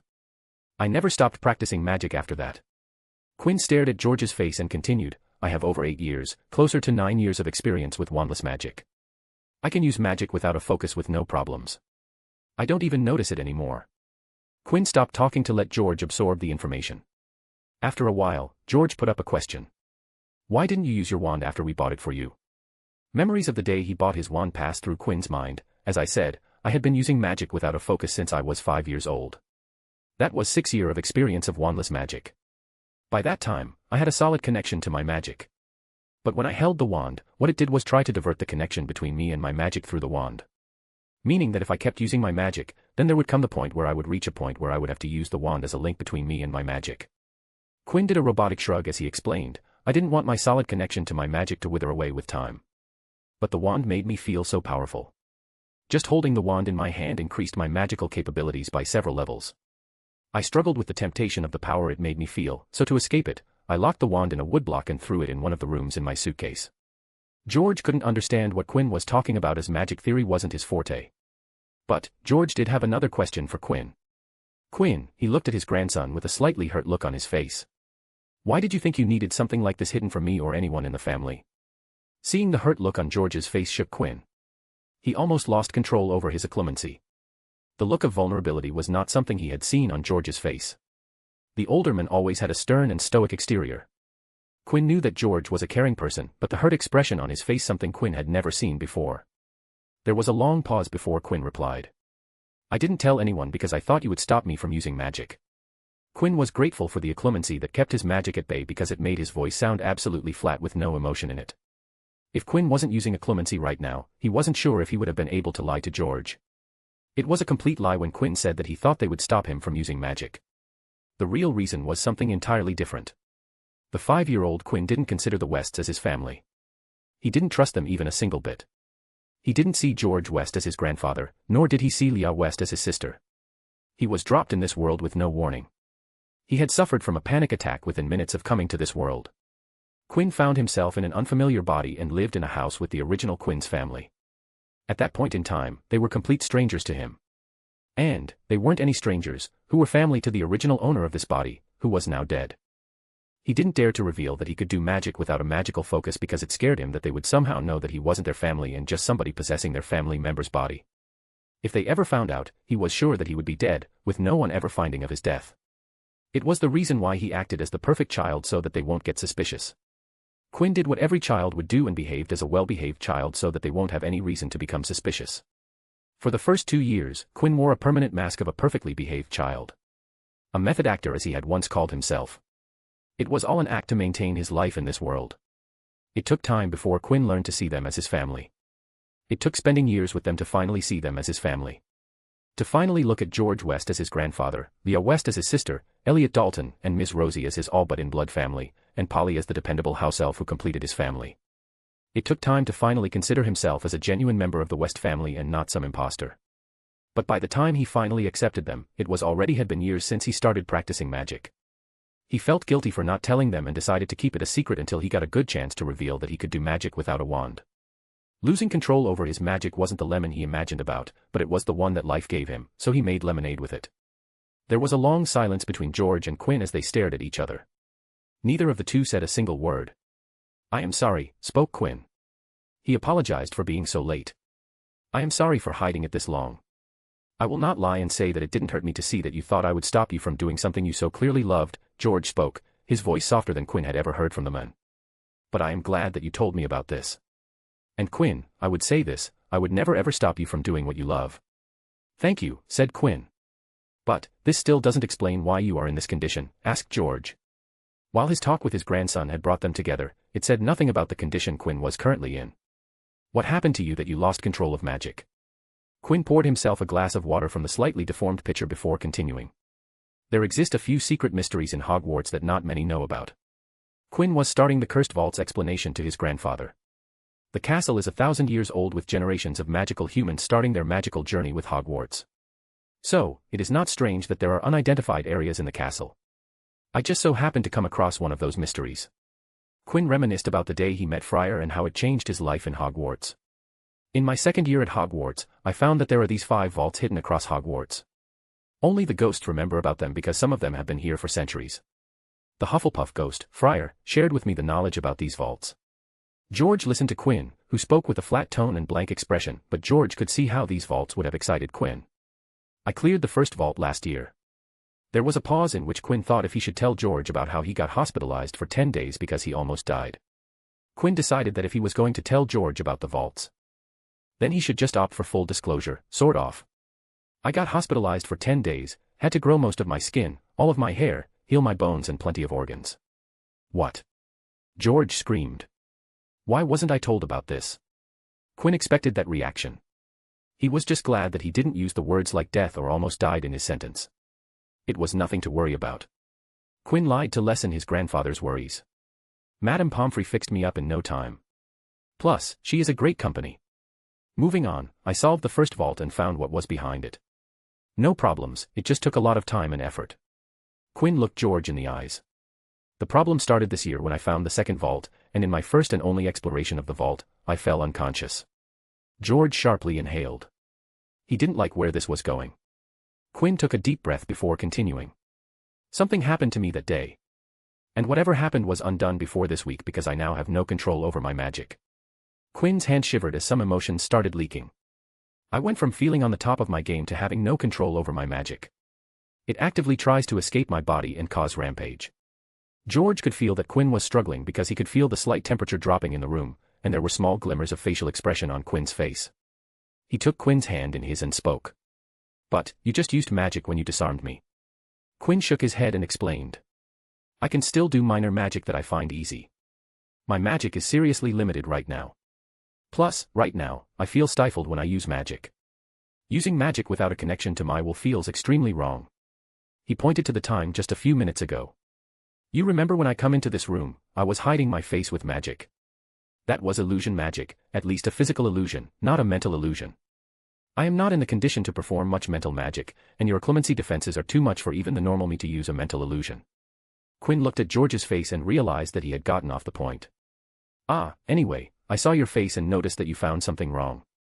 The current me wasn't able to pull off a physical illusion with my magical capabilities. I am not having a good time with my magic. I don't feel good. It is all right, Quinn, George spoke in a comforting voice. Everything would be all right. I will find a way to fix whatever is wrong with you. So, don't worry. Everyone in the house would help. George meant it as he already started to plan to hire the best healers money could buy. He needed to find the best in the fields and provide his grandson with the best healthcare. Help. Yes, help. Quinn's eyes shined, and he gripped George's hands. I need help with this, and you can help me with this. Of course, anything you want, Quinn. George didn't deny any request. While he couldn't see any expression on Quinn's face, he could tell that something was wrong with Quinn. His emotions were all over the place. I want you to call someone, Quinn said. I want you to get them to West Manor the day I return home. The request confused George. He didn't know who his grandson wanted to meet so eagerly. Who is it? Quinn took another deep breath before speaking in a flat monotone. I want you to call Alan D. Baddeley. Quinn West, MC, more stone-faced than a certain blonde. George West, grandfather, extremely worried about his grandson. Web novel has been shadow banning comments recently. This means that any comment that contains profanities in any form will be automatically deleted. So, if you are commenting with curses and profanities, censor a single letter or get creative. Chapter 67, The Petrified, Unknown Stabber, and Marauders Map. It was weird to wake up from petrification, thought Ivy Potter as she looked at the hospital wing ward from her bed. One moment she was looking around the corner through mirrors just to make sure there wasn't a gigantic snake waiting for her, but then she saw acid yellow eyes in the mirror, and everything went black. The advice saved her life even though she didn't like the source of the said advice. She was miffed that she was taken out twice in a single day. Once by Quinn West and then by the basilisk later that day. It was a weird thought to have after being petrified and coming as close to death as she had been, but for Ivy, those events were the last memory she had before the petrification. There was no fear or dread when she was petrified as the petrification from basilisk was instant. It didn't give Ivy a chance to feel anything at all. Sure, she woke up with a slight scream of terror because she could remember the basilisk, but what she saw was her mother standing by her bed, hugging her tightly. She was petrified, were her thoughts. It felt almost anticlimactic, being petrified by the deadliest snake in the world. The only thing she didn't like was the stiffness in her body from no activity for weeks, but Madame Pomfrey cured it in a jiffy. Ivy's first worry came when she remembered Hermione was with her and asked what happened to her best friend. She was told that the students were being released from their petrified state one every half hour so that Madame Pomfrey could have ample time to check if something was wrong before moving on to the next student. Ivy was the second last to be cured, and Hermione was after her, making Hermione the last student to be given the mandrake juice. The bushy-haired witch's first reaction was funny. She woke with a yell of bullocks. That was something Ivy wasn't expecting from a person who always chided Ron for his language. Then Ivy was told that the heir of Slytherin took her into the Chamber of Secrets. Harry and Ron had gone in there to save her. It made her feel grateful to her brother and childhood friend. The two dummies had ventured into the Chamber of Secrets just for her. There was no way that her heart didn't feel warm for the two. She forgave them for being so annoying all the time. Then came the tough part where the now reinstated headmaster told the students before them that the Slytherin's monster had petrified them for months. It wasn't a nice thing to see when Colin Creevey found he had lost a big chunk of his first year at Hogwarts or when Susanna Heselden found she missed out on crucial time in school during her OWL year. Justin Finch-Fletchley yelled that they should kick her brother Harry out of Hogwarts. But the headmaster explained to him that Harry wasn't the heir of Slytherin and the whole incident was because of a dark magic artifact that opened the Chamber of Secrets but didn't go into detail. Ivy thought that she and Hermione were lucky because they were only out for a few weeks and didn't lose time on the level as the others did. Scene break. Ivy, Hermione, Harry, and Ron sat huddled in Harry's bed in the Gryffindor boys' dormitory. The curtains around the poster bed were drawn, providing privacy to the Golden Squad. It was the first time since Ivy and Hermione were waken up from petrification that the four had sat down together to talk about what happened. Let's start, Ivy spoke to her friends. She was leaning against the headboard of the bed. Tell us what happened down in the chamber. Harry and Ron looked at each other before Harry started telling the events that transpired. We found the parchment in Hermione's clutches and immediately found the information about the basilisk in it. Then there was the note on it which said that Moaning Myrtle knew about the location of the Chamber of Secrets. Then it clicked in my head, Harry explained, that if the basilisk could kill with its gaze, then what if the girl who died the last time the Chamber of Secrets was opened never left the place which she died? What if she was there the whole time? Ivy and Hermione's eyes widened as they understood. Harry, who saw the expression, nodded. Moaning Myrtle was the girl killed by the basilisk last time the Chamber of Secrets was opened. Harry recalled the conversation he had with the ghost. Ron, who was on the side, nodded. Myrtle said that she was crying in a stall when she heard a boy making strange sounds while Myrtle was in the lavatory, and when Myrtle stepped out, all Myrtle saw were big yellow eyes before she died. Hermione had a strange thought that she decided to put out. Do you think glasses provide protection against basilisk's glare? Hermione asked, wondering about the information Quinn had given her and Ivy. I mean, look at all of us who got petrified, we all saw the basilisk's eyes indirectly. Shouldn't meeting the basilisk's eyes through the glass count as looking at it indirectly? Ivy shook her head in disapproval. I don't think so. In every case this time, the basilisk's eyes were seen through reflections. Water, mirrors, and viewfinder, all of which showed reflections of the eyes. And, Creevy saw the basilisk through a ghost. I don't think we can take ghost bodies and glasses as the same thing. She looked at Harry and thought of something. And, even if glasses do provide protection against death by glare, then I don't think Myrtle was wearing glasses at that time. Hermione frowned and questioned, why do you think that? Myrtle's ghost always has glasses on, which means she had glasses when she was alive. Harry said that she was crying when she was in the lavatory. Ivy jutted her chin towards Harry and said, I have seen him cry. He always removes his glasses when he cries. I mean, doesn't everyone who wears glasses remove their glasses when they cry? So, it is reasonable to think that Myrtle wasn't wearing her glasses at that time. Harry, who was telling them the ordeal he went through, was flabbergasted when the two girls started to talk about him crying. How did they go from Basilisk and Chamber of Secrets to him crying? All right, stop talking about me crying. I don't cry, Harry said so that they could move on from the current topic and spoke the last words with some weight as if insisting on them. Let's move on. Ivy and Hermione giggled while Ron chuckled as he looked at his best mate. Harry felt heat rush to his cheeks and hurriedly spoke. So, when we asked about what she saw that day, Myrtle pointed at the sink right in front of the toilet she haunts. And, when we searched the sink, Ron found a tap with a snake on it. Harry gave Ron a thumbs up before turning back to the girls and revealed. There is something that you don't know about this year is that I have been hearing voices. Harry winced when he saw Hermione and Ivy glared at him. Ivy massaged her temple and spoke in a voice that clarified that she was holding back her anger. I have said this a lot through the year, and I can stress this enough, but you are really an idiot. Do you know what you just dash? If you had just told us dash. Ivy and Hermione had gone into Quinn West's office and got caught by him and were blackmailed into being under his debt. Ivy was sure that either she or Hermione would have figured out the monster's identity with that piece of information. And while Ivy didn't know if she would have broken into Quinn West's space, Ivy was sure she wouldn't have asked West for the monster's identity, and that would have saved her from doing a job for him. Harry remained quiet for a while and observed his two female friends. He waited for them to calm down before continuing. Well, then I spoke to the tap in parcel tongue, and the whole sink came disappeared and left behind a huge hole which was the entrance to a tunnel that I think went down below Hogwarts. He remembered the entire tunnel ride into the Chamber of Secrets, with him trying to stifle his screams and Ron loudly screaming as he slid behind him. When I reached the Chamber of Secrets, I saw an unconscious student there. Harry stopped to recall his name. His name is Terence Higgins, a Slytherin. Ivy and Hermione noticed Harry didn't show his usual reaction when he talked about Slytherin. Harry would show signs like a shallow frown or a wrinkle of his nose. But right now, he didn't show any of those. Even Ron didn't snort in derision or snarl things like bloody snakes.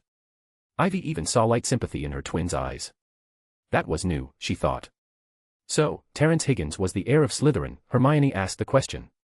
Harry shook his head and revealed. No, Higgins wasn't the heir of Slytherin. He looked at the two girls and spoke. Voldemort was the heir of Slytherin. Ivy and Hermione's eyes widened at the revelation. What do you mean Voldemort was the heir of Slytherin? Hermione's voice fully expressed her shock. Terence Higgins was being controlled by Voldemort. Voldemort possessed him and opened the Chamber of Secrets and released the basilisk. Hermione was still frowning as she asked, but, how did he possess Higgins? A haunted look flashed on Harry's face as he explained, he used Tom Riddle's diary to possess Terence Higgins. What do you mean? Harry got up from his bed and walked to his desk. He picked up a piece of parchment and quill from his table and wrote something on it. After staring at the parchment for a while, he returned to the bed. The parchment went to the middle of the bed. Ivy, Hermione, and Ron leaned forward to look at the parchment. Asterisk. Tom Marvolo Riddle. I am Lord Voldemort. Asterisk.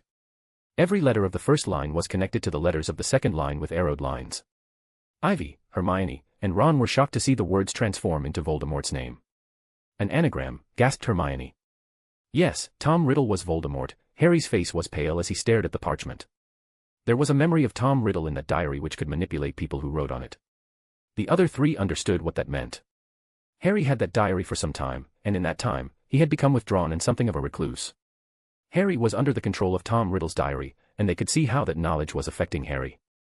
A slight change in events, and Harry could have been lying in the chamber instead of Terence Higgins. Tom Riddle was the one who opened the chamber the last time. Harry told them about the memories that Riddle had shown him. He didn't want Hogwarts to close because of Myrtle's death, so he blamed Hagrid for it, and everyone believed it because of Aragog. Harry then proceeded to tell them about his struggle with the basilisk and how Fawkes, the Phoenix, helped him by blinding the basilisk and how the Sorting Hat gave him the sword of Gryffindor. Fawkes cried on my wound and healed them and then burst into flames. I was so scared that he died, but it turned it was just a burning day. It is normal for phoenixes, and Fawkes had exerted himself enough to trigger a rebirth from ashes. The other three listened with silent attention, taking in every word coming out of Harry's mouth. It wasn't every day when they heard a tale from a person who fought the basilisk and lived to tell the fable. What happened after that? Asked Ron, engrossed in the story. Oh, then I passed out. You passed out. The same sentence came from the mouth of the three listeners. Harry scratched the back of his head and ruffled. Well, I had just been bitten by a basilisk after I drove a sword through its head. I think it is normal for anyone to pass out after that. But what happened to the young Voldemort? Did he escape? Asked Ivy. Harry shook his head and revealed something that surprised all. That is the thing. When I woke up to baby Fawkes's loud chirps, I saw that Riddle's diary had a basilisk fang stabbed into the diary. Harry said the sentence like he couldn't figure it out. Riddle said that he was going to use Higgin to come back to life, but when I woke up, he was still alive, and Riddle wasn't anywhere to be seen. But that doesn't mean that Voldemort is gone. What if he escaped? What if he is out there right now? Exclaimed Ivy. Voldemort being out there scared her a lot. Harry shook his head and refuted Ivy's worries. Professor Dumbledore told me that when the diary was stabbed with the basilisk fang, the memory of Tom Riddle inside was destroyed. He assured me that Tom Riddle didn't return to life. He was destroyed with the diary. Ivy, Hermione, and Ron breathed a sigh of relief at that. Dumbledore's assurance was all they needed to believe that Voldemort wasn't returning as Tom Riddle. What I don't understand is that who stabbed the diary? There wasn't anyone in the chamber other than Riddle and I. Harry glanced at Ron and said. Neither did Ron see anyone entering the chamber. Ivy and Hermione shot quick and discreet glances at each other. Someone entered the chamber, he says. Which meant that someone knew the chamber's location. And, both of them knew someone who fit that description. Scene break. Hey, Ivy, muttered Hermione as the two climbed down the stairs from the boys' dormitory to the common room. Do you think? It might be him, answered Ivy. But we can't be sure. It could be entirely someone else. Both girls knew who they were talking about. The person who had given them the information about the basilisk knew the chamber's location. I am sure that even if we asked him, he would deny everything, added Ivy. Hermione nodded at that. What about the payment? What do we about it? The two girls exited the staircase as Ivy answered. We need to get West what he wanted. I don't know what he will do if we don't get him the Marauders map. She jutted her chin across the common room and spoke, and we are going to do it now. Hermione looked in the direction Ivy pointed at and saw the Weasley twins huddled together in one corner. The two walked over to the twins, and Ivy spoke. Fred, George, we need to talk. Weasley twins looked up from whatever they were doing and spoke in their usual twin speak. Ivy, Hermione, what can we do for you today? Ivy wasted no time and got to the point. I want you to give me the Marauders map. The identical twins made identical expressions of surprise. They looked at each other before staring at Ivy and asked. Why do you want the map? No, let us ask, how did you know about the map? Ivy sighed as she answered, my father is part of Marauders. He told me about the map. Now, give it to me. The Weasley twins' jaw dropped as I stunned them at the sudden revelation. James Potter, Senior Auror, is a Marauder. You must be joking. No, he is Prongs. Do you know about that name? She said, giving them proof her father was a part of the Marauders.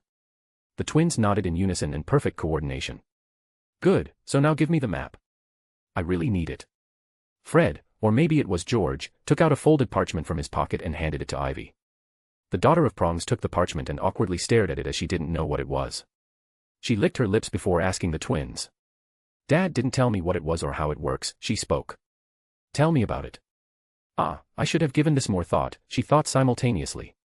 Fred took the map from Ivy's hands and laid it on the floor. He gestured his twins and the girls to stand facing towards the wall to create a barrier.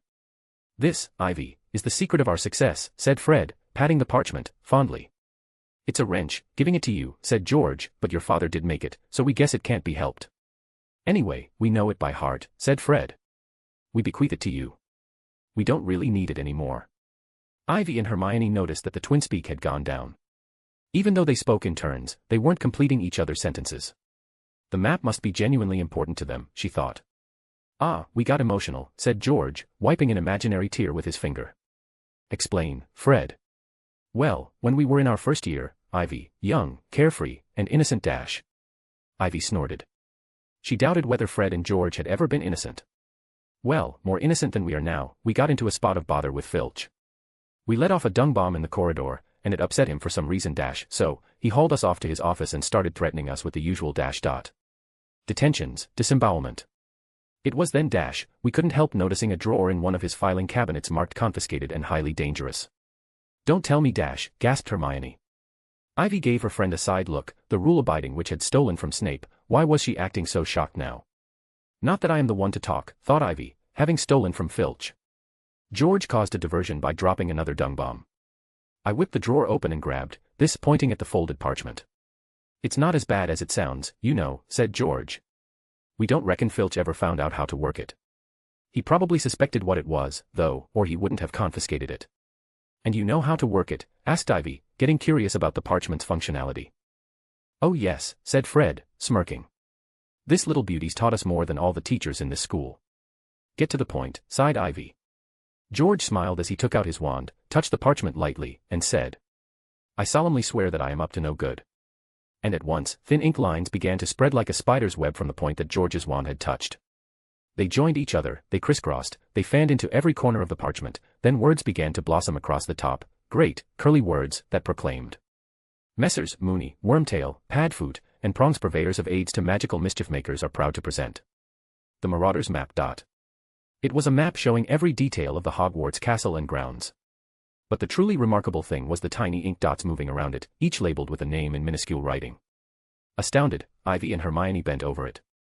A labeled dot in the top left corner showed that Professor Dumbledore was pacing his study, the caretaker's cat, Mrs. Norris, was prowling the second floor, and Peeves, the poltergeist, was currently bouncing around the trophy room. And as Ivy's eyes traveled up and down the familiar corridors, she noticed something else. This map showed a set of passages she had never entered. "Hidden passages are littered around Hogwarts," said Fred, and George continued for him, "passages that go out to Hogsmeade, or passages that connect different parts of the castle." "Mooney, Wormtail, Padfoot, and Prongs," sighed George, patting the heading of the map. "We owe them so much." "Noblemen, working tirelessly to help a new generation of lawbreakers," said Fred solemnly. "Right," said George briskly. "Don't forget to wipe it after you've used it dash, or anyone can read it," Fred said warningly. "Just tap it again and say, 'Mischief managed.' And it'll go blank." Ivy traced her finger on the map as if trying to find someone, and finally, her finger stopped on the 5th floor, in the west corner, at a certain classroom. Quinn West. George saw Ivy's finger stopping on Quinn's name. "Ah, little Lord West dash, the information broker, the all-knowing Ravenclaw," completed Fred. "Now that I remember, he knows about the map, doesn't he, my less handsome twin?" "Yes, he does." "It was a big surprise, wasn't it?" Ivy looked at them with shock and said, "You two know that he knows about the map?" "Oh, yes. We don't know how West knows about it dash, but he does. It was a surprise back then, but now, dash, now it just seems normal given that he seems to know everything." Fred and George had plenty of interaction with the Quinn West. They regularly employed Quinn West for testing out their trick potions. It was a boon for them because they didn't need to check the trick/prank potions on themselves. The twins didn't know how he did it, but Quinn West would modify the potion recipes and return recipes that would be better than before and perfectly safe to consume with no lasting effects. Perfect for prank potions. We occasionally have tried to follow him dash, but he would always slip away from us. He probably knows the castle dash, as well as we do. The twins saluted and said in unison, "We can respect that." "So, young ladies," said Fred, in an uncanny impersonation of Percy, "mind you behave yourself."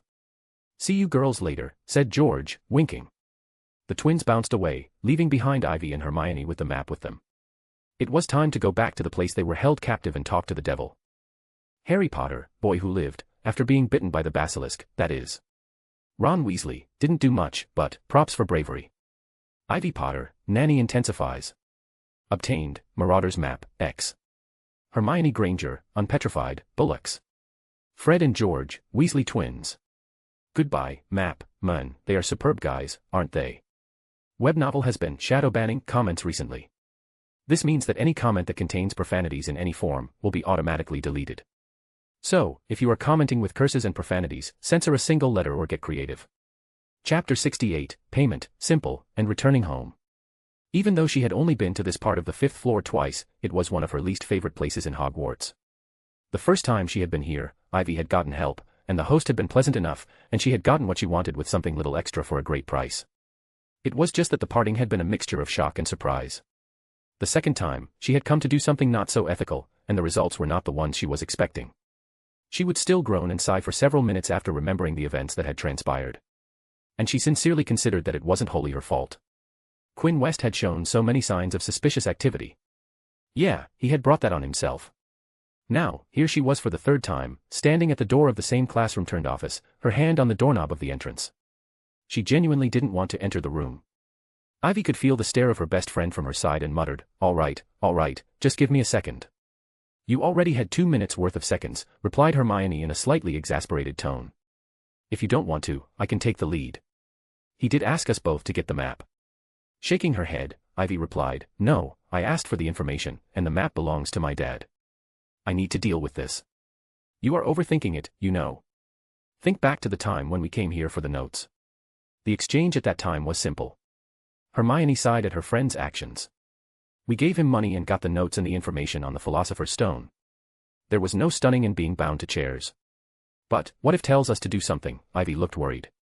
Quinn had said that he might make her do something that she was uncomfortable with. And, we can't really refuse him after all that happened. Again, we can do nothing about it. If West wanted us to do something, he would have found us to collect his favors. Hermione shrugged, and even though she didn't like someone having her under their control, she had given this situation some thought. It is inevitable, he will ask for something one day, might as well worry about it when the problem comes. No reason to waste time by worrying about it right now. Hermione gave Ivy a push and asked Ivy to open the door and enter the door. The redhead pursed her lips before opening the door with determination. Inside the office, the two girls saw Quinn West sitting behind his table. His eyes were closed, and there was no expression on his face. He was sitting so still that they thought he was a statue. But, the door chime on the top of the door alerted Quinn of their presence as he opened his eyes and saw the visitors. He showed no change in expression and just stared at them. No, he was observing them. Yes, he asked with a flat tone. Ivy, who was walking towards the table, frowned when she saw Quinn. She could see the telltale signs that he was using that. What are you doing? She asked. The question was vague, and Hermione, who was just behind her, frowned. Is she again going to start something? Hermione's experience while Ivy and Quinn West interacted was full of situations like this. Ivy would act recklessly and ask questions that stumped Hermione. She wanted nothing out of the ordinary to happen this time around and just wanted to quickly complete the transaction and get out of here. You know what I am doing, exactly. Quinn's reply came in the same flat tone and no expression. Ivy's eyes narrowed, and she asked back, I know what you are doing. What I meant was, why now? Drop it, it is unsettling. I am practicing, said Quinn. Not my fault you find it unsettling. Deal with it. Hermione was part confused, and part irritated. It was always like this. Whenever these two meet, she was sidelined. What are you two talking about? He is using a clemency, came the reply. Hermione didn't know what a clemency was, so it still didn't clear Hermione's confusion. What is a clemency? I will tell you later. She quickly replied before turning back to Quinn and asked, you are more expressionless than Greengrass. You know that Daphne's expression is not because she is using a clemency, Quinn replied back. That is just her resting face. Let's move on. Why are you two here? Quinn wasn't having a good time, and right now, he didn't want to deal with anything. Especially with these two. The card isn't showing that I am in for consults, so why did you two come here? Ivy frowned before talking out the folded parchment and said, we bought you the Marauders map. She was expecting a crack in Quinn's face, but he stayed expressionless. Ah. I see. So you bought it. Good job, I guess, replied Quinn. He stood up from his bar stool and raised his hand for the map. Ivy didn't immediately hand the map over and asked. What are you going to do with the map? I hope you are not going to keep it.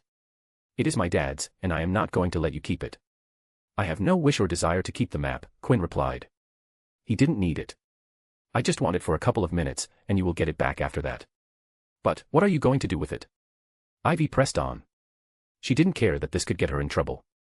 She wanted to know. You are smart. You will figure it out after I am done. He once again raised his hand to ask for the map. Rest assured, I won't damage it. Ivy's eyes wandered between Quinn's hand and face before she handed the map over. Take care of it, she softly said. Sure, came Quinn's reply as he stared at the parchment. Ivy sighed because Quinn's flat voice made it impossible to detect any vocal tone clues. It was like she was talking to a robot.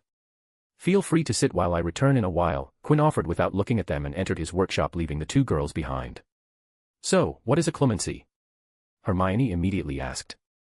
Sit down, Ivy sighed as she took a seat. This will take some time to explain. Scene break. On the other side of the glass wall, Quinn stood with both his hands on the table, his head hanging down and eyes closed. The reason he had asked for 10 minutes and not a minute to work on the map because he was busy groaning in his head. Trying to maintain his occlumency because of the stupidity he had done while he was under the influence was threatening to break his already thin-spread emotional occlumency bounds. Why did I have to ask her to get the map? While Quinn's face was calm as a cucumber, inside it was a raging turmoil of emotions and regrets. Why me? His entire interaction with Ivy Potter after he had come out of the second vault had been a series of blunders that had now become a huge mistake. The first and biggest mistake was to confront Ivy Potter while she was polyjuiced into Daphne. This whole mess started at that point. If he was not under the influence at that time, Quinn would have ignored the thing and just turned a blind eye to the entire situation. Getting a Potter under his debt was outstanding in almost every situation. But this situation wasn't one of those. Hell, no. It is the worst situation, cried Quinn. Blackmail. Really, blackmail. What was I thinking? After that came the break-in, which Quinn was fine with. He would have done the same thing even without the influence from the second vault. He would have stunned them and then probably got them to owe him just like he did, but he would have done it much more calmly and did damage control by the time they were done. And, then was the bigger deal. Why did I have to tell them about the basilisk, screamed Quinn internally. It was the mistake that could have and might still backfire. How am I going to answer if somebody asks me why didn't I tell professors? How am I going to answer this? Similarly, he was slumped because he had given them the chamber's location. Just these two things could ruin his peaceful life at Hogwarts. Quinn was snapped out of his self-loathing when he felt something. He looked down and saw that his hands were sinking into the wooden table because the entire tabletop had turned into sand. He clamped down on his occlumency to cut down his leaking emotions. Quinn raised his hands as the surrounding sand trickled down, and almost in a robotic and inorganic manner, bits and pieces of sand turned back into the wooden table as Quinn used his incomplete magic. After taking in a lot of deep breaths, Quinn calmed down his emotions and decided to end this, and after that, never to talk to anyone in the Golden Squad. He touched the parchment and softly spoke. I solemnly swear I am up to no good. The map came to life, and Quinn immediately found his position on the map by browsing through the spread parchment. He put his finger on his position, and within the next few seconds, the footsteps and name tag representing Quinn West on the map lightened until it was no longer visible. Done, said Quinn. Now, I am free from any tracking. This was the only good thing that came from this. If Quinn was under the radar of Ivy Potter, Hermione Granger, and with them the Golden Squad, then erasing himself from Marauders' map allowed him to roam unseen. He had recon, and they had nothing to track him. He could outrun them all day long, and they could never find him. Mischief managed. After he was done, Quinn moved back to his office. Scene break. Here you go. I am done, were Quinn's first words while he returned the map to Ivy Potter. Your payment has been recorded and completed. The deal is finished. Thank you for doing business with me. Quinn skipped the part where he says to the clients to return if they had problems. He didn't want them to ever return. Ivy took the map from Quinn and gave it a close observation. Trying to figure out what Quinn did. You can look at it after you get out of here, said Quinn. Please, leave. Ivy and Hermione raised their heads and stared at Quinn, who stared back. The two parties stared at each other before Ivy nodded and stood up from her seat to leave. Hermione looked at Ivy and then Quinn before fidgeting a little and decided to go for it. Are you selling the notes for this year? Quinn, who wanted them to leave, clenched his hand under the table and nodded. He stood up, went to his workshop, and brought out 2 sets of notes. Quinn placed one set in front of Hermione and then eyed Ivy. Do you want one? Ivy nodded but didn't say a single word. Neither Quinn nor Ivy wanted to speak to each other at this point in time. Same as last year, Quinn quoted the price. He didn't say anything about a discount because right now, it wouldn't even be funny. Hermione put down money for both sets and replied to Ivy, who looked at her with a quirked brow. I was always planning to buy these and well thought it won't harm in carrying money for yours as well. Hermione blushed under the gaze of the other two people in the room as she picked up the notes. Let's leave, muttered Ivy as she turned to the door and exited without saying a word. Hermione followed after her friend but not before throwing a quick glance at Quinn. After the door was closed, Quinn suddenly felt very tired. He wanted the school year to end. Scene break. I found it, Ivy yelled. She had the Marauders map opened on her bed as she touched a spot on the map. What did you find? Asked Hermione, looking up from the notes she had gotten today. I found what he did to the map. Ivy was frowning. Hermione stood up from her table and walked to Ivy's bed, and asked, what did he do? He erased himself from the map, spoke Ivy. I can't find him anywhere on the map. Yeah, that must be it. Hermione sat down on Ivy's bed and looked at the Marauders map. She studied the map, which was one of the more fascinating works of magic she had seen. But right now, she had something else on her mind. So, you didn't ask him if he was down in the Chamber of Secrets? Asked Hermione. Ivy stilled at the sudden question before answering the question, but she didn't look at Hermione. It doesn't matter, and I don't care. But Ivy knew why she didn't ask that particular question. The reason was simple. She didn't want it to be true. She didn't want to hear from Quinn's mouth that he was down in the Chamber of Secrets. Ivy Potter didn't want to hear that Quinn West saved her and her twin's life. He had threatened and blackmailed her twice. In both cases, he had implied that he would make her family's life hard. Her image of Quinn was anything but positive. She didn't know how she would feel if she was told from that same person's mouth that he was indeed the one to save her and Harry's life. Things were simple this way.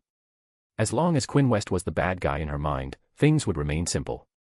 And Ivy Potter preferred simple after the events of this year. Scene break. The last few weeks had been tough. Quinn had found that if someone went from happy to the point of extreme giddiness to showing no expression, people would notice something was wrong. To combat that problem, Quinn had to force himself to show fake expressions, which proved to be mighty difficult when he was so detached from his emotions. He even had to put fake emotions in his voice, which was difficult in its way. Quinn's magic was just too glitchy to keep illusions on his face the entire day, which made it necessary to fake his expression.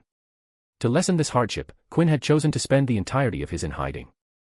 He would spend all his time in the Room of Requirement. Room of Requirements was the reason he had chosen to stay in Hogwarts rather than going home. He didn't know what was happening to him, and while his grandfather contacted Mr. Allen, it could be dangerous for Quinn to stay at home and risk losing control of his magic. His family could get injured by him. And Quinn didn't trust anyone other than Allen with his mind. Every day inside the Room of Requirements, Quinn would undo the bindings on his emotions, letting them and his rampant magic flow out. While letting his magic was painful, it was also stress-relieving. Quinn binding his emotions all day wasn't good for his health. For the few minutes that Quinn let go of his emotions, he felt whole again. While it was painful, and Quinn struggled to force his magic to stay inside the entire time he let loose, it was the only time he felt whole. His exams weren't a problem because even with his current condition, Quinn could still perform magic above the asked level. He made sure that his results would be the same as last year because he didn't want anyone to know that he was suffering from an ailment. All his free time went in researching what had happened to him. But in the few weeks before the term end, he made little progress about his condition. So, when he boarded the Hogwarts Express and saw his grandfather standing there, it was like a beacon of hope in the darkest of nights. Is he at home? Quinn skipped the greetings and directly asked. Yes, he is waiting, answered George. George had sent a Magifax to Quinn, telling him he had agreed to see Quinn and meet him the day Quinn returned home. Good, let's go home, Quinn said in the flat tone he had for weeks. George had prepared a winged horse-pulled carriage because Quinn didn't trust himself with magical transportations like Flo, Apparition, or Portkey. Scene break. Where is he? Quinn asked Elliot just as he entered the manor. His patience had run thin the second he saw the West Manor from the carriage. And usually, this would be considered rude. Elliot knew what was happening to Quinn and answered. He is sitting in the reinforced training hall. Quinn nodded and beelined his way to the hall, which was reinforced just in case Quinn went ballistics. It was reinforced to withstand strong magic. He opened the door to the hall and saw the old man from which he had learned the magic that kept his magic at bay. The old man turned his face towards the door and then shifted his body when he saw Quinn. Oh, Quinn. It has been a while, hasn't it? Alan D. Baddeley had arrived. Alan D. Baddeley, my favorite character, guess, who is back? Quinn West, MC, hey, why am I in the second place? I am always in the first place. Ivy Potter, complicated emotions, possessor of modified Marauders map. Hermione Granger, bookworm, worried about exams. Web novel has been shadow banning comments recently.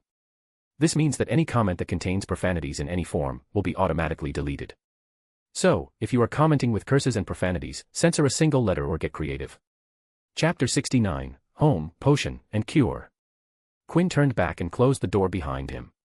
He nodded to George and Elliot, who were standing there as he closed the door. I will be back in a few. Turning back towards Alan, Quinn slowly walked to the chair in front of the old man and took a seat. Hello, Mr. Allen, greeted Quinn.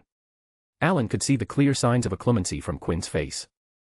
So, I hear you messed up, Alan spoke, and Quinn just stared at his mind arts teacher's usual, almost ever-present smile.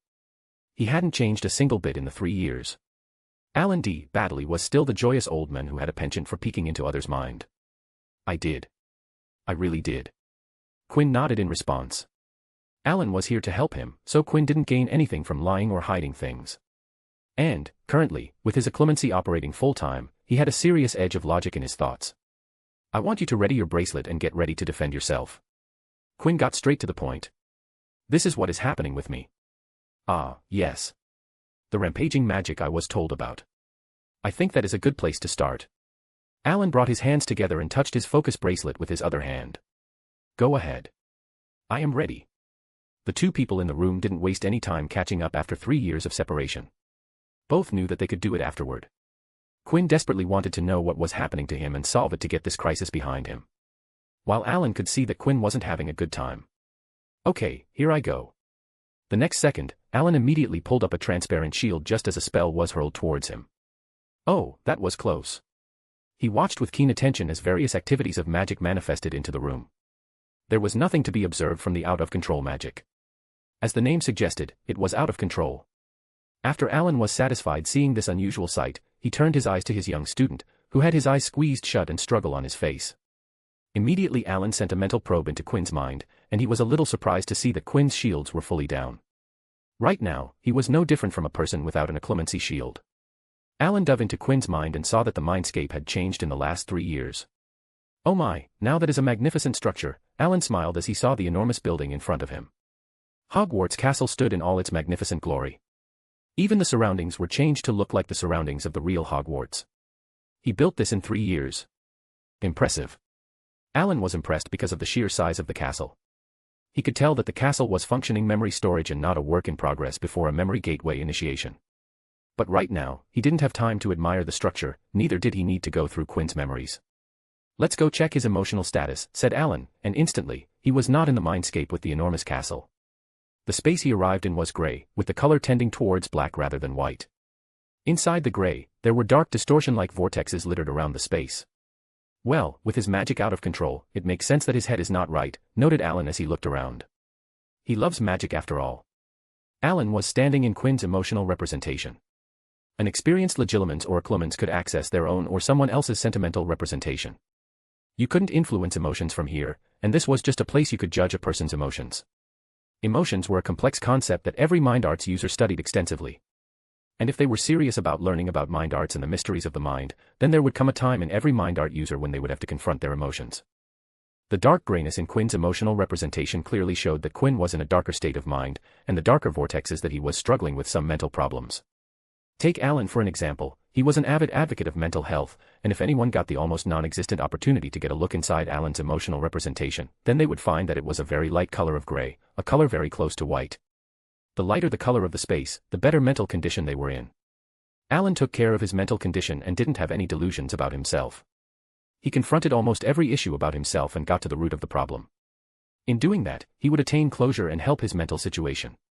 A complete white emotional space was only present in infants, toddlers, or very young children. Any age above that would have different shades of gray because such was life, and they were sentimental beings. No person was perfect. The distortion-like vortexes were the real cause of problems. They were what messed up with Quinn's mind and, in turn, his magic. Removing his eyes from the gray space, Alan gazed at the bright and colorful arrangement in front of him. What Alan was seeing was a vast network of light orbs of various sizes connected to each other. The connections between them were of varying lengths and pulsed from time to time.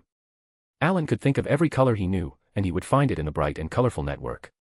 There were so many connections that, to the naked eye, it was a complex network of lines and orbs. But, to a mind arts specialist like Alan, it was nothing but an open book. No matter how many times I see this. It never ceases to amaze me, murmured Alan as he looked at the complex network. This was the core of Quinn's emotions. Every emotion he had ever felt connected to each other in a complex network. This was a core part of Quinn West's personality. Personality was defined as the character sets of behaviors, cognitions, and emotional patterns that evolve from biological and environmental factors. Emotions heavily influenced a person's personality and attitude toward things. The more you experienced various situations, the more you form opinions, and with those opinions would come emotions regarding those experiences. This isn't out of coordination, noticed Alan. There was nothing wrong with Quinn's emotional network. He isn't feeling unnatural bouts and spurts of emotions or nothing else. Well, Quinn did state that whatever was done to him came undone. Alan remembered the day when George West personally had come to his door to request his help. It was a shock to see the influential man contact him personally and not through someone else. George had told him that Quinn had requested his help. The initial information given to him was that Quinn's magic was out of control, and it was because he was under the influence of some kind of magic.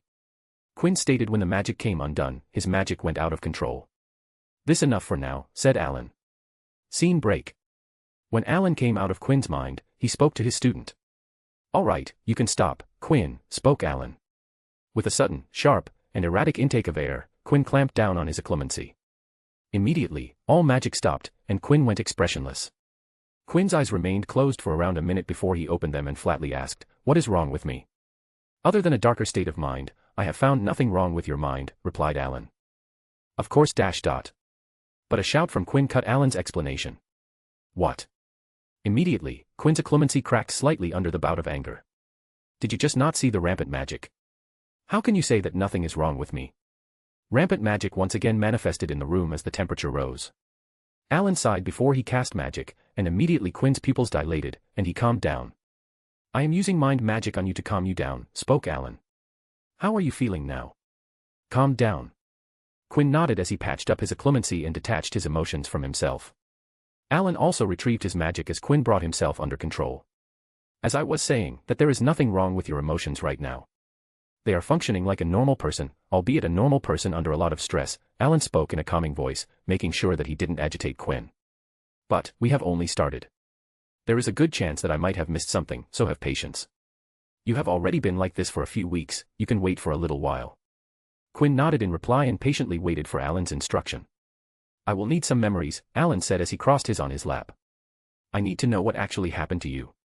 Alan didn't even ask for Quinn's account of the entire situation and went straight for the memories. He was sure that his student would recognize that showing memories would be much more efficient and resourceful than Quinn telling him things using words. "I expected that," replied Quinn. "It took me days under this condition to create a collection of memories that will get you up to speed." "Oh ho ho, you are prepared."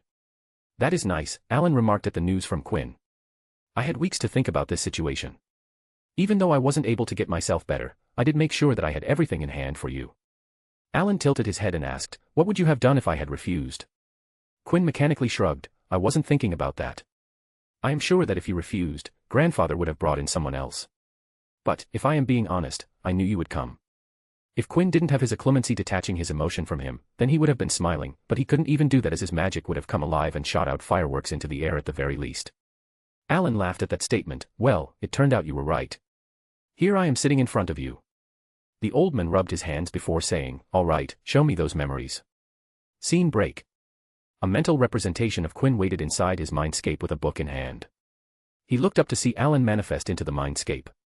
"Let's get started," said the representation of Alan as he walked to Quinn. He looked at the book in Quinn's hand and asked, "Is that the collection?" Quinn nodded as he raised his hand. "Put your hand on it." Alan followed, and without a break, put his hand on Quinn's memory book, and immediately the memories, snippets from the time Friar told him the riddle to the memories of a few days back, greeted Alan. It took Alan just over a minute to go through every single memory present in the compilation. It would have taken Quinn at least a couple of hours to do the same. "Meet me outside," Alan said and promptly disappeared from Quinn's mind. When Quinn opened his eyes to return to the real world because right now, to do anything inside his mind took his entire concentration, and he couldn't operate in the real world and his mindscape at the same time. Alan sat in deep thought about what he had seen. The memories had given him a lot to think about, a lot of information to process. "Well, did you find something?" Quinn asked in impatience. There were a lot of snippets," said Alan as he stood up. Quinn looked up at the standing man, waiting for the mind arts master to tell him some good news. "I have some ideas. Give me some time to analyze." Alan walked to Quinn and put a hand on his head, ruffling his hair. Until then, sleep. Quinn was confused to hear it, but the next second, darkness took over him. Alan looked at his sleeping student and sighed. There were a lot of things to go over in Quinn's compilation. He needed some time to think those through, and he needed some hours for preparation, so he just put Quinn to sleep until then. Scene break. Quinn opened his eyes with a groan. He sat up on the bed and just stared forward towards the wall. Quinn frowned when the wall ahead wasn't part of his dorm room or his room in the West Manor. Where am I, he thought, and immediately he recalled what happened before he went to sleep. He was in the training hall sitting across Alan when he put his hand on his head, and then everything went black. He put me to sleep, didn't he? Spoke Quinn. He ruefully smiled at the old man's actions. It fit Alan's personality, dropping him without warning. But then immediately, Quinn's eyes widened as he recalled he wasn't using his occlumency. Every morning since the accident, Quinn would wake up, and within a few seconds, he would be assaulted with pain that would function as a reminder to pull up his occlumency. Right now, there was no pain and, more importantly, no outbursts of magic. Good morning. Quinn moved his head to see Alan sitting in a chair with a book in his hand. A small table with tea and snacks stood beside him as he enjoyed the treats while reading his book. Did you cure me? Quinn asked with hope. For the first time in weeks, his voice wasn't flat and had emotion in it. Of course not, child. Alan smashed the hope within seconds. You should know better that your condition is much more serious to be cured overnight. Quinn closed his eyes in shattered hope and felt miserable that he wasn't cured but opened his eyes to ask the question. Then why isn't my magic acting up? What did you do? Currently, he was feeling as normal as he had ever been. His magic wasn't acting up, his emotions weren't detached, and he felt whole again. Alan sipped some tea from his cup before answering, I gave you a magic dampening potion 10 minutes before I woke you up. A magic dampening potion? Quinn exclaimed. He felt around for his magic and felt that his connection to it was weak. Something like that exists. If he had known that something like this existed, he would have used it a long time ago. Oh yes, magic dampeners exist. Alan chuckled and took a bit of a scone before continuing. They aren't used that much, so it is not strange that you haven't heard of them. Quinn didn't care that he wasn't aware of something like a magic dampening potion. He was just glad that something like this existed. Thank magic. At least with this, I won't have to keep using my occlumency to keep my magic under control. About that, Alan closed his book and stared at Quinn. I am afraid that things aren't that simple. What do you mean? Quinn felt dread build up in his ribcage. The reason that the magic dampening potion isn't famous or widely known is that it is harmful to the drinker. Alan dropped a bomb on Quinn. What? What do you mean it is harmful? If someone is put under the effects of magic dampening potion every day, all day, then their body starts to malfunction. Alan imparted grim knowledge to Quinn, who was under the effects of magic dampening potion.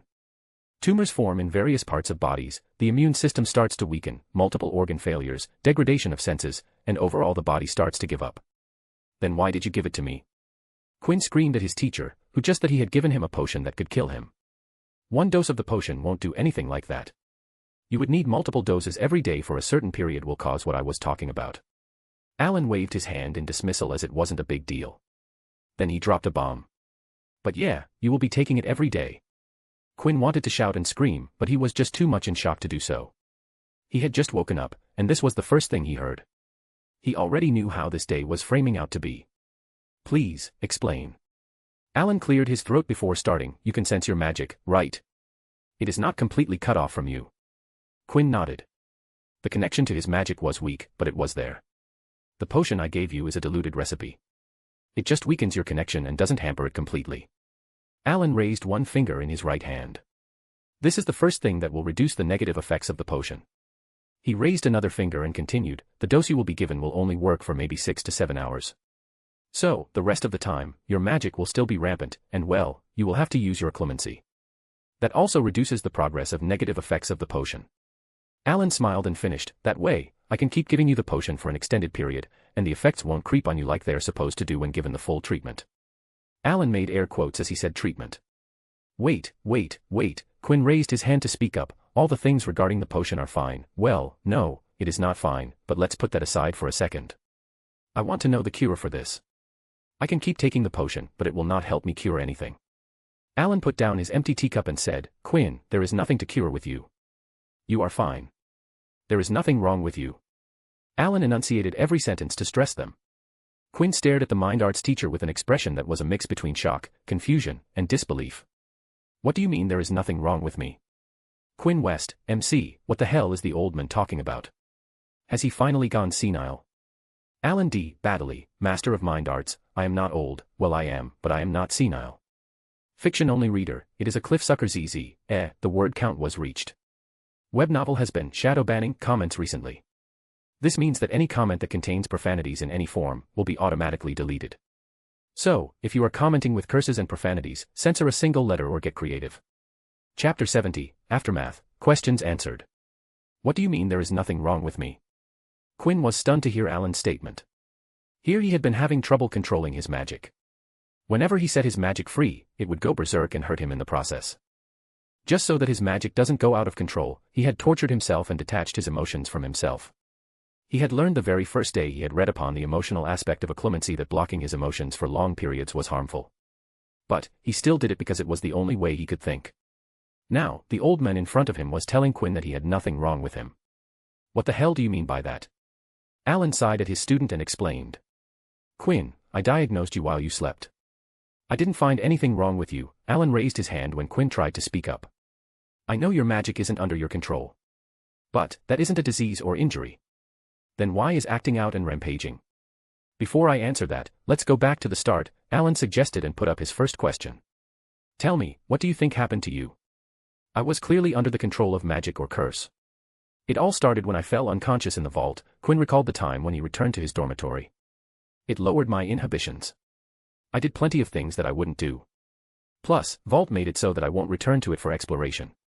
I was planning to return to the vault but changed my mind and didn't visit. I was clearly under some kind of mental curse. Quinn trailed off at the end and then raised his voice at Alan. Why in the bloody name of magic didn't occlumency work? I regularly spend time on that damn magic. Why didn't it work for months? Tell me, Quinn, what is your current system of occlumency defense? Alan asked a question from his student. He already knew the answer to the question, but was walking his student through the process so that he would arrive at the answer. It hasn't changed from the time we ended our lesson, said Quinn. He wondered why Alan was asking him the question. A shield layer built under a defense layer, with another set of the same configuration following under the first set. Correct, and I have to say that you have made noteworthy progress in strengthening your shields. They have grown quite a bit since the time I taught you. Alan gave Quinn praise on his progress before asking. Now, let me ask you this. Do you think that right now, I am inside your mind? Definitely, Quinn replied almost immediately. He knew his teacher's personality. He had spent a couple of years under his tutelage, and he was sure that Alan was in his mind the entire time. Did you sense me entering? Or can you feel me operating legitimacy right now? No, but where are you going with this? Asked Quinn. He wasn't following whatever Alan was trying to show him. Alan sighed before he said, Quinn, with your current system of occlumency, you won't be able to detect anything as long as they get past your shield. If someone or in this case something passes through your defenses, you will have no idea that they are inside. Your defenses will tell you that there is an incoming attack if they are strong enough, but once the attack is inside, your defenses won't do squat. Alan folded his hands on his lap and continued, don't get me wrong, there is nothing wrong with the system you are following. You can build your defenses until they are at my level. There is no limit there, but your system of occlumency defenses doesn't have any other feature beyond that. Your defenses won't do something that it wasn't designed for. Alan pointed at himself and said, if someone manages to break past my covering shields, that doesn't mean my defense is over. I have various failsafes present beyond that to protect my mind. He pointed at Quinn and continued, you, on the other hand, have nothing other than your detection layers and shields. You have the castle and the manor inside, and you have sorted the memories in a way that even if someone gets past your defenses, they would have a mighty difficult time to get to the memory they are looking. And, while I was teaching you, we never went over the possibility of something like this happening. We worked on legilimens breaking into your mind to get access to your memories.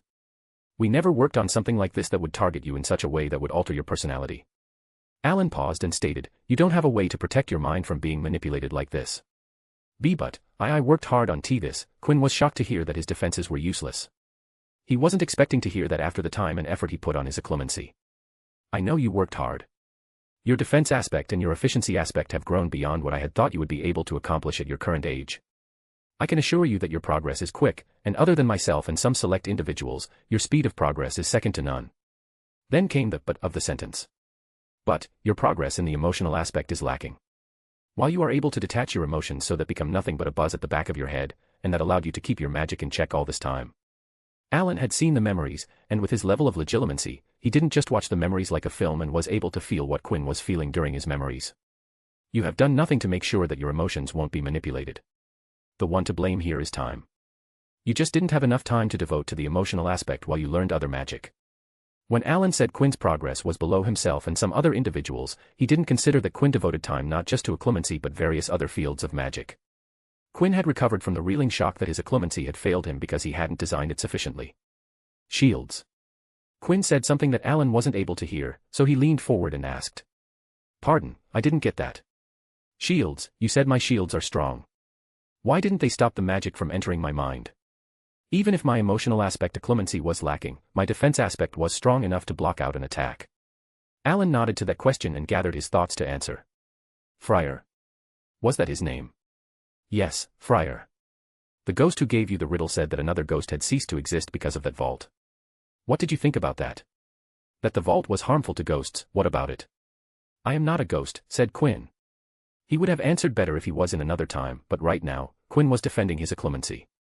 All right, what are ghosts? Asked Alan. A ghost is the imprint of the soul of a once-living magical, and as such, a type of spirit. These fleshless spirits are either afraid of death or have some extremely potent connection to the locations they haunt.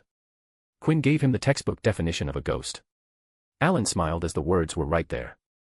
Exactly, they are imprints of souls. Imprints of souls have similar properties as actual souls. You get what I am talking, right? Quinn gave it a thought, and after some time, he exhaled. The curse was soul-based. Is that what you are talking about? Alan made a face that said, kind of, but not really. The curse was emotion-based, but I can safely conclude that the curse definitely had a soul aspect. It might as well have been the entry point as after that neither your mind nor soul had no defense for your emotions. Alan gazed at Quinn as he thought about how to explain it to his student. Emotions are connected to both mind and soul. Some believe that it might even be connected to the body as negative emotional states can affect physical output. But, emotions are definitely connected to mind and soul. Mind connection, you already know, and the existence of ghosts show conclusive proof of the soul connection. They remained in the mortal world because they had unfinished business, whether in the form of fear, guilt, regrets, or overt attachment to the material world who refused to move on to the next dimension. The choice to come back as a ghost was emotionally based. You never noticed something was wrong with you the entire time the curse was active. You made decisions and acted in ways that you wouldn't have. A lot of things should have triggered some suspicion inside you, but it never did. Not once did you think that there was something wrong with you. All of this was because the curse was acting on your emotions and, in turn, your personality.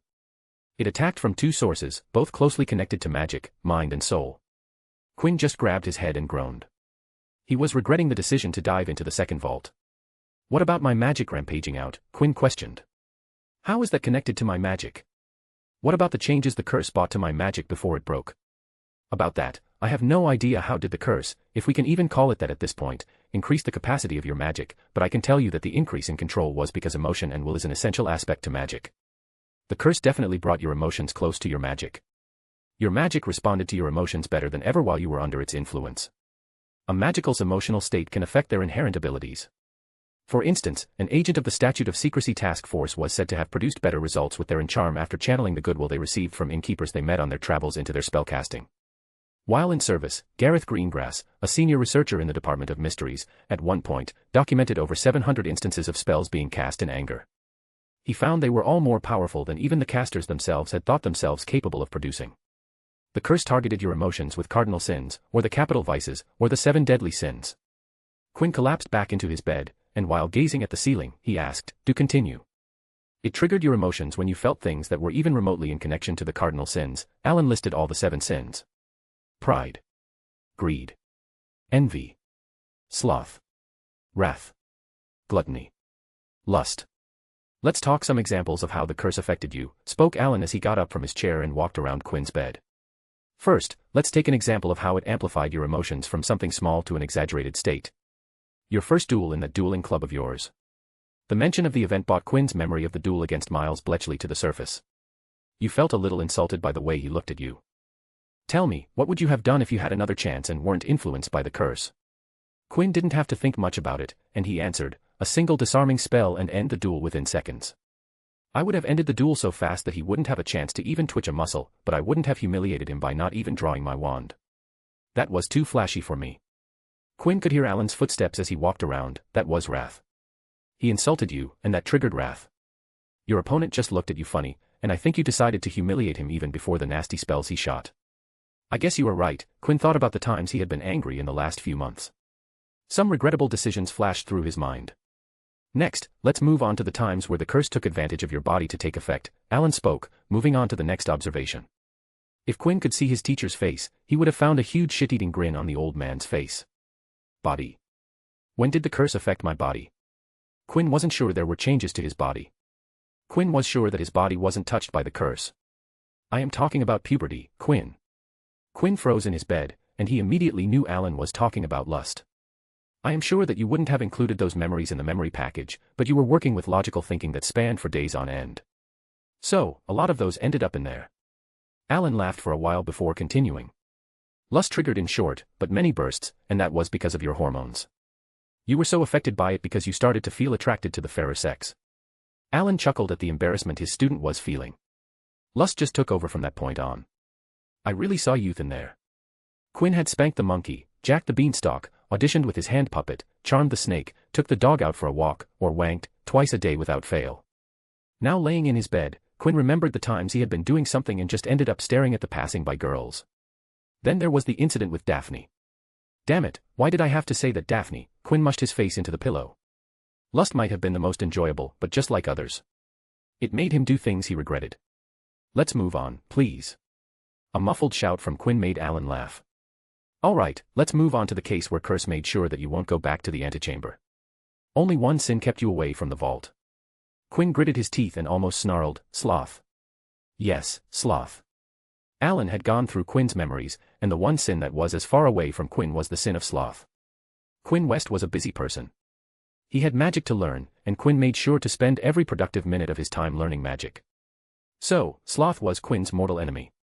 Surprisingly, it didn't affect you that much, didn't it? Except making sure that you didn't go to the antechamber, skipping your morning runs, and the frequent short flashes of zoning out, all you got was becoming extremely rowdy if you were awake past your bedtime. Quinn didn't say anything because it was true.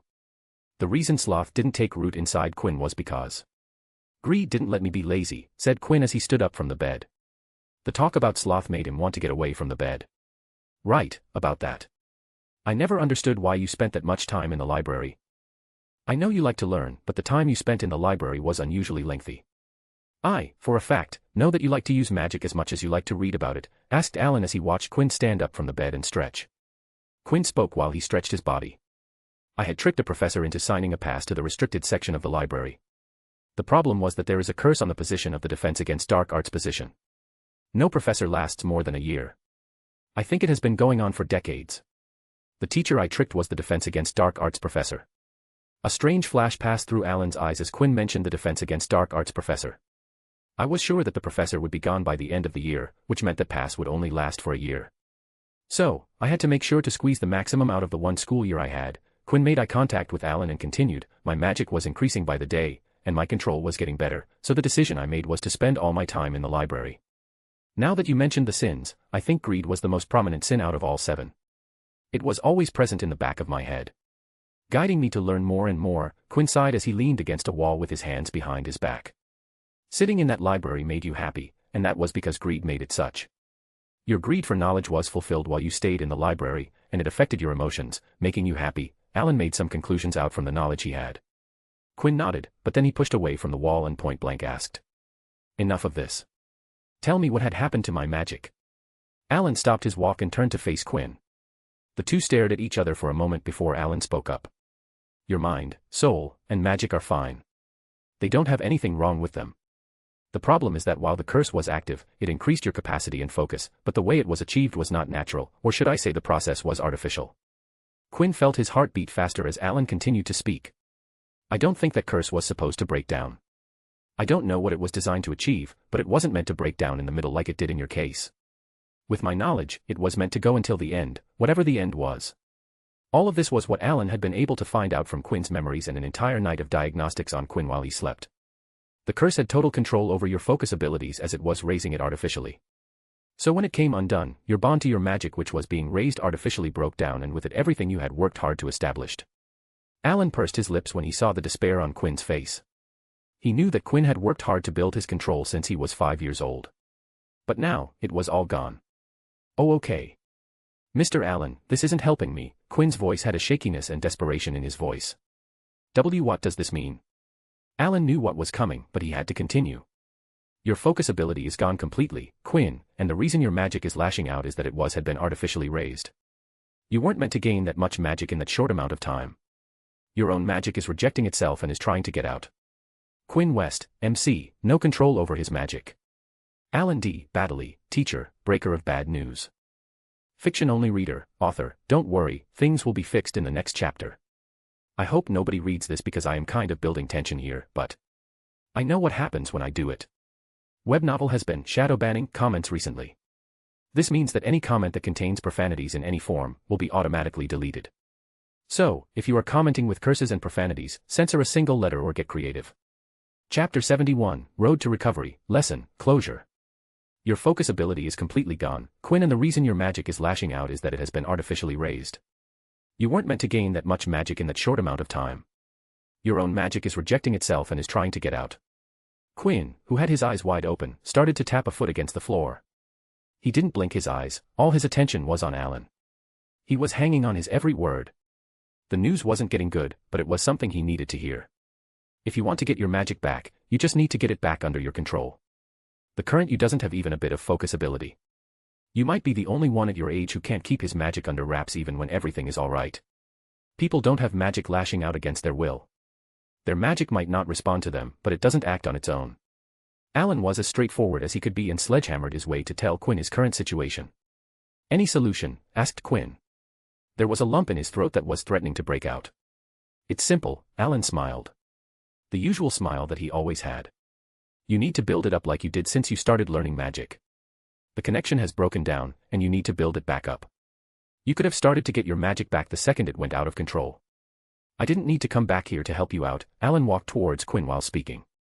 The only thing I can actually do to help is to make things easier. With your magic rampaging against you, it will be difficult for you to keep it under control. Allen took out a vial from his robes and showed it to Quinn. So the solution to all that is to numb down the magic. By giving you the magic dampening potion, we can level the field. By numbing your connection to your magic, we can make sure that you can work in a calm sea and not in a storm. Quinn closed his eyes to hide the pain he was feeling. The question came out. I lost all my progress. Allen nodded and confirmed his fears. Yes, you lost all your progress. But, I can regain it back. The question made Allen's eyes sparkle and widen his smile. The old Quinn was coming back, the Quinn who surprised him time after time. He could feel it. Yes, you can. You built a tower, and it broke down. You just need to build it again. Quinn opened his eyes, and there was a glint in his eyes. I will build a damn pyramid this time. Something that can't be broken down. Hell to it all if I am going to let something like this happen again. Excellent, that is the spirit, my child. You did it once, and you can do it again. Allen patted Quinn's shoulders and said, now, go meet your family. They had been worried sick since you came home. Go and assure them that everything is fine. Quinn looked up at Allen and earnestly said, thank you for all of this. Allen smiled but said nothing, prompting Quinn to walk outside the room to meet his family.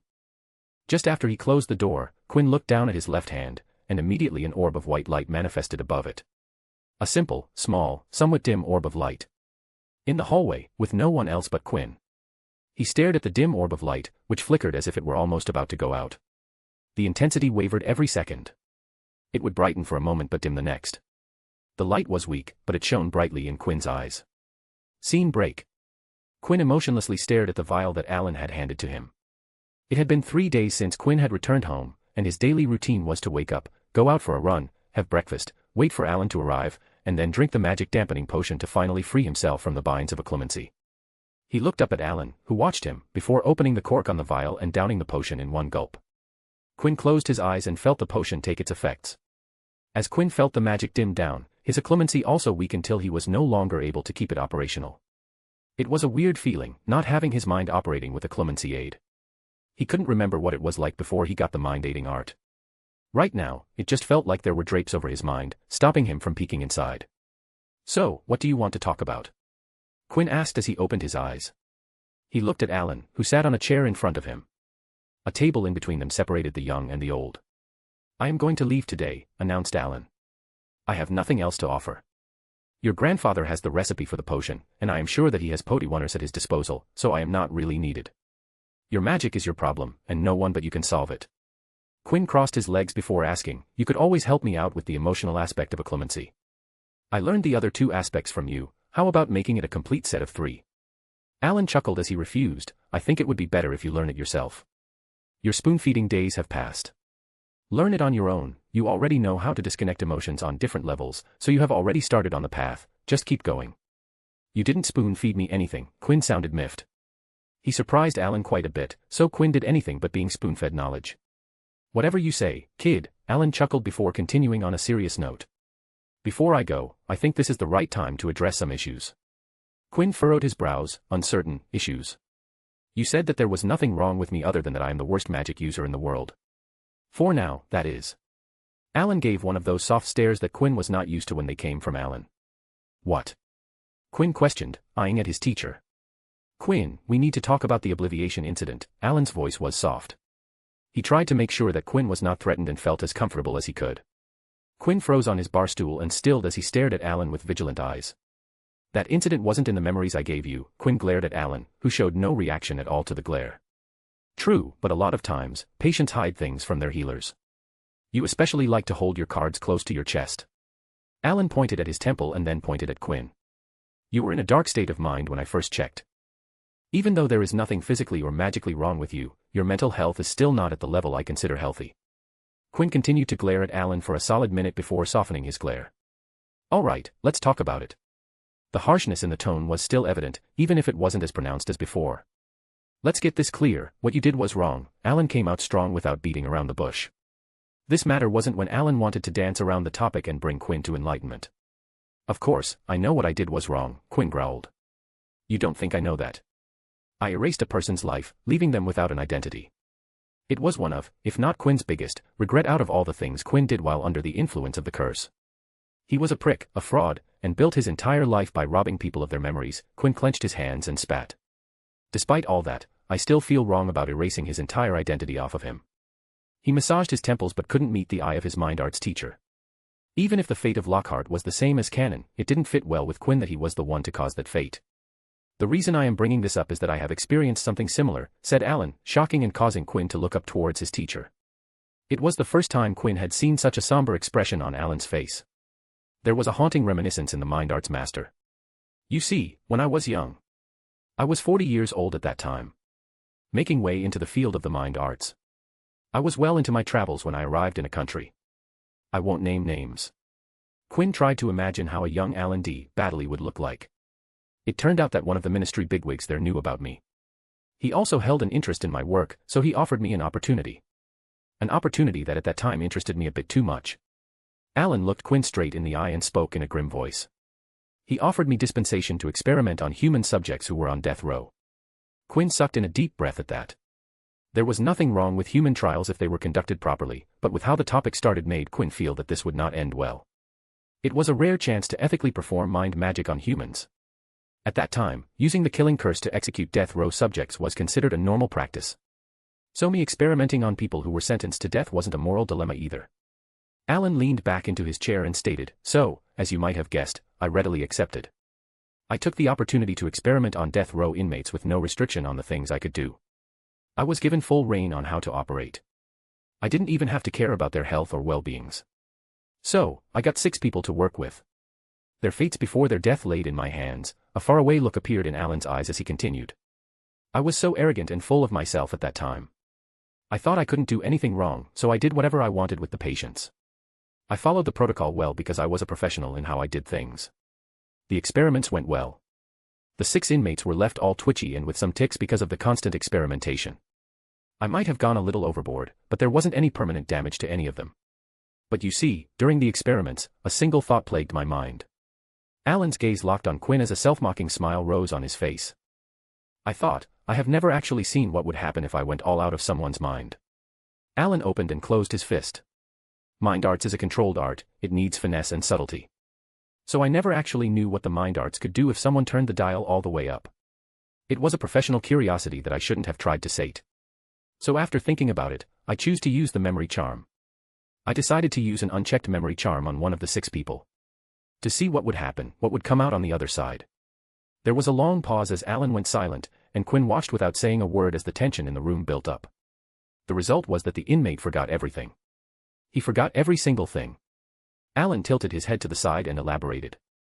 Your guy just lost his identity, but he can still start a new life if he wanted. But, my guy forgot everything. He forgot his identity, his life experiences, and he forgot how to be a human. I ended up making him forget how to function as a human. I erased a human out of existence, and what I left behind was nothing better than a newborn baby. Alan derisively laughed at himself. The jailers thought I drove him mad. But they didn't understand. I hadn't driven him insane. No, I had erased a person out of existence. In a way, I had killed that inmate before the authorities executed him. It hit me a week after I had done it, and it took me time to get over it. Quinn gulped as he heard Alan recount his story. He felt chills go down his spine as he found out the conclusion of the incident. It was laborious to erase procedural memories because they were so deep-seated in a person. Procedural memory was a part of the long-term memory responsible for knowing how to do things, also known as motor skills. As the name implies, procedural memory stores information on performing various procedures, such as walking, talking, and riding a bike. Alan had erased everything that was learned through living. He had reverted the inmate back to a newborn state, who had just entered the world. Quinn, I don't know what you feel about obliviating your professor. I don't know if you feel guilty about it, or if you don't consider it your fault as it was done under the influence of the curse, Alan addressed Quinn after letting the story sink in Quinn's mind. But whatever it is, don't ignore it. Think about the incident and get some closure, whatever, to put this behind. I didn't get closure for a long time, and I don't want you to go through the same. So, just make sure that you have no lingering regrets about it. Alan tapped the table in between them, and Quinn felt the taps on his shoulders. Believe me, it will do you good. Clear things when they are fresh. Don't put out things for later and work while the wound is still ripe. Quinn nodded and got up when he saw Alan get up. Come, let's go out for a walk. The mood is too heavy for my liking, said Alan. His usual smile was back on his face. You should have seen it coming when you brought it up, replied Quinn. Quinn didn't comment on the sudden change in Alan's mood. He was used to it, and he didn't understand how the mind of a person with Alan's level of acclimacy worked. The student and teacher, young and old, walked outside the room towards the garden. So, tell me more about this AID thing of yours. What happened to laying low, not wanting to garner attention and all that jazz you talked about before you started school? Oh, that. That plan went down the drain in a single year. But let's talk about you. What have you been doing for the past 3 years? Well, I met this beautiful lady whom I have been spending time with. Really? You dog. Scene break. Thank you, Polly, I will be fine from here. Quinn looked at the house elf and thanked her. I will call you when I am done. Will little master be all right? Polly, worried that you get all hurt, asked the house elf with worry in her big eyes. She knew what was wrong with Quinn and that he had taken a potion that weakened his magic. Don't worry, Polly. I will be fine. I will go in there, and when I come out, I will call for you. Quinn pointed at the building in front of him and smiled in comfort. Okay, call Polly if in trouble, asserted the motherly house elf before popping away back to the manor. Quinn looked at the building. It was a red-bricked, condemned departmental store called Purge and Dows Limited. The departmental store was the magical gateway to St. Mungo's Hospital for Magical Maladies and Injuries. The place had a shabby, miserable air. The window displays consisted of a few chipped dummies with wigs askew, standing at random and modeling fashions at least 10 years out of date. Large signs on all the dusty doors read, "Closed for refurbishment." The hospital was placed here because no one could find a better place to house it. Everywhere in Diagon Alley was too small, so people came up with ideas to build it underground like the Ministry of Magic, but it was decided that underground was too unhealthy. Eventually, a Muggle building was purchased so that patients could come and go and fit in with the crowds. Quinn walked towards a window displaying nothing but a particularly ugly female dummy whose false eyelashes were hanging off and modeled a green nylon pinafore dress. He leaned close to the glass, looking up at the very ugly dummy and said, "I am here to see Gilderoy Lockhart." The dummy gave a tiny nod and beckoned its jointed finger. Quinn took that as the signal and stepped into the building. Just like the barrier at King's Cross Station to platform 9 3/4, he didn't crash into the building and arrived in a different place. He was in what seemed to be a crowded reception area where rows of men and women sat upon rickety wooden chairs, some looking perfectly normal and perusing out-of-date copies of Witch Weekly. Others sported gruesome disfigurements such as elephant trunks or extra hands sticking out of their chests. The room was scarcely less quiet than the street outside, for many of the patients were making very peculiar noises. People in lime green robes were walking up and down the rows, asking questions and making notes on clipboards. Quinn noticed the emblem embroidered on their chests, a wand and bone, crossed. Quinn ignored all the hustle and bustle of the area and just made his way into the hospital. He found the floor guide on a wall and found the place he was looking for. Spell damage. 4th floor. Unliftable jinxes, hexes, and incorrectly applied charms, etc. He found the stairs and made his way to the 4th floor. It took some asking around, but he was able to find the right place. He stared at the double doors that marked the start of a corridor signposted. Spell damage. He entered the corridor and looked around to find the ward, Janus Thicky ward, Janus Thicky, Janus, found it. It was the ward for permanent spell damage. The door was locked. Quinn took a deep breath, and with a shaking hand, channeled all the bits and pieces of magic that he could muster and unlocked the locked door. Gilderoy Lockhart sat in his bed. He had a quill in his hand and parchment in front of him. The man was scribbling on it with his tongue sticking out. He knocked on the door, and Lockhart looked up. Yes, asked the man in hospital clothing. Quinn walked towards the bed and sat on the armchair beside it. Good afternoon. My name is Quinn West.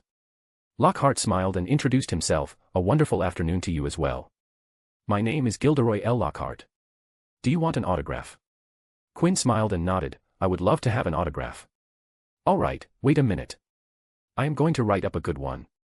I am getting better at this. Sure, I will wait. Quinn watched as the man drew on the parchment with his quill. He didn't feel much guilt about erasing Lockhart's memories. The man would have continued to steal credit from people if he got out of Hogwarts unharmed. Then the time would come when Lockhart wouldn't be satisfied with his current level of fame, and it was inevitable with his personality that he would end up doing things much worse than what he did before. So, in Quinn's mind, what happened was better for all because from what he remembered, Gilderoy was able to continue his work as an author, after a fashion, getting someone to help him write the book. Who am I? Quinn felt Lockhart got what he deserved. The only thing that irked Quinn was that he was the one to deliver that fate. Here you go, one autograph, said Lockhart, handing Quinn the parchment. From me to Quinn West. Quinn took the parchment and saw one decent-looking piece of calligraphy. He could see the flashes of Lockhart in there. His hand went to the satchel he was carrying and took out a box and set it on the bedtop table in front of Lockhart. What is this? Asked Lockhart, excitement flashing in his eyes. A gift, Mr. Lockhart, replied Quinn, as he got up from his chair. Please open it. It is all yours. The man ripped open the box and took out a figurine. Oh! Isn't this me? How handsome am I? Lockhart was so engrossed in the stuff in the box that he didn't notice that Quinn had left him long ago. Quinn West, MC, A Journey to Regain Magic. Alan D. Baddeley, Mind Arts, has made his share of mistakes. Gilderoy Lockhart, hospital patient, recovering. Fiction-only reader, I lied, kind of, it will take 2 more chapters. Web novel has been shadow banning comments recently. This means that any comment that contains profanities in any form will be automatically deleted. So, if you are commenting with curses and profanities, censor a single letter or get creative. Chapter 72, Family Time and Conversations. The chapter was edited by my new editor, Alan_Lou/Alan L. The calm and serene lake was a beautiful sight to experience. The steady, undisturbed water of the lake's surface reflected the sky above and the lake's surrounding scenery. The scenic beauty was enhanced as the lake was surrounded by lush green. The current location was as described. Quinn and Leah were sitting at the lakeside with fishing rods set up in front of them. Neither of us knows how to fish, Quinn said as his other sibling stared at the lake. One could only watch the reflection in the lake for so long before it got boring. This is a bad idea. We just need to give it time. Fishing is all about patience, my little brother, pointed out Leah. She then raised her wand to send a pinching hex on Quinn's upper arm. Ow. Why would you do that? Glared Quinn at his sister as he rubbed the hurting spot. I am spending my precious free time with you. Leah took out a bottle of beer from the cooler beside her and popped the cap off with magic. Be grateful. Yeah. I am Leah West, look at me, I am a big business lady, Quinn mocked his sister. He rubbed the red spot on his arm and whined. Damn it, this still hurts. Couldn't you have been gentler? Like you are any better. I am Quinn West, look at me. I will be the big magic guy in the future, Leah imitated Quinn, her voice filled with sarcasm. But I am stupid enough to lose all control over my magic, so maybe I won't be the big magic guy. I am going to be the big magic guy. This is just part of my glorious journey to the top, said Quinn, and gave his sister a sideways glance. Their grandfather had been caring and supportive throughout the ordeal. He just wanted Quinn to be safe and didn't care about anything else. Elliot had been supportive in the same way and always spent time with Quinn when he wasn't under the magic dampening potion. Ms. Rosie had scolded him some before taking care of him in her own way. Leah, on the other hand, showed a different reaction. Quinn's elder sister hadn't known about the entire ordeal until she returned from spending a month in Barcelona for work. The first thing Leah had done after she was told of the situation was giving Quinn a tight slap. If you asked Quinn, it was a really tight slap. Quinn, who hadn't been hit in this manner, was shocked. He had been hit with magic during his duels with Elliot. Sure, he had been hurt by backlashes while he learned and experimented, but he hadn't been slapped on the face in this life. After slapping him, Leah had made him sit in front of her and recount the story in detail. She had listened with a stoic face that closely resembled George when he was in his serious mode. Leah's momentum swept Quinn, who was in shock after being slapped, and he retold everything that happened. She was the only one to actually scold him for being careless. And after screaming and yelling at Quinn, she hugged him tightly. Quinn could still clearly remember her tears on his shoulders as she hugged him. Before she went back to work, Leah freed herself up for a weekend, and here they were, West siblings camping overnight at a lakeside. "Do we have food in case we don't catch any fish?" asked Quinn. He wasn't optimistic about the prospects of catching fish for their meal. "Unlike you, I make sure to prepare for things," quipped Leah at Quinn's recent screw-up. Quinn winced and sighed, but the younger sibling couldn't say anything in reply because what she said was true, and the whole ordeal was rather recent. "Excellent, what are we eating tonight?" asked Quinn. He was getting hungry as they had skipped lunch. "If, and only if we don't catch any fish," Leah stressed her words because she really wanted to fish. "Then we are going to eat beef stroganoff."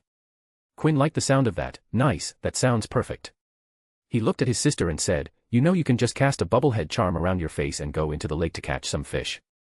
Leah finished her beer before replying, "I want to catch fish with the rod. Otherwise, I wouldn't have rented them. And, I know what you are thinking, but no, I am not going to cast one on you so that you can go diving." "Oh, come on, why not? I know how to swim." "You are going to sit here and relax," said the overprotective hen. "Buzzkill," grumbled Quinn. "I am in my early 20s. I travel all the time. Between you, who is stuck in a castle for the most part of the year, and me, who do you think has more fun?" said Leah as she chewed on some jerky. "You travel for work," countered Quinn. "Ha!" Leah laughed. "I don't work all day long. My nights are free for me to do whatever I want. My nightlife is much more colorful than yours." "Don't you feel embarrassed when you compare yourself with a teenager?" asked Quinn because Leah's nightlife was indeed more colorful than Quinn's. He would usually spend his nighttime in the room of requirements repeatedly practicing spells, manning potion cauldrons, or hunching over different materials, trying to find what worked for them. While it may be fun for Quinn, it wasn't what you usually considered fun. "Nope, no embarrassment here," came Leah's joyful reply. She looked at her brother before saying, "But Quinn, you should really spend some time on things other than magic. Get a hobby or something." "I have my piano and violin." "Playing instruments is a hobby," said Quinn as he got up from his seat and stretched. "Magic is my hobby and passion. Doing magic is all the fun I need," Quinn said as he looked at the blue sky. "That is probably true," said Leah. She could still remember how her dear brother had become so attached to her first-year magic theory book. "You did a terrific job on Magifax, Quinn," Leah praised Quinn. The invention of Magifax was the thing that really opened her eyes to Quinn's passion for magic. "Oh, that. Thanks. I actually have some design improvements for it. Even though Magifax hasn't been launched, when it does, I'm sure it will gain traction at a professional level. I have a few designs for models for personal home use. Remind me to give you those when we get home." Magifax was set to launch in a few weeks, and the first motive for it was to set its feet in the professional environment. If Magifax was a hit in the professional market, then the personal home use market would open up. By using the reputation from the professional model launch, they could launch models suited for home use. Leah remembered something and shared it with Quinn because she knew he would love to hear about it. "Quinn, do you remember the pitch meeting you did for Magifax?" Yeah, what about it?" asked Quinn as he looked for jerky in a bag. "Where is that jerky?" "I just saw it." "Well, you said that it would probably take a year for someone to figure out how to make Magifax, but no one is anywhere near to figuring it out." That caught Quinn's attention. He got up from squatting near a bag and turned to face Leah. "How do you know Northwest One has gotten close to figuring out the design?" "No, wait, did anyone get their hands on a Magifax unit? There's still a few days until the release, right? Did you disconnect it from the network?" No, nothing like that," laughed Leah. "I actually set up 2 separate groups of researchers in order to make them figure out how Magifax works. I gave them a year's worth of time to work out how Magifax was designed because you gave us that estimated time. But neither group is nowhere near figuring out how it works." Leah's motive for setting up research groups was to get a proven estimate of the time taken to figure out the design of Magifax. Even though Quinn had said 1 year, she couldn't just take his word for it, so she set up 2 separate groups to research the design of Magifax. Her doubts turned out to be correct, as Quinn was wrong in his estimate, but she wasn't expecting the result she saw. She was expecting them to figure it out quicker, but almost a year had passed, and both teams were not even close to figuring out how it worked. Really? I really thought it would take at most a year. Quinn thought his estimate was a pretty accurate one as he hadn't actually invented something new to make the magi facts. All the magic used was already discovered, he just found new practical ways to use it. Are you sure you hired the right people? Did they have adequate qualifications? Quinn asked to confirm. Leah widely smiled. Yes, all of them are learned, magic researchers. They might not be good ones, thought Quinn but didn't say it aloud. Come on, let's make that beef stroganoff, already. We are not going to catch any fish, said Quinn. He was really getting hungry and the jerky had gone missing. All right, get all the stuff ready. We will start then. Leah didn't want to get up, so she instructed her little brother without making a move. Roger saluted Quinn and ran off to prepare the food. After Quinn was done setting things up, he smiled and finally hoped that he could get something to eat. Just as he was about to call out to Leah that the meal was ready to be prepared, he heard. Quinn. Quinn. I think I caught something huge. Come help me out. Quinn's jaw dropped before he gritted his teeth as he ran towards Leah. Damn it. I am hungry. This better be worth it. Scene break. It was after dinner, and Quinn was sitting with George in the parlor. The grandson and grandfather pair were playing chess as an after-dinner activity. Quinn was expressionless, as the magic dampening potion's effects were already over, and the limit was a single dose a day. Currently, he was clamping on his occlumency to detach his emotions from himself. All his emotions were like a buzz in the back of his head, he could still feel them, but they were at a distance. How are you feeling? Any problems? Asked George as he made his move on the chessboard. Quinn stared at the chessboard and the pieces at the middle of the squares. I haven't felt any problems with my body yet, no weakness, loss of appetite, or anything else. Everything seems fine right now, Quinn answered as he moved his bishop 4 spots diagonally. What about your magic? Any improvements on that front? How is it coming along? Asked George as he took one of Quinn's pawns. Quinn stayed silent.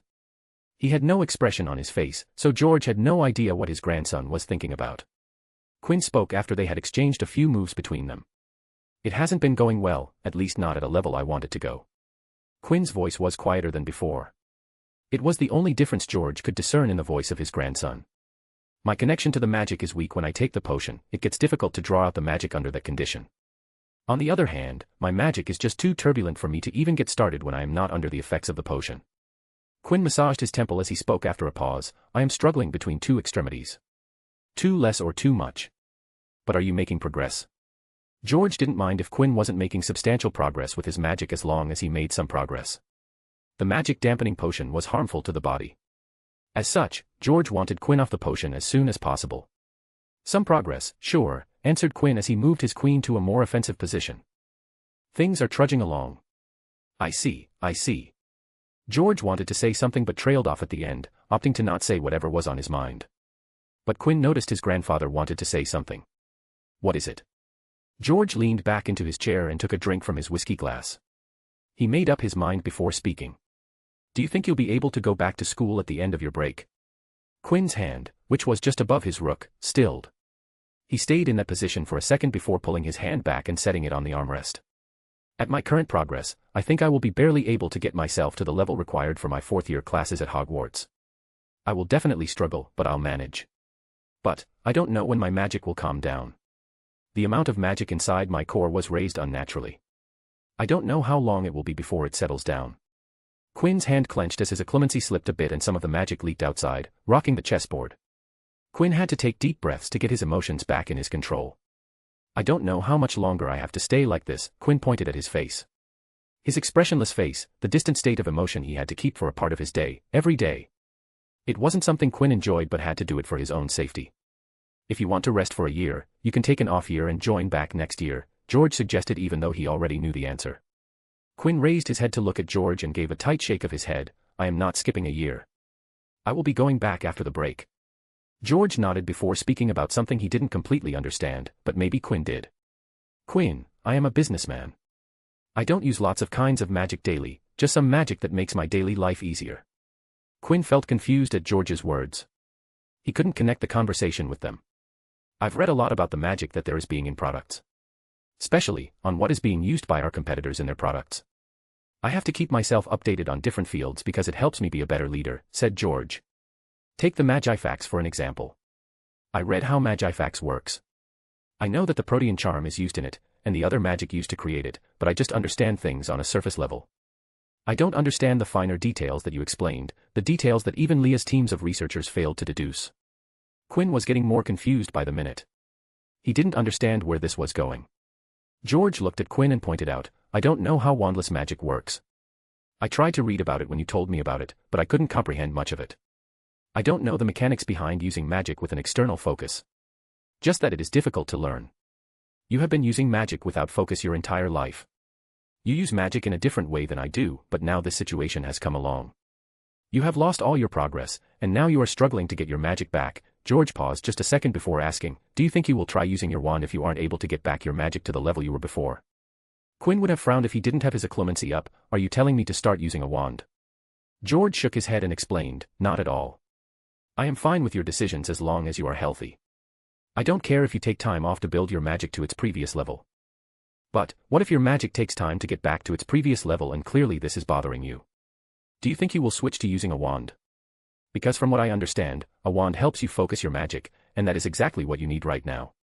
George really wanted Quinn to stop taking the magic dampening potion, so even though he knew Quinn wouldn't like his suggestion, he still had to try.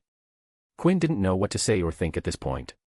He hadn't thought of using a wand to get his magic under control. A wand was never part of his magic, so it didn't enter his mind to use a focus to get his magic. And if I used a wand right now, wouldn't all my hard work would have gone to waste? Channeling magic without a focus was something Quinn prided himself in. He felt different from others around him. It made him feel unique.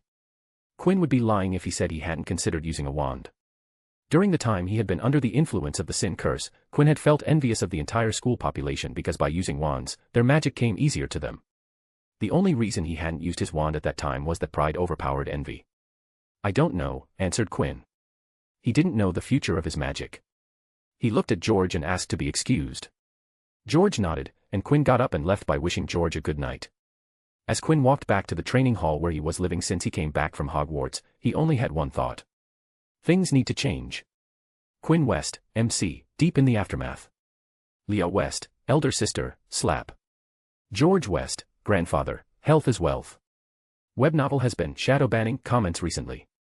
This means that any comment that contains profanities in any form will be automatically deleted. So, if you are commenting with curses and profanities, censor a single letter or get creative. Chapter 73, Wise Words, Mix of Light and Dark, and he is back. The chapter is edited by my editor, Alan_Lou/Alan L. Are you going to that place today as well? Asked Ms. Rosie as she saw Quinn off at the gate of the West Manor. You have been going there daily. Quinn tied his shoes and replied with a single word, yes. It was 5:30 in the morning, and Quinn was dressed in a tracksuit, ready to go out. He hadn't taken the magic dampening potion because he liked to take it sometime around noon, and that would last him till dinner time. Is fighting that much fun? Ms. Rosie asked. She didn't like the prospect of Quinn participating in something so inelegant. It isn't the fighting I like, Ms. Rosie. Well, I don't dislike it, but I like the physical exertion that comes with it. I like my body responding swiftly to my commands when I'm sparring against someone else. It gives me a sense of control. Quinn answered as he got up and spoke out, Polly, let's go. When he opened the door, he found the house elf was standing there as if waiting for Quinn to get ready. He turned back towards Miss Rosie and informed her, I will be back before lunchtime. Polly raised her hand, and Quinn held it. The next second, both the house elf and human disappeared with a pop. Scene break. Polly and Quinn appeared in a deserted alleyway, appearing with the distinct pop of elf apparition. Thank you, Polly, said Quinn letting go of the hand of the West family house elf. I will call you when I'm ready to leave. Polly nodded and popped away, leaving Quinn in the alleyway. The Ravenhead boy exited the alley, crossed the road, and walked for half a minute, and reached the destination he visited every day at the same time. Keupadung Gym. It was one of the few Muay Thai gyms in Britain. Quinn had been coming here in the summer break since he had started Hogwarts. At first, it was just for fun, and didn't take things too seriously, and just did it to remain fit because he thought that he had been spending too much time sitting. But, this year, he had been going there every day and had been spending many hours in that place before returning home. Muay Thai was developed centuries ago as a form of close combat that utilizes the entire body as a weapon. Referred to as the art of 8 limbs, Muay Thai uses 8 points of contact that mimic the weapons of war. The hands become the swords and dagger. Shins and forearms hardened in training transform into armor. Fighters use the elbow as a mace or hammer. Legs and knees became the axe and staff. The body acted altogether as one unit. He entered the gym and shouted, "Good morning," as he walked inside. "Morning. West. Kid. Good morning." "Morning." Multiple shouts greeted him back as he entered the gym. He went to the back, deposited his duffel bag, and walked back out. "When are we starting?" asked Quinn as he walked to the group of young adults and adults. One of the guys in the group ruffled Quinn's hair and said, "You should smile more, kid." Quinn sighed and swatted away the hand on his head. He had learned to portray fabricated expressions while under emotional inclemency. But even then, Quinn came out as a quiet boy. "I will smile when I find something funny," said Quinn as he stretched as he waited for the instructor to arrive so that they could start. Suddenly a rather loud yell greeted the people present. "Good morning." Instinctively, everyone responded back in unison. "Good morning." The people who were sitting down or talking in separate groups gathered around as the men walked towards them. "How is everyone today? I presume all of you are feeling well." There were lots of eyes and yes in response, which made the men smile. The man standing in front of the group of 10 was Sken Keopadang. He was a British-based Thai Muay Thai trainer, fight choreographer, and fighter promoter. Sken decided to learn Muay Thai to avenge his father's murder, but in the end, was dissuaded from such a path to devote his life to teaching Muay Thai to anyone who wished to learn. Sken Keopadang was the only person largely credited with bringing Muay Thai to the United Kingdom. "Let's get started with a 5-kilometer run to warm ourselves up," said Sken as everybody nodded. As everyone there was an adult, Quinn trailed behind the group and arrived a couple of minutes after them. "All right, 15 minutes, skip rope, 3 sets of 5, shouted Sken as he moved around the gym, instructing everybody. "Boxer step, high knee, crisscross, and show me some speed." The repetitive motions of skipping rope while staying light on their feet helped the fighter become fast on their feet when moving around an opponent in the ring. It improved coordination and timing. To jump a rope for a sustained period required coordination and timing, or you would keep snatching the rope with your ankles. Jumping rope was a highly energetic cardiovascular exercise that made it great for conditioning training for boxers and other striking styles. And finally, it was a great way to build stamina, keeping the intensity high during skipping. After everyone was done skipping, it was time to do rounds of shadowboxing. Quinn started his own drills of jab, cross, hook, followed by a knee. But just as he was about to get into it, he heard a shout. "Quinn! Move after a rep, you don't want to stay in the same position after striking. Move to a different position," Sken shouted from a distance. "Build that into your muscle memory. I don't want to see you standing still. Move. Plus, give me a double teep double check after this. You are ignoring the legs." "Yes, sir," Quinn replied. "Louder," shouted Sken. "Yes, sir." "Excellent." They ended the shadowboxing session with burnouts and push-ups. After that was time on the bag. It was just more striking but against a heavy bag.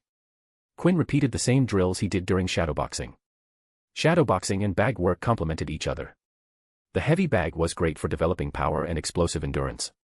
You were essentially punching the bag with a very high degree of force you can exert over time. But there were limitations to overworking the heavy bag. Generally, people tended to stand way too close to the heavy bag, at a distance where you would not stand in a real fight situation. This was okay when strictly working for power. But if overused, it could inhibit the perception of proper distance and striking ability at full reach of the fighter. Shadowboxing helped with that as it forced you to focus on your own body movements and proprioception, awareness of your body with its environment, without looking for the satisfying feel or sound of striking. This was a good thing because people often strayed into poor techniques to hit harder or hear what they thought sounded impressive. Heavy bags were for working more on the form while hitting a moving target.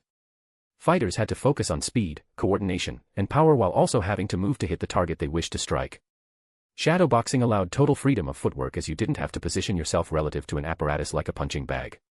Plus, it also allowed unrestricted body methods as strikes weren't unimpeded by the unhuman-like dimensions of the heavy bag. Pad work is arguably the most representative and important part of training in Muay Thai. Unlike many gyms in the West, pad holding is a task that is more commonly performed by a trainer and not a gym partner. It is a role that is taken seriously by the Thai trainers. Pad work was one of the most intimate moments in training, where an instructor got to shape and sharpen the style of a fighter. Something that couldn't be achieved by only training with a partner. Sken and other trainers made sure to point out things during pad work. Besides, pad work at Sken's gym was intense as the gym's standard practice was to mimic ring action with 3 to 5 rounds of 3 to 8 minutes. Quinn did 4 rounds of 3 minutes in one stretch of pad work. After that came the part of training that Quinn hated, clinch wrestling.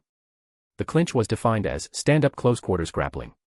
This is a position where both competitors are fighting for control to gain a dominant position. What made the Muay Thai clinch so different from clinching in other striking combat sports like boxing or kickboxing was that the referee would not immediately break the clinch up.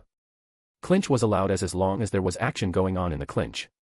Which meant that as long as either fighter was in a fighting position to get in strikes, the clinch was allowed to continue. Unlike some other Muay Thai gyms in the west part of the world, Sken paid extra attention to teach clinching just as it was done in the combat sports homeland, Thailand.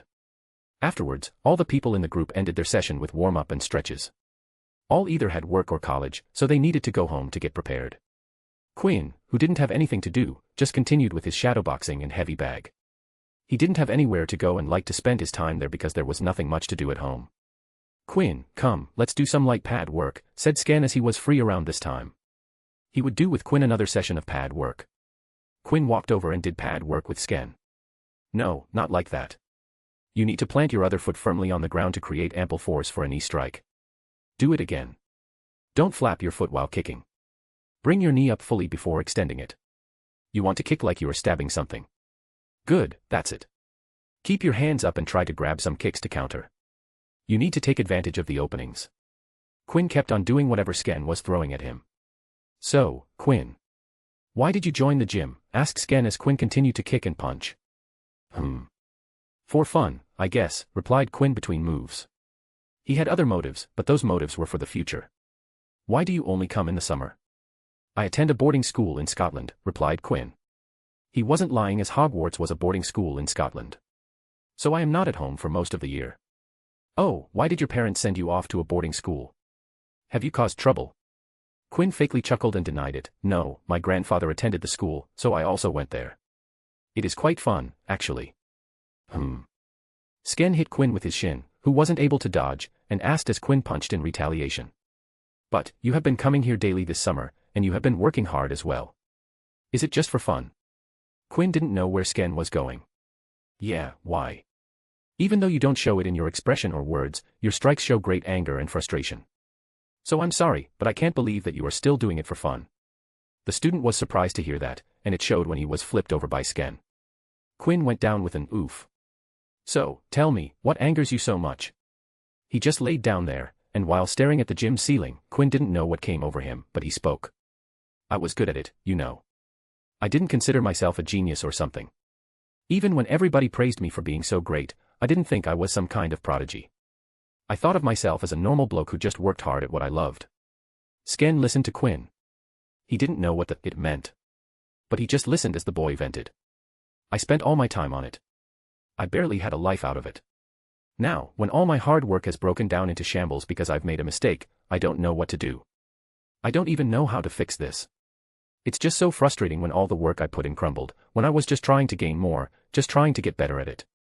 Quinn's detached emotions felt numb. It had been a month and a half since he lost his magic. He had already spent a little less than half of his summer break doing what felt like pushing against a wall, trying to make it move. It is just so damn frustrating. Sken sat down beside Quinn and spoke. "You know, I trained in the art of Muay Thai because I wanted to avenge my father who was killed by some bastard back in Thailand. I thought that if I became strong enough, I would be able to kill that man," Sken said, not considering the fact he was talking to a nearly 14-year-old teenager. "I was so focused on to achieve that goal that I lost sight of everything else. Just like you, I had no life outside of fighting. Just going into fights to hone my skills and earn money to live another day." Quinn turned his head and stared at Sken as he spoke. "But, one day, I found out that, without knowing it, that bastard had already died. There I was, having trained all my life, without knowing what to do. All of a sudden, I had no aim in life. Nothing to focus upon. All I was left with was skills in fighting." Quinn opened his mouth to ask, "So, what did you do?" Sken glanced at Quinn and smiled. Negative emotions like rage, fear, loneliness, or anything that isn't considered positive have an important role to play in a happy life. They are big, flashing signs that announce that something needs to change. He looked around the gym and motioned at it. "I left the country because it brought me so many bad emotions within myself. I needed a change, so I traveled here and opened this gym, as teaching was the only thing I knew to do." Sken took a deep breath and spoke. "When something bad happens, you have 3 choices. One by one, Sken counted the things on his fingers. You can either let it define you, let it destroy you, or you can let it strengthen you." Quinn's pupils dilated in surprise. It just clicked in his mind. It was sitting there, and he didn't see it. Maybe this would work, Quinn thought as he looked at Sken. He got up and spoke. Thank you, let's continue. Sken nodded and set up his pads for Quinn to strike against. After some strikes, Sken smiled. He felt it, something that had changed, as Quinn's strikes were no longer of anger but of hope and determination. Scene break. Time passed and August 31st, 1993, arrived. It was just one day before Quinn had to leave for Hogwarts. So, where is he? Asked Alan. The old mind arts master had come to get one final look at Quinn. He is in the garden. He's been outside for quite some time this past week, replied George. George had called Alan in order to have him take a look at Quinn. He feared that Quinn wasn't ready to go back to Hogwarts. It worried him that Quinn would force himself to go to Hogwarts and keep on taking on the magic dampening potion. How long do you think it will take for the potion to show a negative effect? Asked George. Quinn hadn't been showing any negative effect, but George wanted to know if something could go wrong. From my estimates, I think he could take it for another month before his physical condition starts to deteriorate, answered Alan. The potion is a modified version. The effects are diluted, and the doses are regulated so that it isn't active around the clock. It isn't strange that Quinn hasn't shown any symptoms. I'm worried that he will become dependent on the potion. George sighed. He knew his grandson's personality. Quinn loved magic more than anything else and would do anything to be near magic. Well, let's see how has he been doing. Do you know what his progress with magic is lately? Alan asked. Quinn's progress with his magic would be the deciding factor. He would look at Quinn's condition before making any suggestion. Has he been doing magic while under the potion? I don't know, actually, answered George, causing Alan to frown. What do you mean? Quinn spends a lot of his time running in the backyard, doing exercises. While he is in the house, he plays his instruments or silently reads a book. When he is not under the potion, he either goes to the gym he has been going to or locks himself in his room to only come out for meals. At first, George thought Quinn was distracting himself, but after a month of Quinn not speaking much at all, he started to get worried. Plus, George had been told that sometimes Quinn would spend hours intensely thinking about something. I see, murmured Alan. He couldn't think of a reason why Quinn would behave as he did. But he was about to meet Quinn, so maybe he would get some answers. The two adults arrived at the West Estate garden, and in the lush green of a well-maintained garden, they saw Quinn standing with his hands behind his back, facing away from them. George was about to call Quinn when Alan raised his hand and quietly asked, "Is Quinn under the potion right now?" "Yes, why do you ask?" questioned George. Quinn had been taking the potion at the same time every day, so today shouldn't be different. Quinn's shields are operating in full effect, Alan replied, and for once, he didn't sneak into Quinn's mind. He was confused. Let's go talk to him. The two adults walked towards Quinn, and the sound of their footsteps in the grass caught Quinn's attention, as the boy turned around. They saw Quinn had a smile on his face. "Mr. Allen, what a surprise. Not that it is not good to see you." "What are you doing here?" asked Quinn. He wasn't expecting to see Alan today. Alan eyed Quinn before asking, "I'm here to see if you're doing okay." He took a pause before continuing. "And to see if you are set to go back to school." Quinn laughed in response. He guessed the motive of Alan's visit and George tagging along with him. It was just a day before he had to leave. "You two don't have to worry. I am fine now." Quinn looked at his hands and spoke. "I'm back to my full capabilities and healthy as ever." "What about your magic?" asked Alan. George looked curious about the question, too. Quinn stared at the two older men and grinned. Immediately, flowers sprouted out of the ground. Rainbow-colored flowers littered around the green of the ground. The two men's eyes widened as they saw the flowers growing, and the next thing they knew, bees, butterflies, and beetles started to flutter around the flowers as if to collect pollen from the newly grown flowers. "My magic is back under my control," Quinn smiled when a butterfly on his finger. "I haven't felt better in such a long time."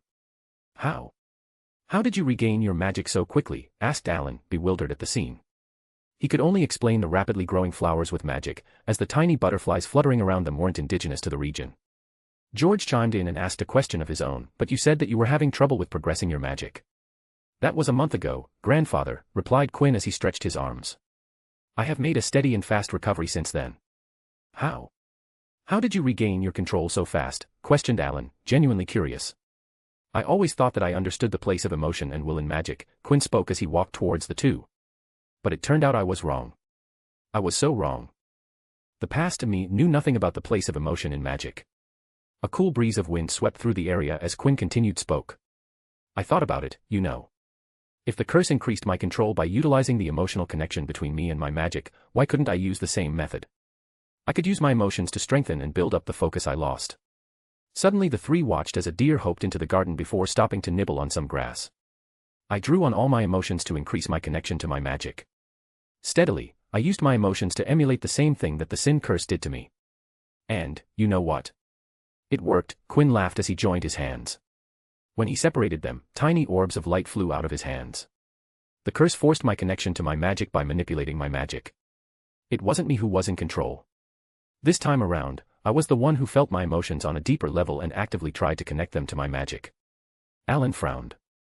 He knew about emotions, and this wasn't how emotions and magic worked together. Quinn, that is not how things are supposed to go. You couldn't have gained your focus back so fast.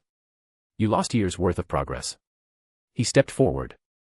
How about you let me check if there is something wrong? Quinn chuckled. Of course, you can check. But you are wrong. The thing about magic is that there is no dark or light magic. We, humans, categorize magic as such. I always subscribed to this school of thought. And then I thought, why aren't emotions subjected to the same way of thinking? Why are emotions like fear, anger, hate, and suffering termed as negative emotions? Love is said to be the strongest emotion of all, but I think every emotion can be just as strong if utilized properly. Quinn stared at George and Alan and revealed, I used the so-called dark emotions to regain my focus. Alan's eyes widened at the statement. Quinn, you know that the negative emotions could consume you. Rage, resentment, failure, sadness can consume magic users. Especially someone with a deep connection to magic as yourself. He was getting worried about Quinn. If Quinn utilized the darker emotions, then it could become a problem later. The darker emotions had a seductive charm that had ruined a lot of people. Quinn quickly stepped forward and spoke, true, they have a certain quality to them, don't they? But, they will only consume you if you aren't true to yourself. He quoted what Sken had told him, I could have let them define me, I could have let them destroy me, or I could use them to strengthen myself. I felt frustrated that I was not able to use magic. I feared that I would never be able to get my magic back. I hated myself for not having thought it through. I was miserable because I had nothing other than magic going for me. I was drowning in feelings like those. Quinn looked at his two hands, bending his fingers into claw shapes. I had all these emotions that I was trying to run away from. I had them in such abundance. Now, wouldn't it be a waste to let them go unused? Quinn had a sad smile on his face, which then turned into the brightest of smiles as he said, so I tapped into every single type of emotion I was capable of feeling, it didn't matter if it was good or bad. I opened every door, turned every stone, and plundered everything I could get my hands on. I used the frustration I felt, as I wasn't able to use magic, to push myself towards, in the hope of, one day, regain my magic back. I hated my previous self, so I strived to be better than him. The determination that this wasn't my ceiling overcame the fear of never getting back my magic. I didn't believe that this was the end of my magic. He stared Alan right into the eye and laughed, don't you get it?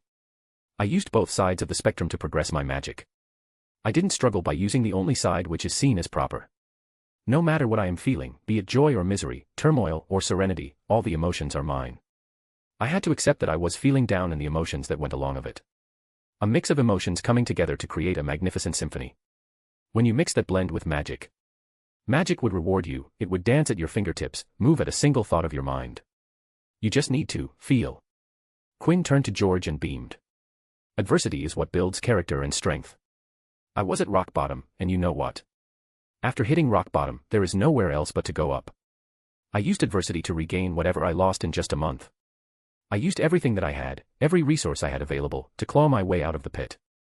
Quinn's voice gained some solemnity as he continued, humans need adversity to grow.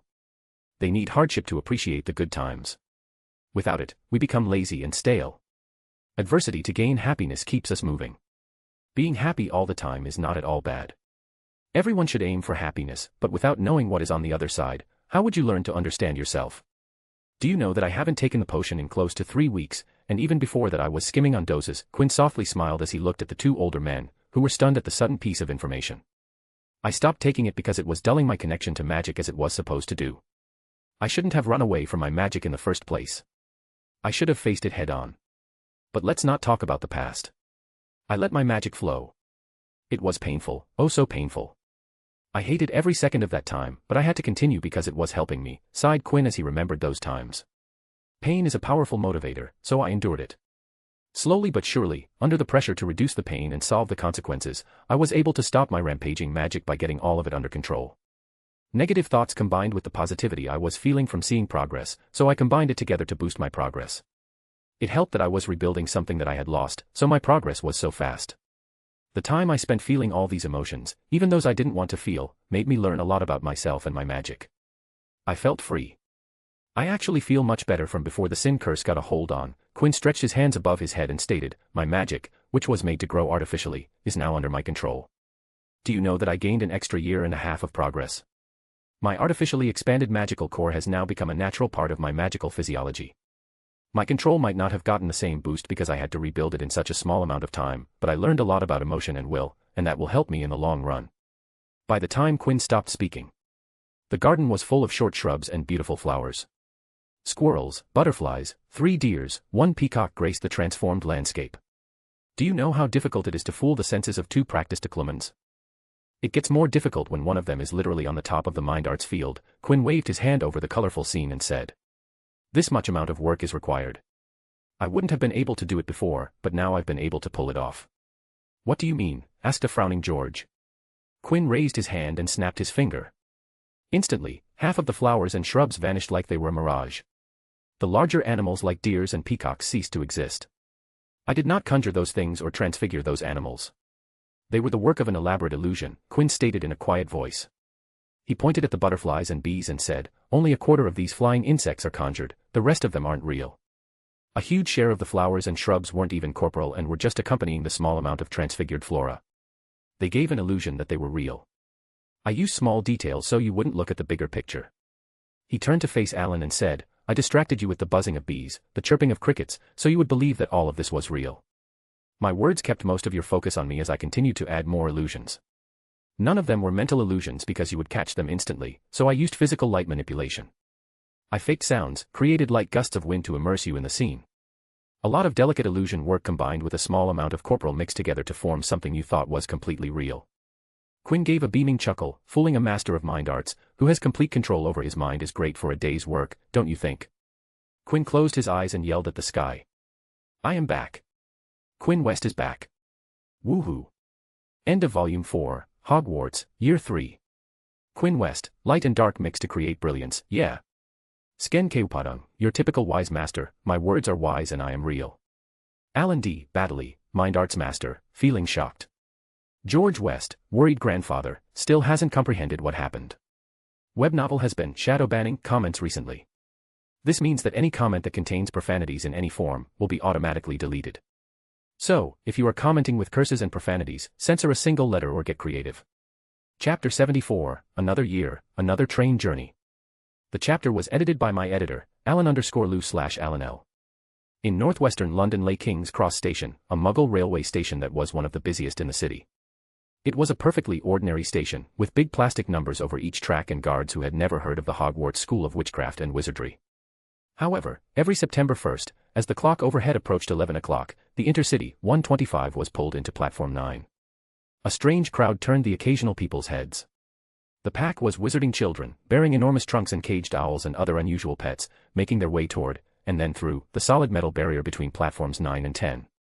Through this barrier, of course, lay Platform 9 3/4, home of the famous Hogwarts Express. A look back at the barrier revealed it was a wrought iron archway with the words, Platform 9 3/4, Platform 9 3/4, on it. Over the scarlet steam train's billowing smoke was a signboard that said the Hogwarts Express would depart at 11 o'clock. Though the platform was only used 6 days a year, a round trip for the beginning and end of term. One on Christmas and Easter holidays each, the platform on those days was awash with activity. Steam from the Scarlet engine flooded the platform as cats wound their way around the wizards' legs and owls hooted to each other, as hordes of students and parents moved around through the steam like dark ghosts, their voices carrying through the mist. Near one of the pillars inside Platform 9 3/4 stood Quinn with Leah talking with each other until the time for Hogwarts Express to leave. So what do you think about the Azkaban breakout? Peter Pettigrew was the one who betrayed the Potters, asked Quinn, having idle talk with his sister. I would say that he chose the right time to break out. A lot of Aurors are busy right now, replied Leah, thinking about the recent events that had been going on the front page of every magical newspaper and magazine. Quinn nodded in agreement. What do they call themselves? Yes, Novellus Actionites. They have been targeting no-mages and first-generation magicals in Voldemort's name. Not sure if Novellus Actionites is a good name, though. Why not? Questioned Leah. She knew about the origins of the group's name. Weren't the Actionites a group of anti-no-mage magicals? That seems a good name for their group, it goes well with their current agenda. Maybe you are right. People don't know the complete history of the group, conceded Quinn. Then he proceeded to tell Leah the history of the original group. The thing about original Oxyonites is that their leader was dumb, really dumb. First, he tried to steal from the goblins by summoning gold from the Gringotts. He got away with a mere lifetime ban. In that time, goblins executed anyone who tried to steal from them. After all that, he died when he summoned a large barn over his head. Quinn laughed as he snorted, so dumb. I can't take those guys seriously knowing what I know. Quinn, called out a voice. Leah turned her head to see who was calling her brother to see two girls walking towards them. One of them was waving her hand with a beaming smile on her face while the other girl followed her with a bland expression on her face. Now, who are these two girls, she thought as a mischievous light flashed in her eyes. Hey, you two. How have you been, said Quinn, greeting his two favorite Slytherins. He had avoided everyone he knew as much as he could. He completely avoided Tracy and Daphne because, first, they were in a different house, and second, they were not in the same year as him. So it was fairly easy to avoid them. Tracy was about to continue speaking when she met the person Quinn was standing with. The bubbly brunette peered at the woman and observed her. She was beautiful.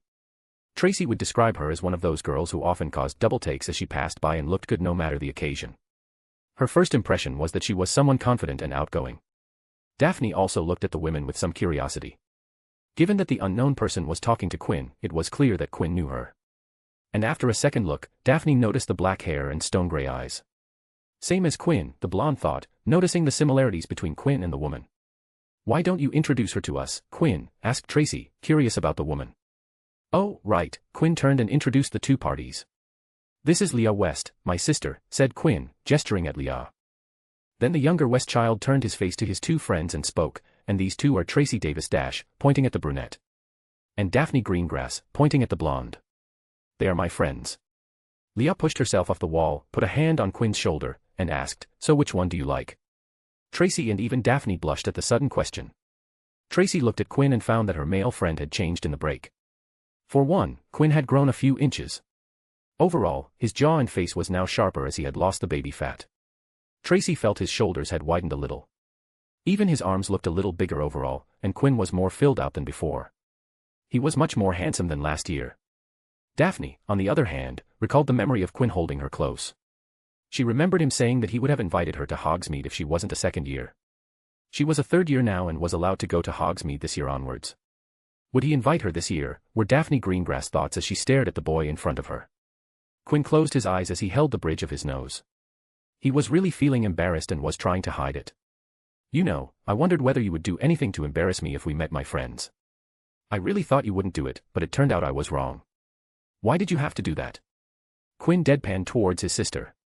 A smile bloomed on Leah's face as she gave her explanation, because it's so much fun. Quinn was about to say something, but his eyes caught sight of something. He spoke to the three girls, I will be back in a minute. You guys talk to each other. He turned to Leah and warned her, and you, behave. Quinn ran off somewhere, leaving Tracy, Daphne and Leah behind. So how did you two meet my baby brother? Asked Leah with a friendly smile on her face.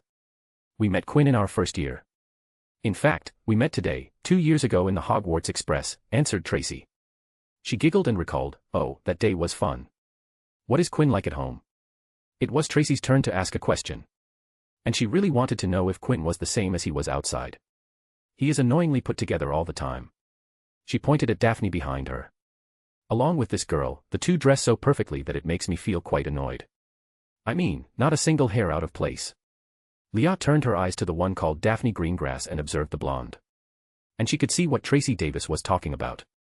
Well, Quinn was raised by Ms. Rosie, and she is very particular about caring for one's appearance at every time, so being well put together is ingrained into Quinn's bones. Leah chuckled as she remembered the times Ms. Rosie yelled at Quinn for having an untucked shirt or messy hair. Given that it is Quinn, I am sure that he uses magic to fix his appearance every hour or so. Tracy's eyes widened, and a smile appeared on her face. She grabbed Daphne's arm and laughed. She does it too. Every hour, she waves her wand and fixes her appearance. Like clockwork. Leah began to like Tracy. The brunette seemed to be a fun girl. Additionally, Leah was interested in Daphne even though she hadn't said a single word since their meeting. What interested Leah was that when she asked Quinn the question, she saw Daphne's eyes blur as if she remembered something, and then the girl had looked at Quinn with a blush on her face. She wanted to know if Daphne liked her brother. Daphne Greengrass, was it? Dueling Dash. But before she could complete her sentence, a joyous shout cut her off. Leah. The three girls turned to see Quinn walking towards them, a grin on his face. They saw Quinn pulling a girl with him.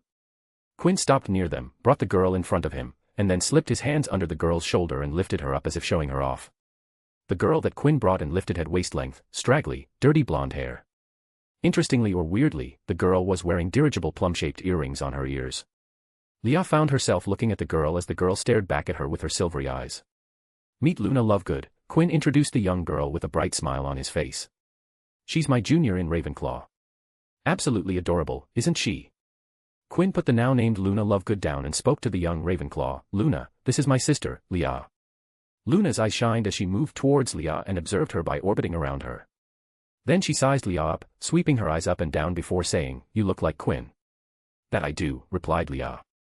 Sure, Leah found Luna Lovegood cute to look at, but she wasn't sure who she was looking at. "I'm his sister, after all." Luna nodded before turning her back to Leah.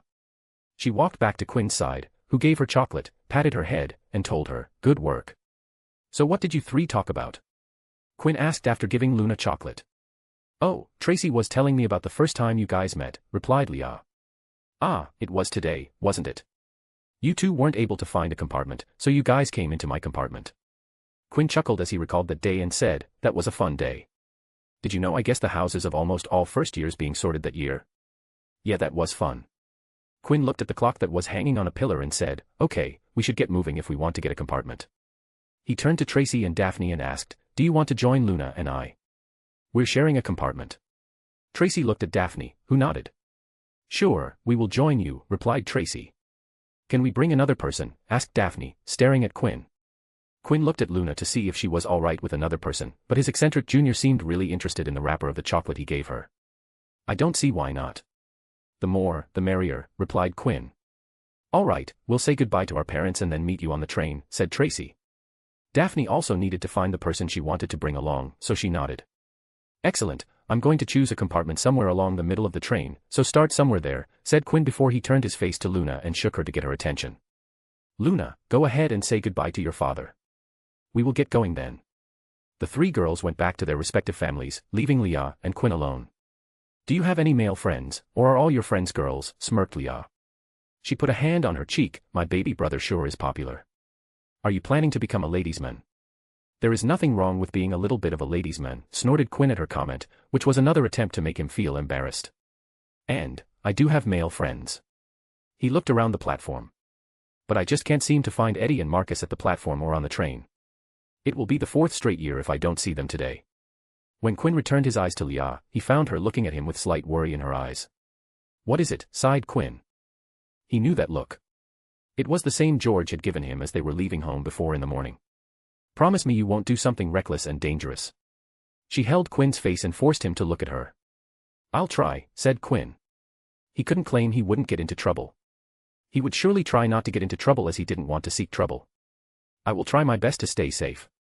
Despite my track record, I don't enjoy getting into trouble." Leah scrutinized Quinn for a while before she sighed. "Why couldn't you just say that you won't get into trouble?" She squished Quinn's face and blamed him. "You like to cause me worry, don't you?" "Oh, nothing like that," replied Quinn, smiling as he looked at his sister. She was always the one who got worried about him the most. "I just do it so you won't forget me." Leah's hands left Quinn's face and wrapped around him to pull him into a hug. "Why do you have to say such silly things? I will never forget you. You are my precious baby brother." "Will I ever be elevated from baby brother to little brother?" smiled Quinn, hugging Leah back. "I have been working hard. I deserve a promotion. Maybe a pay raise to accompany it, and if you are feeling generous, some benefits. I'm sorry to inform you have reached the peak of your career in this field." Leah giggled and joked back, "You would still be my baby brother even if we were oldies full of white hair." "Hey, you might get old and wrinkly, but I'll never grow old," declared Quinn, scoffing. The West siblings separated, and Leah sighed. "Send me plenty of magi facts.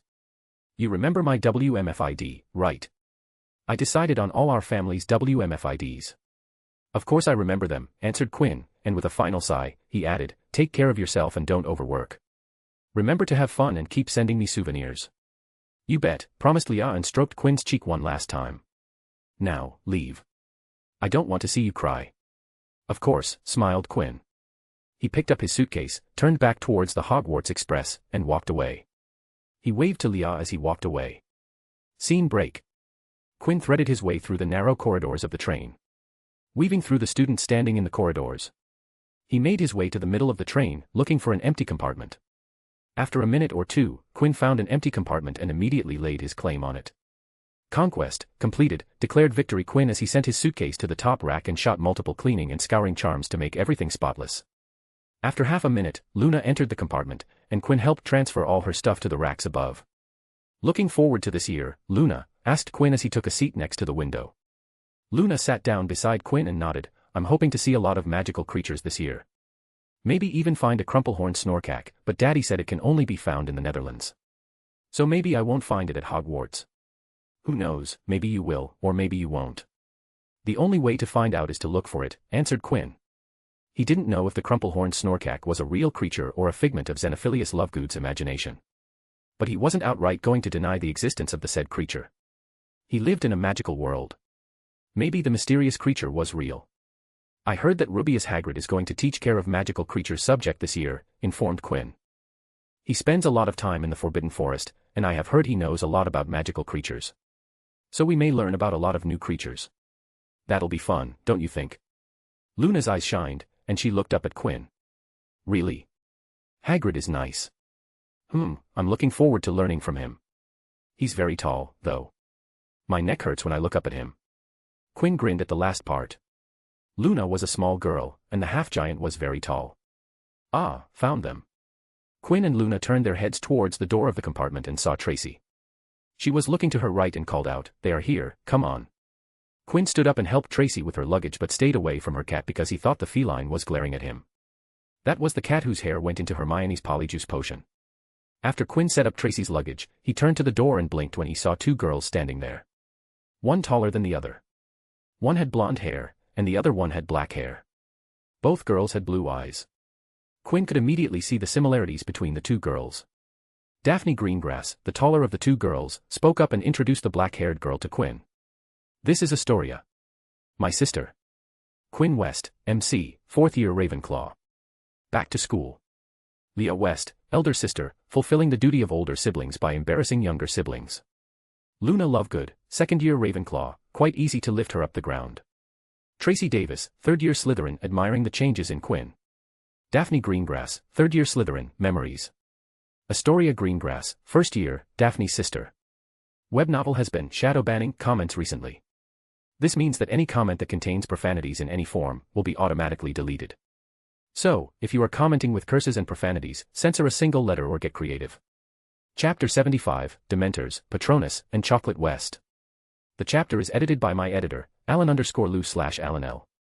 The black-haired, round-faced with baby fat mini version of Daphne Greengrass stepped forward and introduced herself. My name is Astoria Greengrass. Nice to meet you. The little Greengrass raised her hand, presenting it to Quinn. Quinn took it because of his etiquette education, kissed her knuckles, and introduced himself. Quinn West. Pleased to meet you, too. Tracy, who was on the side, chimed in with a bright tone. My name is Tracy Davis. Luna thought that everyone was introducing themselves and took part in joining the foray. I'm Luna Lovegood. Tracy giggled and looked at Daphne. The blonde Greengrass looked back at her best friend and looked in confusion. You are the only one who hasn't said your name, explained Tracy with a beaming grin on her face. Daphne rolled her eyes. She wasn't going to participate in the childishness. But then she noted that everyone in the compartment was staring at her. Fine, she sighed exasperatedly and returned, my name is Daphne Greengrass. Happy. Everybody repeatedly nodded in unison. After everyone was introduced to each other and their luggage was in place, they took a seat. Quinn sat near the window, Luna sat beside him. On the other side, Astoria sat across Quinn, Daphne sat beside her sister, and Tracy sat next to Daphne. So you are that Quinn West? I've heard about you, said Astoria as soon as everyone got settled. I have heard a lot about you. You have? Quinn inquired. From whom? He gave a quick glance to the side. From my sister, of course. And some from Tracy. But mostly from Daphne, disclosed Astoria. Tori. Daphne hissed at her sister. Quinn moved his eyes on Astoria while moving his head towards Tracy before looking at her. He commented, this one talks. She does. It can get quite fun, admitted Tracy. Yeah, really fun. Quinn gave an excited grin as he turned back to Astoria and met Daphne's as he did. So, Astoria, tell me, which house do you want to join? Are you going to follow in your sister's footsteps? And what does Daphne say about me? Astoria hummed in thought and responded, well, I want to be in Slytherin, but not because Daphne is in there. I want to join Slytherin because Daddy was in Slytherin. And Daphne told me that you are smart, intelligent, and funny, but she says that you joke a little too much. She also said that she felt hurt, Daphne clamped her sister's mouth with her hand to stop her from talking. Astoria was starting to talk about things she didn't want anyone to know, especially not Quinn. Ma. So, I was saying, ouch. Astoria freed herself from Daphne's grasp and tried to continue, but she was again interrupted when Daphne pinched and twisted her waist. Not a single word, Daphne Greengrass glared at her sister. Quinn pulled out an AID card from his robes and presented it to Astoria. Please, visit me when you have free time. I believe we'll get along splendidly. Daphne tried to take the card, but Astoria got to it first and examined it with interest. I've heard of this, too. Mum really liked the idea when Daphne told us about it. Quinn shifted in his seat and asked, really, Mrs. Greengrass said that? Tell me more. He earned a glare from Daphne and a giggle from Tracy. The Hogwarts Express moved steadily to the north, and the scenery outside the window became wilder and darker while the clouds overhead thickened. People were running backward and forward past the door of their compartment. Time passed as the group continued to talk. Quinn was having a lot of fun talking to the younger Greengrass and her stories about the usually unflappable Daphne. The rain thickened as the train sped yet farther north. The windows were now a solid, shimmering gray, which gradually darkened until lanterns flickered into life all along the corridors and over the luggage racks. The train rattled, the rain hammered, and the wind roared. We must be nearly there, said Tracy, leaning forward to look past Daphne and Astoria at the now completely black window. We can't be there yet, said Daphne, checking her watch. The words had hardly left her when the train started to slow down. Why are we stopping? The train was getting slower and slower. As the noise of the pistons died away, the wind and rain sounded louder than ever against the windows. Quinn looked at the dark outside, and his pupils shrunk and his eyes narrowed. He remembered what was about to happen and knew the reason behind the train's unusual stop. The train came to a stop with a jolt, and distant thuds and bangs told them that some other people's luggage had fallen out of the racks. Then, without warning, all the lamps went out, which plunged the train into total darkness. What's going on? Asked Lunas from beside Quinn. She tugged on his clothes to ascertain his position in the dark. Quinn turned his face towards Luna's position and assured her, don't worry. It'll be fine. Do you think we've broken down? Said Astoria as she tried to peer out what was going on from the compartment door, but there was barely any light for anything to be visible. I don't know, whispered Tracy, pulling her cat into her lap. There was a squeaking sound, and Quinn saw the dim black outline of Astoria, wiping a patch clean on the window and peering out. There's something moving out there, Astoria said. I think people are coming aboard. Does this happen every year? No, it doesn't. The train doesn't stop at all during the journey, answered Daphne's voice. Quinn knew who was coming aboard and silently pulled out his fake wand. There was a soft hum before 3 orbs manifested on the compartment ceiling, lighting the room in soft yet illuminating light. All 4 girls looked up at the 3 orbs of light at the ceiling before looking at each other. Stay where you are, instructed Quinn as he sat in attention. He slightly cracked the window so his hand could go outside. He got up and moved towards the door. And just as he was expecting, the door to the compartment opened up. Standing in the doorway, illuminated by the light orbs on the ceiling, was a cloaked figure that reached up to the roof. Its face was completely hidden beneath its hood. Quinn's eyes darted downward, and what he saw made his stomach contract slightly. There was a hand protruding from the cloak, and it was glistening, grayish, slimy-looking, and scabbed, like something dead that had decayed in water. But it was visible only for a split second. As though the creature beneath the cloak sensed Quinn's gaze, it suddenly withdrew the hand into the folds of its black shroud. And then the thing beneath the hood, whatever it was, drew a long, slow, rattling breath, as though it were trying to suck something more than air from its surroundings. An intense cold swept over them all, causing all to shiver. Quinn also felt the cold. He found it as equally bone-chilling as in the icy vault. The current cold had a soul-numbing chill. Quinn opened his mouth and spoke up in a clear voice, "Back off at once. Leave, or you will regret it." The hooded figure looked down at the room's occupants and sensed deep fear and the promise of positive feelings that it could feed off of. The hooded figure gave into temptation and moved forward. "Bad move," whispered Quinn in the cold. A blinding silver light blasted the hooded figure at a point-blank range. There was no noise, no shrieking from the hooded figure of darkness. The figure just suddenly retreated from the light and crashed into the opposing compartment's door, before flying away in what seemed fear and loathing. The blinding silver light didn't stop and immediately darted across the train. Quinn, too, didn't stop and immediately turned back and cracked the window of his compartment open, letting in a chilly breeze. He looked around the train's roof and saw more of those hooded figures floating above the train. Quinn pointed out his fake wand-holding hand and shot out another burst of silver light that had the shape of an avian animal. The silvery avian zoomed forward, letting out waves of silver energy. The swarm of hooded figures felt the silver energy hit them and immediately scattered away from the train as the silvery guardian cruised around the train, dutifully providing protection against the creatures of darkness. An avian guardian stood above the train, emitting massive waves of positive silver energy, and repelling every foul creature in the vicinity. And as the hooded figures escaped and moved away from the train, a spot opened up between the clouds and the dark sky, allowing light to fall over the silver guardian. It was as if the vast sky itself was supporting the spirit guardian. The caster of the silver entity ducked his head back inside the train. From his robes, he took out chocolate spheres, magically unwrapping the silver wrapping, and made them hover in front of his companions, who were all shivering and shaking. "Eat the chocolates," he spoke in a calming voice, smiling as they looked at him. "It will help." The girls grabbed the floating chocolates that were in front of them and popped them into their mouths, and actually felt the shivering decrease as the chocolate's taste covered their palates. "Good. Do you guys feel better?" asked Quinn, shooting diagnostic looks at each of the 4 girls and getting affirmative nods in return. "Excellent, sit tight." "I'll be back," answered Quinn and, as he was turning back, he felt a tug on his clothes. When he looked back, Tracy was holding his robe. "Where are you going?" questioned Tracy, her voice filled with worry. Quinn grinned in reply. "I've always wondered, what is the reason for my birth? And today, after this happened, I finally know it." The girls watched as Quinn took his hands out of his pockets. Between all his fingers, Quinn held the same type of chocolate spheres they had just eaten. "I'm going on a chocolate route. I was born for this." Quinn was grinning so hard that his face was almost split in half. "I'll see you 4 in a while." He exited the compartment and moved towards the front of the train. He then opened every single door with magic and shot out chocolate spheres inside the compartments, and made them hover in front of the passengers while shouting, "Eat chocolate. It will make you feel better. I'm raining chocolate today." Pumping his fists into the air, Quinn declared, "Chocolate West is back." Quinn's cavalier attitude didn't match the dark vibe in the train. But something about his shouting and shooting chocolate while making pew-pew noises brought people out of dark thoughts. The floating chocolate, and Quinn, who celebrated his return, almost made people forget the dread-inducing hooded figures of grim and bleakness. Some Chocolate West skidded in front of another compartment, and this one's door was already open. Indulge in the sweet dash, but Quinn stopped talking after he found that the compartment he was standing in was occupied by the Golden Squad.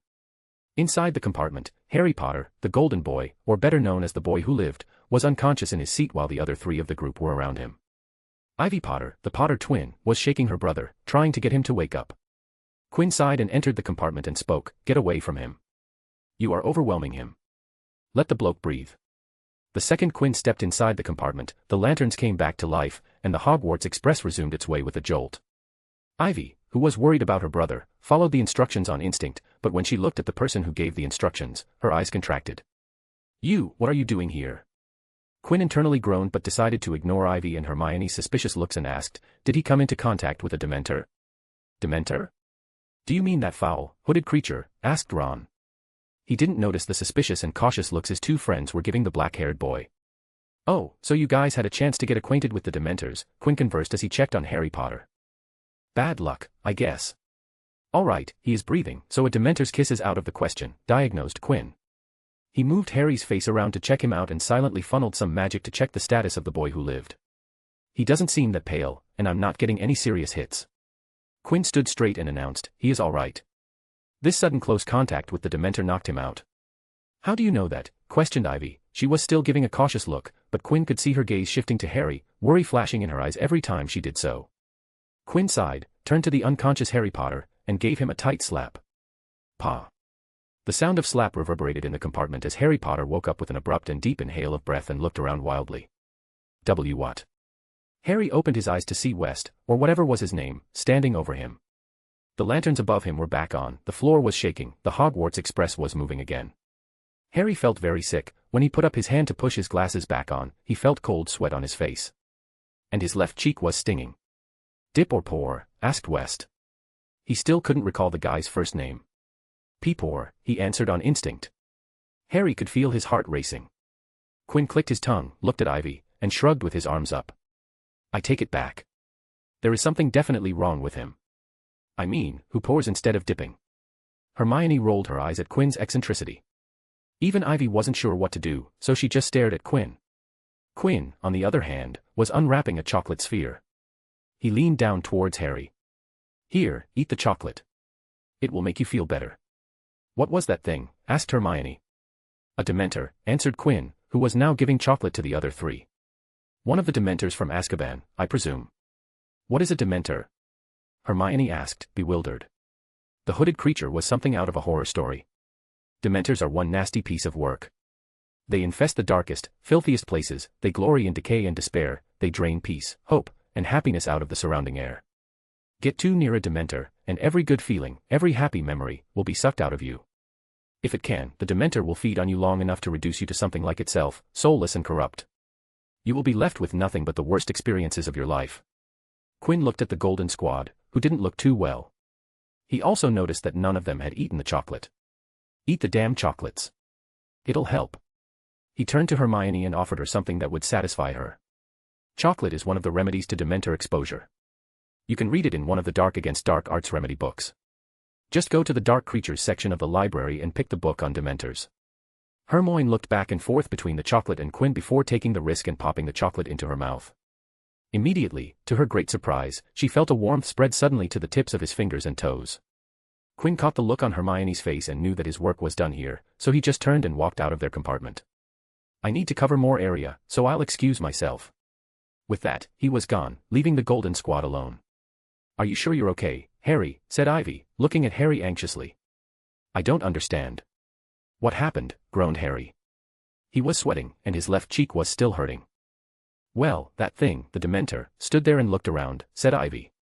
She then mumbled, I think it did, I couldn't see its face. She shook her head and said clearly this time, and you dash. I thought you went into shock or something, said Ron, who still looked scared. You became sort of rigid and fell out of your seat and started twitching dash. Then suddenly a bright silver light appeared and slammed into the Dementor, continued Hermione. She could recall the feeling of relief she felt when the Dementor ran away from the silver light. I couldn't see it clearly, but it was some sort of bird. I definitely saw wings. It was horrible, said Ron, in a higher voice than usual. Did you feel how cold it got when it came in? I felt weird, commented Hermione, shifting her shoulders uncomfortably. Like I would never be happy again. Scene break. They were already near Hogwarts when Quinn returned, and the girls had already changed into their uniforms. They stepped out to give Quinn room to change. They didn't talk much during the remainder of the journey. And Quinn didn't force them to speak up and talk. The Dementor was a dreadful creature, even Quinn felt some despair when it came near. He had been reminded of the days when he had lost his magic and didn't know what to do. It was after Quinn conjured his Patronus that the effects disappeared. He actively concentrated on his happy thoughts. Quinn dispelled his Patronus when they were within sight of Hogsmeade. At long last the train stopped at Hogsmeade Station, and there was a great scramble to get outside. Some owls hooted, some other cats meowed. It was freezing on the tiny platform, rain was falling down as an icy sheet. I swear it rains every time, grumbled Quinn as he walked on the slippery platform. However, the ice beneath his steps melted away, leaving not a single trace of unsafe ice or water. Quinn got on the moldy carriages with Luna, Tracy, and Daphne after wishing good luck and saying goodbye to Astoria, who went to the boats with her would-be classmates. After entering the castle, Quinn and Luna got separated from Tracy and Daphne and joined the crowd that was swarming up the steps. They then went through the giant oak front doors and set their feet into the cavernous entrance hall that was lit with flaming torches, and housed a magnificent marble staircase that led to the upper floors.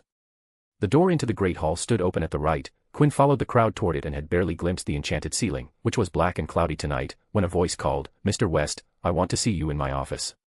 Quinn turned his head to see Minerva McGonagall, the Transfiguration teacher, head of Gryffindor House and deputy headmistress, calling out to him.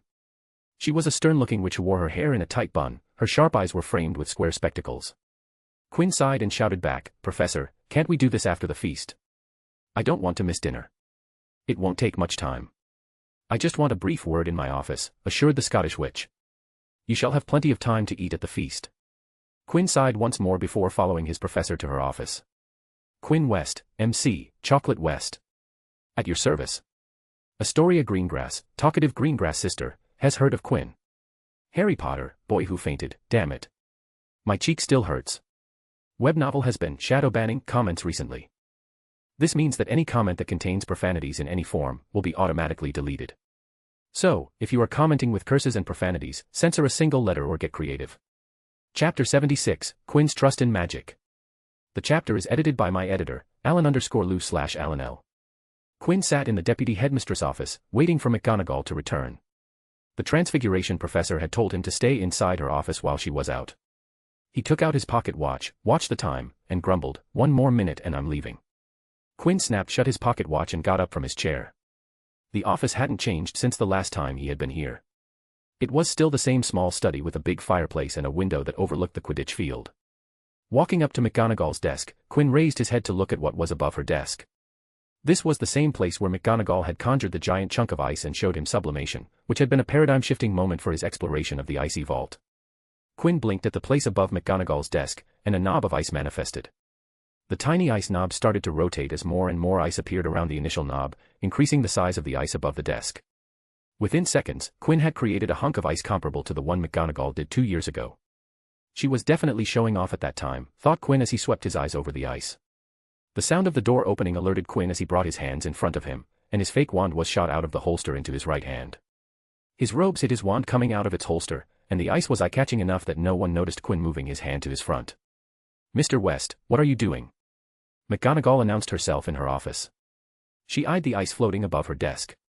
Quinn turned towards McGonagall. "I was remembering the good old days, Professor." He smiled and waved his wand at the ice. Instantly, the ice poofed into vapor. He also contained it so it wouldn't leak around the room. Recognition flashed in McGonagall's eyes. "Oh, the self-recovering ice that we discussed in your second year."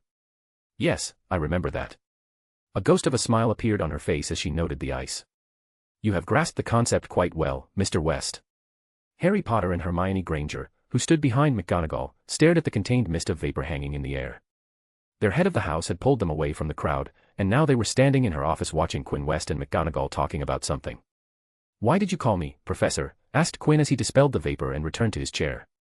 He glanced at Harry and Granger and guessed, "This is about what happened on the train, isn't it?" Professor McGonagall motioned Harry and Hermione to sit down. She settled herself behind her desk and abruptly said, "The train driver sent an all ahead to say that you were feeling a bit under the weather on the train, Mr. Potter." Before Harry could reply, there was a soft knock on the door and Madame Pomfrey, the nurse, bustled in. Harry felt a blush coming to his face. It was bad enough that he had passed out, or whatever he had done, without everyone making all this fuss. "I'm fine," he said, "I don't need anything dash." "Oh, it's you, isn't it?" scoffed Madame Pomfrey, ignoring this and bending down to stare closely at him. "I suppose you've been doing something dangerous again." "It was a Dementor, Poppy," said Professor McGonagall. They exchanged a dark look, and Madame Pomfrey clucked disapprovingly. "Setting Dementors around a school," she muttered, pushing back Harry's hair to touch his forehead. "He won't be the last one who collapses." "Yes, he is all clammy. Terrible things, Dementors, and the effect they have on people who are already delicate dash." "I'm not delicate," sputtered Harry crossly. Of course," said Madame Pomfrey absent-mindedly, now taking his pulse. "What does he need?" asked Professor McGonagall crisply. "Bed rest. Should he perhaps spend tonight in the hospital wing?" "I'm fine," ranted Harry, jumping up. The thought of what Draco Malfoy would say if he had to go to the hospital wing was torture. "Well, he should have some chocolate, at the very least," said Madame Pomfrey, who was now examining Harry's eyes. "I've already had some," said Harry. He pointed at Quinn and said, West, gave me some. He gave chocolate to everyone on the train." Pomfrey turned her head towards Quinn, who waved at her with a beaming smile. "Hello, Madame Pomfrey. May I say you look absolutely glowing today." "Good work, West," praised Madame Pomfrey approvingly. "Excellent response by distributing chocolate." Quinn smiled before looking at McGonagall and notified, "I'll be sending you a bill for reimbursement, as I went through a couple of months' worth of chocolate." McGonagall sighed and nodded before looking at Harry and asked, "Are you sure you feel all right, Mr. Potter?" "Yes," Harry insisted, stubbornly. "Very well," she accepted and turned to Quinn. "Now, Mr. West, was the Patronus in the train you're doing?" The driver said that he saw some kind of bird-shaped Patronus. "Yes, Professor," Quinn raised his wand and whispered for show. "Expecto Patronum." Intense waves of silver energy filled with positivity escaped his wand tip and hovered like mist before him. Harry, Hermione, and Pomfrey stared at the silver waves coming out of Quinn's wand with wide eyes. Quinn didn't expel a corporeal Patronus because he wasn't feeling like showing his Patronus form. Anyone who could properly witness his Patronus knew it was some kind of bird, and he decided to keep it like that. "I see," McGonagall nodded and smiled in gratitude. "Between the Patronus and the chocolate, you did a great service to our school, Mr. West. I sincerely thank you on behalf of Hogwarts." "It was the least I could do, Professor," said Quinn humbly before campaigning. That's part of the full-service commitment you can expect if you do business with me, so if you want a problem solved, AID will dash. Thank you, Mr. West. McGonagall cut off Quinn's attempt at self-advertisement and said, please wait outside while I have a quick word with Miss Granger about her course schedule. We shall go down to the feast together then. Quinn raised a finger before veering it down and nodding. Harry and Quinn went back to the corridor with Madame Pomfrey, who left for the hospital wing, muttering some indecipherable words to herself. Just as Quinn and Harry came out of McGonagall's office, they saw Lily Potter running towards them, and the second she reached Harry, the worried mother hugged her son. Oh, Harry. Are you all right? Oh, my dear boy. She had come running to see if her son, making sure that her daughter was not injured by the vile Dementors. And while Ivy had assured that Harry was fine, she needed to see it on her own. Only after seeing that both her children were okay would a mother's heart would calm down.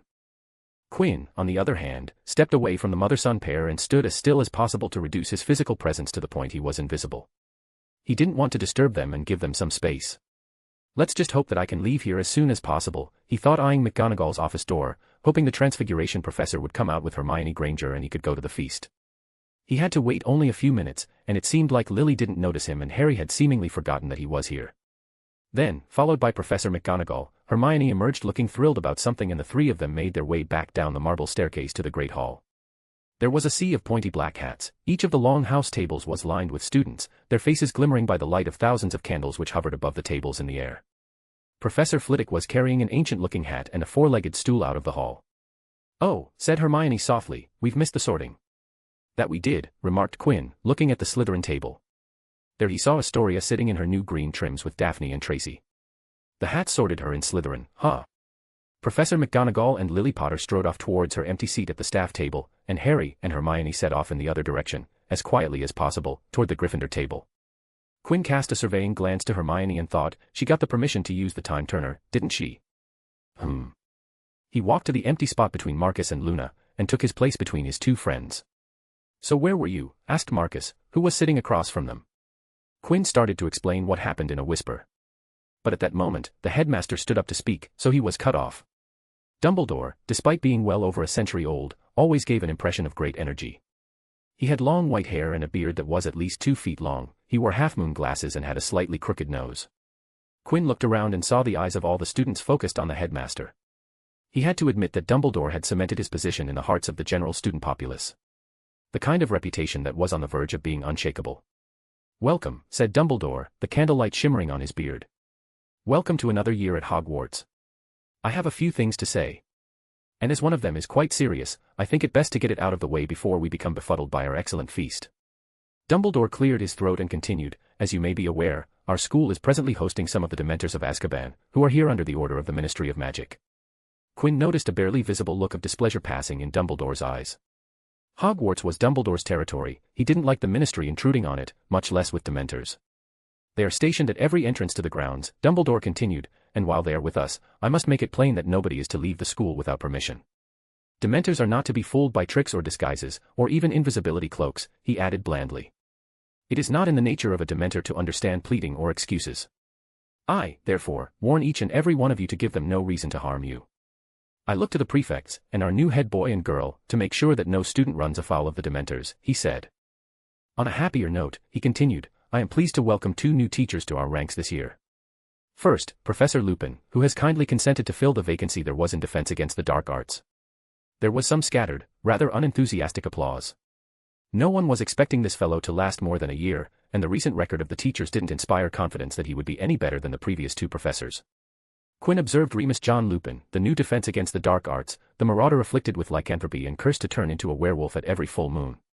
He noticed that this version of Lupin was dressed appropriately and not shabby at all. In the books, Lupin was always in financial trouble. The werewolf wasn't able to get a stable job because of his condition.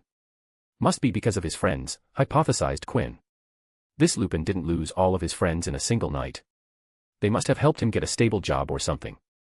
Quinn caught another thing at the staff table that made him chuckle. Severus Snape, the potions master, was staring along the staff table at Lupin.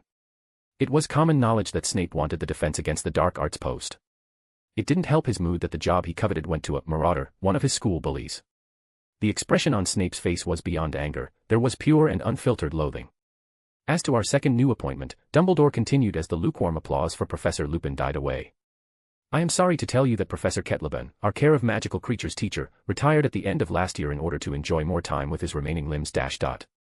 Quinn made an ooh expression and vocalized, burn. However, I am delighted to say that his place will be filled by none other than Rubius Hagrid, who has agreed to take on this teaching post in addition to his gamekeeping duties. The student body clapped for the promoted gamekeeper.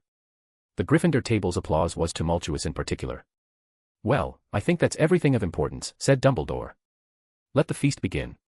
The golden plates and goblets before them were filled suddenly with food and drink. Quinn, who was already ravenous, helped himself to some food and began eating. It was a delicious feast, and the hall echoed with talk, laughter, and the clatter of knives and forks. I didn't see you on the train, said Quinn, taking a bite from his bowl of Cranachan. And I traveled through the train distributing chocolate. Where the hell were you two? You did pass by our compartment, answered Eddie from Quinn's side. Our compartment door snapped open, and chocolate flew in as you walked away while shouting at everybody to eat chocolate. Damn it, cursed Quinn. Once again, he wasn't able to find his two roommates on the Hogwarts Express. This makes it 4 years in a row. Next year, we will board the train together. What do you think about the new professor? Asked Marcus, turning his head to look at Lupin. Do you think he will be any good? I don't think so. I think this one will also be a bust, guessed Eddie, showing little confidence in Remus Lupin. Quinn put his chin on his palm and hummed, I don't know. He might be bad or unexpectedly good. Let's hope for something more reasonable and say that he will be decent. How about that? Luna decided to chime in, Daddy says the middle is boring. I say that he will be good. I see. That makes it 3 people and 3 different opinions. Marcus compiled the results and chuckled, it seems Professor Lupin is already doing fairly well on the opinion poll. Meh, we will know when he actually teaches, Quinn said and continued with an example. Lockhart had an overwhelmingly positive reception.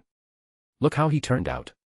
He ended up in the hospital without memories, he added in his head as some things were better unspoken. Quinn looked around the Great Hall and noticed Friar floating above the Hufflepuff table, chatting with the new Hufflepuff inductees. Yeah, thought Quinn. Scene break.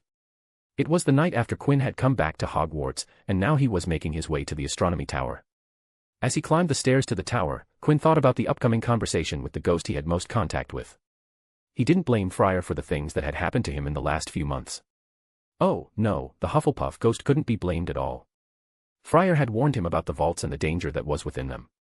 Sure, Quinn had cursed Friar a lot while he was suffering from his ailment, but after thinking about it a lot and accepting the situation, he realized that Friar had given him plenty of warnings. Quinn sighed as he finally reached the top of the astronomy tower, and there stood the ghost of the religious monk, looking at the stars like he did every so often. After taking a deep breath, Quinn alerted the ghost of his presence. Friar. The translucent ghost turned around mid-hover and greeted Quinn on seeing his favorite Ravenclaw. Quinn, it's nice to you after this time. Friar hovered near Quinn and smiled. How have you been? I'm fine. Thank you for asking, Friar. Quinn walked towards the edge of the tower and looked at the waning moon shining in the sky. I'm better now than I was a few months ago. A few months ago? Friar asked as he floated close to Quinn. Did something happen? Yes. Something happened, Friar. Quinn clenched his fists behind his back. I underestimated the second vault and lost my magic. Why you lost your magic? Friar wasn't expecting to hear this piece of information. I'm fine, Friar. Deep patterns suddenly etched on the floor of the tower, glowing with a fiery light. Showing Friar that his magic was fine, Quinn calmed the ghost down. My magic is fine now. I have it under control. What did the vault do to you? What was in there? Friar asked with curiosity. I can't be sure, Friar, replied Quinn truthfully. He turned to face the ghost and continued, I asked someone who knows about all this better than me. Quinn was talking about Alan. The two had discussed the true nature of the vault. The conclusion that we came up with was that the vault was an experiment to see if it was possible to artificially increase the magic of a human by tapping into the emotional connection and strengthening it to gain more magic. But why would something like that be Hogwarts? Asked Friar, confused in disbelief. That is the thing, Friar. Quinn looked at the ghost and spread his hand to point at Hogwarts. What better place to set up an experiment like this than a school full of adolescent children? Do you know why Hogwarts has become such a mystical place? Quinn asked Friar a question about the nature of Hogwarts. The ghost shook his head. He always assumed that Hogwarts was great because the founders built it, but he felt that wasn't the answer Quinn was looking for. The magic grows at an accelerated rate between the ages 11 to 18, the 7 years of magical development that comes once in a lifetime. Children go through this change and development of magic, and it might not be the correct way to explain it, but the magic during this age is unstable. Quinn held his chin and thought for a second. If I were to give a better word, then it would be in flux. And that state of flux is in children who experience extreme emotions, both positive and negative. Magic behaves abnormally when mixed with extreme emotion. He looked at the Hogwarts castle and continued. The magic influx combined with extreme emotions is the reason Hogwarts is so mystical and magical. A millennium of hundreds of adolescent children staying in the castle for most of the year would change even the most normal places into a magical place. Hogwarts, even when it was newly built, was anything but normal. Friar listened to Quinn, who continued to speak. Children with unstable magic were the best test subjects for an experiment that targeted emotion. Maybe it was one of the headmasters that dabbled in the art of emotions and didn't mind using the children as test subjects. Quinn pointed at Friar and revealed. The reason that Ghost disappeared was maybe that the magic inside the vault has a soul aspect. The magic in the vault wasn't meant for ghosts, and it caused the ghost to cease to exist. Ghosts have strong emotional ties to the place they haunt. So when you go near the vault, your emotions are affected. Your ghostly instincts tell you that if you go near the vault, you will cease to exist.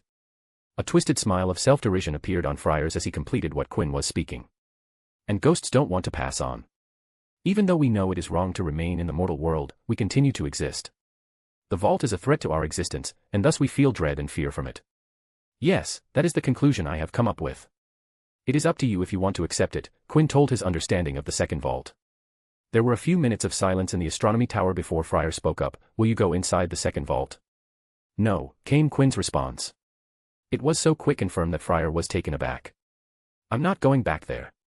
The only way I go in there is if my life depends on it. It was unusual to see such a serious expression in Quinn's eyes and voice. Even though Quinn had regained his magic and had a better understanding of what emotions were, this didn't mean he wasn't afraid of the second vault. The second vault exploration had become a frightful experience for him, and nothing about it would change that opinion. One visit and he was under the influence of magic for months. There was once again a period of silence before Friar broke it. Do you want to continue exploring the third vault? Friar wasn't sure if Quinn would want to continue after what had happened to him. Quinn focused on the ghost. I had a lot of time to think in the absence of magic, Friar. At that time, I thought about the possibility of what would happen if I didn't get my magic. I thought of what would I do if I didn't regain the control of my magic and somehow could lock it away to live a magic-less life. What would be my future? What route would my life go? Friar stared Quinn with slightly wide eyes as a twisted and contorted smile marred Quinn's face. Do you know what I found? I realized I didn't want a life without magic. I had devoted years of this life and being to this one thing, and if you took it away, I would be left with nothing, nothing at all. Quinn West is nothing without magic. Quinn broke into laughter for a stretch before proclaiming. Oh, Friar. I don't love magic. Oh, no, love isn't the correct emotion that I feel for magic. No, the correct emotion would be. The twisted smile split Quinn's face as he revealed. Obsession. Quinn's glimmered at the stars as he went on. The cursed vaults are a way for me to learn about magic. I only have a few more years in this castle, and after that, I will be gone. Before that happens, I want to go into all the vaults and find the secrets. So my answer is yes, Friar, I want to continue. Quinn turned his eyes back to Friar and said. There is just one teeny tiny problem that I need to take care of before I continue on the quest of the cursed vaults and my life in general. Quinn slowly walked backward while facing Friar. The thing is, I have this small irrational fear that has taken root inside of me. I lost control of my magic, and I fear that it would happen again. Quinn no longer had that contorted smile on his face, but instead, a sad smile took its place. Gosh, it is an irrational fear. I can feel my magic under my firm control, but you see, I can't just get rid of the thought that one day it will once again rampage. Friar frowned when he saw that Quinn was inching towards the edge of the tower roof. Quinn, what are you doing? I thought about it, and the only way for me to get rid of this fear is if I can completely trust my magic once more. Quinn finally reached the edge of the astronomy tower and held onto the railing with his back to the tower's railings. My magic must not betray me at the one moment I need it, Quinn smiled and stated. And that moment is when my life is in danger. I need to confirm the bottom line. I need to make sure my magic won't leave me when I am about to die. He turned his head to see the distance between him and the ground below before turning back to Friar, who was staring at Quinn with a worried gaze. My meeting with you here at the astronomy tower started all this, and if things are going to end, then I want it to end here and with you present. Quinn chuckled and added, it is fitting in a way. Q Quinn, what are you doing? Friar hovered closer and quavered. Please step away from the railing and walk my way. Your words won't have the effect you are hoping, Friar, Quinn sighed as he looked at the ghost. And you, a ghost, can't interact with material things, so you can't stop me. He looked at the bright half-moon and smiled, it is a clear night today. Suitable if I am to die. He turned to face Friar and spoke, "See you in a bit, Friar." Friar's ghostly eyes widened in horror as he saw Quinn shifting his weight over the railings and falling off Hogwarts' tallest tower. Quinn, who was off the roof's floor and in this air, shifted himself while falling to face the ground below. There were no unnecessary thoughts in Quinn's mind as he fell. No revolving lantern, showing him his life flashing by. No thoughts about his family or friends. Quinn's mind was focusing on his magic. Every fiber of his being was calling on his magic as he rushed closer to the ground. In this life-threatening moment, Quinn felt the wind flapping against his face and body, his beating heart, the pulsating magic inside his body, and the Friar's faint shouts from above him. He locked his eyes on the approaching ground, and even though he never did it, Quinn felt that the moment was appropriate, and so he closed his eyes and whispered. Arresto momentum. A bright blue flashed just moments before Quinn was about to hit the ground and turned into a bloody mess. There was no collision with the ground, no breaking of bones, no splatter of blood, no exploding skulls, or gore of any kind. Quinn opened his and saw that he was floating above the ground. He grinned and released the magic and fell to the ground with his elbows and knees supporting his body on the ground. The boy pushed himself off the ground so that he was on his knees. He looked up at the sky and roared in laughter. Ha ha ha ha ha. His magic hadn't betrayed him. It was there with him at the moment he was about to die. The irrational fear in Quinn's heart vanished as magic amplified his laughter, carrying it all over the castle. Every single resident of Hogwarts heard a roaring, joyful laughter that night. No one ever found where the laughter came from or who was laughing, but in the years to come, it would be talked about it. Only one person knew the meaning of the laughter. And it was. Quinn West was finally and truly back. Quinn West, MC, reboot complete. Friar, Hufflepuff ghost, scared out of his ghostly existence. Fiction-only reader, no author's note, I will answer comments. Web novel has been shadow banning comments recently. This means that any comment that contains profanities in any form will be automatically deleted. So, if you are commenting with curses and profanities, censor a single letter or get creative. Chapter 77, Tempered Glass Wall, New Door, and Lock System. The chapter is edited by my editor, Alan_Lou/Alan L. Quinn started the first weekend of his 4th year at Hogwarts by visiting the Room of Requirements to begin the first motive of the year. Oh boy, it's been a while, Quinn rubbed his hands together as he looked around the Room of Requirement with delight in his eyes. Now, let's start immediately. He took out a small glass pane from his robes and gently set it down on the floor before walking a few strides away from it. As soon as Quinn was at an appropriate distance away from the glass expanded till it was back to full size. The glass pane lying on the floor was the glass wall from the AID office. He had brought it to the Room of Requirements to make some changes to it. One of the main objectives for his 4th year was to fortify the AID workshop, and the first step to achieving that was to strengthen the glass wall that separated the office from the workshop. Okay, let's create tempered glass, Quinn said as he squatted at the edge of the glass pane and looked at the surface and the thickness of the glass. First, I have to thicken the glass. This one is a bit thin, I think. Quinn took out a cloth pouch bag from his robes. He opened the string binding the bag and scattered shards of glass all over the glass pane, expanding the glass shards back to their original size. Wisps of wavy magic flowed from Quinn to the glass, and the glass turned into a state of transformation and then a liquid. All the liquid glass mixed with each other to form a giant blob of liquid glass. Quinn applied transmutation magic to reform the glass into one uniform pane of glass and molded it to appropriate shapes and dimensions. Tempered or toughened glass was a type of safety glass processed by controlled thermal or chemical treatments to increase its strength compared with traditional glass. Tempering sets the outer surfaces into compression and the interior into tension. Tempered glass was about 4 times stronger than conventional glass. The higher contraction of the inner layer during manufacturing induced compressive stresses in the glass's surface balanced by tensile stresses in the glass's body. The result of tempering the glass was that it had 4 times the strength and durability of the previous one. I have to make cuts and mold the glass into shape, Quinn said as a tape measure came out of his robes and started to measure the glass. A felt tip pen also came out from his robes and made markings and shapes to help the cutting that would be done afterwards. The tempered glass had to be cut to the appropriate size or pressed to shape prior to tempering. Besides, it couldn't be reworked once tempered. Polishing the edges or drilling holes in the glass had to be carried out before the tempering process started. Due to the balanced stresses in the tempered glass, damage to any portion would eventually result in the glass shattering into thumbnail-sized pieces. Of course, magic could overcome that problem, but Quinn wanted to do it the traditional way and prepare the shape and layout of the glass wall before tempering the glass. He hadn't done this before, so Quinn wanted to do the tried and tested way. Okay, let's do this. Quinn put on his trusty leather gloves and levitated the glass that had been cut, polished, frosted, and molded in a uniform shape. First step of tempering a glass. Heat it to a temperature of 683 degrees Celsius, read Quinn from the small notepad in his hand. Quinn's approach for tempering the glass was the thermal approach. He would heat the glass to compress it and form an interlayer of tension between two compressions. The only good thing that had come out of the sin curse was the time Quinn had spent in the library.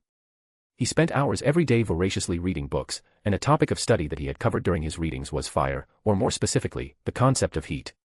Taking a deep breath, Quinn channeled his magic into the glass and flooded the entire thick pane of glass.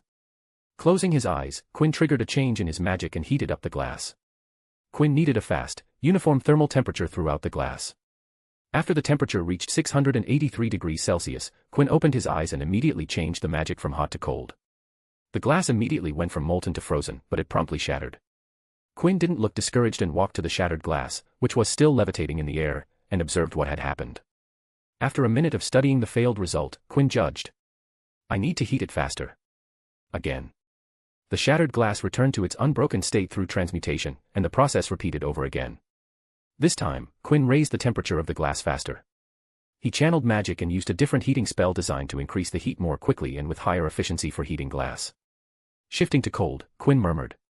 The heat switched off, and cold reigned supreme in the glass, quenching the glass uniformly. Asterisk crunch. Asterisk.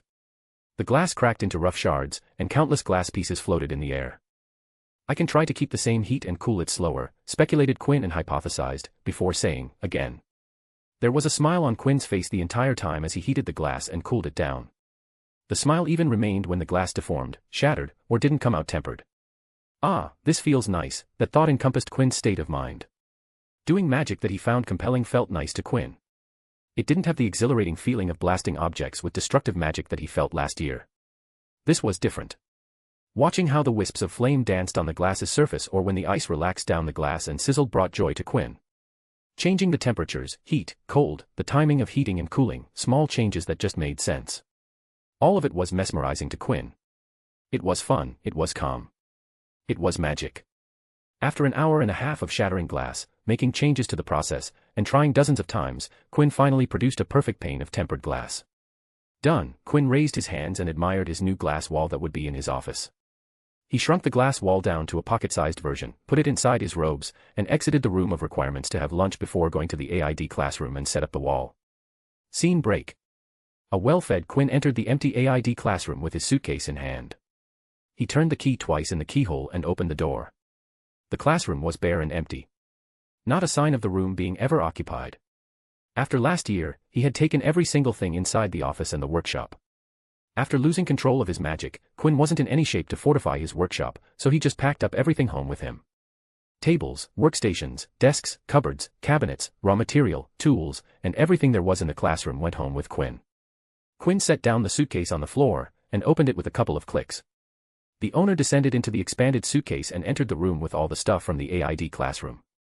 A powerful wave of magic slammed into every single object in the room, and the entire inventory shrunk down for Quinn to levitate and bring out of the suitcase. After thoroughly cleaning the room, Quinn set up everything where it belonged and got back to setting up the wall. First, Quinn widened the wall-to-wall indent in the roof and floor to accommodate the increased thickness of the glass wall. He then pulled out the shrunken glass wall and expanded it slowly so he could line it into the indents that were on the top and at the bottom. The wall fitted snugly into the indents at its regular size. A moment later, the wall and the floor were transmuted to grip the surface of the glass wall, and the building material Quinn had taken out to increase the size of the indents also went to the roof and floor to create more support for the glass wall. Quinn stepped back and admired the glass wall and double-checked if it was firmly in its place before making a beckoning gesture and pulling a bar stool for him to sit on.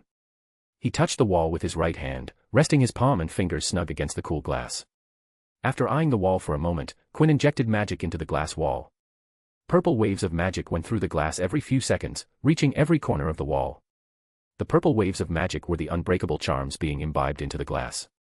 Unbreakable charm wasn't the correct name for the spell because it didn't make an object unbreakable. No, it only strengthened objects so that they would become more resilient to external forces.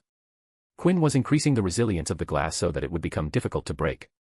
Why not do this to a regular pane of glass instead of a tempered pane of glass?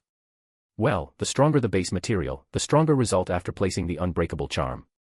Tempered glass was naturally tougher than regular glass. So if you put unbreakable charms on it, the result would be much better.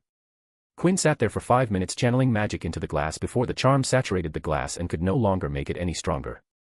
The next step of fortifying the glass wall was to make it resistant to transfiguration and transmutation. The strengthened glass would be useless if he could just create a hole in it through transfiguration and pass through it.